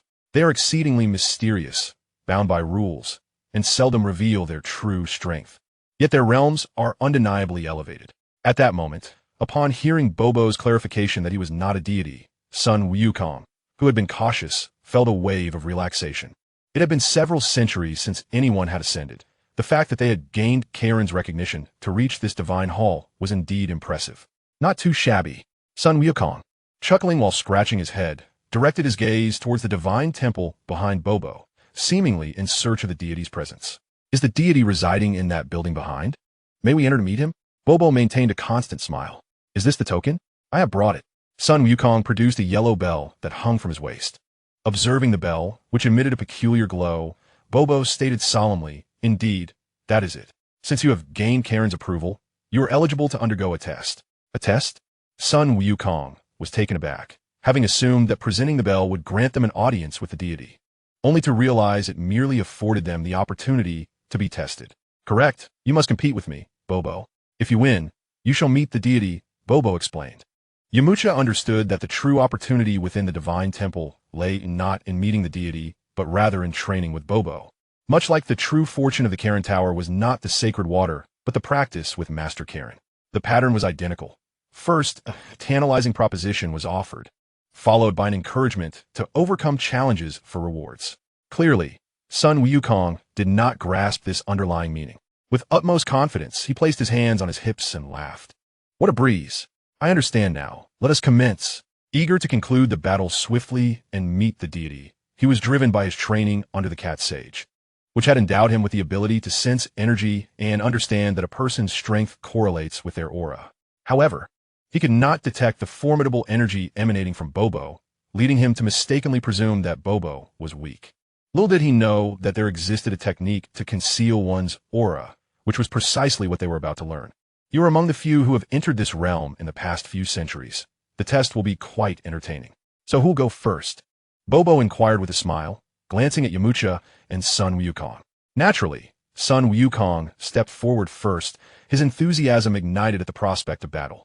Of course, I shall go first. Your strength doesn't warrant Yamcha's involvement just yet. Prepare to be astonished. Despite having made considerable progress at the Karen Tower, he still lacked the confidence to defeat Yamcha, as he could sense that Yamcha's energy was significantly stronger than his own. Bobo waved his hand, causing the two blue birds perched upon it to take flight, as he needed to free his hands for the impending confrontation with Wukong. How exhilarating! My heart races. Bobo seemed to respond to Sun Wukong's remark, feigning a vulnerable demeanor. However, to Yamcha, Bobo's expression appeared utterly contrived, lacking any semblance of anxiety, remaining as composed as ever. Even his heartbeat showed no signs of fluctuation, exhibiting a mind as tranquil as still water. I shall make my move, Sun Wukong declared with a grin. And in the next instant, his figure vanished from Bobo's sight. This is a manifestation of Sun Wukong perfecting the Shadow Clone Fist to its utmost. Previously, the enhancement of a Shadow Clone Fist merely involved increasing the number of clones to bewilder opponents. However, through Sun Wukong's development, it has now evolved further. As he moves, even the shadows and clones become indistinct, as if they are vanishing entirely. This is merely a reflection of his speed reaching a remarkable level. Oh, he has disappeared, Bobo exclaimed, feigning astonishment, raising his hands in dramatic fashion. Indeed, Wukong's combat prowess has significantly improved, and his fighting techniques have been wholly refined. Yamcha couldn't help but marvel inwardly. However, to think that such tactics would suffice to defeat Bobo was clearly an oversimplification. These methods were far from adequate against Yamcha. As the rapidly moving Sun Wukong believed his strategy was effective and prepared to launch an attack from Bobo's left, Bobo suddenly feigned confusion, raising his fist and striking the air. Ouch, that hurts!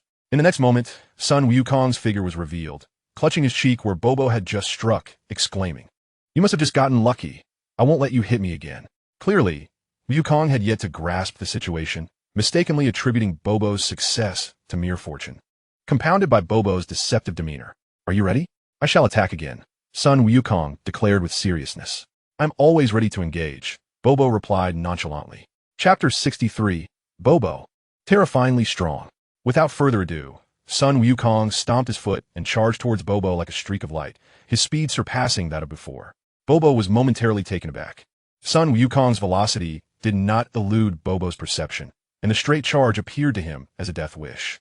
Indeed, before Sun Wukong could land a blow on Bobo, he was met with a solid punch straight to his face. Another hit. You really are weak. Is this the person that Karen acknowledged?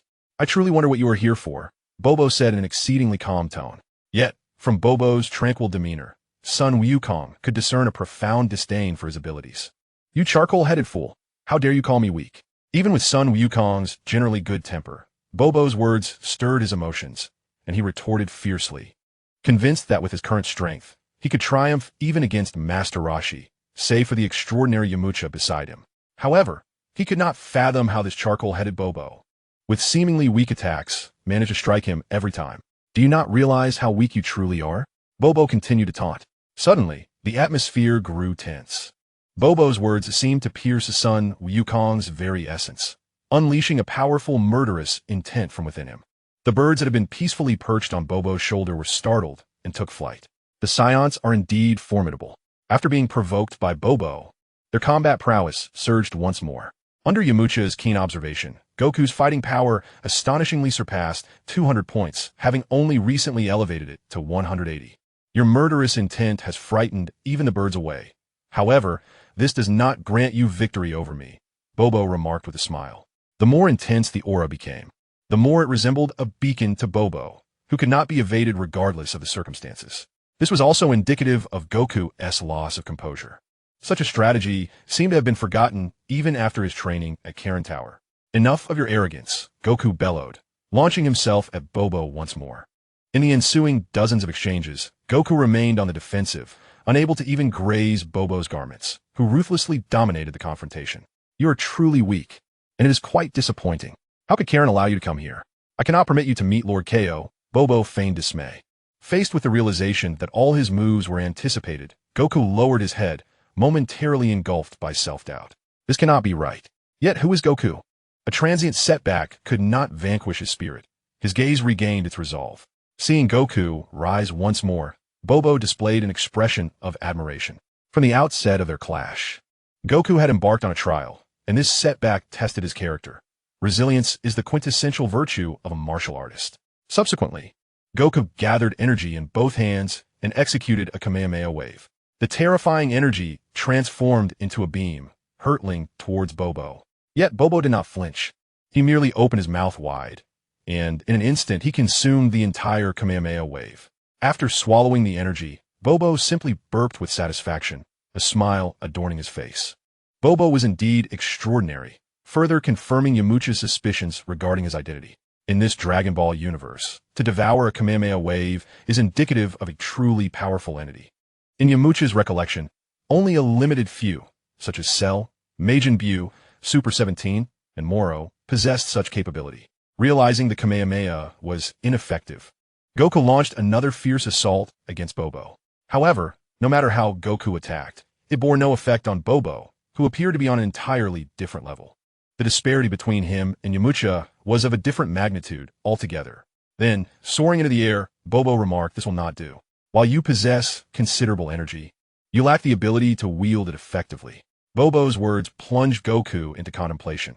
He was not a fool, and it was evident that Bobo was intentionally imparting wisdom. He promptly closed his eyes, beginning to ponder the differences between Bobo's movements and his own. "Since Goku has had his turn, it is now my time," Yamcha stated gravely to Bobo. "Very well, please come over." Bobo smiled faintly, perceiving that Yamcha's aura was remarkably solid, clearly demonstrating a mastery of energy far surpassing that of Sun Wukong. Yamcha's year-long training had not been in vain. During his previous descent from Karen Tower, he had already achieved a minor proficiency in energy manipulation. Following his participation in the World Martial Arts Tournament, rigorous training in the Gravity Room, and his battles with Tien, he had further honed his skills, advancing to a significant level of mastery. The distinctions of minor and major proficiency were classifications Yamcha had derived from the teachings of the Cat Sage regarding energy control. However, upon observing Bobo's command of energy, he recognized that even if he reached the level of the Cat Sage, his skills would still appear rather juvenile in comparison to Bobo's. It seemed to him that Bobo's mastery belonged to an entirely different realm. The concealment of energy was merely an external manifestation of this higher state. Could this be the realm of the divine? Yamcha pondered. He understood that to become a god of earth, one must undergo rigorous training to attain the celestial level. And as someone who had guided numerous celestial beings, Bobo's realm was undoubtedly beyond that of an ordinary celestial. Of course, becoming a celestial being required more than mere martial prowess. It also demanded an examination of one's spiritual state, but that was a topic for another time. Such thoughts were futile. The only way forward was to seek answers through practical combat. In an instant, Yamcha moved, his body floating in the air, facing Bobo directly. "Mr. Bobo, I must apologize in advance. Here I come." Yamcha surged forward, his movements swift, launching an assault on Bobo, even in midair. His speed surpassed that of Sun Wukong by a significant margin. On the surface, Bobo stood motionless, showing no signs of defense. Yet just as Yamcha was about to strike, Bobo's counterattack landed firmly upon him. It was as if Bobo had calculated everything perfectly, placing his fist in a specific spot, waiting for Yamcha to come to him. Bobo did not employ any specific martial technique. Rather, He operated at a transcendent level of energy mastery, approaching a state akin to the Tao. The outcome of the battle between Yamcha and Bobo was no different from his previous encounter with Sun Wukong. He found himself once again at the mercy of his opponent. Chapter 64. Spiritual Resonance. Your movement has improved considerably since that little brat, and your energy manipulation is commendable. However, your mental state is still inferior to that of the little brat. How can you expect to control your energy perfectly under such circumstances? Bobo's tone was exceedingly calm. Yet to Yamcha, it resonated like a thunderclap. He was taken aback to realize that his mental state was lacking even compared to Sun Wukong. However, upon reflection, it made sense. Sun Wukong's mind was unburdened by distractions, aligning more closely with the characteristics of tranquility and selflessness found in the realm of spiritual cultivation. The heart that Bobo spoke of likely referred to his mental resonance, which pertained to the spiritual aspect of training. Bobo's words clearly aimed to guide him on how to master his mind, achieving a state of serene stillness and natural tranquility. As Bobo guided Yamcha, within the grand hall of the Celestial Temple, an ancient figure sat poised upon a stone bench at the center, gazing intently at the crystal orb on the table before him. The orb displayed the fierce battle between Bobo and Yamcha. Clearly, this venerable elder was the master of the Celestial Temple, the deity of Earth. With nearly a century passing since anyone of merit had ascended to the Celestial Temple, he regarded this occasion with particular significance, not solely due to the extraordinary talents of Yamcha and Sun Wukong, but also because, with the passage of time, he felt the decline of his own physical prowess. As he dealt with increasingly complex matters, he found himself at a loss. In this realm, whether it be the kings of the universe or the gods of destruction, there appears to be an inevitable limit to their lifespans. Immortality eludes them. Having served in his divine capacity for 5 or 6 centuries, he now found himself contemplating the need for a successor. Meanwhile, outside the Celestial Temple, Yamcha was embroiled in a fierce struggle. Fortunately, Bobo's attacks were only around 200 to 300 in magnitude, inflicting minimal harm upon him. Hang in there, Yamcha. Unbeknownst to him, Sun Wukong had awakened. His spirit ignited as he observed the clash between Yamcha and Bobo. Your focus is lacking. It makes it difficult to anticipate my movements, Bobo remarked, as Yamcha's fists repeatedly fell just shy of their target, evaded by Bobo. Conversely, Bobo's assaults were beyond Yamcha's ability to evade. Each time Bobo halted, his energy was meticulously contained, rendering Yamcha incapable of gauging his next strike. Yet, when Bobo chose to attack, he could harness his energy in an instant, unleashing the full force of his combat prowess. Within the realm of energy, Bobo appeared to materialize and vanish at will, leaving Yamcha bewildered. Realizing that he could not defeat Bobo with his current strength, Yamcha refrained from further confrontation after being sent flying once more. Bobo, reclining with his hands behind his head, appeared somewhat languid, chuckling. Engaging with you is quite tedious. I must return to assist the deity with some mundane tasks, for I am rather busy. Thus, I suggest you all return. How could we possibly retreat so easily? We have endured countless hardships to reach this point. Please grant us another opportunity, Sun Wukong implored, his resolve unwavering. However, Bobo paid no heed to Sun Wukong's plea and turned to depart towards the Celestial Temple. Clenching his fists, Sun Wukong surged forward once more, launching an assault upon Bobo's back. Though he had recognized some of his own shortcomings through introspection and his strikes were more formidable than before, they still failed to inflict any damage upon Bobo. Without so much as a glance back, Bobo effortlessly countered all of Sun Wukong's attacks with a few deft hand slaps. Subsequently, he delivered a swift elbow strike behind him, landing squarely on Sun Wukong's head, leaving him dazed and disoriented. I have previously stated that your lack of focus, both mentally and technically, disqualifies you from ever encountering the divine. Return whence you came, Bobo remarked, turning away indifferently. Just as Sun Wukong was on the verge of another explosive charge towards Bobo, a hand rested gently on his shoulder, none other than Yamcha. Yamcha shook his head in disapproval at Sun Wukong. Clarity washed over Sun Wukong's mind as he instantly grasped Yamcha's intent, retracting his aggressive demeanor. He understood that a mindless assault would yield no victory against Bobo. Yamcha addressed Bobo, who was leisurely retreating, saying, "Mr. Bobo, it is impossible for us to descend.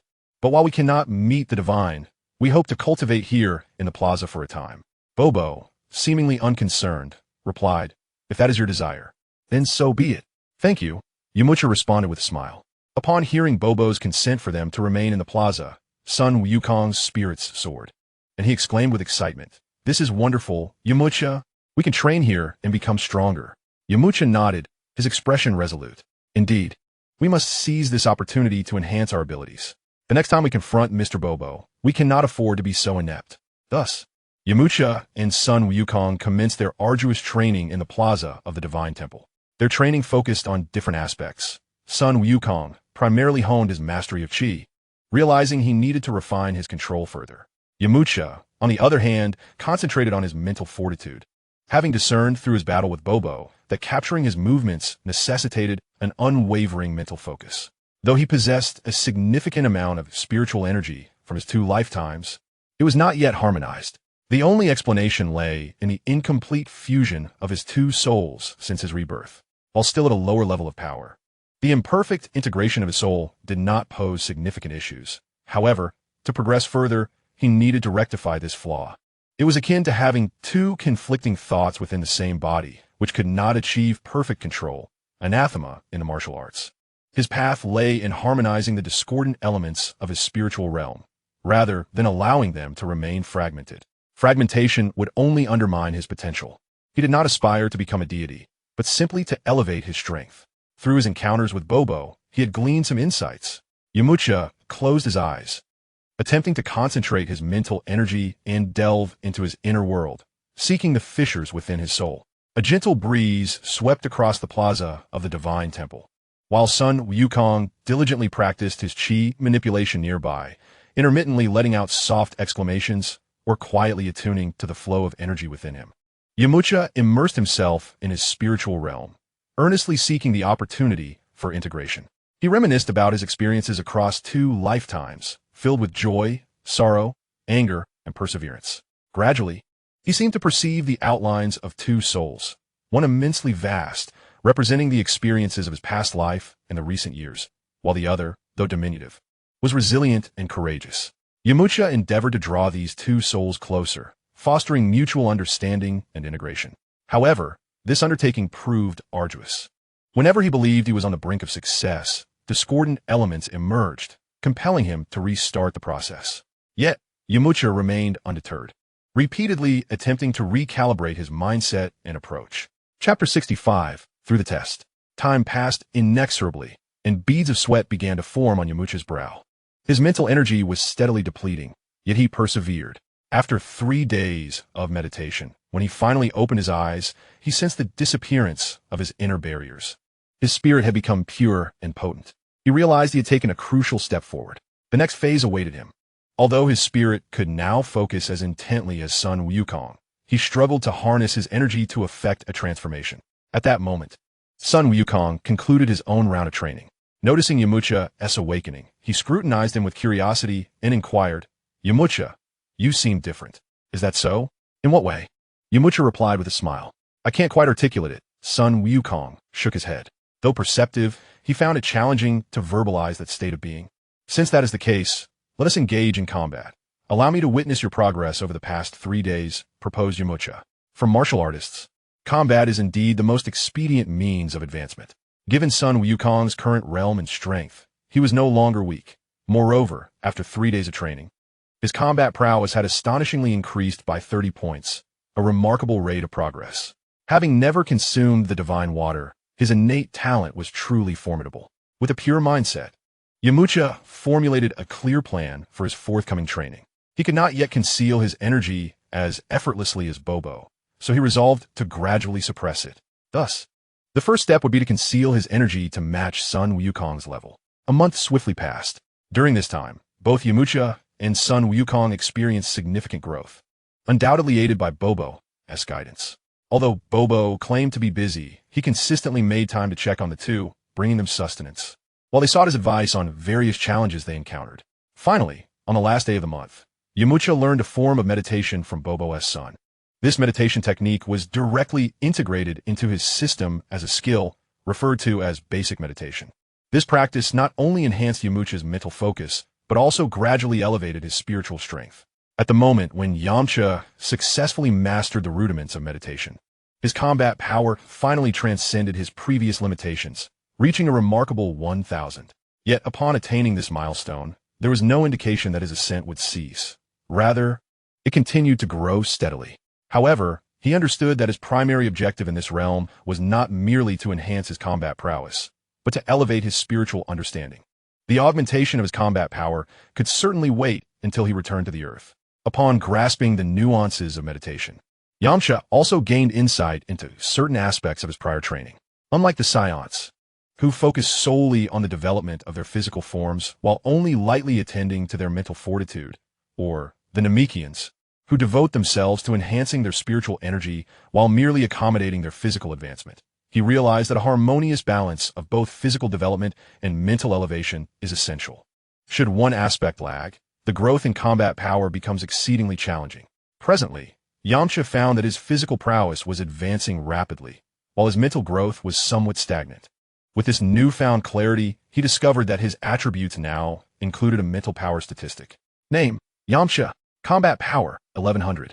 Realm: 6th stage of Ki. Mental power, 22. Talent points, 305. Heritage: Earthling. Skills: New Wolfong Fist, Kamehameha, Ki Blast, Shadowless Step, Solar Fist Flight Technique. What does a mental power of 22 signify? The average Earthling possesses a mental power of approximately 1, with a combat power threshold of 100. How, then, did Yamcha achieve a mental power of 22? This is undoubtedly a result of his 2 lifetimes and years of rigorous training, which naturally elevated his mental capacity to this level.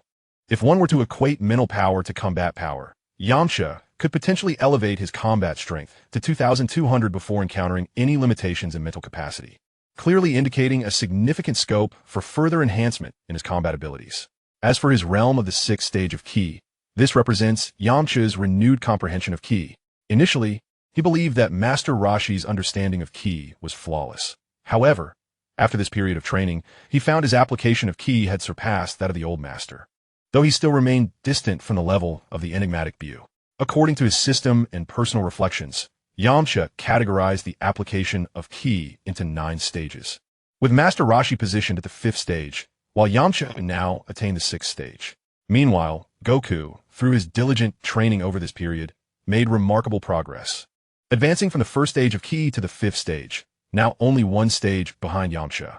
His combat power surged by 100 points, reaching 300, bringing him perilously close to the strength required to compete against Piccolo Jr. in the 24th World Martial Arts Tournament. This development instilled in Yamcha a sense of urgency. Fortunately, Goku would need to practice meditation to continue his ascent. Observations from the system revealed that Goku's mental power remained at a mere 1 point. Yet he had managed to elevate his combat power to 300, highlighting the disparity in the ratio of mental power to combat power between Saiyans and Earthlings.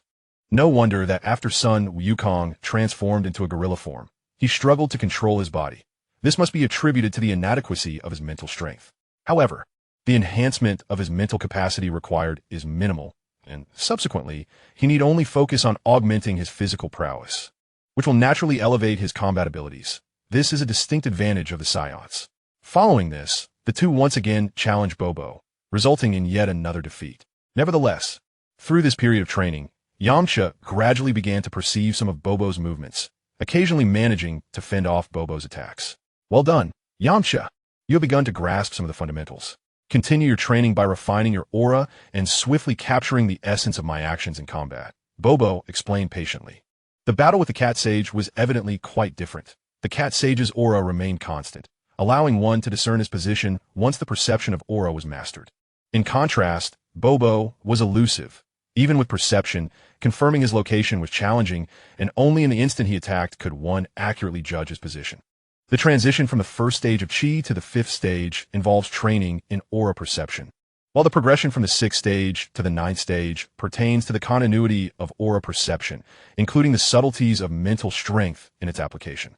Thank you for your guidance, Mr. Bobo. I shall strive to improve, Yamcha respectfully replied, nodding towards Bobo. You do possess a modicum of talent, which has not disappointed me too greatly. In that case, I shall permit you to meet the God of Heaven, Bobo said with a smile. Chapter 66. The House of Time Simulation, how wonderful. We shall finally meet the God of Heaven, Sun Wukong exclaimed with childlike glee, leaping in excitement at the prospect. Subsequently, Bobo led the two to the periphery of the Heavenly Hall. Please wait here, Bobo instructed, demonstrating respect for the god of heaven by not immediately ushering them inside. After a brief pause, a voice, aged yet benevolent, resonated from within the heavenly hall. Bobo, allow them to enter. Upon hearing this, Bobo nodded to Yamcha and Sun Wukong, signaling that they could proceed. The two exchanged glances, each reflecting anticipation and nervousness. They took a deep breath and slowly entered the heavenly hall. Inside, the ambience was soft and the decor both ancient and dignified. An elder with green skin sat serenely upon the central throne, adorned with two antenna-like appendages atop his head. His gaze profound and tranquil, seemingly imbued with boundless wisdom. This was the god of earth, a Namekian. This time, as Sun Wukong encountered the god of heaven first. Rather than the formidable demon king Piccolo who would soon appear, he did not react impulsively due to the goddess' appearance. He merely noted that the god was somewhat different from ordinary humans. Are you truly the god of heaven? Sun Wukong asked with wide, innocent eyes. Does it not seem so? The god of heaven replied with a gentle smile. Wukong, do not be disrespectful. Suddenly, Yamcha respectfully bowed to the celestial being alongside Sun Wukong. While performing the gesture, Yamcha discreetly observed the deity's personal data through the system. Name, Kamisama. Combat power, 250. Realm, first stage of divine power. Mental strength, 120. Talent points, 150. Bloodline, Namekian Justice Avatar. Skills, instant transmission, super explosive wave, evil containment wave, high-speed movement. Indeed, both the deity's realm and abilities were of divine nature. However, the deity's true realm was not as elevated as that of Bobo, and his combat power was merely 250 points, likely insufficient even to match Wukong unless divine power was employed. It remained uncertain how significantly this divine power would enhance combat prowess. It seemed that the deity was considerably aged, otherwise his combat strength should not be so feeble. The deity, having noticed Yamcha's scrutiny, smiled and nodded. You are Yamcha and Sun Wukong, are you not? Your tenacity and talent astonish me, reminding me of my younger self. What brings you to seek my presence? I have no particular desires, merely accompanying Yamcha. If I were to express a wish, it would be to enhance my strength. Sun Wukong scratched his head and replied, Have you not been doing so during this period? The deity remarked with a knowing tone. Indeed, Sun Wukong responded, enlightenment dawning upon him. The deity then turned his gaze towards Yamcha. Yamcha respectfully stated, Great Kamisama, my aspirations align with Wukong's. We both seek to elevate our combat abilities. Moreover, Yamcha understood that the deity was not omnipotent and could not fulfill all their desires. Rather than expect the impossible, it was wiser to engage in a mutually beneficial exchange. The deity smiled and inquired, Is it because you have glimpsed fragments of the future? It was evident that the cat sage had already relayed Yamcha's foresight to the deity. Yes, I have seen the future, where Wukong, some martial artist from Earth, and I combat formidable adversaries who recklessly devastate our planet and slaughter humanity, Yamcha solemnly articulated. The deity perceived that Yamcha spoke without a tremor in his spirit, thereby validating his claims. However, he was at a loss. All he could do was strive to enhance the abilities of Yamcha and Sun Wukong to the best of his capacity. The deity nodded. Your current strength is commendable. Yet cultivation is akin to swimming against the current. Henceforth, Bobo will continue to guide your training. And I hope you both become increasingly formidable to better protect the Earth in the future. With that, the deity waved his hand, indicating that they could take their leave. Yamcha and Sun Wukong bowed once more to the deity before following Bobo out of the Grand Hall. Having gained the deity's acknowledgment, Yamcha and Sun Wukong's treatment improved significantly. They were no longer resting in the square, as Bobo subsequently arranged private chambers for them, and their meals became considerably more sumptuous. In the ensuing period, Yamcha and Sun Wukong dedicated themselves to their training with renewed fervor. Yamcha, having made a breakthrough in his mental fortitude, found himself mastering the cultivation of Qi with remarkable ease. One day, Bobo once again approached the two diligent practitioners. Your training in Qi has entered a commendable phase, he remarked, yet your execution remains somewhat indecisive. Henceforth, I shall present to you a unique trial environment. Only by defeating its strongest inhabitant can you conclude this trial. As Bobo elucidated the particulars of the trial, he guided Yamcha and Sun Wukong toward the special chamber within the Divine Hall. Upon entering, they encountered a cylindrical room adorned with an array of clocks. Even the very floor beneath their feet was a clock. What is this place? Yamcha inquired with curiosity, having forgotten the details over time. Bobo explained, "This is the house of temporal simulation, where the past, present, and future converge.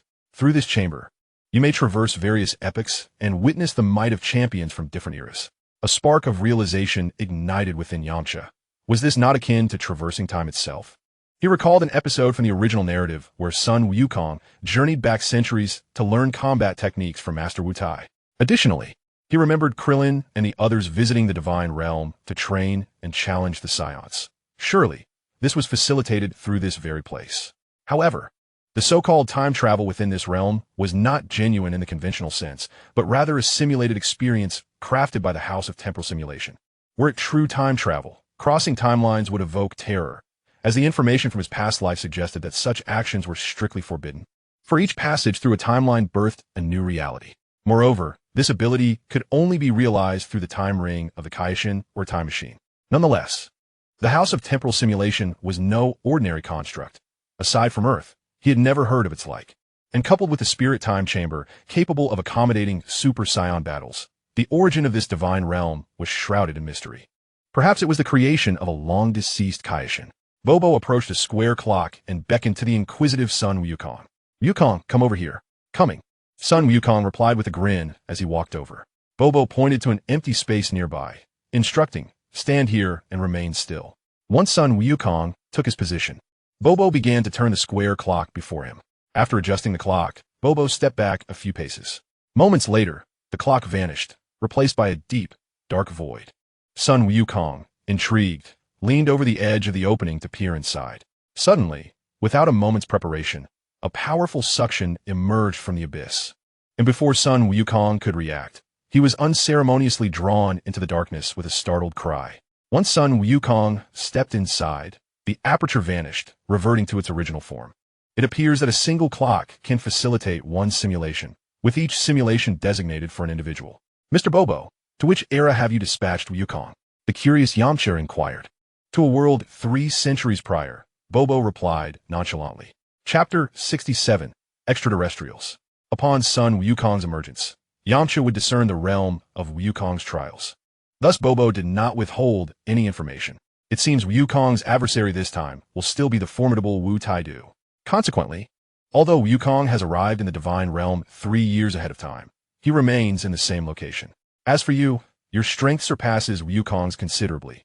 Thus, venturing to that era presents little challenge for you. After Bobo concluded his statement, he appraised Yamcha once more. Instantly, Yamcha felt as though Bobo had seen through him entirely. Even with his energy suppressed to a minimal level, he could not evade Bobo's scrutiny. Therefore, this temporal plane serves as a commendable trial for you. After a moment's contemplation, Bobo approached a square clock positioned to the right. Following Bobo's guidance, Yamcha positioned himself at a designated spot, and as Bobo adjusted the clock, a deep aperture akin to the previous one materialized. This time, with Wukong's experience as a reference, Yamcha appeared more composed. He offered no resistance and willingly allowed the aperture to envelop him. Within the aperture lay an interminable tunnel, its surroundings akin to the outside world, filled with an array of clocks. Some of these timepieces appeared ancient and weathered, their hands moving sluggishly, emitting a faint ticking sound, while others were resplendent and exquisite, adorned with gemstones and precious metals, radiating an enigmatic glow. The surface of the clocks reflected the dim light within the tunnel, rendering the entire passage dreamlike. Yamcha felt as though he were ensnared in a labyrinth of time, uncertain of where he would be led. In that moment, he experienced both excitement and trepidation. Under Bobo's tutelage in recent days, his combat skills and prowess had reached unprecedented heights, leaving him without rivals on Earth. He yearned for adversaries that could pose a genuine threat. Otherwise, this ease would hinder his future growth. As he advanced through the tunnel, Yamcha faintly perceived shadowy figures flitting between the clocks. Continuing onward, he noticed peculiar symbols and patterns emerging on the tunnel walls. These markings seemed to represent an ancient script or incantation, emanating a mysterious power that instilled an intangible pressure. Yamcha endeavored to decipher the meanings of these symbols and designs, yet found himself utterly unable to comprehend them. After an indeterminate passage of time, Yamcha beheld a blinding light. In the next instant, he was expelled from the time tunnel. Upon Yamcha's entry into the simulated temporal realm, Bobo departed from the simulation chamber, returning to the side of the celestial beings. The celestial being contemplated deeply as he produced a crystal orb. After reciting an incantation, the orb illuminated with images, revealing none other than Sun Wukong. At that moment, Sun Wukong emerged from a temporal tunnel, landing in a mountainous region where he unexpectedly encountered Master Roshi, who was peering discreetly. Simultaneously, Yamcha also exited the time-space conduit. Upon regaining consciousness, he found himself amidst a different sky, high above, plummeting rapidly. Below him lay a sheer cliff. A fall from such a height would surely be fatal.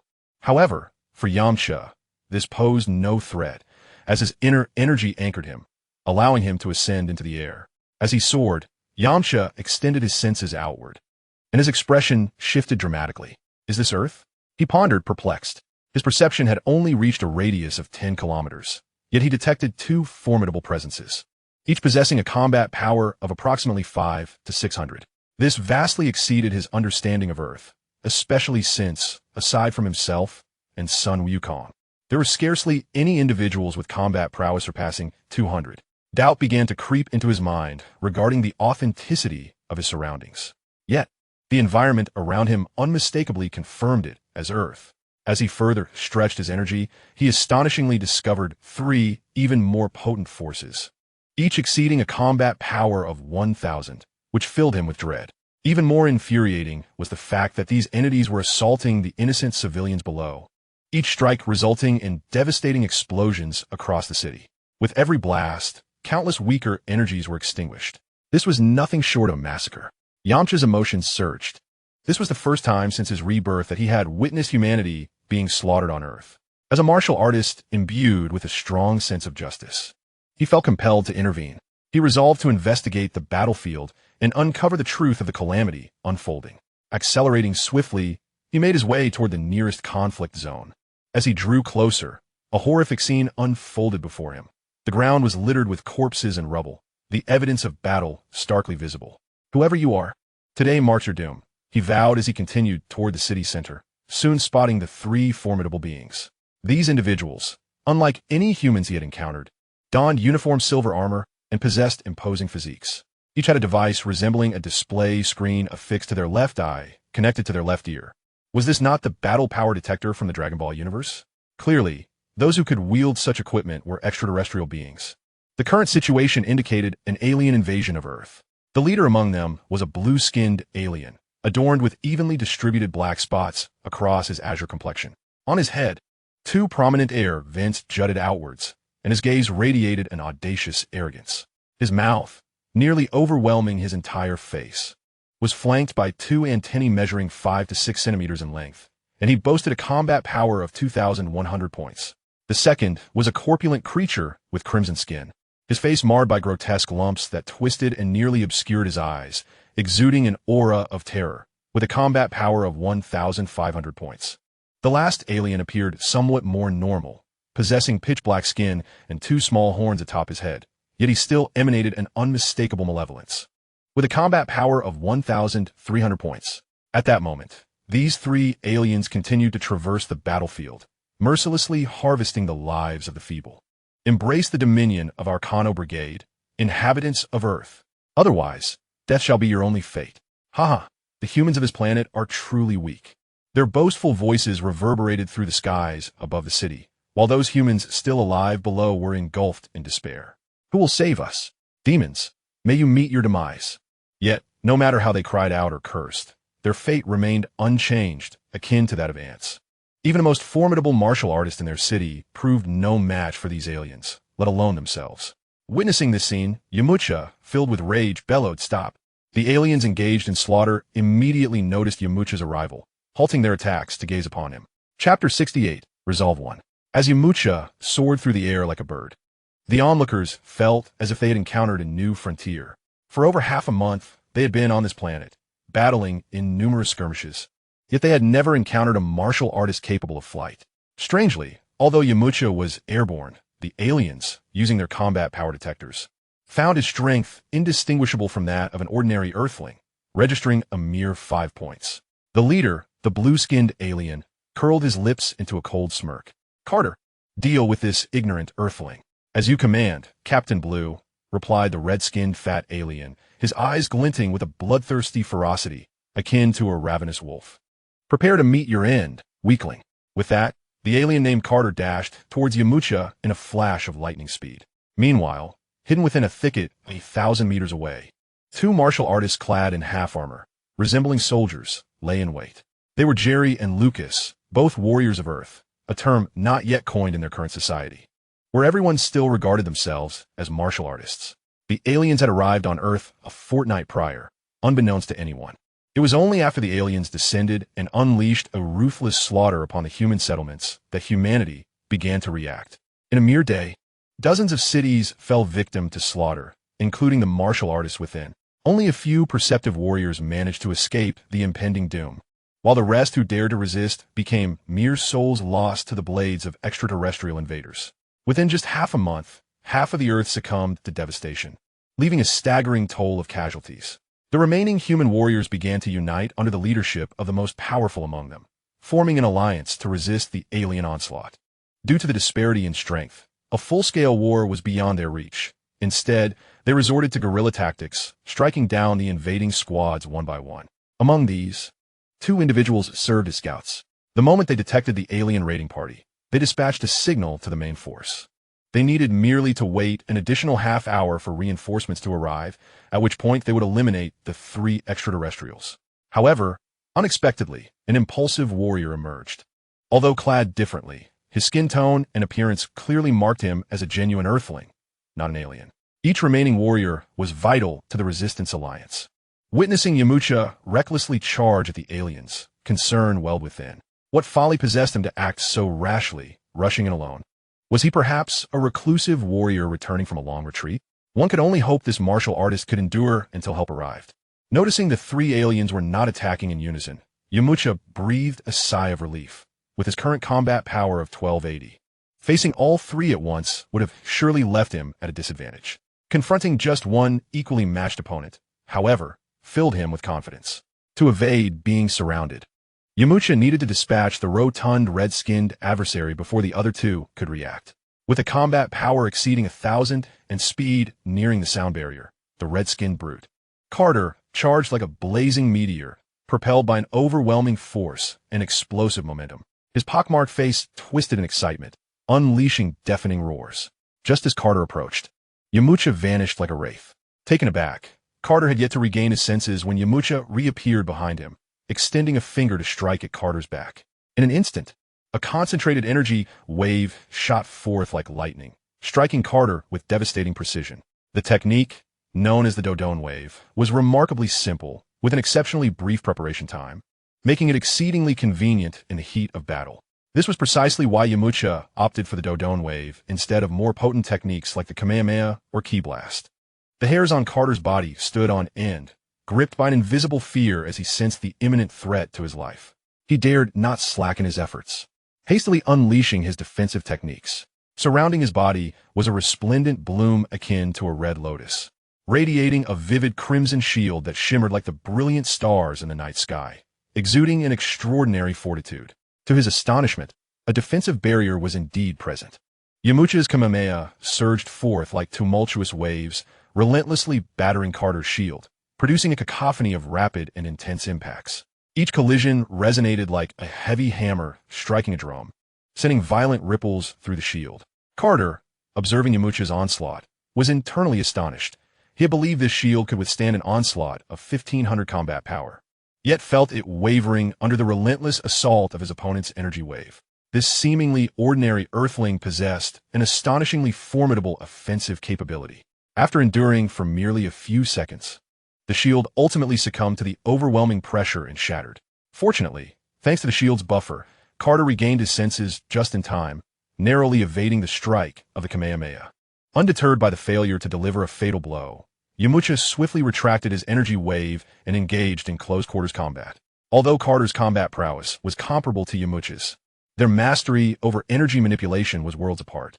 This disparity was reminiscent of the vast gulf between son Wukong upon his arrival at the Heavenly Palace in Bobo.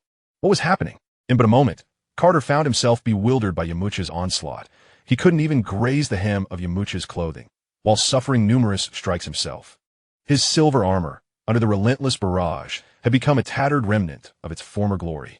Just as Carter was reeling from the assault, Yamcha suddenly appeared above him, clasping his hands together and delivering a devastating blow to Carter's head. This strike encapsulated Yamcha's wrath towards the three extraterrestrials. Carter let out a pained cry as he was sent crashing to the ground, producing a thunderous noise. The tremendous force caused the ground to collapse, creating a vast pit. Yamcha provided Carter no respite. He again pressed his hands together, preparing to unleash a final strike. Just as he was about to execute his attack, the other two extraterrestrial beings finally reacted. The blue-skinned alien captain bellowed, "Damn Earthling! How dare you harm my comrade?" With that, he and the black-skinned alien charged towards Yamcha. Yamcha felt a surge of urgency. He knew he had to dispatch Carter before they arrived. With a powerful shout, he propelled a more potent energy sphere towards Carter. This time, the energy sphere's offensive capability surpassed that of the previous Kamehameha. Carter had just risen from the ground and had no time to evade as the energy sphere struck him. Chapter 69, Another to Fall. The energy sphere enveloped Carter entirely, its formidable strength consuming him in an instant. With a resounding explosion, Carter's body was obliterated, vanishing into thin air. This warrior was formidable. Jerry and Lucas, who had previously believed Yamcha to be doomed, were now struck by shock. After the initial astonishment, smiles of joy emerged. The stronger Yamcha became, the more formidable the force defending Earth. However, this was not a moment for celebration, as two even more powerful extraterrestrials remained unchallenged, their energy far surpassing that of the fallen foes. Having dealt with Carter, Yamcha turned to confront the two approaching aliens. His gaze was filled with vigilance. Despite his recent victory, the prowess of these two extraterrestrial beings was not to be underestimated. Particularly concerning was the blue-skinned individual, a being with a combat power of 2,100, surpassing Yamcha's base power by 820, a disparity sufficient to nullify any technical advantages. The blue-skinned alien captain and the black-skinned alien moved with incredible speed, swiftly closing the distance to Yamcha. The alien captain struck first, his hands moving rapidly before his chest, and soon, a wave of blue energy surged toward Yamcha. This energy wave traveled at astonishing speed, imbued with immense power, ionizing the air as it passed, producing a crackling sound. Yamcha, refusing to be careless, vanished from his position in an instant. The blue energy wave struck a nearby hillside, erupting with a thunderous roar as it was reduced to rubble. Before Yamcha could regain his footing, the black-skinned alien, Lucas, silently appeared to his left. The two worked in perfect synchrony, flanking Yamcha and constraining his mobility to an extreme. The black-skinned alien's method of attack was peculiar. Unlike the alien captain, he did not unleash energy waves but extended his hands, sharp bone spurs suddenly emerging from his fingers. Lunging toward Yamcha's side, the bone spurs sliced through the air, producing a whistling sound. Yamcha sensed the imminent danger to his left, and without hesitation, he pivoted sharply to the right, simultaneously delivering a kick toward the alien's wrist. The black-skinned alien reacted swiftly, retracting his hands and leaping backward to evade Yamcha's strike. In that very moment, the blue-skinned alien launched another assault. Capitalizing on Yamcha's evasive maneuver, he appeared above him, his right foot raised high, crashing down toward Yamcha's head. This blow contained tremendous force. Should it connect with a vital area, even Yamcha would find it exceedingly difficult to withstand. Feeling the immense pressure descending upon him, Yamcha steeled himself, resolving to take the hit. He pushed off the ground with tremendous force, propelling his body upward, channeling energy into his hands, which he crossed above his head, bracing for the alien captain's attack. Boom! With a resounding crash, the right foot of the blue-skinned alien struck Yamcha's crossed arms like a cannonball. The immense force caused Yamcha's entire body to sink into the ground, fracturing the earth around him in a myriad of cracks, resembling a spider-esque web that spread in all directions. In that instant, Yamcha felt a surge of energy within him, and he expelled a mouthful of blood. Clearly, he had sustained significant injuries, although he had momentarily withstood the alien's ferocious strike. The impact had forced his energy back into his body, resulting in harm. Gritting his teeth, Yamcha exerted all his strength to push upwards, propelling the alien captain away. The blue-skinned extraterrestrial, after being knocked back, performed several flips in the air before regaining his composure. "You Earthling, you managed to withstand my attack. This is intriguing." He had initially believed that he and his companion could swiftly eliminate this Earthling, only to be taken aback by Yamcha's resilience. Emerging from a large crater in the ground, Yamcha's arms trembled slightly. The alien captain's assault had exerted considerable pressure on him.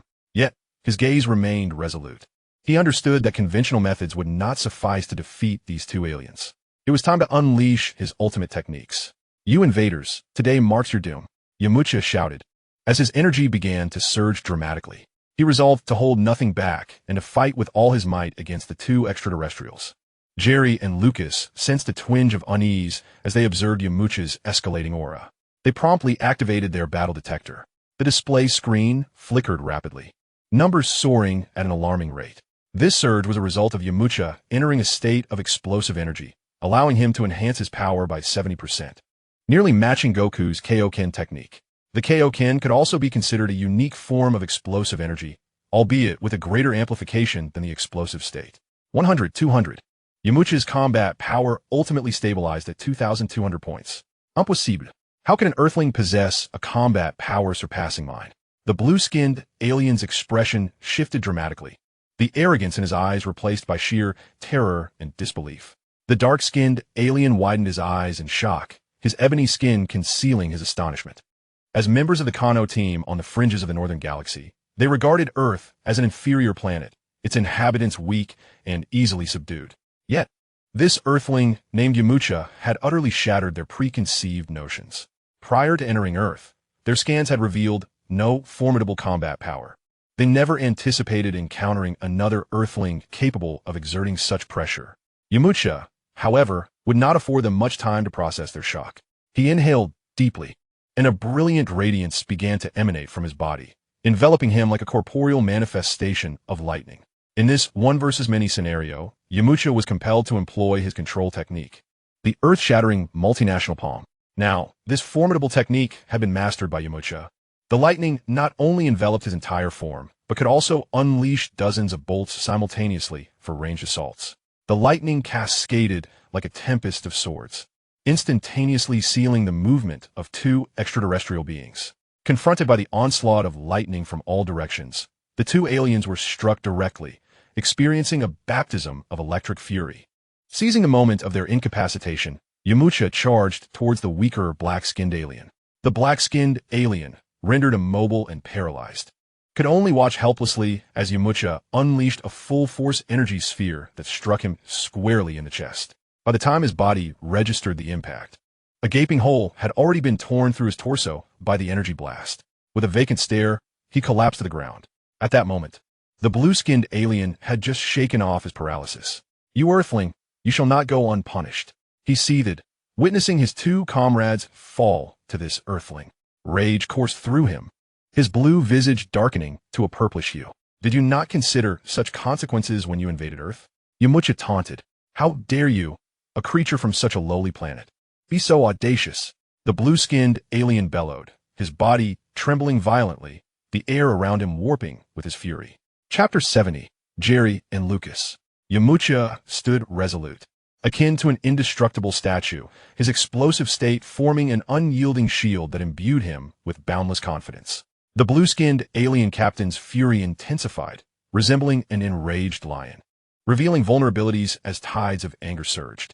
With a sudden motion, the alien captain clenched his fists high above his head, a fierce blue glow surrounding him like crashing waves, continuously converging into two massive orbs of blue energy. Yamcha's heart raced. He could feel the impending force of this attack akin to an earth-shattering cataclysm. He dared not exhibit even a hint of complacency, focusing intently on the colossal energy spheres. "Prepare to meet your demise, Earthling," the alien captain roared, launching himself towards Yamcha like a bolt from a crossbow, simultaneously sweeping his hands downward. The two enormous energy spheres erupted like fireworks, fracturing into countless smaller orbs, engulfing Yamcha in a swarm akin to a locust invasion. This maneuver struck like a thunderclap, abrupt and with an expansive range, leaving Yamcha no time to evade, as he was mercilessly battered by the energy spheres. Boom! Boom! The ensuing detonations echoed deafeningly, as if they sought to rend the very fabric of the world asunder. The powerful shockwave generated by the explosion obliterated everything surrounding Yamcha, leaving the ground marred by a vast crater and an all-encompassing cloud of dust obscured vision for a moment. The alien captain, adorned with blue skin, wore a triumphant smile, convinced that Yamcha had been reduced to ashes by this devastating blow. However, as the dust began to clear, a figure gradually emerged from the depths of the crater. Though Yamcha appeared somewhat disheveled, his clothing tattered and his body bearing several abrasions, his gaze remained resolute and brimming with fighting spirit. In his explosive state, not only had Yamcha enhanced his combat prowess, but his defenses had also reached a formidable level, enabling him to withstand this overwhelming onslaught despite the significant depletion of his energy. Is this your final performance? Now it's my turn, Yamcha scoffed. The alien captain's smile vanished instantly upon realizing that Yamcha still stood, replaced by a look of sheer terror. The previous ultimate technique had drastically diminished his combat capabilities for the time being. Yamcha remained silent as he thrust his hands forward, rapidly conjuring a massive energy sphere.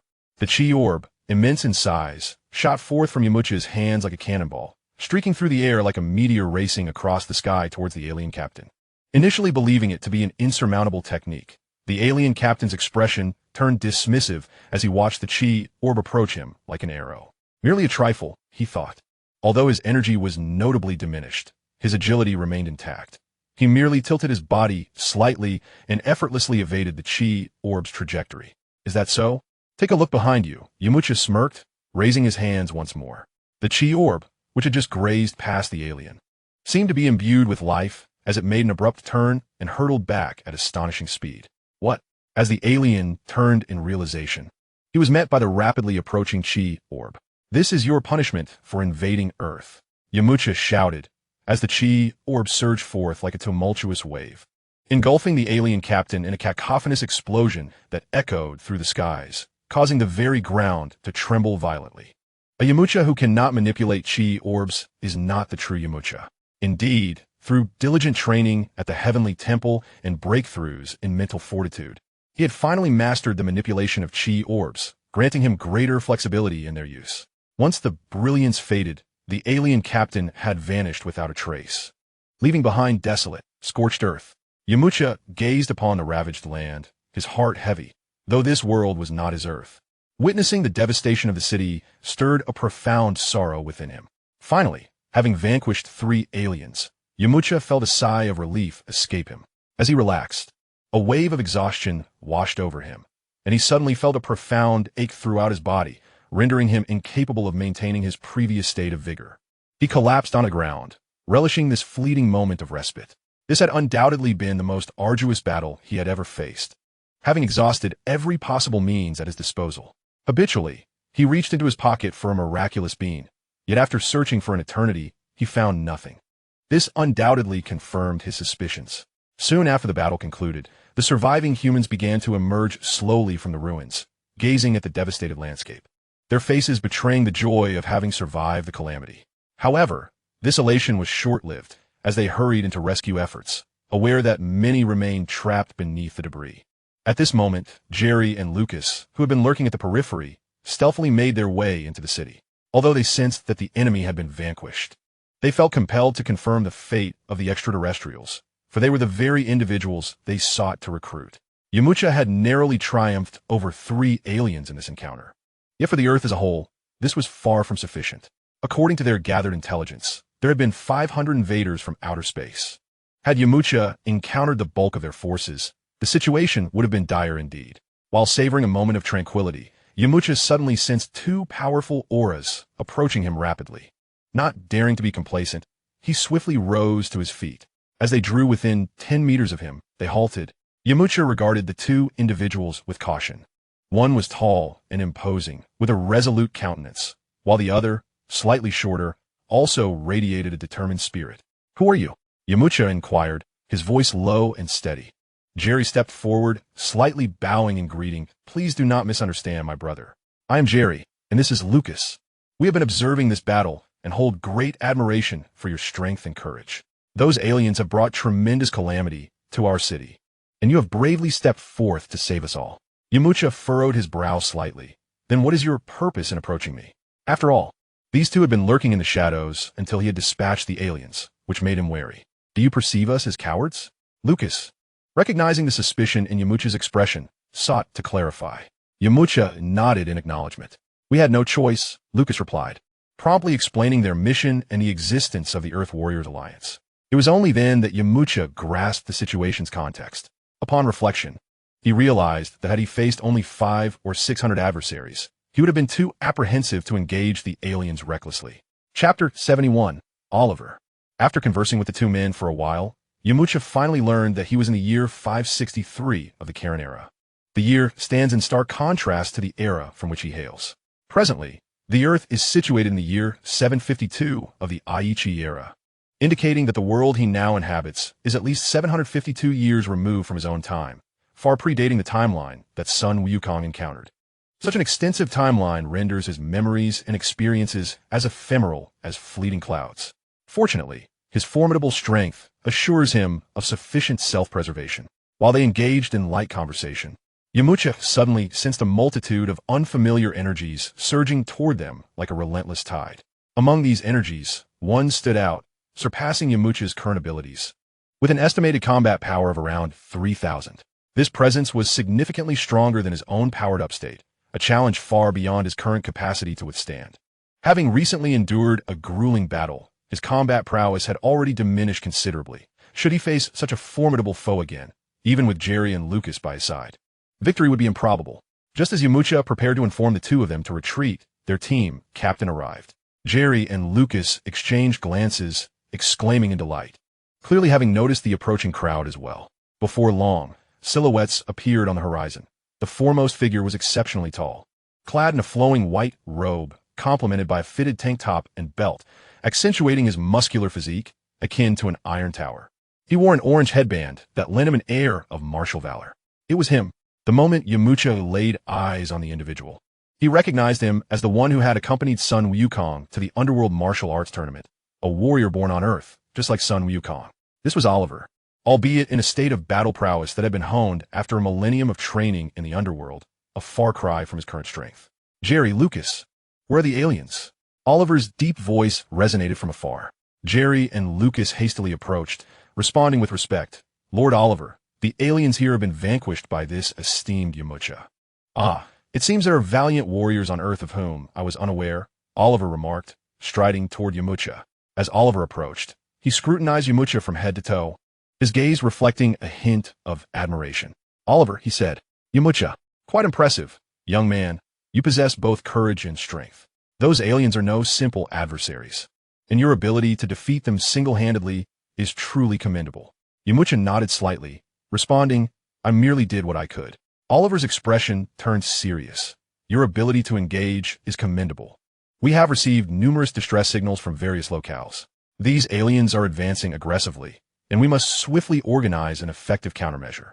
Would you be interested in joining us? As he spoke, he extended his broad hand. I would be most willing. However, I have a humble request that requires your consent, Yamcha replied, as he had already discerned. His trial opponent was none other than Oliver. Haha. As long as you agree to join us, I would acquiesce to any number of conditions, even 10. Oliver remarked with a smile. I wish to challenge you, Yamcha declared. No. Oliver had yet to respond when a companion behind him interjected. You are among the last remaining elite fighters on Earth. The injury of either of you would significantly diminish our strength. Observing Yamcha's serious expression, Oliver calmly replied, I consent. Just as the other wished to speak further, Oliver gestured dismissively, interrupting him. Subsequently, Oliver and Yamcha ventured to an open space outside the city, while the others proceeded to rescue the surviving humans within. The two stood 10 meters apart, faced with Oliver, who was twice as strong as himself. Yamcha understood the necessity for caution and assumed a standard fighting stance, indicating his readiness to exert his utmost effort.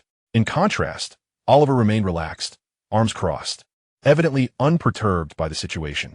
Are you not preparing, Oliver? Yamcha inquired, a frown forming on his brow, reminiscent of his earlier confrontation with Krillin. Realizing that he too was now underestimated. The moment I stand before you, I'm already prepared. Feel free to attack, Oliver replied, grinning. This evoked a sense of déjà vu for Yamcha, akin to his encounters with Boppo. Nevertheless, regardless of Oliver's demeanor, Yamcha was compelled to strike first.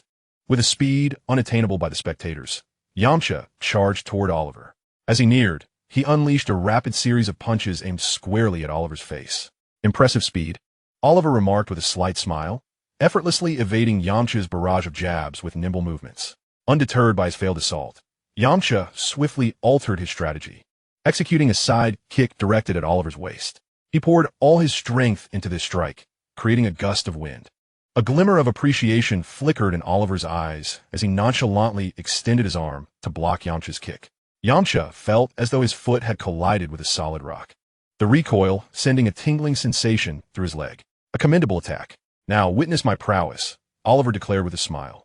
With that, his fist surged toward Yamcha's face, perfectly timed to intercept, just as Yamcha's previous momentum waned and his new strength had yet to materialize. Faced with this nearly unavoidable blow, Yamcha did not resign himself to fate. The training he had undergone in the Heavenly Temple finally bore fruit as he transformed into a blur, swiftly moving 10 meters to the side. However, just when Yamcha believed he had evaded his opponent's attack, a startling scene unfolded before him.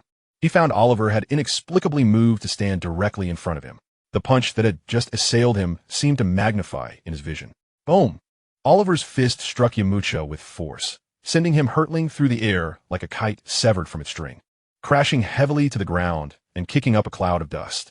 Lying there, Yamcha felt a wave of dizziness wash over him, accompanied by a sharp pain radiating across his face. After a brief moment, he regained his composure, overwhelmed by shock. Your strength and speed are commendable, yet your mastery of energy remains at the level of mere awareness. You cannot wield it at will. Your strikes lack decisiveness, and you fail to release your energy instantaneously at the moment of attack, Oliver remarked. Yamcha recognized the truth in Oliver's words. This was indeed a pressing issue he needed to address. Is there a method to swiftly resolve this problem? Yamcha inquired. Oliver pondered for a moment, then suddenly turned his gaze toward a boulder nearby, roughly the size of a house. He approached it, placing his hand upon the stone, and with a sudden burst of power, a sharp sound pierced the air. Then he stepped aside as a palm-sized hole materialized in the massive rock, completely penetrating it. Remarkably, the stone remained largely unaffected, intact without shattering. Chapter 72, The Battle Begins. Yamcha swiftly approached the boulder, examining it intently. Do you see? Only when you can achieve this level of energy manipulation will you reach a realm of effortless mastery. At that point, each of your attacks will strike with the force of thunder, allowing you to unleash your full potential regardless of the circumstances. Yamcha nodded thoughtfully. While he understood, the path to achieving such mastery felt as daunting as ascending to the heavens. Soon, he became ensnared in an inner struggle, oblivious to the sounds of the outside world. His mind fixated solely on Oliver's action of striking the rock. Oliver refrained from disturbing Yamcha's contemplation, patiently waiting nearby. Before long, Jerry and others who were managing the refugees returned from the city, where, out of a population of over 100,000, only a meager few thousand had survived, a truly harrowing sight. Though Oliver knew the assaulted village was not particularly prosperous, witnessing the aftermath filled him with profound sorrow, deepening his hatred for the aliens. He subsequently arranged for 2 warriors to escort the surviving humans to another city. Meanwhile, he led his warriors to continue the search for isolated alien squads. As for Yamcha, he instructed Jerry to remain and provide assistance. Yamcha contemplated for a moment before promptly embarking on an endeavor, for it is often said that practice is the sole criterion for testing the truth. He employed Oliver's technique, extending his hand to strike the rock, and in an instant, the massive boulder shattered into countless fragments like a burst of fireworks. Clearly, Yamcha's assault was as scattered as a handful of sand, resulting in a lackluster effect. Unwilling to concede defeat, he turned his attention to the multitude of rocks surrounding him, each becoming a target for his relentless onslaught. He attempted to strike more than a dozen rocks, yet the outcomes remained consistently disappointing. Suddenly, a phrase uttered by Bobo resurfaced in his mind, prompting him to calm his thoughts and concentrate all his focus on his hand before launching another strike. This time, a miracle unfolded. Instead of obliterating the rock, it split into several chunks of varying sizes, as though an invisible hand had pried them apart. This demonstration filled Yamcha with uncontainable joy, illuminating his face with a radiant smile. The rock's fragility was undeniable. Without concentrated force, it would shatter like scattered sand. Though he had yet to reach Oliver's level, he had made remarkable progress, indicating that he could now harness his power effectively. Otherwise, the rock would have remained unchanged as before. It was only at this moment that Yamcha awakened from his reverie, realizing that Oliver had departed, leaving only Jerry nearby. Jerry, "Where's Mr. Oliver?" Yamcha called out. Upon hearing his name, Jerry hurried over and, upon reaching Yamcha, clasped his hands in respect, responding, "My Lord Yamcha." Master Oliver has proceeded to the next incident site. Realizing he had been so engrossed in his training that he had overlooked important matters, Yamcha declared, "Let us hasten and offer our assistance." In agreement, they followed Jerry as he led the way toward Oliver's last known location. In the ensuing 3 days, Yamcha assisted the Earth Warrior Alliance in their struggle against the alien invasion, and whenever time permitted, he pondered the application of his energy. By the end of this period, his mastery over energy had significantly improved, allowing him to wield it with newfound freedom. According to the system's notifications, he had advanced from the 6th to the 7th tier of energy manipulation, a level indicative of profound expertise. Logically, he had fulfilled Bobo's challenge and could have returned, yet he had not received any communication. Meanwhile, the Earth Warrior Alliance had launched a series of coordinated attacks, achieving remarkable success by eliminating over a dozen small squads and nearly 50 aliens. However, the aliens soon recognized the threat and initiated a large-scale response, complicating the situation and making targeted strikes increasingly difficult. Many warriors dispatched for reconnaissance also fell victim to ambushes. Gradually, the aliens advanced, further constricting the operational territory of the Warrior Alliance. Kryn City. This was the city where Oliver resided, now serving as the base for the Earth Warrior Alliance. At this moment, the atmosphere within the base had grown intensely grave, for they all sensed that a great battle was imminent. The remaining warriors of Earth have gathered here, with Oliver, possessing a formidable battle power of 3,000, leading the charge, followed closely by Yamcha. Lastly, there are 100 warriors boasting battle powers ranging from 100 to 1,000. As for the lesser warriors, who pose no threat to the unfolding conflict, Oliver has dispersed them to various corners of the Earth for concealment, ensuring that a seed of hope remains for humanity. Soon, an overwhelming presence of extraterrestrial beings emanates from a distance. The time has come for us to confront those loathsome invaders. All is for the sake of humanity. Yamcha and Oliver resolutely lead the Earth's warriors towards the alien battalion, their eyes brimming with determination and courage, fully aware that the fate of the planet hangs in the balance. As the two factions draw nearer, a palpable tension permeates the air. The grotesque visages and formidable auras of the aliens instill a sense of dread, yet the Earth warriors show no signs of retreat. Upon sighting the extraterrestrials, Yamcha immediately gauges their strength. There are over 100 aliens, among whom a green-skinned leader boasts a staggering battle power of 5,000, with 5 others exceeding 2,000, and the remainder possessing powers above 1,000. In terms of strength, they undeniably hold the upper hand. Oliver stands resolutely at the forefront of the formation, his gaze sharp as a hawk, fixated on the alien adversaries. Yamcha stands beside him, radiating an immense aura. "Earthlings, your resistance is futile. Surrender, and perhaps we may spare your lives," intones the alien leader with a chilling voice. Oliver scoffs. "To think we would surrender is utterly impossible. We, the people of Earth, shall never yield to invaders." With Oliver's declaration, the battle erupts instantaneously. The Earth warriors engage fiercely with the aliens. Yamcha darts into the fray like a bolt of lightning, unleashing his most powerful techniques, each strike infused with tremendous strength. The aliens, undeterred, wield their superior combat prowess and advanced weaponry to mount a vigorous defense against the Earth warriors. Amidst the chaos, the sounds of energy collisions and explosions reverberate across the battlefield. Yamcha tirelessly searches for openings, employing his mastery over ki to inflict heavy damage upon the aliens. However, their numbers are overwhelming, and their might is not to be underestimated. Yamcha gradually feels the mounting pressure. He soon realizes that within mere minutes, more than 10 of the Earth's warriors have fallen to the alien onslaught, and many more are on the brink of peril. Chapter 73. The trial concludes. The Earth warriors refuse to surrender. "Brothers, I shall take my leave first," declares Jerry, his body marred with wounds, yet his gaze resolutely steadfast. In an instant, his aura surges dramatically, transcending his previous limits, albeit in a volatile manner, akin to a powder keg on the verge of explosion. Yamcha was taken aback, for he realized that Jerry was sacrificing his very life to attain greater power. Jerry was the first person he had encountered in this world, and witnessing his relentless struggle compelled Yamcha to cry out, yet it was too late. Like a blazing flame, Jerry charged towards the aliens, his attacks infused with desperation and madness. swiftly sending several extraterrestrials flying. However, such formidable strength was fleeting, and Jerry's body rapidly deteriorated. Before long, silence enveloped him, signifying his sacrifice. Yet, Jerry's demise ignited an even fiercer resolve among the warriors, prompting them to surge forward in a dazzling display reminiscent of valiant warriors from past life. A young fighter with reddened eyes shouted, "Avenge Jerry!" The crowd responded fervently, resembling an unstoppable torrent as they rushed towards the aliens. Shortly thereafter, the battlefield was filled with the thunderous echoes of explosions as some warriors chose to self-destruct, determined to perish alongside the invaders.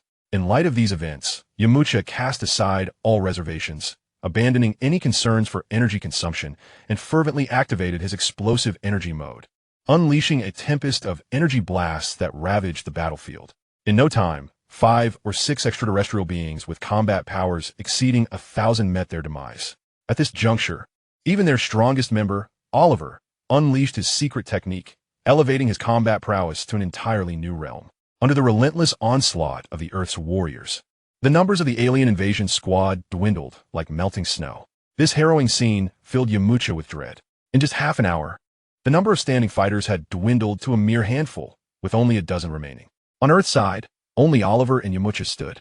Oliver glanced at Yamcha, his tone heavy as he declared, "Yamcha, the future of Earth now rests in your hands. May you elevate the martial arts of our world." His words bore the weight of a heroic farewell. "Behold, this is my proudest secret technique. I hope you'll never need to use it." With that, Oliver turned his focus entirely inward, concentrating his energy. Burning Heart Fist, he bellowed. In an instant, Oliver's aura surged upwards, his combat power, already at 4,000, skyrocketing to 6,000, enveloping him in a brilliant red energy.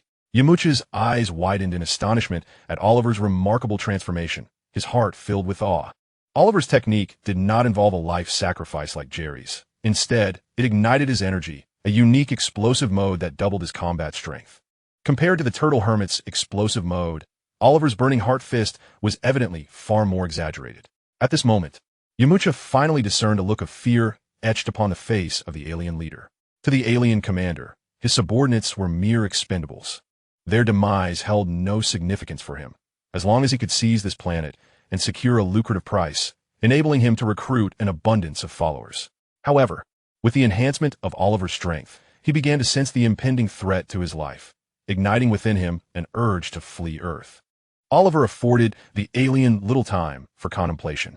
Like a meteor cloaked in flames, he surged toward the alien, his speed reaching an unparalleled zenith, leaving behind a long trail of fire in his wake.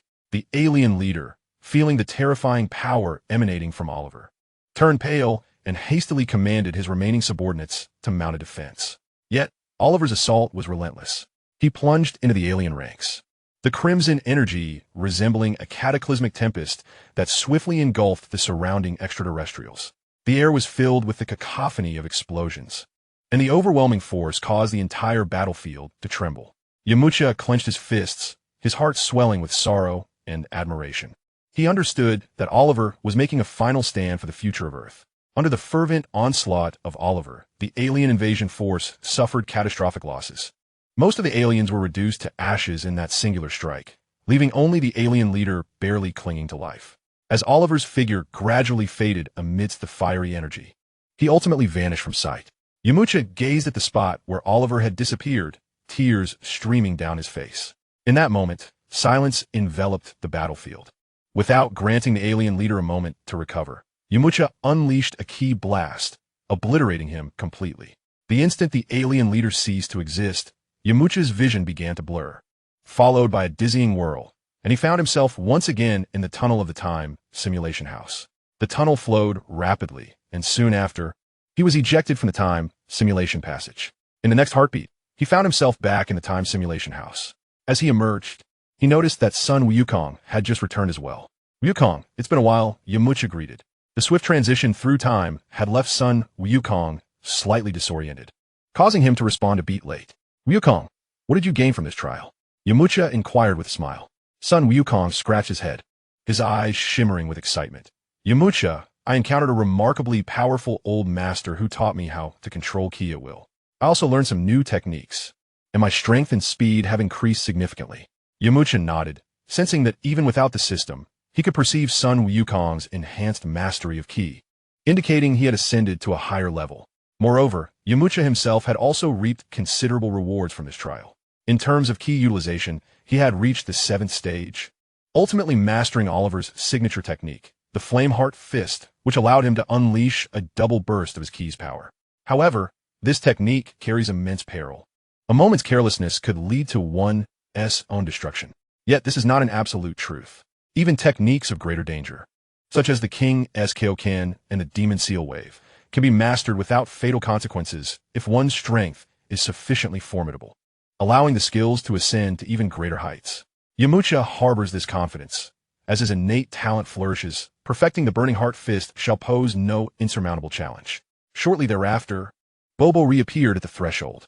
Chapter 74, Conclusion of Training and New Journeys. Half a year swiftly passed. The heavenly temple remained as tranquil and harmonious as ever, resembling a secluded paradise far removed from the clamor of the world. Throughout this period, Yamcha and Sun Wukong immersed themselves daily in rigorous training, their powers steadily advancing. Their mastery over energy became increasingly refined, enabling them to conceal their presence in battle and to unleash their utmost strength in any circumstance. They even achieved the remarkable feat of moving with bells attached to their bodies without producing a sound, embodying a state of undistracted focus, a harmonious unity of mind and spirit.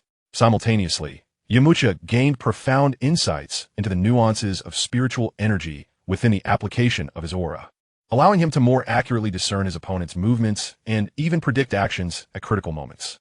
Sun Wukong's progress once again caught Yamcha's attention. After their trials, Sun Wukong's mastery of energy reached a level comparable to Yamcha's, and in the subsequent months, they advanced in tandem, ultimately perfecting their control over energy. On this day, Yamcha and Sun Wukong stood once more before Bobo. After more than 6 months of diligent training, their combat prowess and mental acuity had significantly strengthened. Name: Yamcha. Combat power: 1800. Realm: 9th stage of energy, perfect. Mental strength: 50. Talent points: 323. Lineage: Earthling. Skills: New Wolfong Fist, Turtle School Energy Wave, Energy Manipulation. Burning Heart Fist, Sun Fist Sky Dance Technique. Unbeknownst to him, Yamcha's combat power had reached 1800, placing him at the level of a low-tier Saiyan warrior.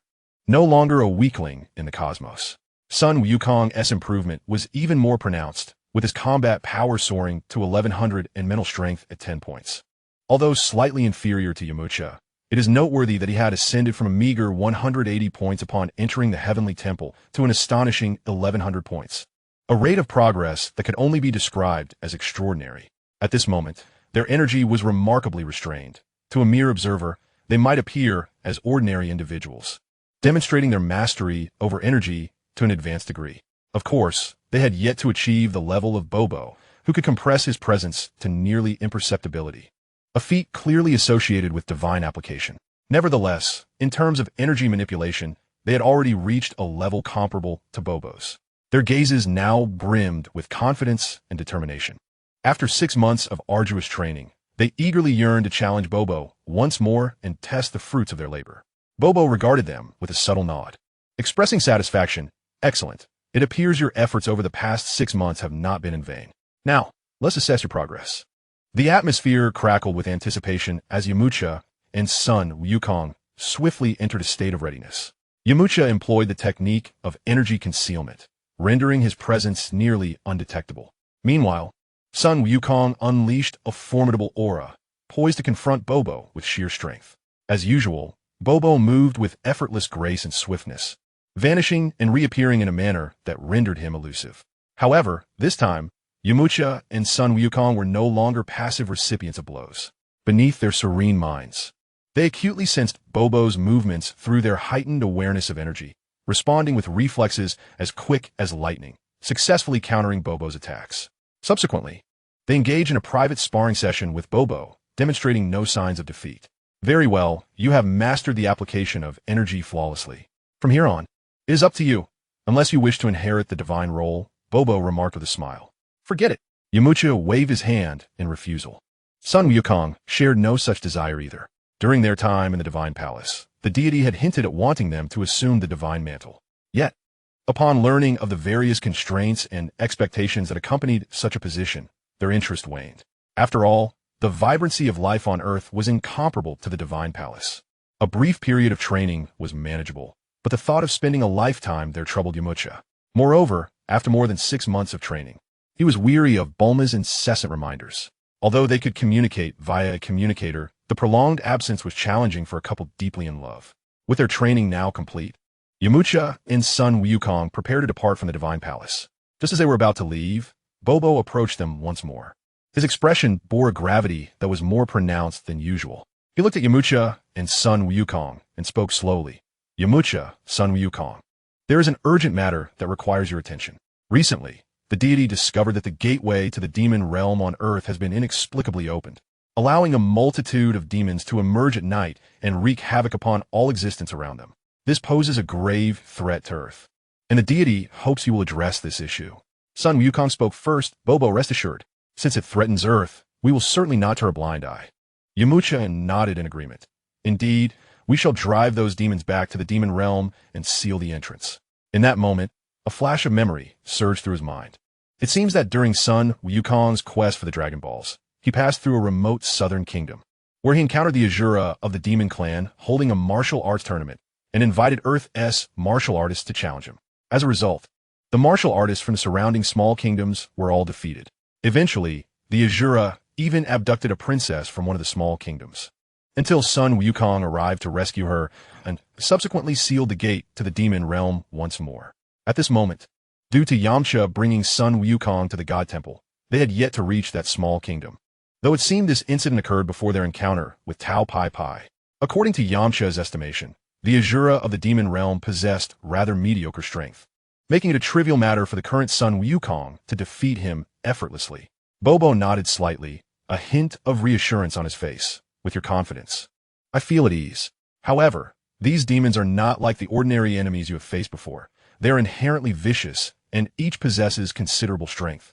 So you must be extremely cautious. Understood, Bobo, both replied in unison. Subsequently, Bobo informed them of the location of the demon realm's gate. The two arrived at the boundary of the God Temple, leapt into the void, and flew towards the ground. Their journey back was remarkably swift, as if the gods were intentionally guiding them. When Yamcha and son Wukong passed through the layer of thunder, they were not subjected to the same fierce lightning assaults as before. Instead, a path wide enough for both of them opened through the storms. Passing by Karen Tower, Yamcha took the opportunity to bring Por along. Chapter 75. Return to the heavenly Martial Mountain. In the sky, two figures quickly moved through the air. Yamcha, this direction doesn't seem to lead south, son Wukong queried, perplexed, as he flew ahead of Yamcha. Indeed, Wukong, I intend to bring a few disciples along for some training in the demon realm, Yamcha replied, glancing back at son Wukong. Yamcha recalled that the so-called Asura of the demon realm was rather average in strength. Their presence would be an overqualification, while Mark, Vera, and the others were just right for the task. Moreover, his disciples had been training for some time, and it was only fitting to provide them with such an excellent opportunity for experience. After all, Yamcha regarded them as future warriors of Earth. Yamcha, you have disciples now? Son Wukong exclaimed in surprise. In his mind, those capable of being masters were invariably elders like Master Roshi. However, Yamcha, being young like him, did not fit the image of someone with students. Well, young Master Yamcha, isn't it only natural to have disciples if you're that impressive? A devoted little fan of Yamcha immediately chimed in. Haha, I have quite a few disciples. You'll see when we arrive, Yamcha chuckled. He then focused on flying. At their current level, a distance of several thousand kilometers could be covered in just a few hours. In the plaza of the Tien Do Mountains Wolf Fong Dojo, 5 young disciples were diligently honing their skills. At the forefront were Mocha and Suddy. Suddenly, 2 dark figures streaked across the sky. Mocha, what is that? It seems to be heading towards us, one of the practicing disciples inquired, addressing a resolute-looking youth with high cheekbones.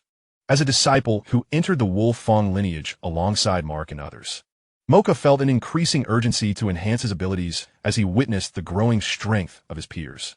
Thus, he had been training with intensified fervor, which caused him to initially overlook the developments in the sky. Upon raising his gaze to the rapidly approaching silhouettes, his brow furrowed. With his discerning eye, he recognized that the entities soaring above were not merely aircraft. They were also formidable individuals. Unbeknownst to him, One of those figures was his own master. Moments later, the two dark spots descended like meteors. The tense atmosphere among the group dissipated as they erupted into joyful laughter and rushed forward to greet their master. Master, indeed, you have not been slacking off these past 6 months, Yamcha remarked with a smile. With a single glance, he could assess the condition of his disciples. Mocha and Suddy had achieved a combat power of 30 points, while the 3 other disciples had also surpassed 20 points. Subsequently, Yamcha introduced Sun Wukong and Puar to the 5 disciples. As for the other 4, they were diligently training in the gravity chamber. Puar, you entertain them for a while. I will take Wukong to the back, Yamcha instructed. Understood, Master Yamcha, Puar replied. Following this, Yamcha led Sun Wukong towards the rear of the dojo.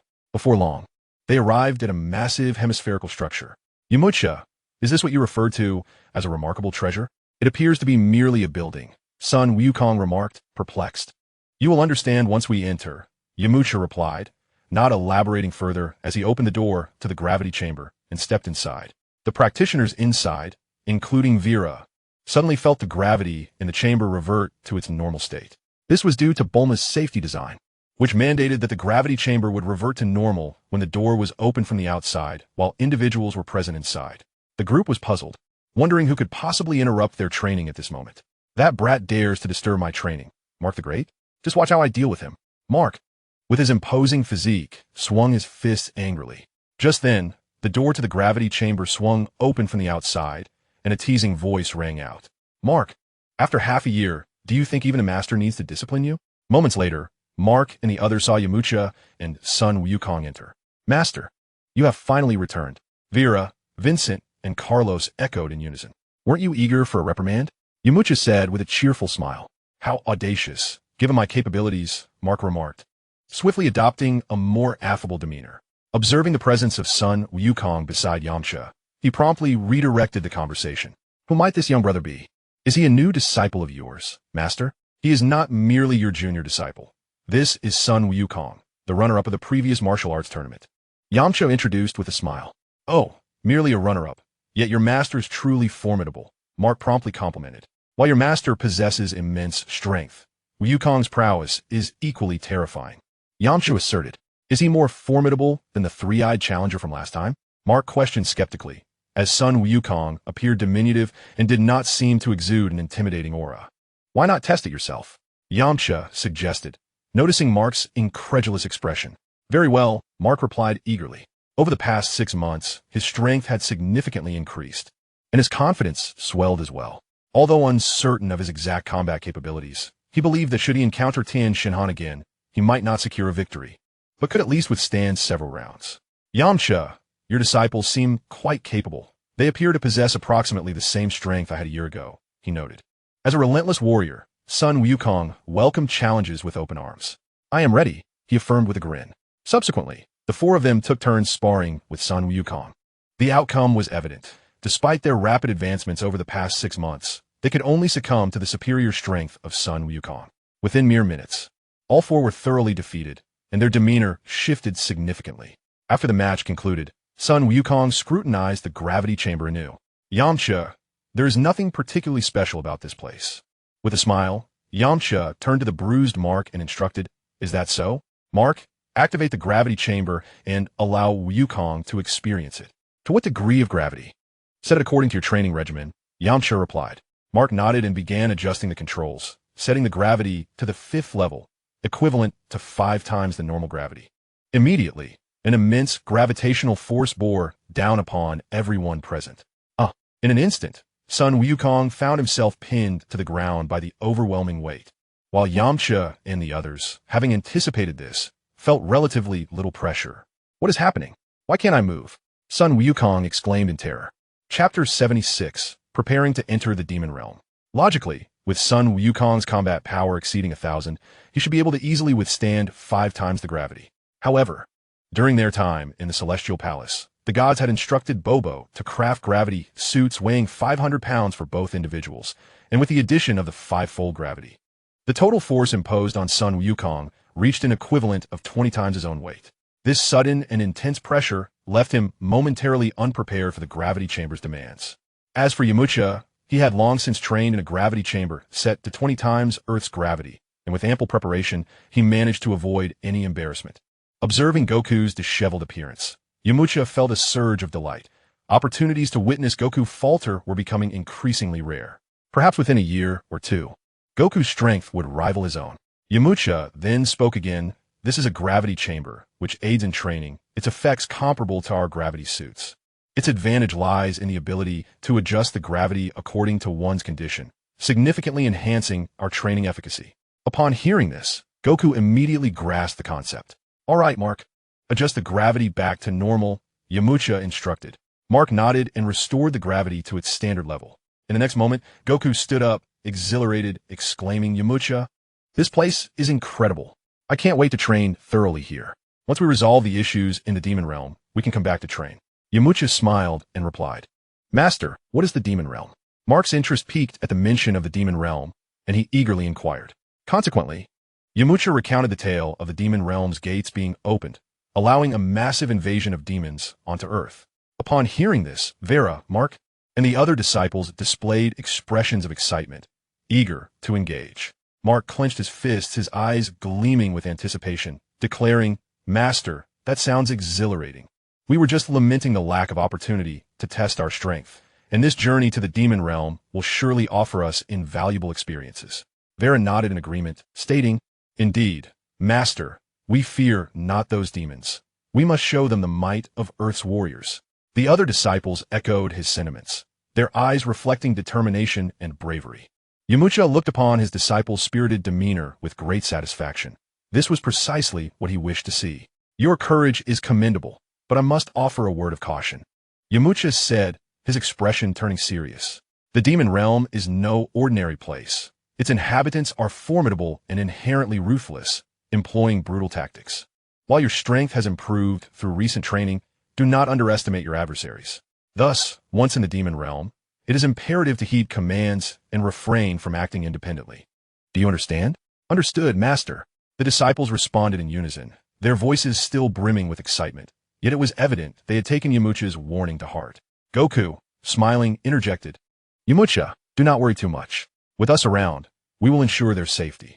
Moreover, this presents a rare training opportunity for them. Perhaps through this experience, they will grow even faster. Yamcha nodded, yes, I hope so. Now, everyone prepare yourselves. We shall set forth to the demon realm. The disciples promptly sprang into action. And before long, all preparations were complete. Yamcha then led Goku, Vera, Mark, and the other 4 disciples as they soared towards the direction of the demon realm. This time, confronted by the formidable demon clan, Yamcha brought along only 4 of his most powerful disciples. Among them, Vera and Mark had already mastered the art of flight, rendering their presence unnecessary. Consequently, the slightly less formidable Vincent and Carlos were each entrusted to accompany Yamcha and Sun Wukong. A group of 6 soared toward the entrance of the demon realm. Along the way, the disciples exhibited remarkable excitement, engaging in fervent discussions about the various scenarios they might encounter in the demon realm, vividly imagining themselves battling the demon clan. Yamcha and Sun Wukong occasionally imparted their combat experiences and methods for facing peril. After several hours, they arrived at a vast expanse of plain. Before even touching down, Yamcha sensed an eerie area ahead, shrouded in thick fog despite the blazing sun, as if a dark cloud perpetually loomed overhead, exuding a foreboding aura. Surrounding this strange region, thousands of armored knights on majestic steeds lingered, seemingly awaiting something. This must be the place. Let us descend and investigate, Yamcha declared, leading the way downward. The arrival of the 6 soon caused a stir among the knightly order below, for the rarity of flying beings in this world was akin to witnessing a ghost in broad daylight. Who are you? The knights quickly encircled the 6. These knights were the elite guards of a nearby small kingdom, and 3 months prior, the princess of their king had been abducted by a powerful being who claimed to be from the demon realm, known as Ashura. He left a message stating that to rescue the princess, martial artists must enter the demon realm and defeat him. Aware of the situation, the king promptly summoned the kingdom's top martial artists to challenge Ashura in the demon realm. However, after sending dozens of formidable fighters, they had all mysteriously vanished. In hope of a miracle, the king continued to send knights to guard the entrance to the demon realm each day. As the knights awaited, Yamcha and his companions emerged. Though the knightly order appeared numerous, to Yamcha and his group, they were merely a collection of ordinary individuals. Do not misunderstand, we are martial artists. Yamcha said to prevent any unnecessary misconceptions. Martial artists? Are you also here to challenge Ashura in the demon realm? One knight replied, though he cautioned I advise against it. Dozens of martial artists have entered to challenge him and never returned. The leader of the knights spoke solemnly, while they yearned to complete their mission and rescue the princess. He was reluctant to see more individuals take such risks, especially since these self-proclaimed martial artists appeared exceedingly young, one even being a child. Mark, feeling belittled, spoke up with pride. We are not ordinary martial artists. My master is the champion of the world's premier martial arts tournament. What?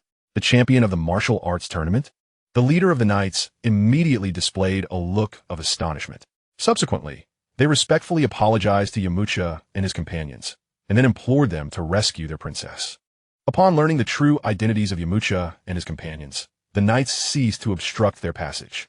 As they entered the area shrouded in thick fog, Yamcha and his group soon beheld a colossal black iron gate towering several meters high, adorned with intricate carvings that exuded an air of profundity. At that moment, one of the gates was ajar, with a jagged long sword embedded at its base, approximately 2 feet wide. Chapter 77. Guardians of the Demon Realm. Is this the sword that seals the gate? Is it truly difficult to extract? Sun Wukong inquired of the knight captain beside him. Indeed, not even the mightiest strongman of our kingdom could lift it, the knight captain lamented. Sun Wukong expressed some skepticism, striding directly to the long sword, grasping its hilt. With merely a slight exertion of force, the sword was drawn forth a few inches. What? How can this be? The knight captain's face displayed astonishment.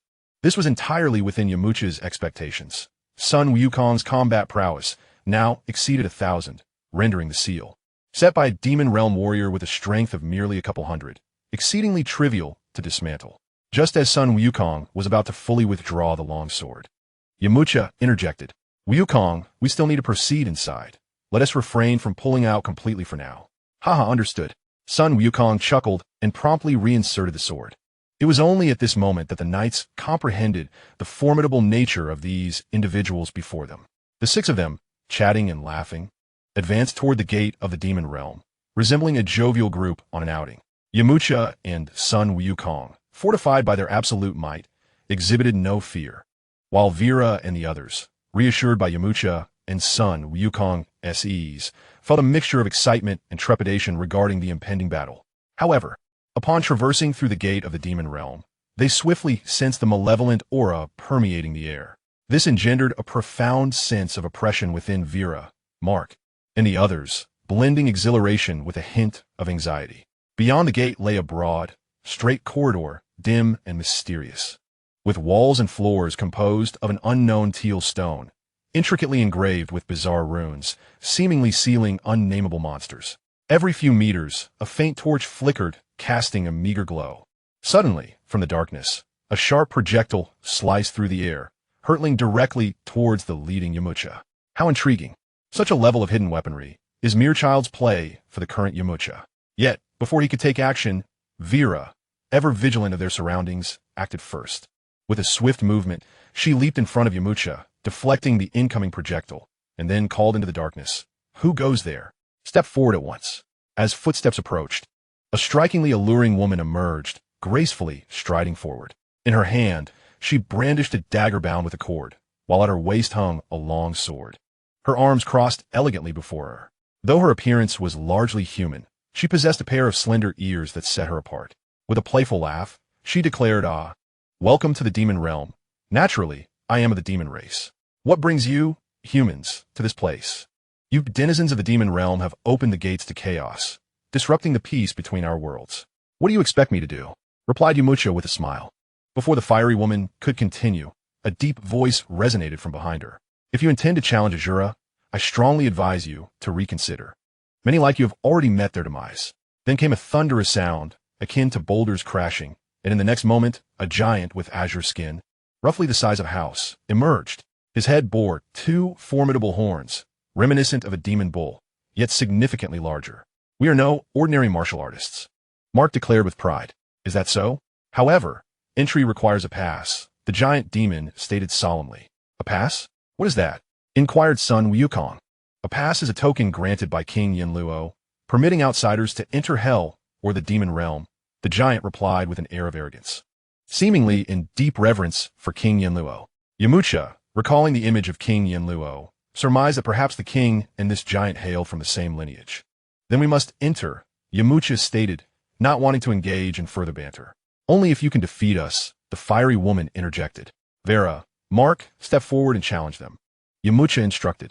In Yamcha's eyes, these two gatekeepers of the demon realm appeared to lack strength. Perhaps this remote corner of the realm, akin to Earth, housed few formidable beings. Even those with combat abilities around 70 could serve as guardians of the demon gate.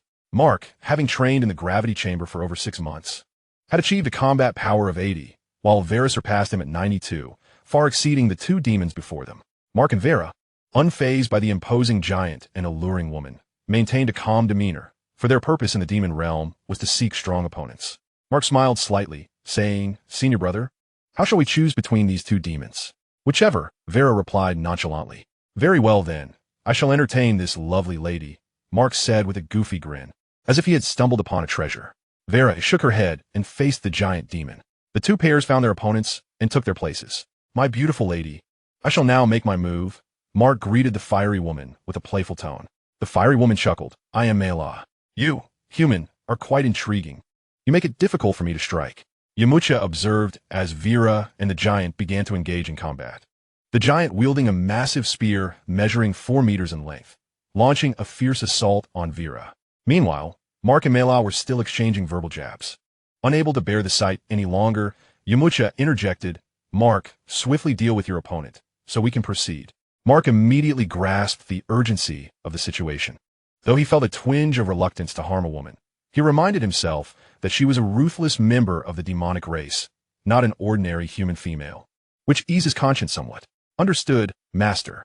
With that, Mark's aura erupted, an overwhelming presence sweeping around him, and he raised his hand to strike at Mela. Mela maintained an air of composure, her arms crossed elegantly, unmoved by Mark's ferocious onslaught. Just as Mark was about to land a blow, she deftly retreated, reminiscent of a graceful butterfly. Failing to connect, Mark intensified his barrage, while Mela seemed reluctant to retaliate, opting instead to evade gracefully.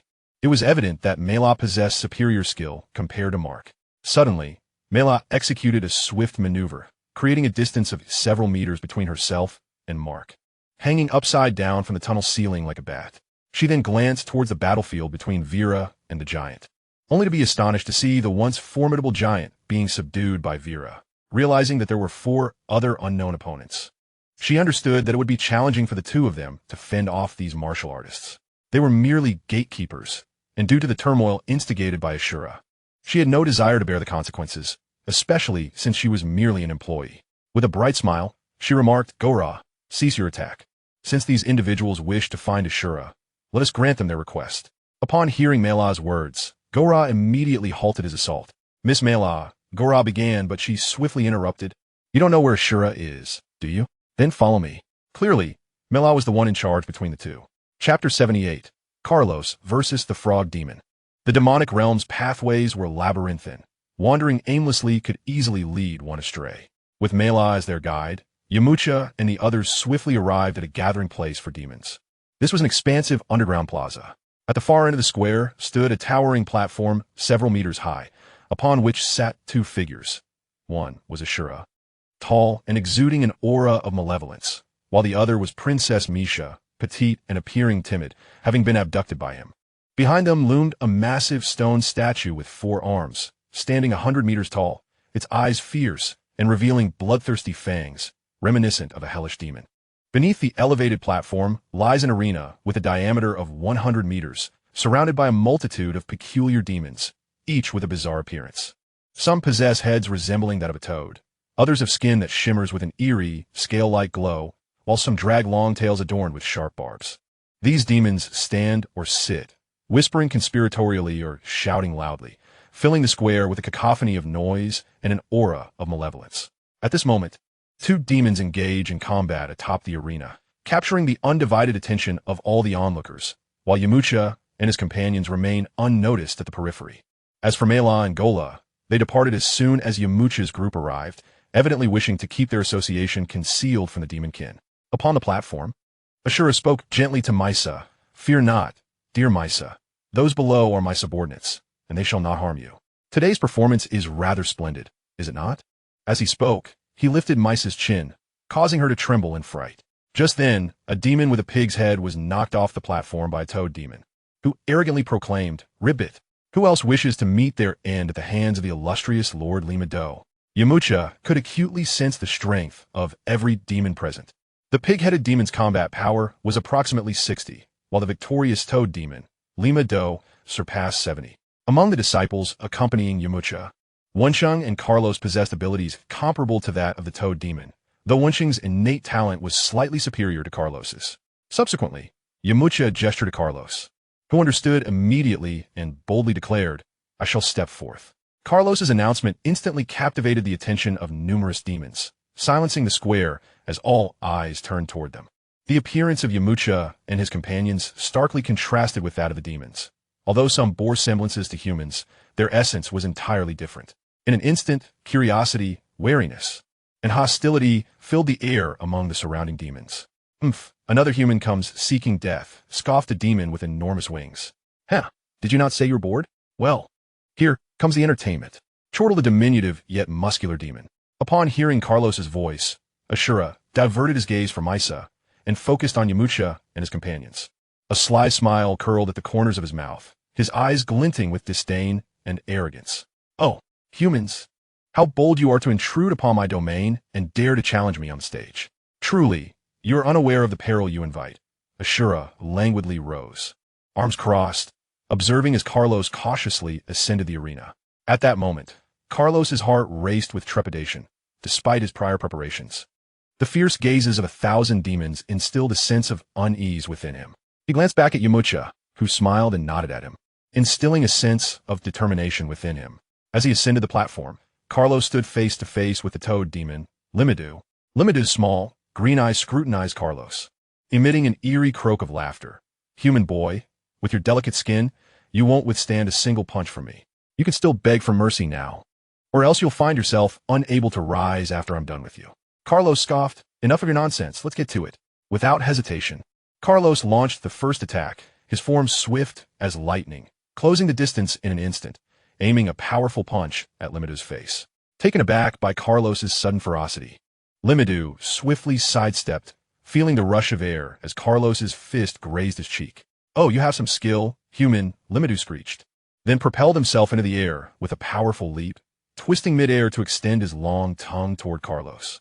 The tongue whipped through the air like a nimble rope, quickly reaching Carlos. Observing the impending strike, Carlos deftly shifted his stance, leaning back to evade Limado's attack. Seizing the opportunity, he executed a sweeping kick aimed at the airborne Limado.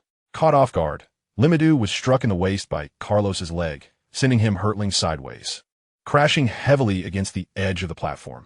"Well done," Vera cheered from the sidelines, while the other demons responded with boos. Rising from the ground, Limado's eyes blazed with fury. "Human, how dare you humiliate me? You will pay for this." With that, his muscles swelled, his scales gleaming with an enhanced brilliance. Radiating en overwhelming aura. With a thunderous stomp, he launched himself toward Carlos like a cannonball, fists clenched and aimed viciously at Carlos's chest. Carlos, aware of the impending threat, took a deep breath, concentrating his energy into his arms, crossing them defensively before him. The collision of their fists erupted with a deafening boom, the force radiating outward, causing the platform to tremble slightly. Carlos felt a surge of numbness in his arms, instinctively taking several steps back. Limado too staggered from the impact, but quickly regrouped to initiate another onslaught. Thus, Carlos and Limado exchanged blows on the platform, locked in a fierce struggle, captivating the demons below, who cheered and jeered in equal measure. Meanwhile, Vera and her companions watched intently, torn between concern for Carlos's safety and keen observation of the demons' combat techniques for future encounters. Above, Ashura maintained an air of indifference, seemingly unconcerned with the battle, occasionally glancing at Misa, who watched the platform with a tense expression, eliciting a faint, enigmatic smile from him. The intensity of the confrontation between the two was distinctly on a different level. As the battle progressed, Carlos began to feel the strain. After all, Limado, as a demon from the demon realm, possessed certain advantages in strength and endurance. Yet, Carlos refused to concede. He gritted his teeth, and continued to resist Lima Do's attacks with unwavering determination. Just as Carlos felt he could no longer hold on, he made a decisive move and unleashed the ultimate technique of the Wolf Fong style, the Qi Yuan Dan. Carlos seized the moment impeccably. As Lima Do launched another assault, he suddenly vanished from sight. Lima Do's fist struck nothing but air, and in his moment of confusion, Carlos reappeared behind him, arms outstretched, shouting, Qi Yuan Dan. A powerful wave of energy surged forth from Carlos's hands, hurtling towards Lima Do's back. Lima Do sensed the movement behind him and attempted to evade, but it was too late. Boom! The energy wave struck him squarely in the back, propelling him forward and crashing heavily outside the ring, kicking up a cloud of dust. For a moment, the entire square fell silent, with all the demons wide-eyed in disbelief at the spectacle. Chapter 79. The Azura Strikes. As the multitude of demons witnessed Lima Do's defeat, they erupted with fervor, ignited like a barrel of gunpowder, and another dog-headed demon leaped into the fray. Previously, Carlos had unleashed his ultimate move, but like a deflated balloon, he had exhausted too much energy. In the demon realm, the air was tainted with a toxic mist of demonic energy, making recovery difficult, and he soon succumbed after only a few rounds. While the dog-headed demon reveled in his triumph, Vincent, akin to a swift cheetah, entered the competition.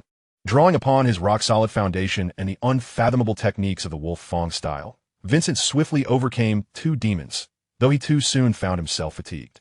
Following him, Mark and Vera took to the stage, their performances shining like brilliant stars, outshining both Carlos and Vincent.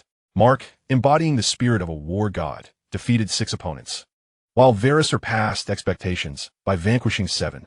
Defeat that human, Nia shall surely prevail, roared countless demons around the ring, their voices rising like a tempest.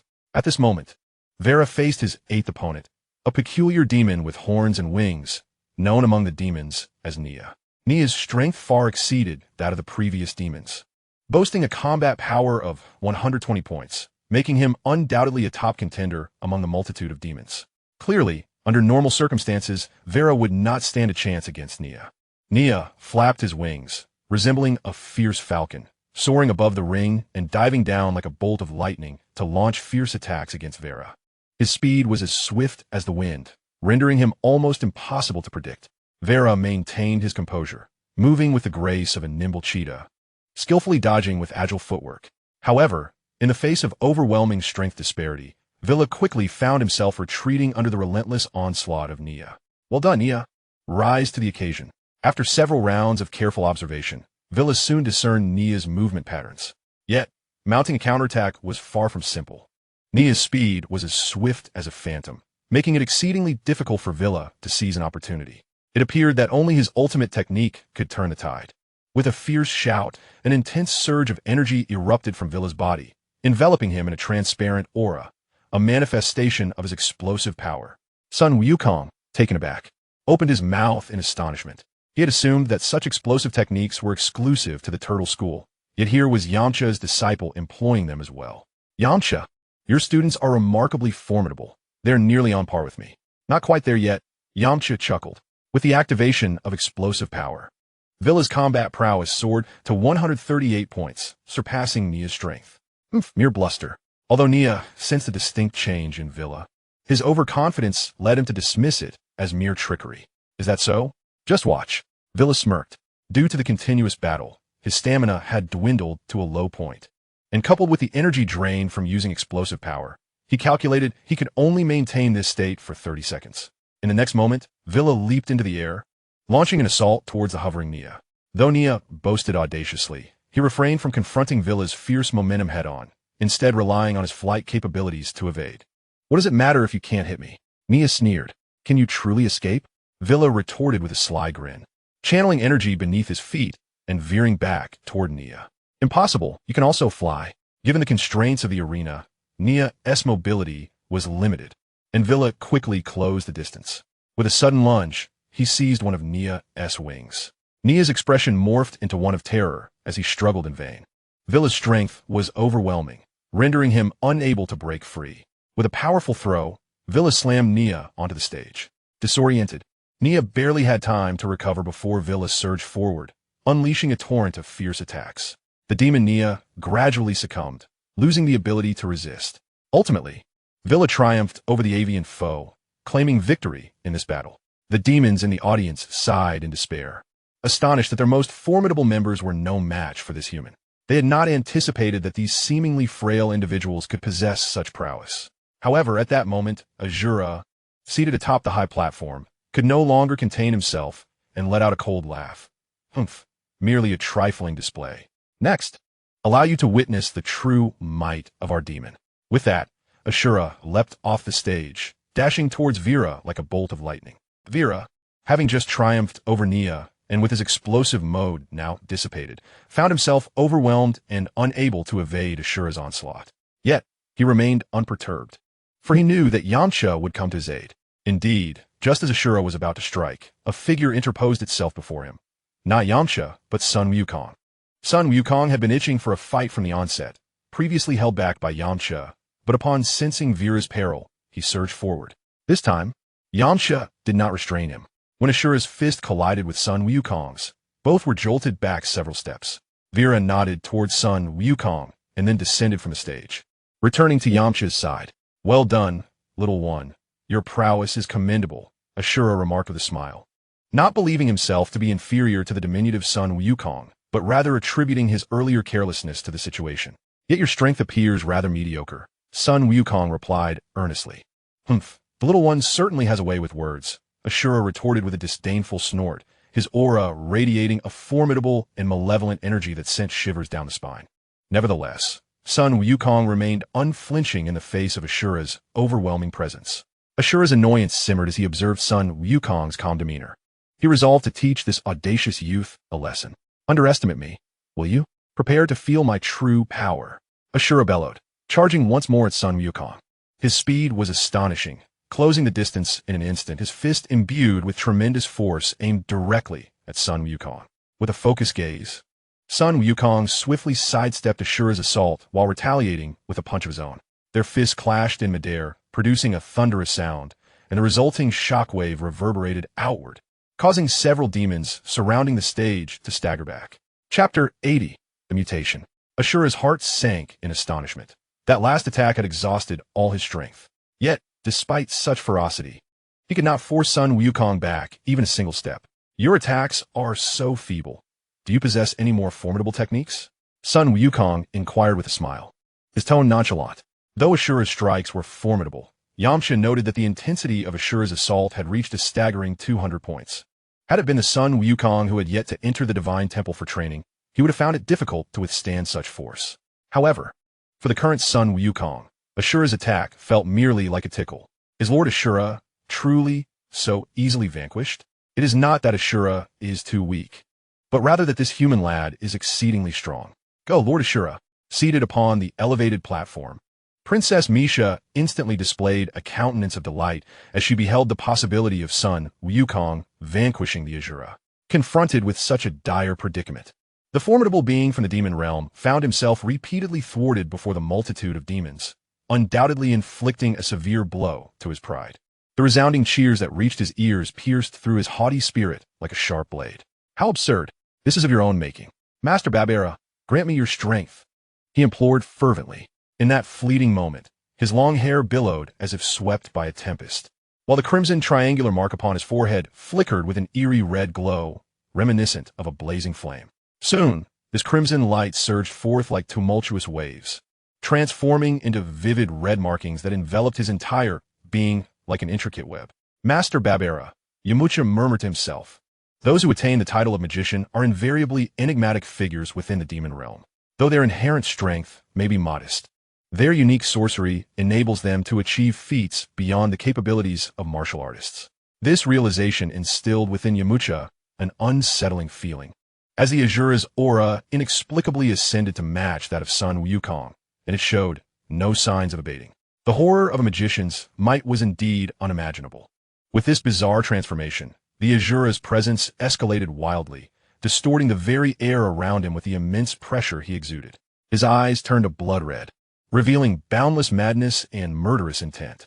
Ultimately, the Ashura's combat power soared to an astounding 1,100 points. Little one, this is of your own choosing. Behold the power of my ultimate form, the Ashura bellowed, his voice brimming with rage and ferocity. He lunged towards Sun Wukong with a speed that eclipsed his previous pace, almost becoming a mere shadow of blood. In the blink of an eye, he stood before Sun Wukong, his fist imbued with the power to obliterate all, striking forth with such force that the air itself was torn asunder, producing a piercing shriek. Sun Wukong, sensing the might of the Asura's blow, dared not exhibit any negligence. Every muscle in his body tensed as he maximized his energy. "Come at me," he shouted, meeting the Asura's fist with his own. The collision of their fists unleashed a cataclysmic surge of energy. The entire underground plaza shook violently, massive fissures appearing in the surrounding walls as stones rained down. The demons fled in terror, desperate to avoid the aftermath of this titanic clash. Their strength is indeed formidable. Even those like Vera could scarcely withstand the tumultuous aftershocks of Sun Wukong and the Asura's battle, instinctively retreating. Only Yamcha remained resolute, steadfast in his place. In the face of the overwhelming energy clash, both Sun Wukong and the Asura found themselves in a stalemate, their bodies trembling as they exerted every ounce of strength to resist one another's power. I never anticipated you could compel me to unleash my final strength." The Asura gritted through clenched teeth, a grotesque expression manifesting on his face. "You are indeed formidable, but I shall not be defeated," Sun Wukong resolutely replied, his eyes brimming with an insatiable desire for victory. The two opponents remained locked in a stalemate, neither willing to yield. However, as time progressed, Sun Wukong gradually adapted to Asura's onslaught, for in terms of sheer technique, Asura was significantly outmatched. Suddenly, Sun Wukong unleashed his strength, thrusting his fist forward with tremendous force. Unleashing a surge of power, Asura, caught off guard, was propelled backward by this force, crashing violently into the wall behind him, creating a gaping hole. Collapsed amidst the rubble, Asura spat out a mouthful of blood, struggling to rise, yet his body betrayed him. It was not his true strength, and upon injury, the explosive energy within him became utterly uncontrollable. "You have lost," Sun Wukong stated coolly, gazing at Asura. Half kneeling amidst the debris, Asura remained silent. The entire square was engulfed in silence.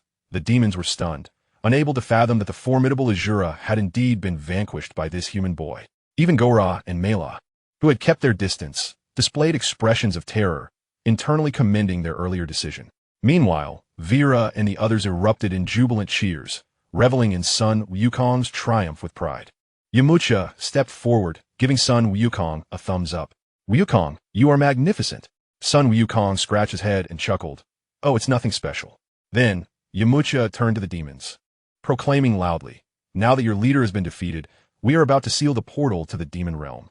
Should any demons attempt to enter Earth again, I shall ensure they comprehend the meaning of cruelty."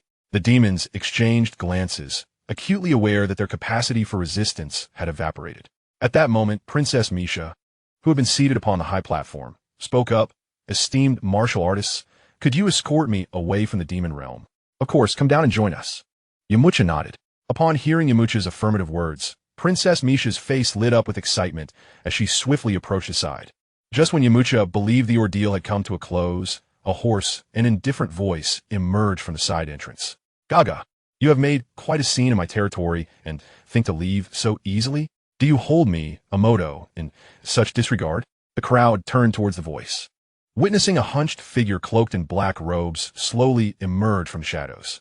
His face was obscured by a peculiar mask, revealing only a pair of eyes shimmering with an eerie glow, rendering his true identity a mystery. The moment the figure appeared, Yamcha sensed an astonishing aura emanating from him. Upon scanning with the system, his heart sank, realizing the opponent's combat power had reached an astounding 10,000 points. "Amoto, who are you?" Yamcha inquired cautiously. "Who am I? Ha! I am Asura's brother, and the true sovereign of this demon realm," Amoto cackled ominously. "Splendid. The mighty Amoto has finally returned. This time, those detestable humans shall finally face their reckoning." The emergence of Amoto instantaneously instilled a new glimmer of hope among the numerous demons. Upon hearing Amoto's voice, Asura's countenance betrayed a flicker of fear and helplessness as he trembled slightly and uttered, "Brother, why have you returned? You useless wretch, unable to handle a few earthlings. And yet you have turned the demon realm into utter chaos." Amoto shot a piercing glare at Asura. Amoto was once the true sovereign of this realm, but discontent with the status quo, he resolutely departed from this barren land and ventured into the heart of the demon realm. There, he encountered his current master, Babera, and thus acquired immeasurable power. This time, he intended to merely observe before returning. However, witnessing his brother being humiliated by inferior humans was a direct affront to his dignity, prompting him to step forth. Emoto's unexpected appearance also took Yamcha by surprise. In his recollections, there was no mention of Emoto, nor did Ashura possess such formidable strength. This revelation filled him with foreboding, compelling him to seek an expeditious exit from the demon realm. The longer they lingered, the greater the influx of powerful demon clans would be, and he was well aware that beings within the demon realm could rival even the second stage of Super Saiyan. Goku clenched his fists, brimming with anticipation. Suddenly, Yamcha's voice echoed in Goku's mind. Laced with urgency, "Goku, this adversary is too powerful, beyond what we can withstand. Take my disciples and Princess Misha and leave at once. Wait for me at the entrance of the demon realm. Be swift." It was the first time Goku had heard Yamcha sound so frantic. He composed himself, gauging the opponent's strength, and his expression darkened. The foe's energy was nearly tenfold his own.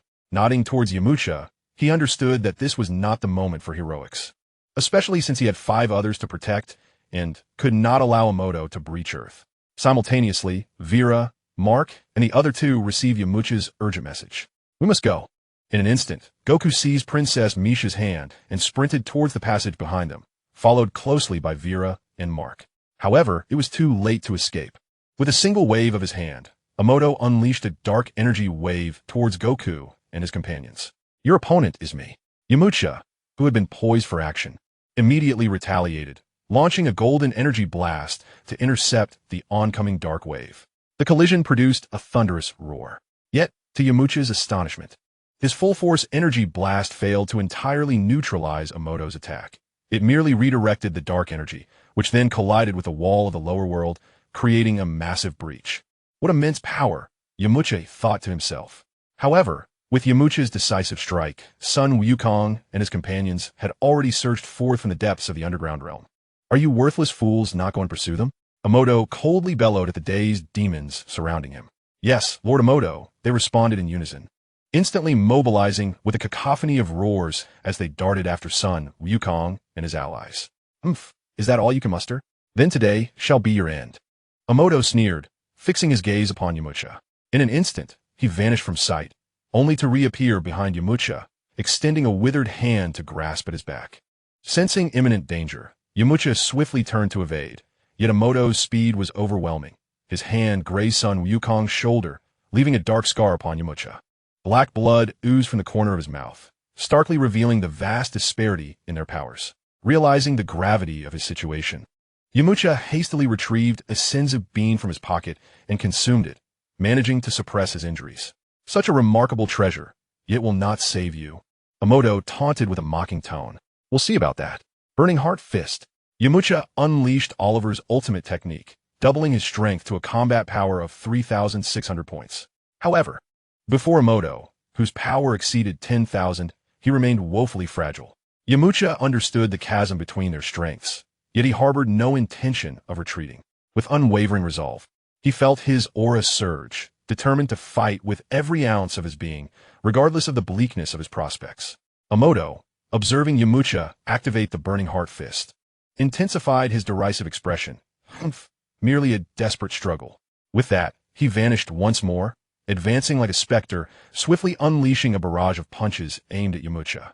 Aware of the disparity in their abilities, Yamcha refrained from a direct confrontation, opting instead to employ the agile techniques he had honed during his training in the Temple of the Gods. "You slippery little eel, can you evade forever?" Emoto sneered, then unleashed a powerful wave of energy toward Yamcha. The energy surged forth with a vast reach, and despite his remarkable agility, Yamcha was swiftly struck and sent flying. His body careened like a kite severed from its string, crashing heavily against a distant wall before skidding along the ground for a considerable distance until he finally came to a halt. That should suffice. By now, Sun Wukong and the others must have reached the entrance to the demon realm. After all, this place is not far from it. Reluctantly, he realized he would have to employ that technique. "Solar Fist," Yamcha shouted, suddenly unleashing the move. A brilliant light erupted from before him, illuminating the entire underground space. Emoto, momentarily blinded by the unexpected radiance, felt a long-lost pain in his body, and his assault faltered. One opportunity. Yamcha seized the fleeting opportunity with the swiftness of a cheetah, dashing towards the passage behind him like a flash of lightning. As he raced through, countless demon foes fell before him, cut down mercilessly as he showed no compassion. As for Emoto, the very essence of a demon's dread lay in the brilliance of light.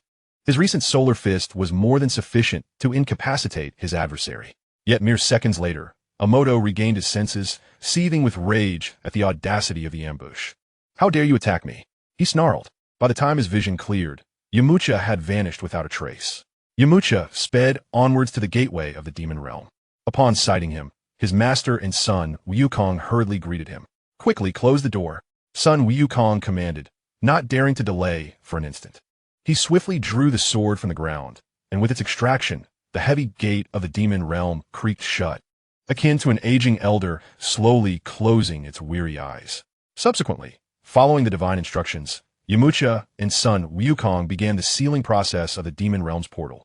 Only when the entire gateway shimmered away like a mirage did they exhale in relief. According to the celestial being, the gateway was not a fixed entity. Once it was thoroughly sealed, even if the denizens of the demon realm attempted to reopen it, the location that emerged would not necessarily be Earth. The demon realm was fraught with peril, and after merely half a day's presence, they had already attracted powerful adversaries boasting combat abilities in the tens of thousands. The mere thought of it was chilling.